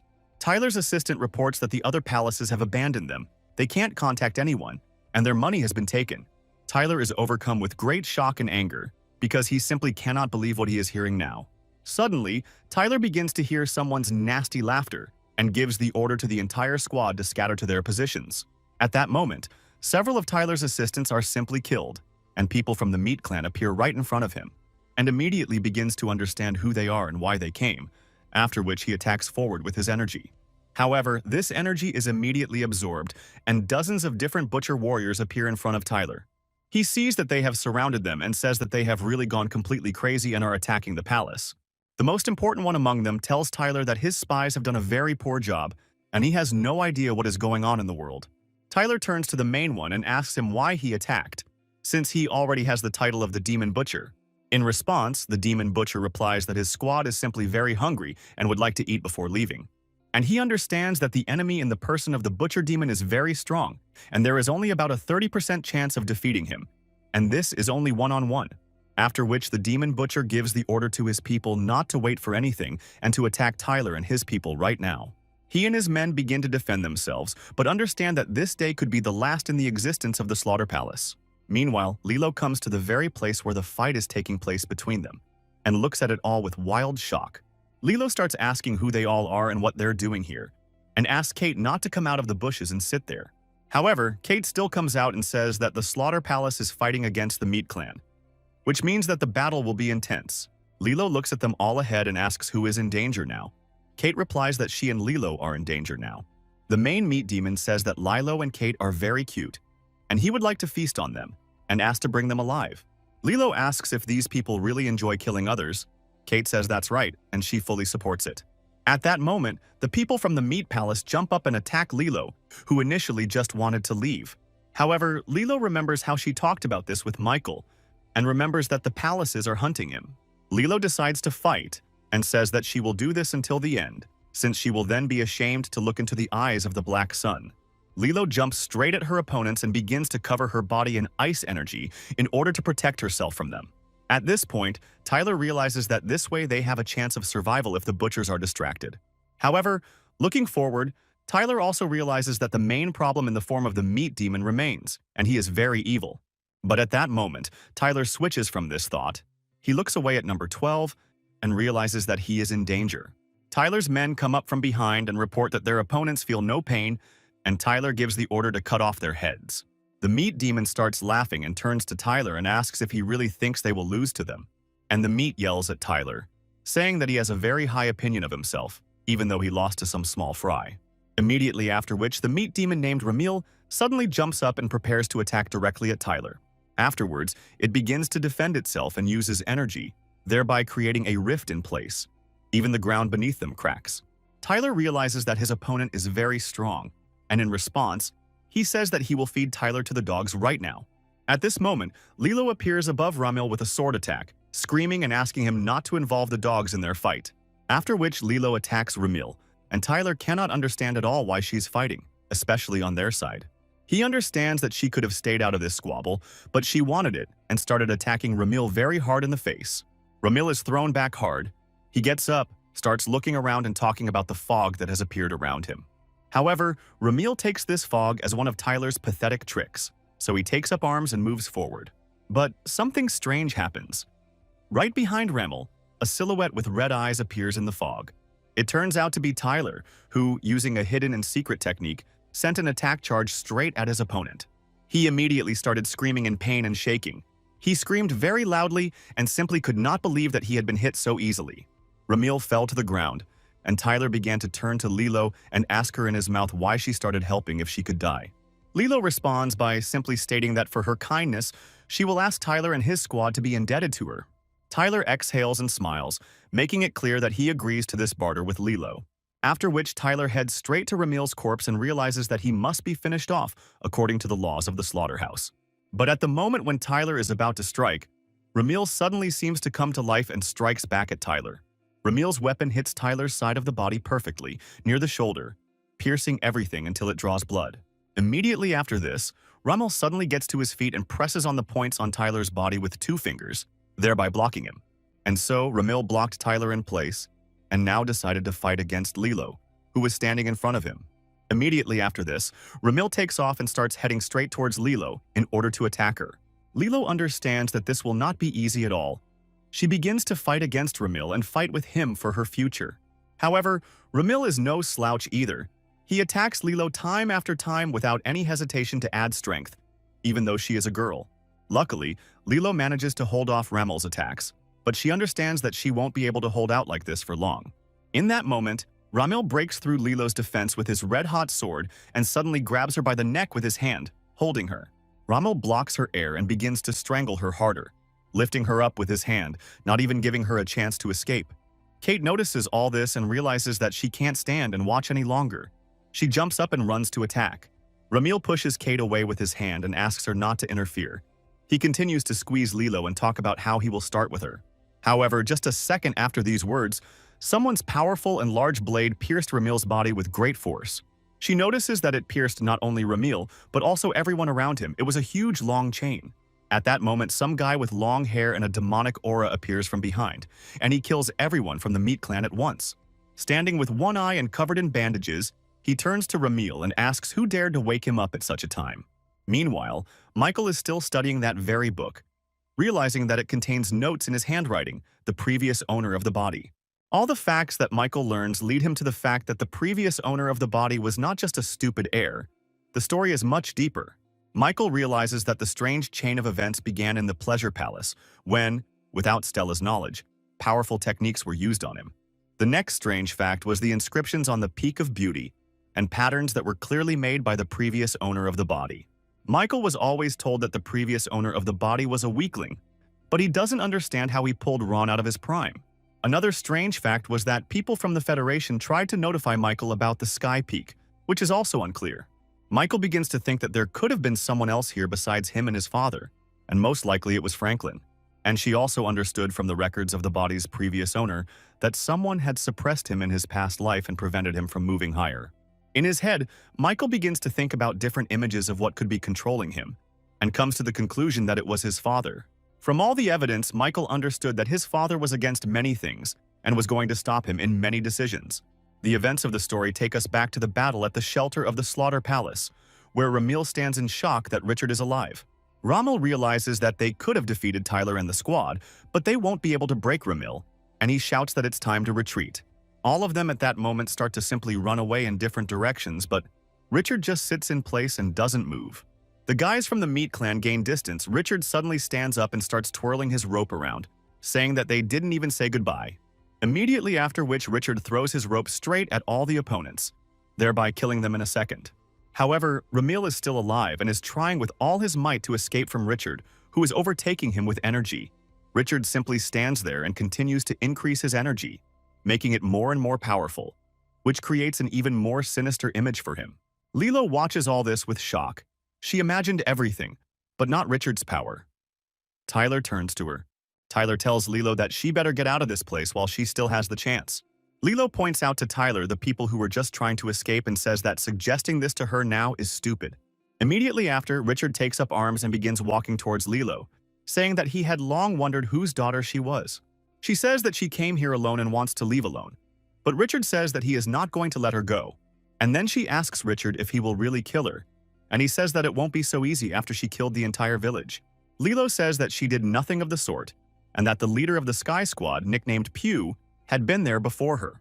Richard starts walking towards Lilo and saying that she lies too much for a mere mortal, and she says that she is ready to take an oath in the name of her father. But Richard only laughs madly in response and says that this is all very interesting. She says that if this is all so interesting, then can the order to kill her be cancelled? But Richard refuses her. Immediately after, Lilo falls to the floor and says that she gives up and Richard can kill her, which shocks Kate. Lying on the ground, Lilo says that her father will be very worried about this, and Richard says that she is putting too much pressure on him. He turns to Lilo and asks her who she thinks could be behind all of this, if not herself. With a very strange face, Lilo says that Richard really suspects the Black Sun, who lives at the peak. He turns to Lilo again and says that she doesn't seem to know anything at all, and this surprises Lilo greatly. She wants to know more. After which, Richard turns to the people from his squad and tells them to lock Lilo and Kate up for a while. Meanwhile, the events of the story take us straight to the gathering place of the elders. They are drinking tea and discussing something among themselves. Squire sits among them. He turns to Elder Charlie and asks how long he has known everything. Elder Charlie says that during his time in the cult, there have already been 3 riots, and he understands how they begin. Elder Charlie also says that recently there have been too many rulers in the world, which means there are more victims. After which, Charlie begins to look into Squire's eyes and describe everything as it was, and talk about various similarities that could be signs. He also says that the battle between the palaces is fun, but the issue of the Heavenly Mountain and the Great Dragon is very important to him. Charlie says that it doesn't matter who becomes the leader. If in the end he dies in the mouth of this dragon, then there will be no point in it. The Squire says that he is very interested in Charlie's thoughts, and then asks him about the conclusion he came to then. Charlie says his best idea is that it's better to be the tail of a dragon than the head of a snake. The Squire starts clapping his hands and saying that this is all wonderful, and it is immediately obvious that Charlie has a lot of experience in this matter. Immediately after, Squire approaches Charlie and offers to make him the leader of the cult, but he says that he is not interested in this at all. But Charlie turns to Squire and says that his only desire is to eradicate the clans from the cult. He turns to Charlie and asks if he is really proposing to place the elders higher in management than the 9 palaces. Charlie replies that Squire understood him completely correctly, and he laughs and says that it is just wonderful and he loves it. And he starts to leave and talk about how Charlie should let him resolve all the issues with the clan, and he himself will take care of various matters. Before leaving, Charlie raises a powerful energy and says that he is ready to bet his life on bringing this idea to life. The story takes us to Lester, who tells all the news from the cult at a general meeting of Michael's allies. Stella intervenes and says that they managed to find out some information about the Blood Palace and their market system. Stella says that the Blood Palace has gone beyond its boundaries and is now clearly joining forces with someone to implement its plans. Lester says that this is entirely possible, but at the moment it is just speculation, so it is worth being more serious. He turns to Ron and John and says that Michael has ordered them to find the monsters at the peak of beauty that he saw. Afterwards, Lester turns to Stella and tells her that he also instructs her to find out something about the village in which everyone recently died. Stella says that it will clearly not be easy, but she will try hard to achieve results. Lester also reports that the remaining affairs of the palaces will go to Louis, who has connections and power there. The meeting of Michael's allies ends, and the events of the story take us to the palace that is at the peak of the water. Stella is standing there with Roger, who says that this place is amazing and very beautiful. Stella keeps a close eye on Roger and tells him stories about how they use the place during the festival. Roger turns to Stella and says that it's time for them to return to the brothel, and she says that she will be glad to see him there. Stella takes Roger and his squad to this place and sets a very tasty table for them. Roger is very happy about this and calls the place wonderful. She turns to him with a very beautiful look and says that she wants to have a pleasant rest, and also adds that she needs to step away. And he leaves, and Roger says that she is very attractive, but a very complex person as it seems to him. After which, one of Roger's men asks him to talk to him alone, and Roger gives the order to his assistants to hide for a while. The man standing next to him turns to Roger and says that there is a problem with the woman next to them. Under the mask of a man, Rox appears nearby. He turns to Roger and asks him to kill Stella, saying that she is very dangerous. Roger turns to Rox and asks if he really brought him here to eliminate just one woman. Remembering Stella, Rox says that in order to defeat her, you need 1,000 professional warriors. Rox says that there are few ordinary mercenaries here, which is why they needed Roger's help, but he is shocked by such a request.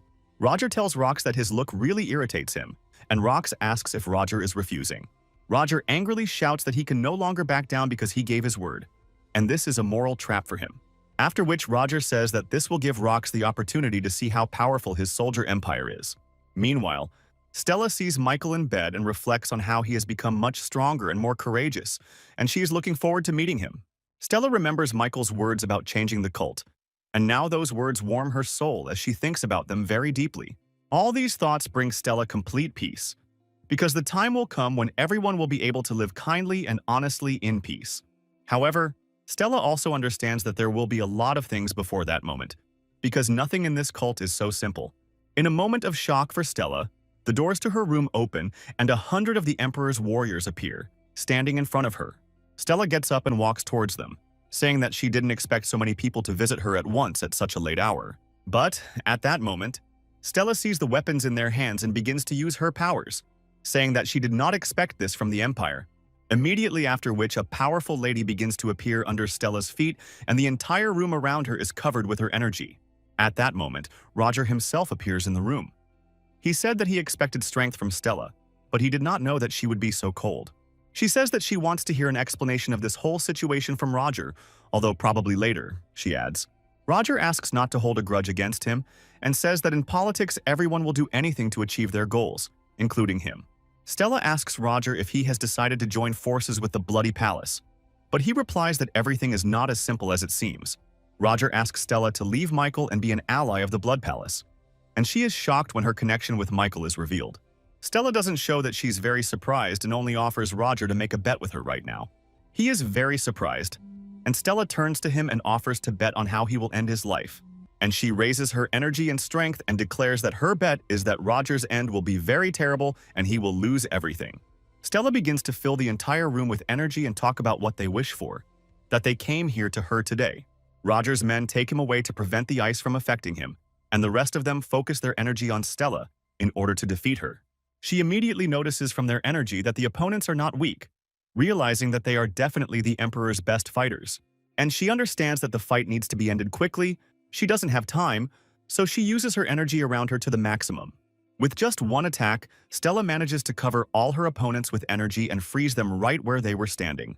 However, at that moment, Roger's eyes are filled with energy, and he says that it was actually quite good. Immediately after which, literally in 1 second, all the ice around him breaks, and he stands in place, all very red and angry. Roger extends his hand forward and says that they also have little time, and he would like to finish all this much faster. She understands very well that this is now creating big problems for her, and begins to protect herself from all this with technology. Stella understands that it will be difficult to defeat them simply like that, so she decides to block the passage with glaciers. However, her opponent, Emperor Roger, clearly does not agree with this method of defense, and he covers himself with energy. Roger declares that this is a terribly pathetic attempt to live, after which he raises the energy and destroys everything around him in a second. And with shock, he realizes that Roger managed to break all of her energy protection with just one wave of his hand. Stella, looking forward, begins to see in Roger the head of the cult that once fought with her a long time ago. The events of the story take us to Elder Squire, who says that this place will soon become one of the most dangerous in the world. The squire turns to someone behind him and says that this is all very strange, and he is already waiting for the moment when a massacre for power will begin in the streets. The squire asks the man next to him who he thinks will win, and he responds with a silhouette that it has already been decided. The squire laughs and says that everything would be very easy and simple if all this had been known a long time ago.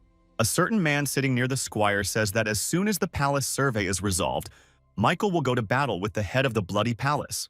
The squire laughs and says that everything is correct, and if they don't kill him themselves, then they will deal with these because there is no other way. And he begins to leave this house and says that in his opinion, everything has already begun, and all that remains is to wait for further events. As he leaves, the squire says that the only thing he doesn't know is where the money that was at the bloody palace went, but later disappeared. Already leaving, Squire tells this man to actively monitor what will happen in the palaces and with Michael's allies. Meanwhile, Ron and John go where Lester and Michael ask them to go, namely to the Peak of Beauty to look for monsters. Ron immediately notices the same legendary fog that Michael spoke of, but John nearby says that he knows nothing about it. At that moment, John stops and tries to cut through the fog with his sword, but realizes that even that is problematic. John is shocked to think that the person who created the monsters and lived there is very strong, because even getting out of here is not easy. John turns to the guys behind him and tells them to all wait for him in this place and not go forward, which surprises them. The old man begins to argue with John, but he states that they have no other choice in this situation but to do this, after which John suddenly raises his sword, points it towards the mountain and uses the destruction technique on it, and he begins to walk forward. But immediately after that, a voice is heard from behind, saying that they haven't seen each other for a long time. Our guys immediately turn away and notice Elder Charlie standing on the mountain, looking at them. Ron tries to start a dialogue with Charlie, but he realizes that his appearance here is already a very strange moment for them. However, at that moment, our guys begin to notice other men in the same robes, other elders who have also arrived here, after which there are only more and more of them. And John and Ron realize that all the elders except the third have gathered here. Ron says that they must have fallen into a trap because these people shouldn't be here, and John agrees. Ron turns to John and asks what they should do now, but he only remains silent in response, since it's difficult to come up with something. Ron decides to try to establish a dialogue again. He turns to them and asks if they got lost here by chance. But, in response, Charlie just smiles and says that no matter how rotten the branch is, it needs to be cut off in time, and continues to stand. Old Ron at this moment understands perfectly well that, apparently, they have come for their souls now. Charlie raises the red energy in his eyes and says that Ron shouldn't worry, because others will face the same outcome. Ron is in complete shock and doesn't understand what they're talking about. He finds it hard to believe that the elders are in cahoots with anyone. He starts going over all the latest news in his head and comes to the conclusion that their only possible ally is Franklin. But, remembering Franklin's personality, Ron realizes that he would not have recognized a group of old men as his allies. Looking up straight at them, Ron realizes that if this isn't Franklin's doing, then there's only one option left, the Sky Palace. However, while Ron was simply pondering, they decided to take action and rushed to attack Ron and John. John began to look into their eyes and was shocked to discover that they were facing 8 professional martial artists. And he turns to Ron, he says that he will pave the way for him and asks him to go to Michael's palace and report everything. After which John turns to his fire squad and tells everyone to ensure passage for Old Man Ron. Charlie decides to join the fight and says that he has always been interested in the power of John's demon sword. Afterwards, he put all the energy in his hands and threw it straight towards John using the tiger technique on him. John began to fight her off, and in the meantime, John's squad entered into a major battle with the elders. However, it all turned out to be not so easy because old Ron, who was going to run away, was unable to do so. They began to stop him. Ron managed to get out. He began to move forward and realized that at his age he shouldn't have gone so far from home. At that moment, Ron takes out some balls and says that if his end is near, then he will take more people with him in that case. The elders were shocked to see the weapons in Ron's hands and immediately realized that these were tokenization balls, which was very dangerous for them. Ron was well aware that with their help he could change this fight a little and sent them straight at the elders. And immediately after that, he began to eat them himself, one after another, from which his body began to swell and accumulate poisons. Just a minute later, Ron turned into a huge monster that looked like a green creature, after which Ron moved forward and began to deliver blow after blow directly at the elders, thereby practically killing them. Ron began to look them in the eye, smile, and declare that, as he had said, he would try to take more people to the grave with him. One of the elders says that he heard about this poisonous flower technique and that it can poison everything in this world. After hearing their dialogue, Old Man Ron immediately realized that the elders knew this too, so he should act faster. Old Ron began to think about how to use the poison effectively and noticed that the clouds around him were dodging it. Meanwhile, while Old Ron was confronting these elders, John went into battle with the first elder, Charlie. Ron turned to John and said that the elders were weak against poison and asked him not to destroy everything in his path during the battle. Afterwards, Ron adds that they can no longer win this battle, and he won't be able to escape alone either, so they should act radically. John realized this immediately. He began to look down and realized that they were in for a big battle or a terrible ending, and he decides not to give up so easily and begins to activate his powers and raise the aura of the sword. He swings his sword from the top of the mountain, creating powerful and long-lasting energy attacks that envelop everything around him in an invisible aura. He breaks many mountains around him, and Elder Charlie climbs one of them next to him and stands opposite him. Charlie says that John has destroyed all escape routes and apparently wants to die here, which will disappoint him. In response, John smiles and tells Charlie that today they will definitely have to pay everyone their debts, since the time has already come. John then pointed his sword forward and shouted a message to his squad to move towards the Peak of Beauty. Charlie, in response, begins to build up energy and say that he doesn't even know whether John is that stupid or if he's just pretending. After which Charlie shoots his energy forward and says that he is ready to say goodbye to John and his title of the Sword Demon. Meanwhile, the events of our story shift to Louis, who is climbing some stairs surrounded by warriors. Louis comes to Min's department and realizes that he hasn't been here for a very long time due to his stupidity, and even misses this place. And he understands well that then his life would have turned out differently. His wife would be alive, and Layla would not have grown up in that village by the stream. At that moment, several guys come out of Min's department. Among them Robert, who had previously been hiding under the nickname of Another Pew. Robert and the guys are very surprised to see Louis, and he turns to them and says that they haven't seen each other for a very long time. Robert has very mixed emotions after meeting Louis. He wants to either cry or get angry, and looks straight at Louis. Robert immediately falls to his knees before Louis, saying that he is glad to see the leader of the squad, but he declares that he is no longer their leader. Louis turns to Robert and asks if there are officers inside, and he replies that everything is correct. Robert and his squad escort Louis inside, saying that they are very surprised that he managed to regain his internal energy.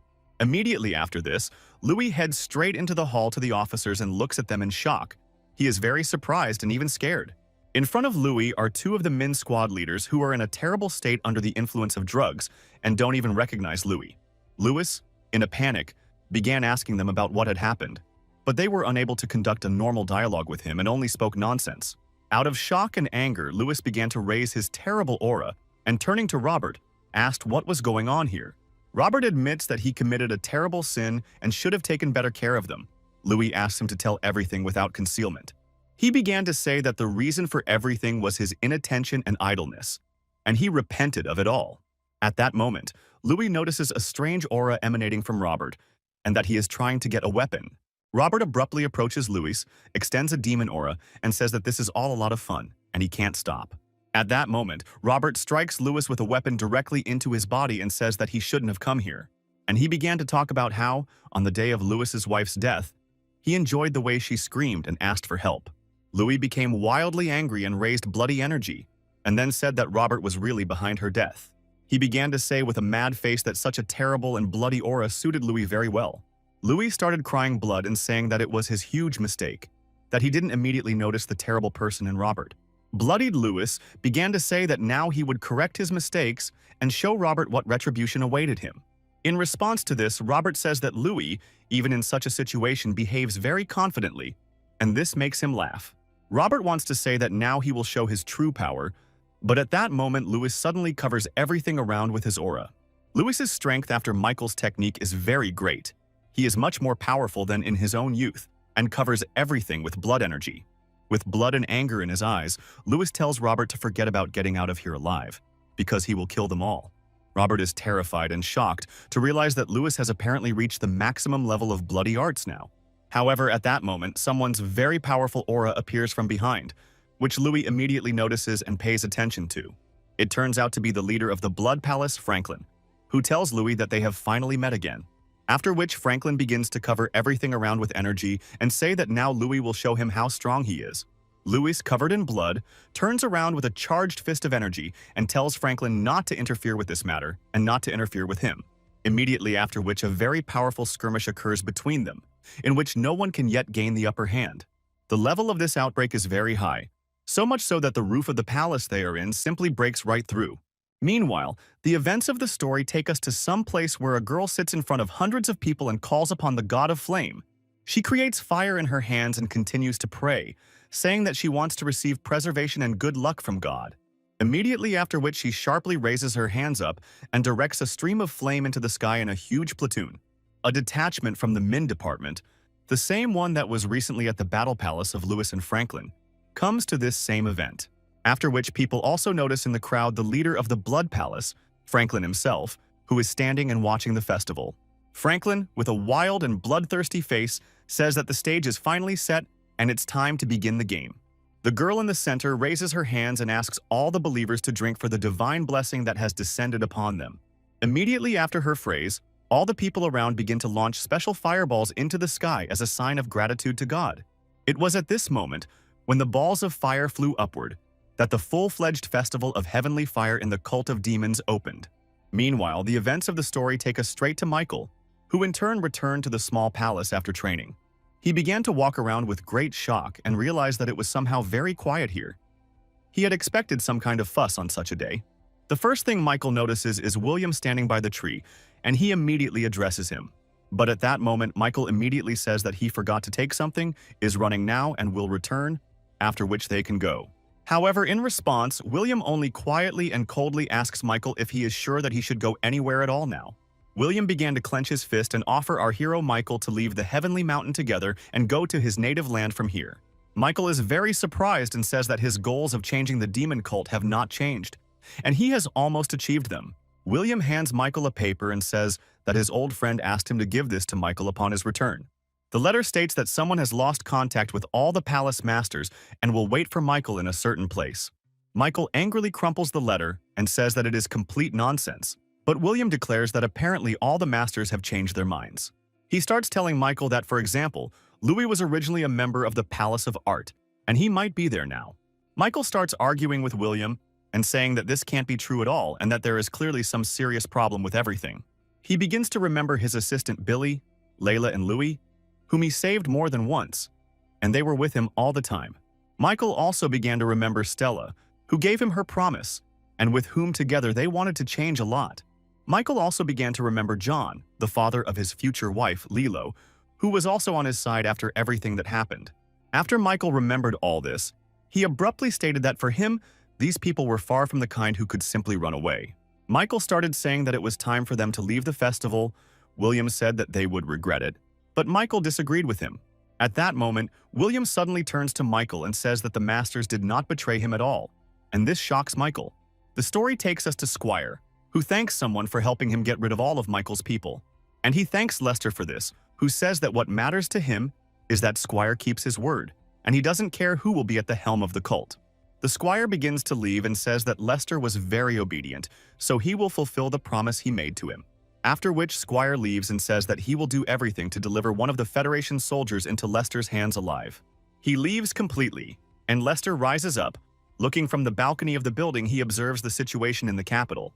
Lester looks at all the people around him and understands well that soon this place will turn into hell, and he does not regret his decision at all. The events of the story show us Lester's youth in the Federation, when he was shocked to read the news that people were constantly disappearing.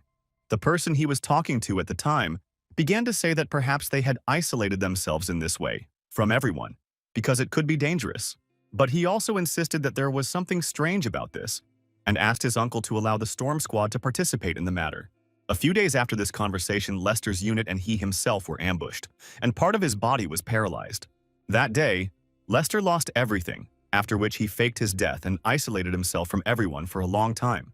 And now Lester realizes that there is only one reason why he survived, and that is his curiosity to find out why.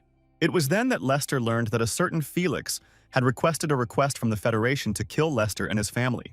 Lester began his plan for revenge, but at that moment Michael appeared and began preaching to him the ideas of justice that day. Initially, Lester did not trust Michael, but over time he was able to sense his sincerity and desire to change something. Then I believed in Michael's strength and desire to change something, and also in the fact that he would not betray him until the very end, because this is very important now.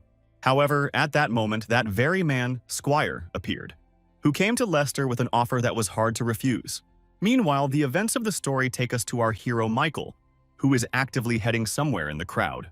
Our hero walked for some time somewhere very purposefully with some kind of desire and abruptly entered the building.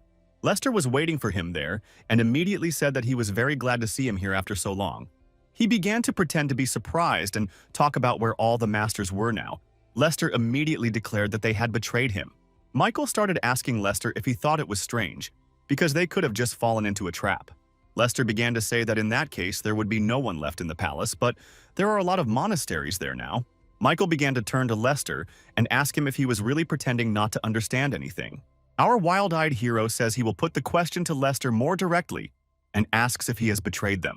And he doesn't respond to this at all. He just sits with the same face and looks straight at Michael at this moment, not understanding what he is thinking about at such a time. Lester started saying that this was not the case at all, calling Michael a tiger in this game, and saying that leaving the strongest side was stupid. However, while saying all this in his head, Lester realizes that the elders have gone too far, and even Michael cannot stop them. And he pretends to believe Lester and asks what they should do now, realizing that they need to find out Lester's plans. Lester tells Michael that the situation is not that bad, as the leader of the Blood Palace, Franklin, is also isolated. He also says that to become a leader you need strength and recognition, but there is no one to receive recognition from because everyone has disappeared. Lester suggests that Michael challenge Franklin to a fight in the form of the Black Sun right during the festival, as this is the best time for a fight. He asks Lester if Franklin agreed to this, because everyone knows that the Black Sun has the highest level of power. Lester says that everything will be fine, and the only problem is that Franklin's people are in the crowd among other people who look quite dangerous. Our hero tells Lester that he understands everything and will keep it in mind, after which he begins to walk away from the building. As he was leaving, he turned around and said that a wise man had told him long ago that while a person is alive, he has every chance to change everything. As Michael closed the door, he asked Lester not to forget about it, but he just sat silently and stared at one point. They both began to remember the day when the past Michael said that their squad would lose. But Lester said that they were still alive and there was a chance. That day, Lester yelled at Michael and told him that he needed to think with his head and understand that as long as they were alive, they could do anything. Looking forward, Michael tells himself that despite all the difficulties, he will continue to try and will not stop. After which Michael leaves the building and goes in an unknown direction, realizing that he urgently needs to change everything.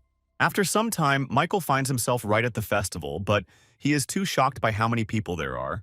However, in the whole crowd he noticed familiar faces. It was Garp and his guys who were talking about something. Michael comes up from behind and bothers Garp. He gets angry, but Michael suddenly tells him energetically that it was him. Afterwards, he says that this could really be his old childhood friend, but Michael replies that in fact it is him, the young leader. He is suddenly surprised, but Michael says that he is in a difficult situation and asks Garp to move to another place so as not to attract attention. Garp, a couple of the higher-ranking men in his squad, and Michael headed to a nearby warehouse and began to talk among themselves. Garp explains that he was looking for Lilo and John's father, but was told that he and his squad had gone missing. The guys are depressed by all this. Michael says that he has already heard this news and assures the guys that a strong man like John is alive. Garp clenches his fist and says that of course it is, he is sure of it, even though he says it with shaking hands. Afterwards, Michael turns to Garp and asks why he is looking for Lilo and what could have happened to her. Garp says that Lilo ran away because she doesn't want to marry Michael, and this greatly surprised Michael, and to some extent even offended him. Jan from Garp's squad asks Michael what he is doing here and why he hasn't challenged Franklin yet. After which Michael briefly tells the guys what happened.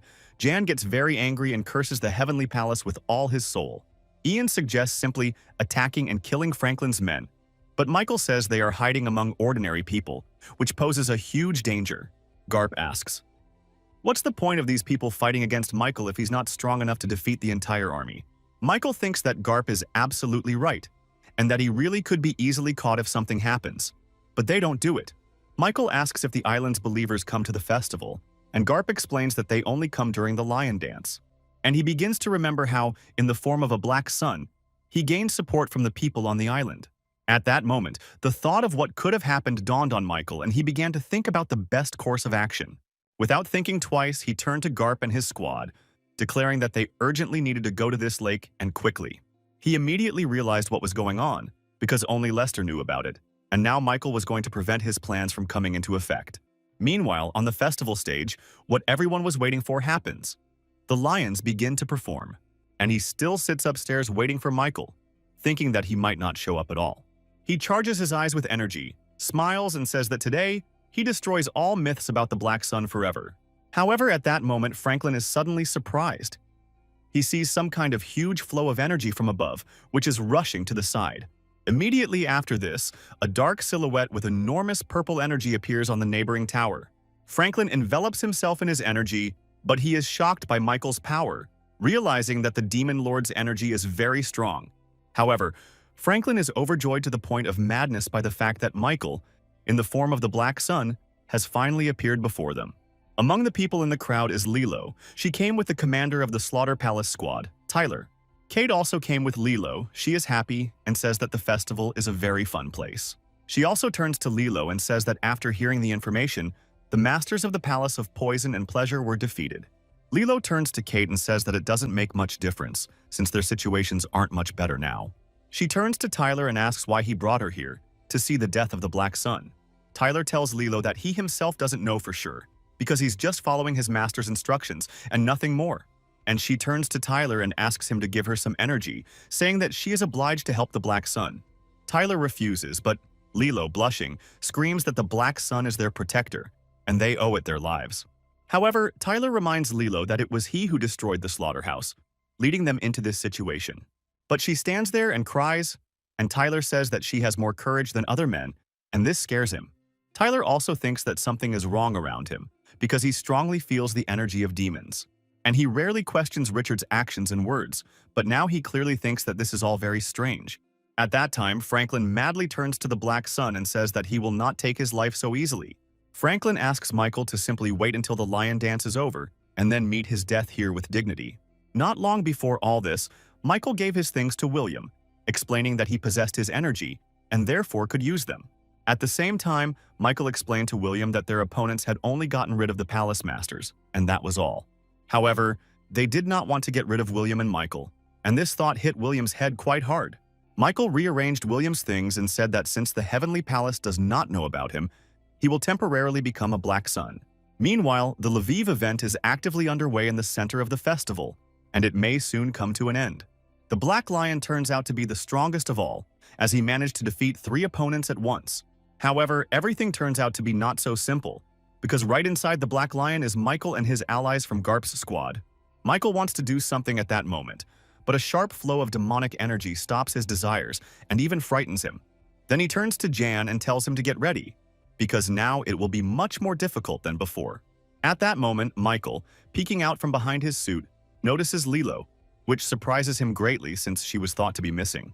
Lilo is thinking about a plan, but Kate reports that the Black Lion has almost defeated everyone. But Lilo doesn't think it matters. At that moment, the Black Lion starts running straight at Lilo and Kate, which scares them, and Tyler doesn't even pay attention. He suddenly hears sounds and turns around, shocked to see that Lilo and Kate are already in the lion's mouth. Immediately after which, Lev began to leave the crime scene. This made Tyler even more angry, because he wanted to catch up with him, which caused shock to everyone around. Tyler thinks it's too late to chase her, and they're unlikely to kill her, so he's more interested in finding the demon's energy source. Lilo ends up inside. Ian greets her, but she ignores him and asks Michael to turn around, realizing who he is. And he tries not to turn around, but Lilo makes him. And Kate immediately smells a familiar smell and understands everything. Michael asks Lilo to stop doing all this and listen to him, after which he briefly explains the whole situation. At that moment, an argument breaks out between all the guys, the result of which is that John is to blame for everything. However, Jan himself is not listening to the argument at all at this time. He suddenly notices something and constantly monitors it. Or to be more precise, he notices that the Golden Lion is climbing up the stairs of one of the towers, and others are helping him in this. And he also notices this, after which he directs the flow of his energy into the eyes and begins to actively monitor. Looking ahead, he can clearly see that most of the lions are sources of demonic energy, and this is terrible. Michael understands very well that everyone is moving towards one place, which means that there is definitely something in this place in this case. Immediately after, Michael grabs Lilo and Kate and begins to transfer some of his energy into their backs through technology. At first, they both don't understand what Michael is doing and try to scold him, but later they notice a huge aura of energy around him. Michael turns to them and asks them to go to a safe place. Lilo immediately sees that the technology is of a high level. Even her father cannot do this. And he also says that he doesn't want to put Lilo in danger, and at that moment she pays too much attention to his voice. After which our hero apologizes, calls Lilo by name, and abruptly throws her out of the lion, and she in turn understands everything. Along with Kate and Lilo, Michael also left Ian outside, after which one of the lions ran away, Lilo in shock. Lilo was especially impressed by Michael's apology, and she immediately began to wonder why he was asking for it. Immediately after this, Michael, in the body of a black lion, took off and began heading straight for the other lions. While inside, Michael charged himself with energy and fired it through his body using the technique, damaging his opponents. However, Michael was shocked to notice that even when the lion's companions fell, they still crawled upwards, which made him very angry. After which Michael decided to simply overtake them and knock them down, thereby preventing them from going up ahead of him. And he suddenly began to notice that all the lions had become active again, and he was also shocked to discover that they had weapons in their hands, which made it dangerous. He silently used one of the Demon Lord's techniques on them, but it didn't work, which made him even more worried. After which Michael began to look straight down and focus his gaze. He did this in order to use lethal techniques. The next moment after them, he used a combination of Demon Lord techniques, thereby knocking them down the stairs. Meanwhile, the third Elder Squire came out to the window of one of the buildings closest to the event and began to observe. With wild energy in his eyes, he immediately noticed the technique that was already familiar to him, and saw the art of lethality. This began to really irritate Squire. He expected Michael to learn the techniques, but he never thought that it wouldn't be a black sun. The Squire began to think about what it could be, but then came to the conclusion that it did not matter, because today, both Michael and Franklin would die. He started to walk away somewhere, and next to him sat a demon butcher, who immediately asked him where he was going. In response, the Squire turned around, raising his aura, and began to talk about something that was of no importance to the butcher demon right now. He began to leave and say that if the butcher did not want to die, then he had better stop being interested in everything. The butcher began to look back into the cage and say that something was apparently not going according to plan, but added that he did not care. In that very cage into which he was looking were all of our hero's allies, including even the palace masters. All of them were poisoned by toxic substances. Only Layla was healthy. She calmed everyone down and held back. The butcher began to look bloodthirstily at Layla and say that for a girl who doesn't know how to do anything, she's holding up very well. After which the butcher went straight to Layla and began to say that the more she worried, the tastier it would be. However, at that moment, a loud explosion is heard from behind. The door falls to the floor and some man with strong energy appears. The butcher immediately turns around and starts looking straight at him with wild shock, not understanding anything at all. The butcher looks straight into the man's eyes, but the man in turn extends his hand and begins to gather energy in it.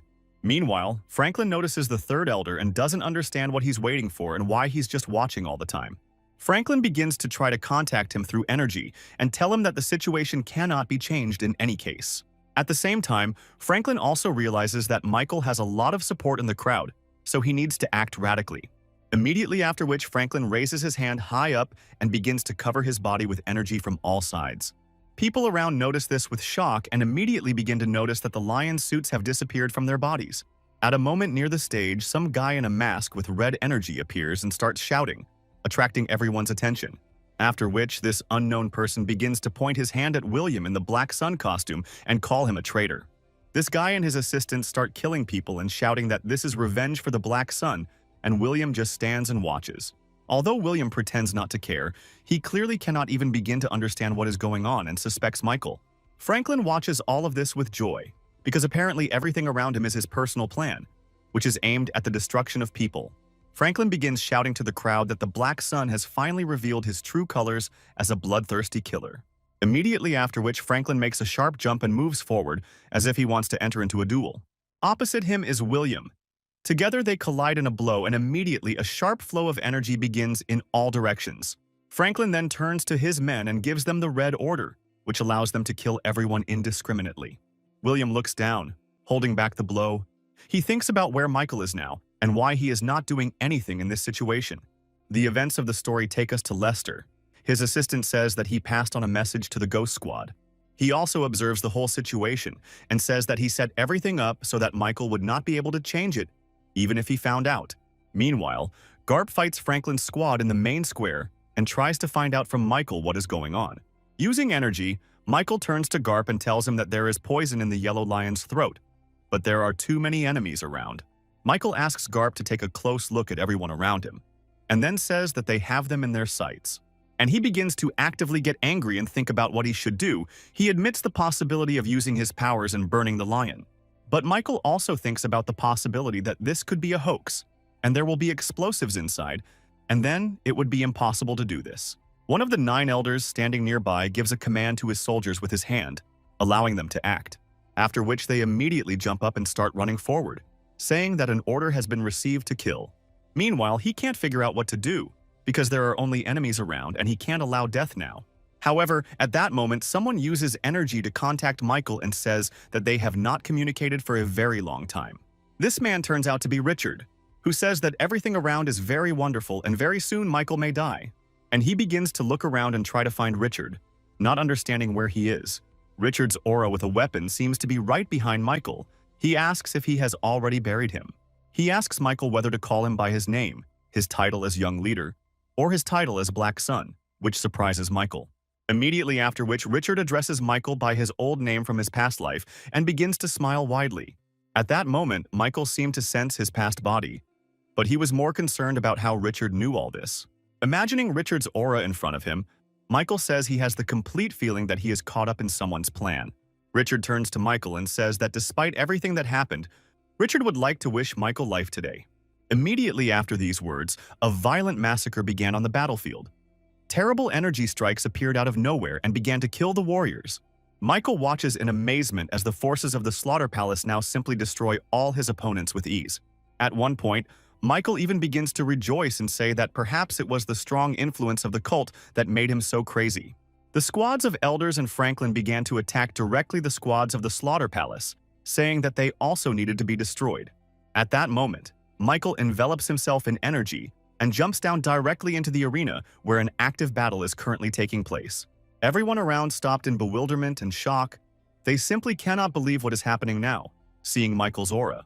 Michael increases the demon's power even more and says that anyone who dares to move now will die on the spot. One of the squad leaders begins to think that Michael is simply bluffing, and in fact, he is an ordinary fan of the Black Sun. At that moment, Michael notices that all the archers around him have formed a ring and surrounded him from all sides, preparing to attack.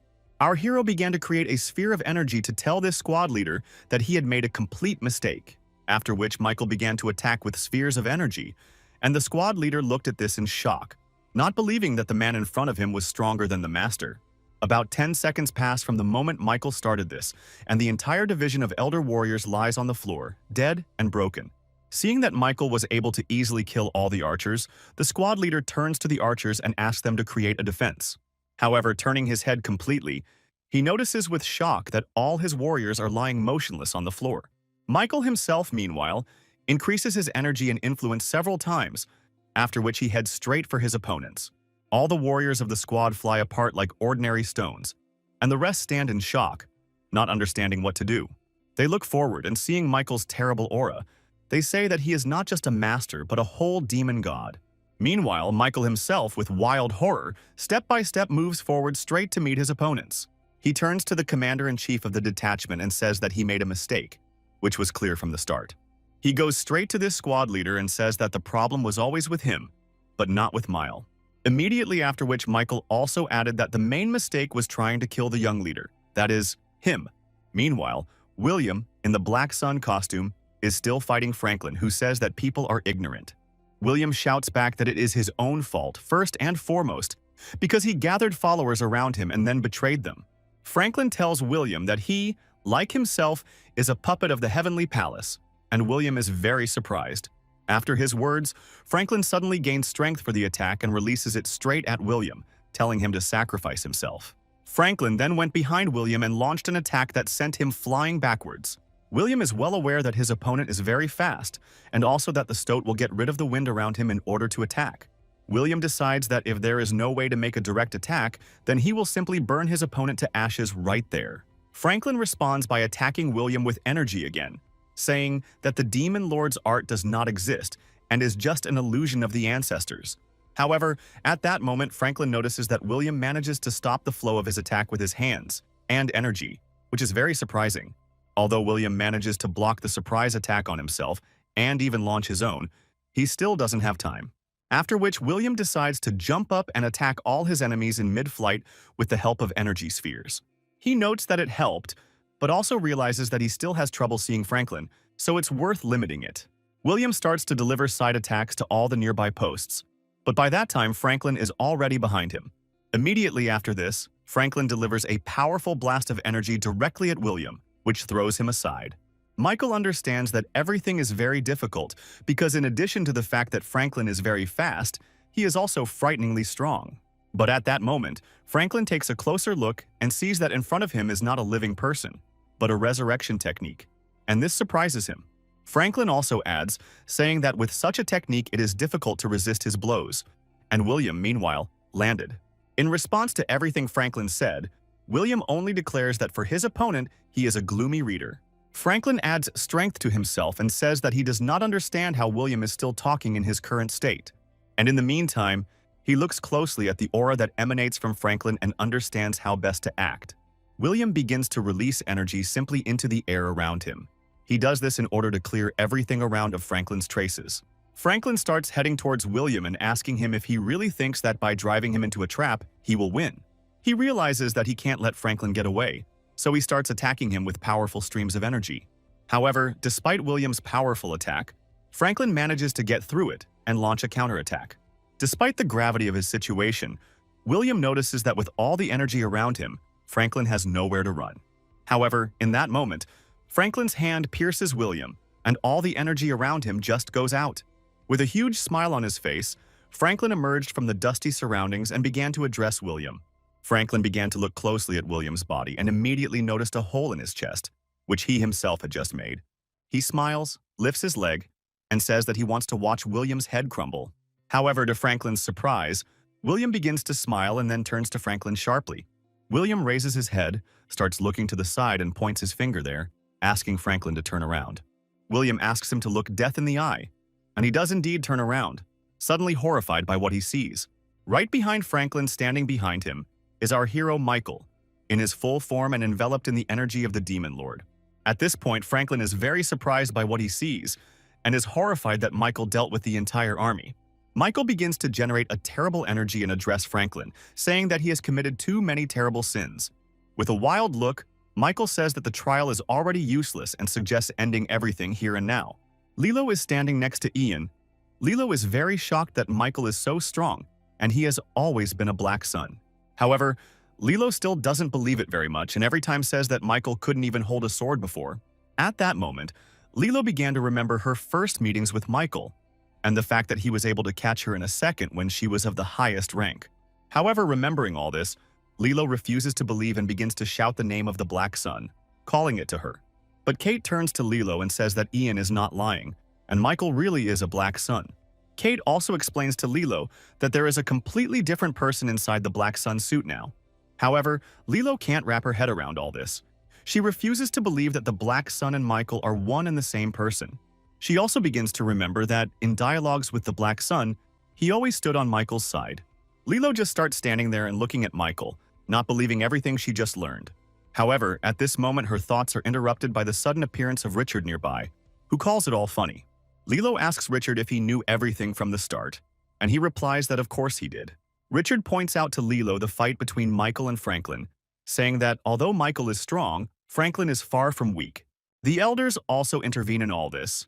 They turn to their people and say that the young leader is a criminal. Kate and Lilo are horrified when they hear this, because they could never have imagined that the elders would go against the son of the head of the cult. And he says that he knew and understood this outcome, so he proposes to kill the elders and take power into his own hands because he has wanted this for a very long time. At that moment, Lilo suddenly blushes and turns to Richard, asking him to go and help Michael now in the battle. In response, Richard asks Lilo why he does this, and she replies that he didn't just come here now for no reason.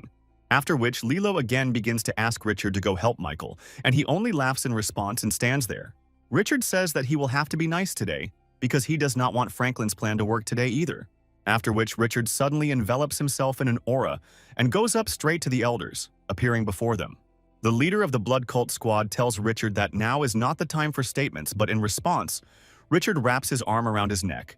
After which Richard sharply pulls the rope with energy and thus sends the leader of the squad down.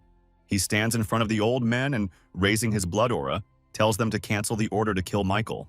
However, at that moment something suddenly attracts Richard's attention. It turns out to be the girl Stussy, who turned to him. She is a master of fire. Richard tells her that the previous master of the fire palace was much more persistent, and he is disappointed in Stussy. Stussy turns to Richard and asks him not to start a massacre right during the festival, but he responds by chopping off the heads of the elders. This immediately shocks Stussy. She never expected that he would not even talk to her about it. After which Richard turns to her again and says that if she cannot cancel the order, then at least she can help. Stussy tells Richard that he will cancel the kill order, but in exchange asks for the release of the head of the blood squad. Richard looks down at his feet to see Robert, the leader of the blood squad, and declares that he will show mercy to him. However, before letting go, Richard raises a mad aura one last time and asks Robert not to do that again. And he lets him go and asks Stussy to quickly cancel the order, but she says that Robert killed 2 elders and this is outrageous. In response, Richard simply points to their corpses, saying that they are simply weak-willed fools and that there is no point in their living. Richard also notices the aura of the battle in the sky, where Michael continues to fight Franklin all this time. He says he is looking forward to seeing what the young leader has to show and is watching their active battle. At this point, Franklin begins to use a light technique against Michael that covers everything around him and penetrates bodies. Michael understands that in order to cope with this technique, there are only 2 options. Either become faster than light or endure the light. Seeing that Michael is succeeding, Franklin starts screaming and asking if this is really the art of a demon lord in front of him. Our hero shouts in response that the art of shining light is also very strong and difficult, so their fight is fair. The fight between them continues. Franklin cannot understand why Michael previously hid his powers, because he is very strong.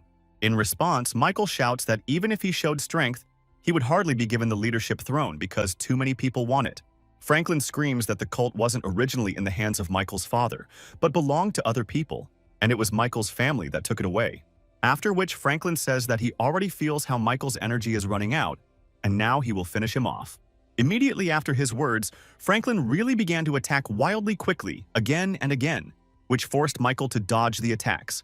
Michael realizes that he is losing sight of Franklin, and now it is important to understand where he is. Otherwise, there will be no chance of victory. At the same time, Michael notices that everything is just as bad down below because someone is starting to create a huge energy field with spells. Looking closely at this field, Michael begins to feel the energy of darkness and demon, realizing that this is like the art of the Lord. Looking at all this, Michael guesses that they are preparing some kind of formation and will use the new power. At this moment, Franklin appears again and heads towards Michael, saying that he can no longer escape. After which he began to understand that with the help of this circle, they could try to take over his energy from below, which was very dangerous. After which, Michael began to turn to Franklin and ask if he was the one talking about the construction of the supreme darkness of the heavenly demon. Michael begins to smile, look into Franklin's eyes with joy, and say that he is very grateful to him for this. At that moment, Franklin suddenly senses something very strange and incomprehensible to him, so he orders all troops to retreat. This greatly surprises the warriors below, but they are even more surprised by the sharp pressure from above that enveloped everything around. The demon in Michael's aura grew even larger, and Franklin's sharp beam of light began to point straight ahead at our hero. At that moment, Michael feels his inner energy boiling inside him, and he begins to receive opportunities to do things he never thought possible. And suddenly he begins to scream loudly and forcefully, looking up and spreading his arms as if releasing his power. After which, black flames begin to appear around, devouring everything around and releasing lightning bolts of energy. Warriors and all things around are transformed into the remains of energy. This is called the highest level of the Lord of the Demons of Darkness. Franklin watches all this and cannot understand where Michael gets such great strength from now. Franklin is horrified that Michael was able to simply absorb everything around him using his basic abilities. Michael turns to Franklin and tells him that he has nowhere else to run now, and there will only be a fight. Our hero begins to head down and use the 10 Emperor Strikes technique, pinning Franklin down. Michael's aura of technique rushes straight at Franklin and turns into a feather dragon that crushes everything in its path. However, Franklin still does not believe in Michael's great power, and shouts that all these clones are just an illusion. Franklin then screams, saying that he will get rid of all of this and begins to release sharp charges of energy to the side. Using the techniques of shining art, Franklin manages to create a huge sphere that points upward. However, this doesn't help him much because the dragon from Michael's aura bypasses the sphere and delivers a direct attack to Franklin's body. Such a sharp blow to the body becomes critical for Franklin in many ways, and he can no longer hold back the pain and blood. Following Franklin, the dragon from the aura flies around and crushes the warriors of the Bloody House, demolishing everything in its path. Richard is watching all this. He is very pleased with the result and believes in Michael's victory, and Stussy is standing next to him. Richard shouts in surprise and joy that this is simply incredible and wonderful, and Stussy is in wild shock from what she saw. Richard says that he is very impressed by how Michael was able to absorb all the dark energy around him and use it. He tells Stussy that it's all over even without her order to call off the murder, and this shocks the girl. Stussy says that this is apparently the case, while Michael stands over his opponents and simply watches. All of Franklin's assistants are dead, and he lies on the floor, shaking, opening his eyes only after a couple of minutes. And he begins to stop Franklin's bleeding. He asks why he is doing this, but Michael only asks him to shut up. Franklin asks why he should be left alive. Michael explains that he is the father of his friend and assistant Billy. Our hero begins to ask Franklin what he was preparing to do, because judging by the explosives, he was going to kill his own people. After this question, Michael immediately turns to Franklin and asks where the Heavenly Palace is. Hearing such a question, Franklin is very surprised and asks Michael if it was not the Heavenly Palace that sent him. Michael is very surprised and says that this is not true at all, and he has no connection with them, but wants to give them what they deserve now. However, in response to this, Michael expected to hear many things, but not that Franklin simply started laughing wildly. The whole situation made him lose his temper. He begins to say that their prediction turned out to be false, or that this is simply a huge coincidence, since this simply cannot be. Franklin begins to tell Michael that he has been cooperating with the Heavenly Palace for a long time in order to have more power. And then he adds that if Michael is not connected with them, then it is shameful for Franklin because he was stopped by a lonely boy alone. Franklin stands up and says that their goal was to ensure that Michael was not killed and that he took all the blame for it. However, right at the moment of this dialogue, Michael and Franklin felt that someone appeared next to them in robes. Michael began to ask Franklin why he agreed to all this, and he explained that it was because he wanted to achieve cult development and growth. Franklin began to say that if Michael wanted to win, he needed to kill the third elder squire, and he would not change that decision. With wild shock, Michael began to remember the squire, who seemed to him to be a smart and good man, but turned out to be a traitor.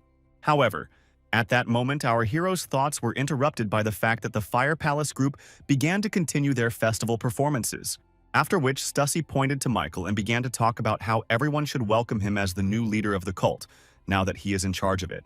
The remaining people around began to shout pleasant slogans and rejoice that Michael had managed to become a leader, because this was great news. Franklin's assistant came to him and immediately began to help him up and tell him that it was time to return to the palace. Franklin began to leave with his assistant, and Michael followed him by telling him that his son Billy would now be the master of the small palace. He began to say that he was happy for his son, who had become a wonderful person, and Michael told him that he would be happy to see his father. As he left, Franklin stated that if he had known everything earlier, he would have followed Michael, but now he had only one path. Meanwhile, the events of the story take us to Lester. Squire is kicking him and saying that everything is not going according to plan. Lester began to say that in many ways it was all Squire's fault, who himself told Michael about the lethality technique, adding to his strength. The Squire began to angrily say that now he would also cut out Lester's tongue for speaking like that, because it was completely unacceptable. After which Squire began to hit Lester harder and say that he was about to die, and that his time had passed, since a new era was approaching. However, at that moment a certain man with a white aura and glasses appeared, who asked Squire to stop all this. The Squire began to obey him, but it was clear that he did not want this. Because he spoke with clenched teeth and trembled, he was very afraid of everything around him. After which he turned to Lester, apologized, and began to offer to go and buy new clothes, since the old ones had become terrible. The events of the story take us to one of the squads of elders who are running away from Michael, because they are extremely afraid of new changes. Robert understands that if anyone finds out that it was he who brought some of the elders to a terrible state, they will simply kill him. At that moment, Robert sensed the energy of some person. It was so powerful that he and his entire squad immediately stopped. They began to approach this man and ask who he was and why he decided to stand in their way now. Now is not the best idea. To Robert's great surprise, it was Louis, who was already standing there with his eyes full of strength and energy to kill Robert. Robert realized that it was useless to run anywhere. He turned to the detachment and gave instructions to surround Louis from all sides. Robert is very worried, but tries to enter into a dialogue with Louis, saying that they are all already very strong, armed, and trained with a lot of experience. At that moment, Robert begins to feel the aura of Stella, John, and old man Ian right behind him, looking at him. He turns around, looks at them, and tries to find out why they are all alive and standing right in front of him here now. Louis, meanwhile, begins to remember the day he first met Robert and listened to him complain about his sister's illness. That day, Louis, as the leader of the squad, took pity on Robert and took him with him, because he did not want to leave him on the street alone, cold and poor without food and water. However, when they returned home to Robert, they found his sister dead, and then he began to ask them to kill him in order to send her to her. Standing in front of Louis now, Robert also began to remember all of this and say that every next day was hell for him. Now Robert is yelling at Louis and saying that he himself forced him to live a life where he could have refused and simply died that day. Robert admits that he trained every day precisely in order to one day take revenge on Louis for everything he did earlier. But in response to this, Louis raised his fist and began to wave the fire, saying that Robert should not have touched his family then. A second after his words, Louis delivered a very strong and powerful blow directly into the body of his opponent Robert. Robert's men were shocked to see their captain taken out in one blow, and meanwhile old man Ron appeared from behind. He began to try to escape from Louis, but it was difficult, and he was constantly pursuing him at every step, not allowing him to get the required distance. After which Louis came closer to Robert and dealt him a direct and powerful blow to the back, which practically destroyed him, but he was not yet dead. Louis holds Robert back and says that he will not kill him, but will leave him to live with broken bones and ligaments. The old man began to threaten that he would not let Robert die, and said that his sister's death was just an excuse for a show of force. After which Louis, with a wild look, wished Robert the freedom of life and to enjoy every day with broken bones. Louis also addressed the rest of the squad and said that they would wait for the new leader and then ask him for forgiveness for life. Many of the squad members were still in a state of wild surprise, while the rest stood and just watched, bowing to Louis. After which Louis ordered the squad to go to the palace, and they silently carried out the order, leaving their former master lying on the ground.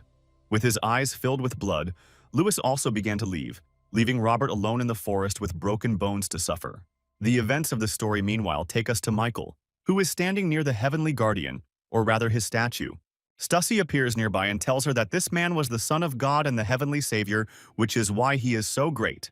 Stussy explains that all rare weapons have a share of their power, and Michael already has 2 weapons, making him a very strong opponent. After which, Stussy abruptly declares that he knows the location of the 3rd weapon, which greatly attracts our hero. Michael realizes that their dialogue seems strange. He turns to her and asks if she's up to no good. Stussy says that Michael doesn't trust her, and he confirms this by saying that she is clearly cooperating with the heavenly palace. She smiles in response and nods her head, saying that, to be more precise, she had to do it despite all the difficulties. Stussy, addressing Michael, says that it is high time for him to become part of the clan's roots in order to understand what he left her. Michael suddenly raises his energy and says that now it is much more important for him to know what Stussy did to his family. Stussy tells Michael that his allies are doing well, and then briefly describes the history of each one, explaining everything to Michael in detail. Michael understands that he shouldn't be happy and needs to check it personally, because it's unlikely that the Heavenly Palace would let them go. After which Michael asks the question of who is the master of the Heavenly Palace and receives an unusual answer to this question. Stussy begins to tell our hero about Mark, who is the master of the Heavenly Palace, and he is immortal. Stussy begins to describe his image and say that he is omnipotent and quite strong, because he has lived for more than 100 years. The events of the story take us to an unknown man. He is standing on the edge of the mountain and talking about something, but the fog blocks the path down. Behind him are all the palace masters who were Michael's allies. He communicates directly with them and begins to reprimand them for many things. Louis apologizes to the man and says that he behaved rather stupidly and carelessly, and he is very ashamed of it. The man turns around and tells Louis not to worry, and it turns out to be the master of Heavenly Mountain, Felix. The events of our story demonstrate the process of creating a cult from the past, which began on the very mountain where our guys are now. However, after the death of the ruler, all 9 families that helped him build the cult began to fight among themselves to take power into their own hands, but none of them managed to master the true art of the Demon Lord, so every time they chose, The mountain turned burgundy. However, after all 9 families came up with an unusual festival, a holiday at which the leader of the cult was elected. And one day, the cult was ruled by literally 2 guys at once, who found a common language with each other and promoted the clan. But despite this, they still did not have enough strength to openly oppose the dynasty and fight. However, time passed, and one day they finally managed to defeat the dynasty and create the Ming clan, which became the strongest. But none of them knew that the Heavenly Palace had other plans. After all, they attacked one of the leaders and killed him. In conclusion, Stussy adds that part of the power remained with the Heavenly Palace and part with the cult, which became demonic. Michael looks at this whole situation from the perspective of real days and tries to understand how it could have influenced events today. Sitting across from Michael, Stussy stated that she didn't know the palace's true plans, but they clearly didn't want the cult to grow any larger. Stussy also immediately adds that these elections did not go according to plan, which means they will try to come up with something else. Our hero looks menacingly at Stussy, but understands perfectly well that she is completely right in her words, and this is the nearest reality. Meanwhile, the events of the story take us to Lester, who is crawling on his knees behind Squire, hiccuping and almost no longer breathing, after which the Squire kneels down next to Lester before a certain man whom they call a god, but in fact he is not one. It turns out to be the leader of the Heavenly Palace, Mark, who turns to Lester and says that he is glad to see the child of an important family. Addressing Lester, Mark says that all his problems come from the fact that he did not use heavenly energy. At this moment, Lester immediately realizes that Mark knows his entire past, and such details are only known to a small circle of people. This gives Lester the realization that either Mark is looking into the past, or he knows everything that happened on Lester's terrible day. Mark turns to Lester and says that if he wants to be in their circle, then he should remove the restrictions from himself. Lester asks why he is not being punished. Mark explains that there is no need for it, at least not now. After this, Mark uses his powers directly on Lester, using energy to lift him up very quickly. Mark turns to his desk and says that the purpose of the Heavenly Palace is to make people pay what they deserve. Lester understands that this appeal is clearly addressed to him and asks what his payment will be for all of this. Mark talks all sorts of nonsense about the universe, and then declares that the sacrifice that Lester will give them will be suicide. In response, Lester begins asking about the spilled blood and the sea of murders that took place at the festival today. However, Mark abruptly interrupts Lester and asks him why he is telling him this now. Mark begins to tell Lester that all of this happened, but the balance of the world must be maintained, which is why everything is like this. Lester asks Michael if he will need to prevent the war, but Mark states that it is more complicated. He asks Lester to bring all the followers to the Heavenly Mountain and then start killing them without stopping. At this point, Lester is shocked to realize that the master of the Heavenly Palace, Mark, wants to put an end to the cult. Meanwhile, the events of the story show us Franklin, who fights with his enemies, defending the palace and troops. Franklin's top assistant carries his son Rox away on his back somewhere, and Rox's father protects him in due time. Franklin activates all his power and, as he says goodbye, tells his son that he should return only when he has gained enormous strength. After which, Franklin tries to show himself to the maximum and uses the light technique again, striking the enemies around him, not giving them a chance to win. Elder Charlie appears from behind at this point and strikes Franklin directly in the back, causing him great damage. After which, the elders kill Franklin and say that it is high time to return the cult to the right hands. Our hero Michael, meanwhile, understands that there will be chaos in the palaces now, and he should return there quickly. Michael tells Stussy that he doesn't have much time and that he has to go, but she tries to stop him, saying that it's too late. Stussy also says that neither she nor Michael knows what the old people will do next. But Michael is not happy about this, and he tells Michael that his main enemy and the person who needs to be taken out is the leader of the Heavenly Palace, Mark. She also talks about how Mark has a special watch that can slow down the onset of death. She then adds that the only way to defeat him and dispel this curse is to kill Mark and destroy the watch. Michael thanks Stussy for the story, but adds that he can't trust her now, and it's time for him to go to the small palace. As he leaves, our hero says that Stussy has interested him, and he will listen to her story at the first opportunity. After which, Michael went straight to the gate and began to use energy to try to open it and go outside to leave the building. However, at that moment he noticed that the entire room began to be covered with some kind of multicolored energy around. This surprised him greatly. After a couple of seconds, Michael began to feel sharp pressure and pain on himself and did not understand how this was possible. Michael turned to Stussy and began asking what it was, but she only replied that she also needed time but did not explain why. Stussy comes closer to Michael and says that he can't just leave because she has something to tell him. Immediately after that, she extends her hand and Michael suddenly starts screaming, and his eyes begin to emit some kind of energy. Meanwhile, Mark turns to Lester and says that he paid his price a long time ago and can now be Mark's son. Lester doesn't understand anything. He turns to Mark and asks what it means, but in response, he only creates an energy field. Immediately after which, a circle of energy is directed straight at Lester and suddenly envelops him from all sides, thereby squeezing him. At this moment, Lester begins to feel simply wild pain and scream with great force at everything around him that he sees. Blood starts coming out of his eyes, and a second later he just falls to the floor as if he has no strength at all. Lester lies exhausted, and Squire asks Mark what to do with Michael now that he has become the leader of the cult. Mark approaches Squire and says that Michael has earned this title, so he will meet with him personally about it. Squire agrees with Mark, but in his head, he understands that he wants to give Michael the opportunity to take their side. However, their dialogue is abruptly interrupted, because Mark and Squire begin to sense someone's wild aura around them. It is very strong. Mark immediately says that this energy is very familiar to him, and creates his circles in order to protect himself from it, and decides to attack forward with his attack to prevent a sudden surge of energy from the enemy. He decides to split his energy to the sides in order to maintain balance, but the enemy's energy is much more powerful. Then he turns to this person and says that this greeting is very aggressive for him, and he did not expect it. Mark looks ahead and sees a man on some mountain with wild purple energy that covers everything around him. I turned to him and asked him whether he had come here because he was his father, or to keep his promises.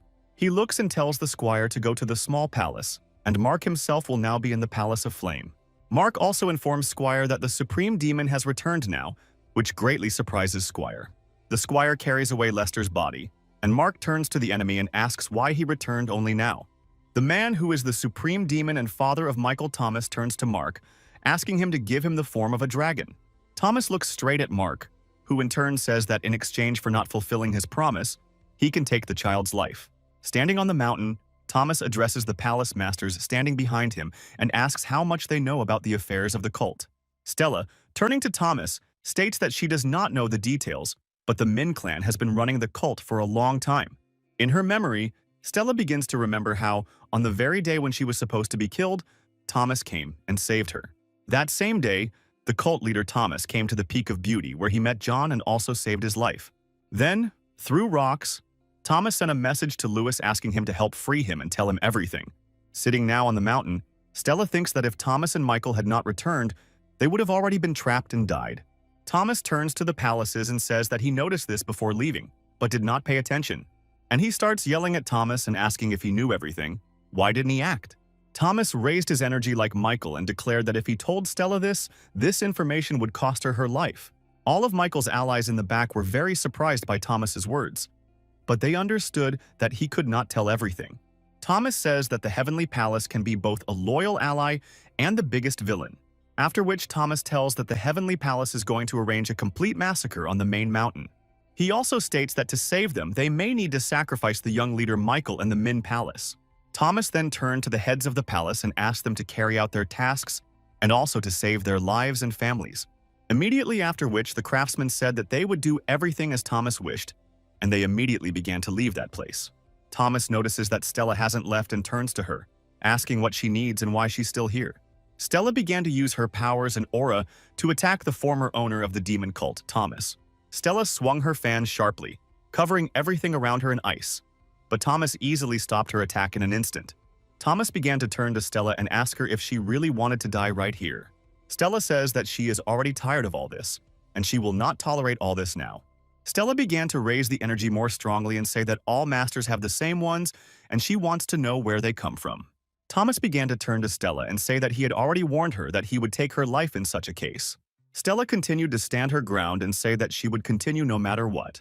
Thomas says that the Heavenly Palace is now in contact with the dark sides, which is why it all started. Afterwards, he stated that he was the only one who did not make such a deal with the darkness, and the scar on his hand was proof of this now. And he began to remember his battle with one very important person, and their battle was quite impressive. Immediately after this battle, Thomas went to study new powers to become even better and more powerful in this life. As time went on, Thomas became stronger and became friends with the very person with whom he had previously had conflicts.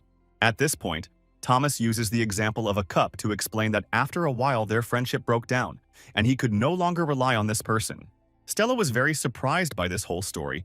She began to ask about what kind of person this was and who he was. Thomas began to describe Mark and talk about how he had changed 100 personalities in order to live on. Thomas also tells how one day Mark came to him and asked him to teach him a new art in order to become stronger. He also spent a long time, according to Thomas, researching his body to find the most suitable one. This body became the form of a dragon, but Thomas hid it from Mark and as a deal, said that he would return it when he came again.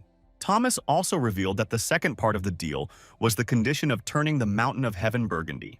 Stella starts yelling at Thomas and saying that he can't do this because he's the leader of a cult. Thomas recalls that he asked not to ask questions and said that he only wanted to save the lives of his followers, after which he began to accumulate energy and direct it into Stella, saying that she had begun to know too much. Stella responded by using her abilities to the maximum to repel Thomas's power, but it was terrible. In just a couple of seconds, Thomas's energy broke through her shell and began to penetrate Stella's entire body.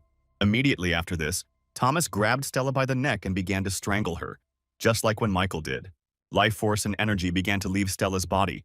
She felt it clearly and understood that the end was coming soon. Stella seemed ready to say goodbye to life completely, but only hope for Michael saved her once again. Meanwhile, the events of the story take us to the gates of the small palace, near which stands a crowd of people in robes. All these people stand in identical outfits and masks, looking straight at the gate as if it were their sinister target. At that moment, the silhouette of some guy began to open these gates and shout that finally someone had come and greeted them. This man, surprisingly, turned out to be Billy. He turned to all the people and asked if they had eaten today. The leader of this unknown detachment reports that the Heavenly Palace has given the order for the complete destruction of the small palace immediately. Immediately after this, the head of the Heavenly Squad ordered Billy to be killed, and they all rushed from their place, preparing to attack. Billy started smiling and saying that they were attacking in vain, and that it would be better to just wait a little. Immediately after this, Billy held out the dragon card and began showing it to them, asking them to stop. This really helped. And after some time, Billy was leading part of an unknown group on a tour of the palace. The men in the squad told Billy that his father had most likely already been killed, and Billy believed it because he had foreseen this possibility. However, what worries Billy most right now is that he is in a role that is not at all suitable for him, and he is terribly unhappy about it. The events of our story show what happened 2 hours before the invasion of the small palace. Billy was awakened in the middle of the night. He was brought a message which directly stated that the new target for the Heavenly Palace was the small palace. In all this time, Billy hasn't come up with anything, and now he's just leading this squad in circles, and he understands that he needs to come up with something. At this point, Belil leads the squad members to some doors and says that they lead to a secret place and that they need to prepare to escape. And the leader of this squad was also smart. He decided to split the squad into several parts, which Billy did not like. The squad leader turned to Billy and said that he had just remembered something and asked him to show them his plate. He started talking to the squad about how Billy's name should be on this plate, but Billy himself understood that his name was not there. Immediately after that, Billy pressed a button in the wall and the floor under the squad disappeared, thereby dropping them down. However, to Billy's great surprise, these guys knew how to use special flight and used it. Billy, of course, understood that these guys were aggressively disposed towards him, and he had to come up with something. Meanwhile, Garp helped Lilo lead all the people away from the small palace, reporting that they were being pursued. Nami couldn't understand what palace they were talking about. Lilo kept trying to explain it to her. At that moment, Garp saw enemies ahead. He turned to the guys and asked them to go on alone. Immediately after which, Garp and his assistants entered into battle with these people from the squad to cover the backs of the rest. Only at this moment, Nami began to understand what was happening. Lilo pushed her and asked her to run silently, and that was all. However, right in front of them on the tree, there were still members of the Heavenly Palace squad, and there was nowhere left to run. She starts to cry but realizes that she doesn't really have a way out. She asks Lilo not to come out from behind her. Meanwhile, the people from the Heavenly Palace squad in the small palace are squeezing Billy, saying that he is a fool. The people from the squad tell Billy that all the surrounding territories have also been taken, and there is nowhere to run. He is in shock. However, their stories do not have much effect on Billy. He hides from the place and runs straight towards the exit of this building. The lead member of the squad shouts to his assistants and points at Billy, saying that he needs to be taken immediately. While running away from the squad, Billy complains about everything in the world and remembers Michael, whom he volunteered to protect. After all this, Billy perceives Michael only as a madman and a source of problems that hinders him. The leader of the squad, George, shouts at Billy that he will not let him die so easily after all his tricks here. After which, the squad leader George began to insult Michael and call him useless, which made Billy angry. Billy suddenly pulled out his gun, turned around and began to defend himself, telling George not to dare insult Michael. Fighting against the crowd is very difficult for Billy, but he realizes that he is now the master of one of the palaces. Meanwhile, the events of the story take us to Thomas, who says that he has finally found this place. At that moment, Squire appears right behind Thomas, who says that they haven't seen each other for a very long time.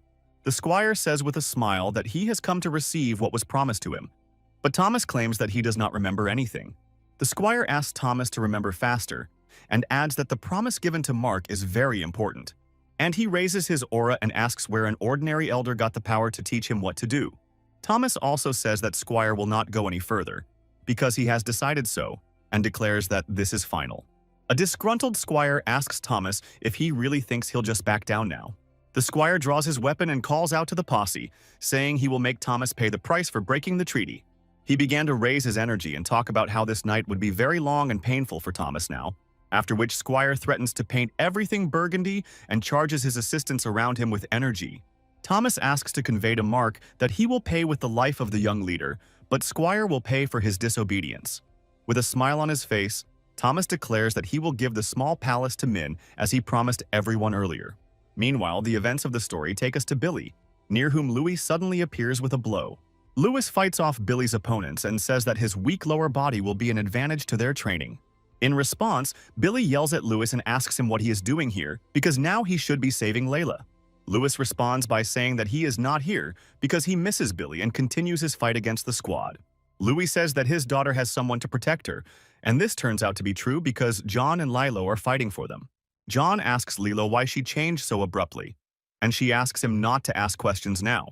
After which, Lilo and her father use the same mountain-destroying technique against their enemies. The rest of Michael's allies are also helped by one of the palace's leaders, Mozart. However, Mozart's arrival was much less necessary because by this time Jan from the Poison Palace had already sorted things out. Squire watches everything that is happening from the mountain, and he cannot understand who saved the lives of the palace masters. After which he turned his attention to Thomas and began to ask whether it was really he who took care of this. Mozart began to turn to Jan and ask why he had come if he had not been asked to protect them here. In response, Poison Palace Master Yang says that this is a very stupid question, because he came to help. Elder Jan stood in front of Lilo and John and began to say that they obey only Michael, not Thomas. Meanwhile, the events of the story take us to Michael, who is still under the influence of Stussy. His eyes fill with even more energy, and he himself says that he feels as if his veins are simply burning. Stussy asks Michael not to resist this power, but Michael cannot understand why he should trust it. And then she says that she is transferring to Michael the power from the eternal demon that remains, and it is very valuable. And he adds that this is a very valuable weapon, and Michael begins to understand why he feels such great power. She again asks Michael to stop resisting, and says that he needs to accept this power and solve everything. Michael declares that all right, he will believe her, and absorb the power she gave him, after which Michael tries to accept this power very well. It turns out with difficulty, but it works. At this moment, Michael's body seems to evolve, and the energy sources reach their highest point. In that moment, the entire aura around him disappears, and Michael begins to feel a lightening and a new influx of strength into his body.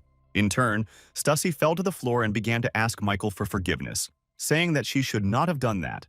Michael stands up and says that now is not the time at all and that they are heading to the small palace immediately. Stussy tells Michael that he will meet the heavenly palace before the little one, so she would like to give him some advice.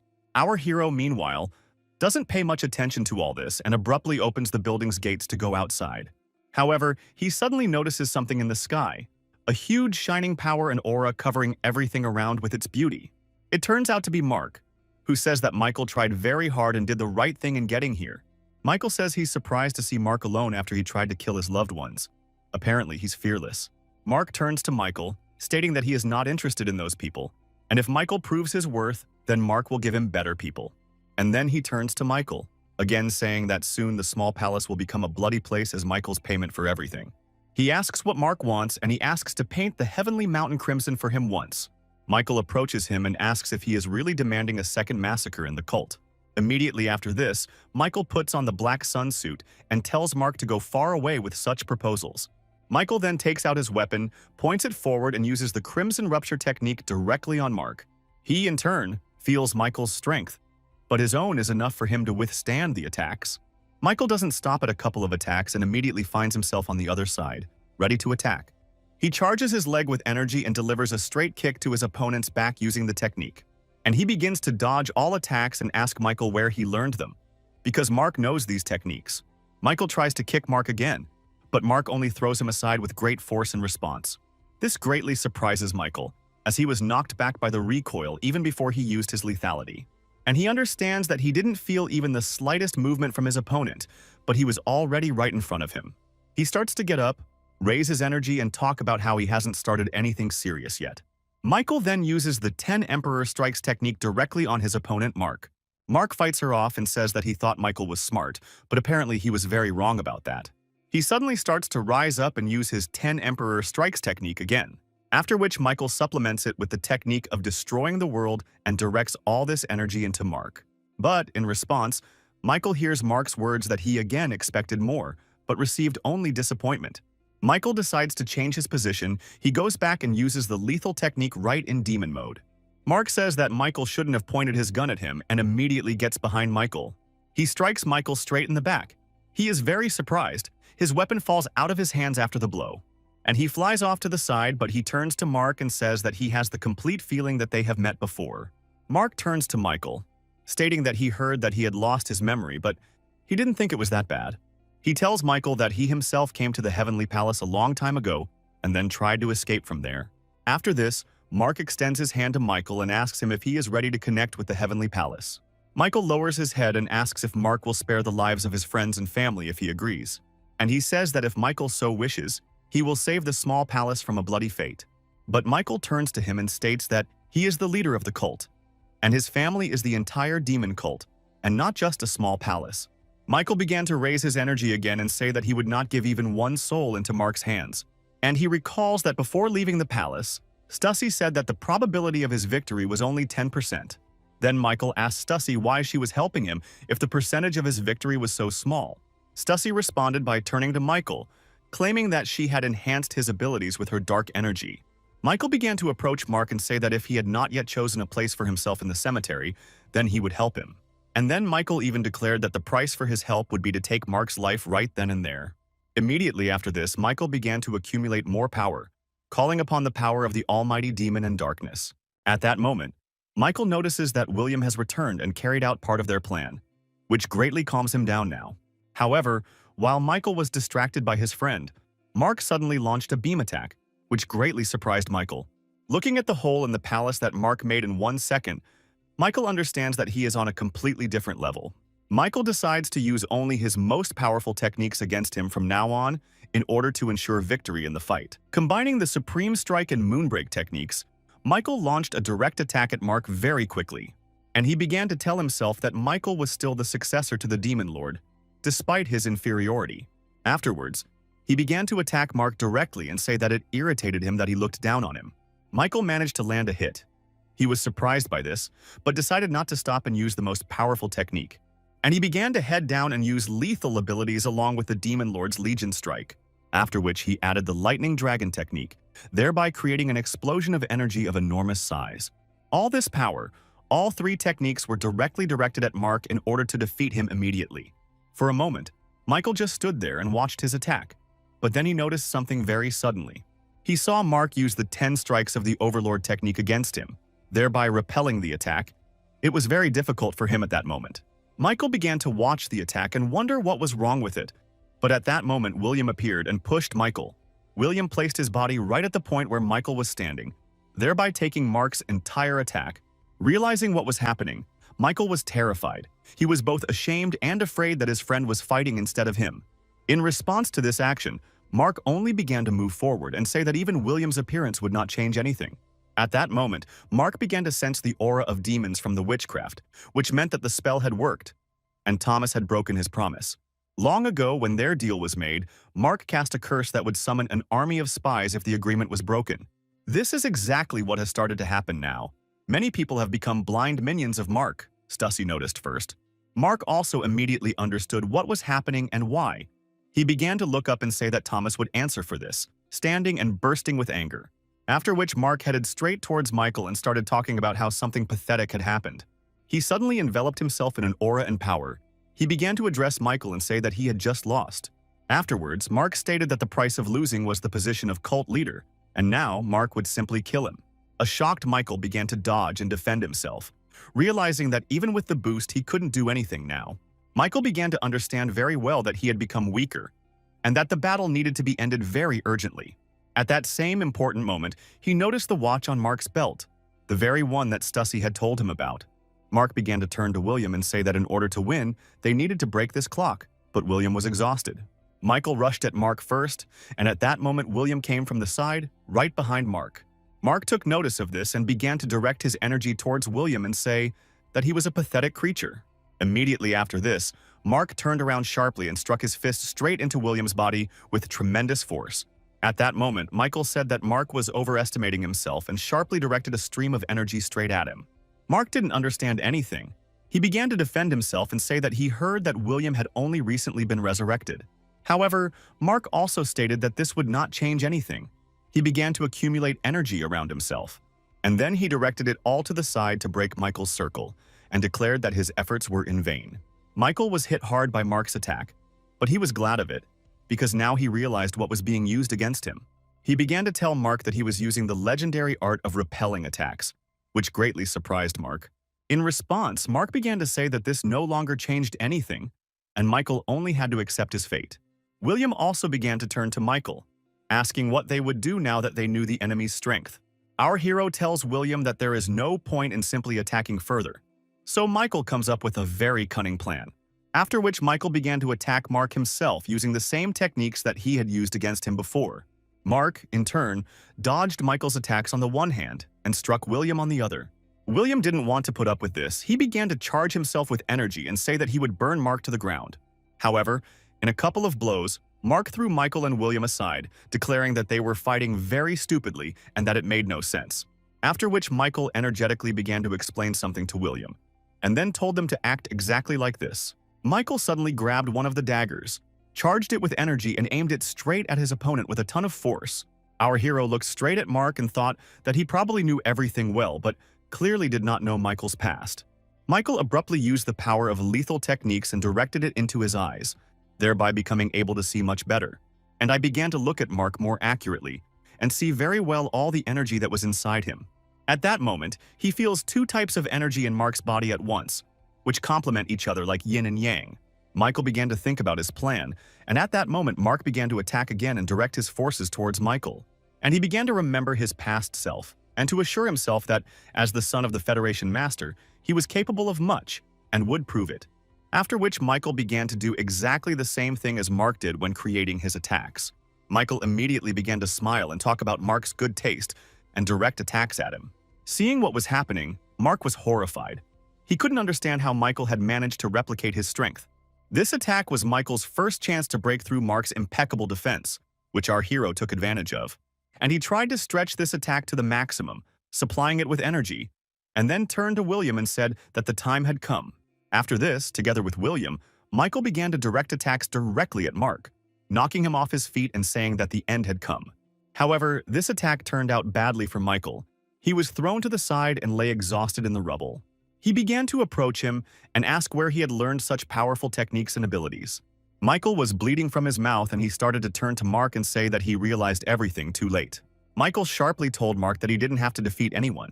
He always looked for weakness in his opponents. After which, Michael suddenly pulled out that very watch from behind his back and said that this was the answer. Seeing this, Mark was wildly horrified and began to direct his energy away and tell Michael not to do anything. However, at that moment Michael's face became demonic, and he declared that he would only stop in hell. After which Michael let go of his hand, and the very watch that Mark treasured fell and smashed on the ground.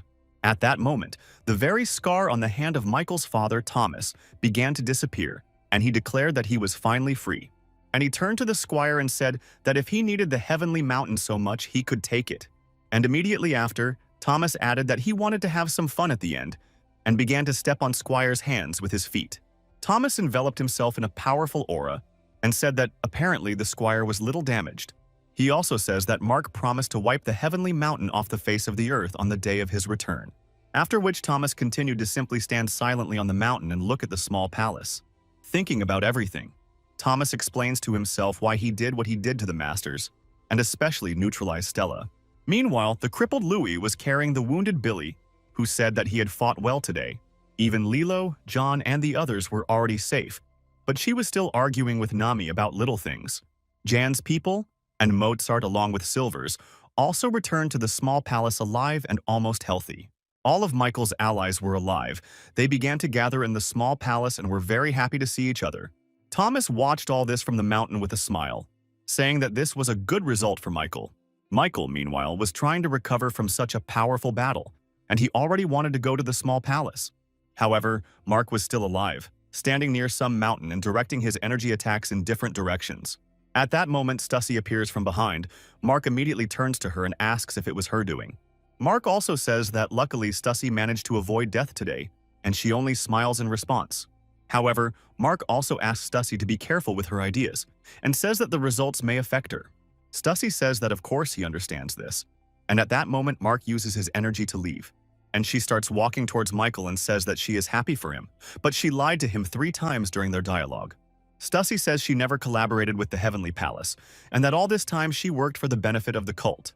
After which she also tells that in reality Mark is not as strong as he seems, and that he cannot live without his dragon form. Looking at the broken watch, Stussy says that only the person who has the energy of the Demon Lord can truly control it. She kneels down and says that thanks to the watch, Michael will see his past soon. Afterwards, Stussy raises her hands and says that if Michael manages to return, she will repent of her sins. Meanwhile, people in the settlements are discussing among themselves that most likely power over the cult is now in the hands of the elders. They also talk among themselves about the death of Franklin, who will rot and never become the head of the cult. Some people are starting to rebel and say that the cult is only going downhill and has no future. The events of the story also show us Kate. She is sitting at the table drunk and eating pizza. At one point, someone approaches Kate and asks her to stop drinking, but she responds that she doesn't care. However, when she looks closely at the person who is telling her this, she is in wild shock and horror at the sight of his face. It turns out that Richard is safe and sound, and he says that Kate should have hidden from him better. In shock, she even tries to scream loudly, but Richard shows her his finger as a sign of silence and asks her to shut up. Richard tells Lilo that Franklin died, but his assistant and son were able to escape somewhere. With a wild aura, Richard turns to Lilo and asks if she knows the details of the incident. Kate tries to get away from Richard, but he in turn increases the energy even more. Richard envelops the entire establishment in an aura of blood and asks everyone around him to leave, saying that they are not welcome here. People around are sitting in shock. They don't know what to do, but many of them actually started to leave this place. Kate tried to leave quietly with them, but Richard's assistants blocked her way, telling her that she would have to stay. A wildly frightened Kate sat down on a chair and began asking why Richard was doing this to her. Richard turns to Kate and tells her that he gives her 5 seconds to bring the cat here. She states that she doesn't know where she is, but he in turn remains silent, and Kate begins to beg for mercy. Richard starts to take out his weapon and talk about how Kate only has 1 second left. A second later, a mask appeared on Kate's head and she began to imagine herself as a cat. He talks about how he needs to find some very brazen people, but Kate says the palace is doing just fine without her. And he gave Kate a letter in which Michael asked Richard to take on Lilo's protection in the event of his disappearance. Richard sharpens his knives and says that Michael gave him this letter and then brazenly ran away somewhere. And he states that everyone around is discussing Michael's death. But Richard responds by saying that he feels his life is still in this world. And then he says that Lilo has left these mountains and they will have to go far to find her, but this even makes Richard happy. After which Kate leads Richard out the door and asks her to quickly take him to this Lilo and show him who it is. That day, the Slaughter Palace disappeared from the mountains and their teacher, and no one ever saw their traces again, or where they went. Time moves forward, and the events of the story show us Michael, who is in his dreams long after the broken watch. While in these dreams, Michael could not understand whether it was a figment of his imagination, the future, the past, or the present. At the same time, a girl named Emma appeared in the cult and became the cult's top strategist in Min's squad. At that moment, someone turned to Emma. It was her partner Ronald, who asked if she was getting tired of working. Emma was very surprised to see Ronald, who is the 3rd oldest, and she began to tell me that she was currently investigating the case of missing people at the peak of the earth, together with the Sword Palace. After which Emma turned to Ronald and began asking him what he was doing here at such a late hour. And then he begins to discuss the situation with Emma regarding the Bloody Master, but she states that he simply made his choice. At that moment, Ronald began to describe a very honest and important person, and Emma immediately thought of Michael. However, upon hearing Michael's name, Ronald only exhaled sharply and said that he didn't mean this guy at all. Meanwhile, strange things are happening in the small palace of the Min part, as a loud scream is heard from inside. There is some kid inside with demonic energy and a bloody knife, threatening everyone. There are two servants kneeling in front of him, apologizing for behaving so terribly and saying that they won't do it again. In response, this boy, Edison, brings a knife to the old man and says that if you break these flowers, they will never grow again. Edison pierces the servant's body with his knife and asks him if it hurts and if he wants more pain. The servants practically die on the spot, but Edison lets the second servant go about her business. The new guards of the small palace report that they have finished changing the system of powers and new people have been recruited. The new leader of the small palace squad immediately approaches the servant who is dying and begins to check something in his body. After which the new head guard, Eugene, turns to Edison and says that if he uses such a blade, he will hurt himself. Eugene kneels down and turns to Edison, asking him to use another weapon, and holds it out. Edison is surprised by this behavior on Eugene's part. He accepts the gift and asks about Eugene in more detail. After which Edison immediately turns to his assistant and asks to provide Eugene with housing in their palace. Time moved forward from that moment, and one day, right in the middle of the night, a loud scream suddenly rang out in the small palace. The head of security, Eugene, heard him and immediately went to the young leader's room to check everything. However, Edison sat on the bed and did nothing. This surprised Eugene, and he began to turn to him. But in response, Edison only turned sharply and began sending Eugene away from here, telling him not to come in. After which Edison even threw the very weapon he had given him at Eugene. Fortunately, Eugene dodged the attack. Immediately after the weapon, Edison began throwing all the other objects he had at Eugene. This really pissed Eugene off. He knew Edison was a weird kid, but he didn't know he was that crazy. From that night on, time moved forward, and every day Eugene sat and wondered why Edison was behaving so terribly. He began to remember various strange moments because Edison, at the sight of an ordinary steel, immediately turned him over. Eugene also recalls how Edison poured a potion on a maid and then tried to stab her right there in the palace. Eugene was also confused by the fact that everyone in this palace was so strange. Even the servants were very angry with him. Edison's chief assistant, who promised Eugene that he would get used to everything, was also evil. However, Eugene did not think so at all. He was simply waiting for the end of his work and his return home. At that moment, an old man sits down next to Eugene and tells him that all the problems are due to nightmares in Edison's head. Eugene is very surprised to hear this from the old man, and he explains everything, saying that this is why Eugene was put as a guard. He asks why there were so many people in the small palace yesterday, but today there are only a couple of people. The old man explains to Eugene that Michael doesn't like extra people, so only the most necessary ones are here. Looking ahead, Eugene realizes that this palace is indeed a very crazy place in the cult. However, at that moment, someone's hand touches Eugene's body from behind, carrying a small charge of energy. Eugene immediately thinks that these are enemies. He takes out his weapon and starts asking about who is here. But it turns out to be the young leader Eugene, who says that he doesn't want to sleep anymore, but wants to walk. He is in a rather sleepy state, but asks Eugene to get ready to go for a walk with him today. In this whole situation, Eugene is surprised that without any skills, Edison came so close to him now. The events of the story move on. Edison and Eugene go for a walk. The first thing Edison does is play games at the Peakwater Market. In the game, Edison bets on heads, but tails comes up, and he is told that his attempt is unsuccessful. And at that moment, an ominous aura appears around Edison, and he himself gives the order to Eugene to kill the merchants. However, Eugene says that there are too many people here and it is a bad idea to just kill a person for the game. Edison says that he did not lose but was cheated, and points to the strange behavior of the seller at the store. And he understands that Edison is right because the seller really was cheating, and Edison initially got heads. Eugene begins to ask Edison to have pity on this man, saying that he is just a small-time crook and nothing more. Edison exhales and says that's fine, which greatly surprises Eugene. He didn't expect it to work. But a second later, Edison changes his mind again and orders Eugene to kill the swindler right there.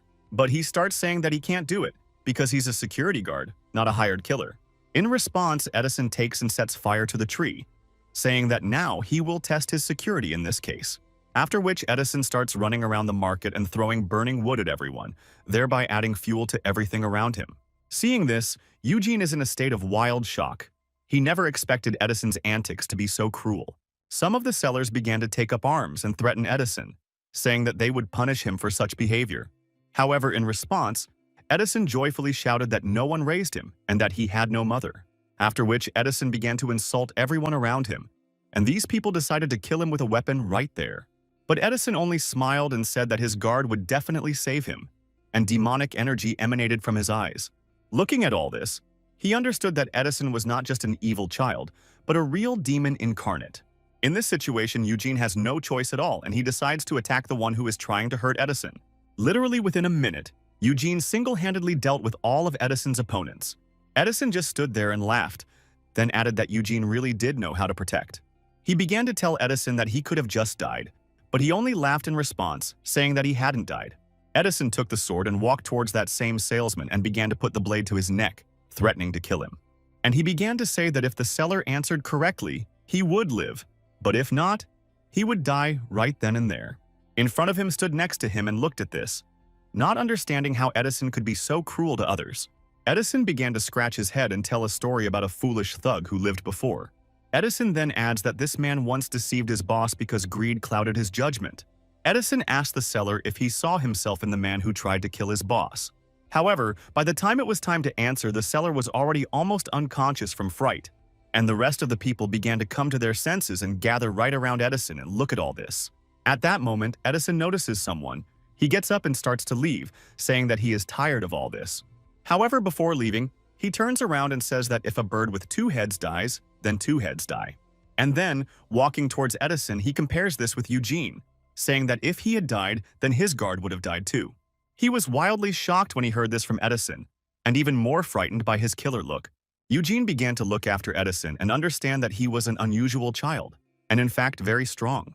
The events of the story move forward. In the middle of a quiet, peaceful evening, a scream is heard again, and Eugene immediately runs to Edison. He stands in the middle of the room and complains that his maid touched the food with her finger when she was setting it out today. Afterwards, Edison began to order his assistant to cut off the girl's finger, which frightened Eugene even more. Every day in the small palace, such situations were repeated over and over again, and Eugene kept a special diary in which he described everything. And he also describes how Edison always laughed when he saw how people were cruelly punished, and did not feel sorry for them at all. Every day, looking out the window, Eugene waited to leave the palace, realizing that there were no normal people in it now. One such day, Edison's assistants informed Eugene that he wanted to go for a walk again, which frightened Eugene. Going outside, Eugene noticed that Edison had gathered one of the demonic cult squads to his place today. Then in the past, this detachment arrived to take Edison to the main palace to his father as ordered. Upon seeing his son, Thomas immediately began to scold him and ask if there was anything left in his head. However, Edison only argued with his father, saying that he really didn't want anything like that. Thomas began to talk about how he had heard strange rumors about what Edison had done at the market for some paltry money. However, when Edison's father, Thomas, began to tell this story, he only began to laugh out loud. Thomas's assistants began yelling at Edison and telling him that he shouldn't behave like that in front of his father. However, in response to one of the elders, Edison stated that he clearly should not interfere in his relationship with his father. Thomas stood up, began to raise his aura, and ask his son about what he was allowing himself to do. In response, Edison also became angry and said that his father did not love him because of his mother's death, just like everyone else. Emma also appeared in the building and began to intervene in the dialogue, but Edison could not understand what he was doing wrong. Edison began to say that the main evil was only in this palace, which was closed from everyone else. Thomas was suddenly fed up with everything his son was saying, so he directed a sharp stream of energy at him with great force. Edison was not bothered by his father's energy. He told Thomas that he was only avoiding problems and trying to solve everything alone, after which Edison also declared that the title of Master of the Heavenly Mountain was simply ridiculous, and in response, his father began to use more force. Thomas instantly gathered a lot of energy and directed it all straight at his son, thereby throwing him aside. He was thrown straight into his assistant from the squad and began to look at his father in shock. He began to leave, saying that since he was leaving, he ended by calling Thomas the Master of the Heavenly Mountain. After his son's departure, Thomas began to blame himself as a father and say that he was unable to show him the normal side of the world. But in response, Thomas's assistant stated that it was not his fault and that he was already born with a thirst for blood inside him. Thomas's assistant also began to suggest that Edison be stripped of all his rights, which only infuriated Thomas. But after such a proposal, the other elders began to support him and say that this was the right way out. But Emma entered into a dialogue and stated that depriving Edison of all rights was too harsh and would hardly help. She began to say that with time, they would be able to teach him manners, and the fact that he was strong was even good. Edison's father began to say that his son was only harming the cult, and Emma suggested killing him, which greatly surprised Thomas. Emma stated that she knew Thomas wouldn't do it, so he just needed to find another way to talk. And she began to suggest to Thomas that he keep his son closer to him and spend more time with him. He also suggests that Thomas introduce his son to the children of other palaces, as they are very gifted children. She wants Thomas to call them to the main palace and ask them to keep an eye on Edison. Thomas begins to think about it, but analyzes everything from the point of view of the benefit for the cult in this case. Thomas remembers his strained relationship with Franklin and thinks that he can mend it through his children. Edison's father understood that this idea sounded very good, but whether Edison would like it was another question. Emma says that this is a very interesting idea, and she is even ready to take it on, to which Thomas gives the go-ahead. Thomas also asks to convey to Edison the condition that if he harms any of these guys, then death awaits him along with the small palace. And he goes about his business, and the old people begin to scold Emma and say that her idea is just complete nonsense. Emma replies that the idea of depriving him of his rights is much more stupid because the old people don't know Thomas's character at all. She explains that if Thomas leaves his son, then he will be able to leave the cult unattended. One of the elders criticizes Emma, saying that she herself knows that Edison is sick and suffers from a disorder. The second old man agrees and adds that Edison is unable to learn martial arts because it is his curse. The elders also say that only the art of the sea can help Edison, but he should not be allowed to have such power. He tries to get Emmy to understand that they are just making fun of Thomas this way, and that this is terrible for him as a leader. Emma just listens to the old men in silence for a while, but then asks them to leave, adding that they really irritate her.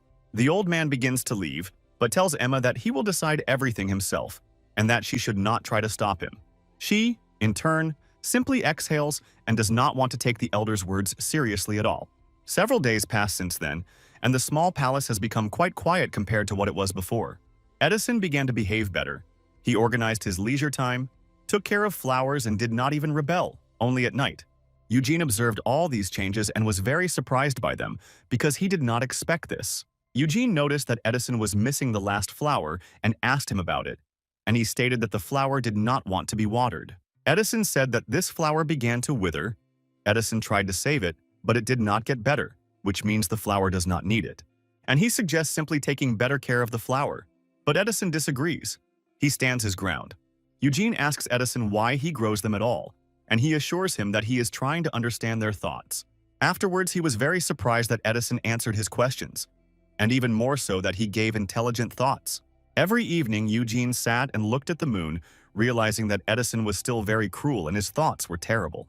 Eugene also thought about the fact that sooner or later, he would receive an order that he would have to carry out. At that moment, Eugene noticed that the palace door was open, but he clearly remembered that he had locked it before leaving today. He immediately starts to grab a weapon in his hands and starts to think about what it could be, and whether someone has really gotten into the palace. Together, they quietly entered the palace and began to see through the door the silhouettes of some man right next to Edison. Eugene, as a security guard, immediately saw the enormous danger in this and rushed to rescue Edison with a weapon in his hands. Entering the room, he saw one of the servants with a blade in her hands, standing directly over Edison, who was lying on the floor. Eugene didn't understand at all why she began to threaten Edison, but in that moment she began to attack the young leader. Luckily, Eugene was strong and fast enough to stop her attack and prevent Edison from getting hurt. However, the servant did not stop, but continued to attack, and Eugene immediately saw a very familiar look on her face. And seeing this, he immediately realized that she had the look of a killer and attacked first, and later began to ask if Edison was okay. In response to the question, Edison asked Eugene for a sword. He gave it to him, and Edison approached the servant and began to strike her body. Eugene stood and watched every blow that little Edison struck, and was greatly surprised by his cruelty. Edison started to leave, and Eugene asked him why he killed her when he could have saved her. And then he asked this question in surprise again and again, and Edison only remained silent or answered that he knew time after time. Later, he turned around and asked Eugene to shut up, saying that it didn't matter to him at all right now. Edison started to leave. Eugene tried to stop him and say that there might be poison on the blade, but he asked to let him go.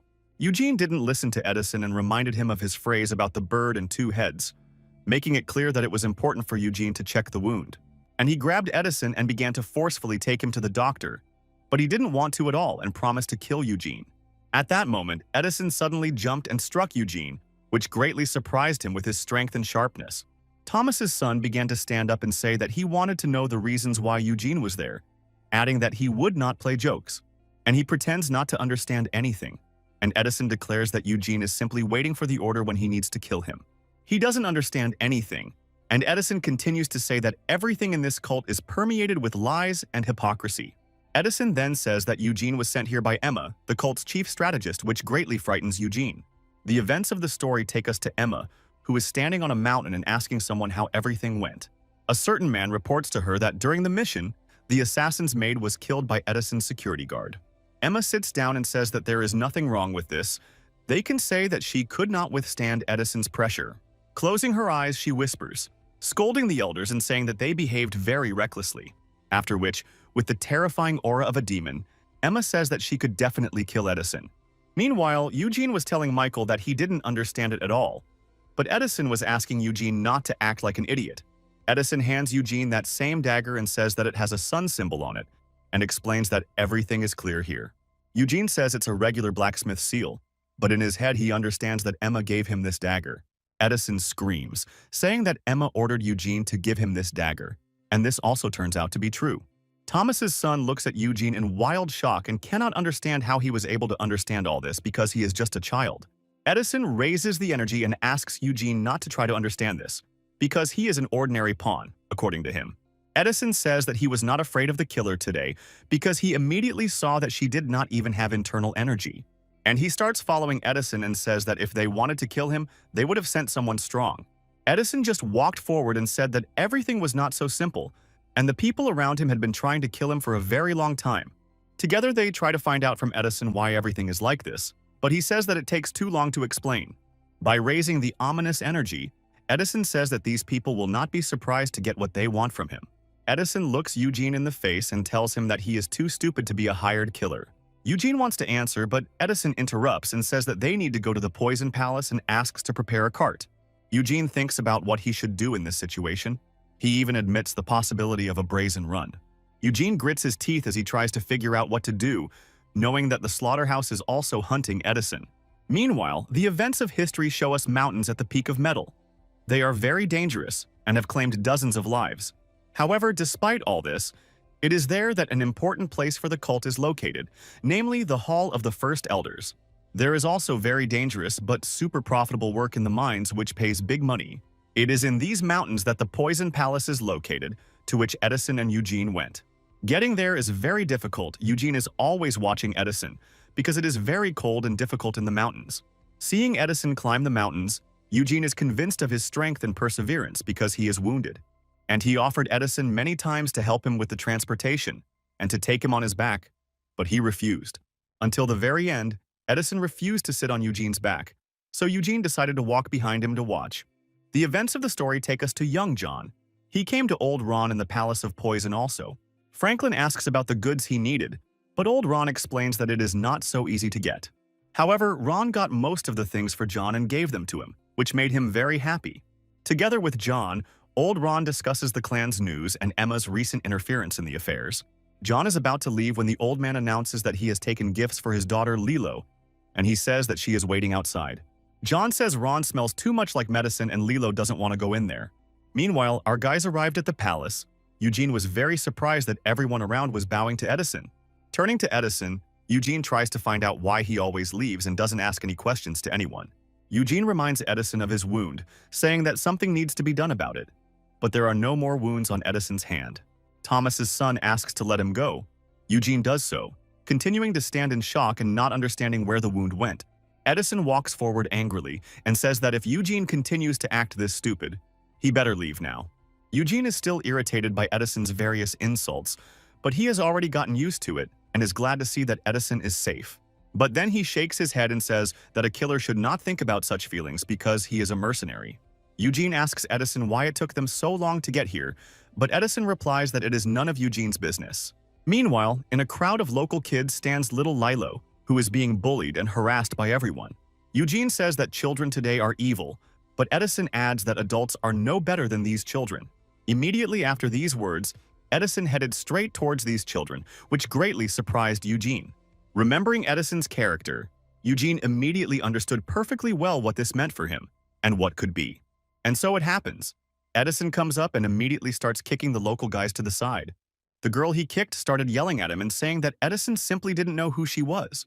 And he takes out a weapon, raises the energy, and says that he doesn't need to know this at all. Having scared everyone around, Edison made sure that Lilo was no longer bullied, but called her a fool for not defending herself. Lilo took out a wooden sword, began to wave it, and talk about how her father would teach her how to use it and that she would be very strong. However, hearing this, the children around still look at Lilo with disdain, not at all understanding what she was saying. This infuriates her. She accelerates greatly and in a second strikes all the girls near her. All these children are in severe shock. They are holding their heads, screaming and crying in pain from just one blow from Lilo. Lilo just stands there sweetly with a sword in her hands and asks Edison if he still thinks she's a fool or not. Eugene says that Lilo has problems with her head too, and Edison says that he doesn't care. At that moment, she suddenly stops. She rejoices and shouts that she wants to marry Edison. At this moment, Edison and Eugene just stand there and look at Lilo like she's crazy and are very surprised. Edison says she's completely lost her mind, and Eugene asks Lilo not to throw around such words. Edison pushes Lilo away and tells her that Eugene is stupid and useless, and he doesn't even have anything to say in his defense. At that moment, she quietly falls to the ground, lies with her eyes open and just says, "Oh," after which Lilo begins to wave her arms and legs and scream wildly, which greatly surprises everyone around her. Just then, Lilo's father comes up to her, enveloping himself in an aura and asking what's going on. A minute before, John said that he wanted to check Edison's aura, and Ian asked not to accidentally hurt anyone. Thomas's son understands little at this point, but Eugene immediately senses the power of the Palace Master, at least emanating from John. With a rather ominous aura, John asks Edison if this is his doing now. In response, Edison asks John what business it is of his and who he is anyway, greatly surprising Eugene next to him. John says that he is Lilo's father, which infuriates Edison because he has created unnecessary problems for himself now. And he gives Edison a sword and says that this is the only way he can apologize for his rudeness. He draws a circle around himself and says that if Edison makes him step outside the circle, he will forgive him. But then John adds that if Edison doesn't do this, he will kill him right here in front of everyone. Afterwards, he wants to get involved in the conflict and resolve it with words, but Edison tells him to stand still. After which Edison jumps up and in a second finds himself behind John and says that it's funny. And he says that Edison has great attacks, but his blows don't do any damage. However, Edison is not at all concerned with these words. He continues to attack in vain and waste his energy, trying to achieve a breakthrough. John abruptly began to ask Edison why he had picked up a sword if he himself relied only on childish techniques, and he says that he expected too much from Edison, and such words deeply hurt the young Edison. He creates charges of energy and says that he will put an end to all this. However, this option clearly did not suit Edison, and he suddenly jumped up and began to approach with a powerful attack. And he began to attack upwards. And at that moment, Edison sharply dropped down, thereby deceiving John. John noticed that Edison had become angrier and faster, and began to wonder if the young leader was hiding his abilities from him. As their swords clash, John realizes that Edison couldn't attack only because his arms were too short for it. But what surprised John even more was not Edison's skills, but the fact that he ended up throwing his blade on the floor. And after Edison, it wasn't just like that. In this way, he natively ensured that John got out of the circle. Old Man Jan appeared from behind and remarked that he was ashamed to see a child defeat a master in battle. John began to approach Edison and ask if he had a master and who was teaching him the arts. And he says that if Edison learns martial arts, he will have a great chance of becoming a swordmaster. Afterwards, John invites Edison to study with him, but he only laughs in response and says that he will never agree to this. He didn't understand anything, but Edison turned to him and asked him to take his hand right now and quickly. John doesn't understand why this is happening and starts simply feeling Edison's pulse with the movements of his hand. At this moment, John feels and understands everything. He notices that Edison's channels are blocked and holding back energy. Edison began to leave and ask John to take care of his daughter's upbringing, since nothing could be done about it. And through energy, he tells John that he should leave quickly, because this boy is the son of the cult leader. Edison seems to sense what they are talking about. He raises the energy in his eyes and looks sweetly at John. Time went on. Edison lay on Jan's table and said that the terrible dreams were still with him. His killers came into his head at night. Ian uses some drugs, and Edison says that this time, through a dream, he realized who was going to kill him. He traces Edison's body parts and says that perhaps soon he will be able to get some normal sleep. Edison says that he understands everything and hands Jan the paper, asking him to sort this all out quickly. Old Man Yang began to approach Edison and ask why the young leader should follow the path of death. He says it's the best he can do right now. But Ian argues with him, calling the idea complete nonsense. Thomas's son replies that it's just a sixth sense, an answer that infuriates Jan. Jan realizes that there is no point in arguing with Edison now, so he simply accepts his answer. Edison lies on the table, picks up the medicine, and says that he is already very tired and will go to bed after the journey. Old Man Jan leaves Edison to sleep and goes ahead and tells someone what he thought about how he had already escaped. The man turns out to be Edison's bodyguard, Eugene, who asks Ian what his goals are. He asks Jan more precisely, saying that he does not understand why he was given the opportunity to eavesdrop on this conversation. Ian turns to Eugene and tells him that he doesn't have to worry because the order to kill Edison will never be given. The old man explains to him that if this happens, Thomas will definitely find this man. And if this happens, and Thomas starts killing, then the cult will come to an end, because the palace masters will start a battle. Eugene asks why Emma continues to send assassins, and Ian asks Eugene in response what he thinks of it. And he says that there were people who really tried to kill Edison, but they were all punished by the first mate. In conclusion, Ian says that Emma's goal is not to kill Edison, but Eugene still cannot understand what the truth is. The Master of Poison says that the problem is now much deeper than they think, because all events are leading to this. Eugene begins to realize that there is actually a huge battle of wits going on among the cult leaders. As Ian starts to leave, Eugene turns to him and asks why he decided to tell him all this. The Poison Master says he simply wants Eugene to do his job well, nothing more. He leaves and tells Eugene to watch Edison when he wakes up in 4 hours, which infuriates Eugene. After the dialogue with John, he completely stopped understanding what was happening. He sat down and began to think about everything. Meanwhile, in his dreams, Edison is inside his consciousness, enveloped in energy, and asks to simply kill him. It's like he's communicating with someone, yelling at someone every time and asking about what they all need. At this moment, in Edison's mind, he is in front of the demon's aura, which is looking directly at him. The demon approached Edison and asked him to find something for him, but Edison could not understand at all what he was talking about. In response, the demon only repeated the same thing over and over again, asking Edison to find something for him and promising help in return. Thomas's son could not understand anything. In life, he was never afraid of anything, but in his dreams, he was terrified by the sight of the demon. After some time, Edison woke up. He was wildly exhausted, as if he had not slept at all, and he was sitting in a cold sweat. He was shaking and afraid. It was the first day that Edison remembered his dream, and he clearly remembered that he was asked to find something and not simply sent away.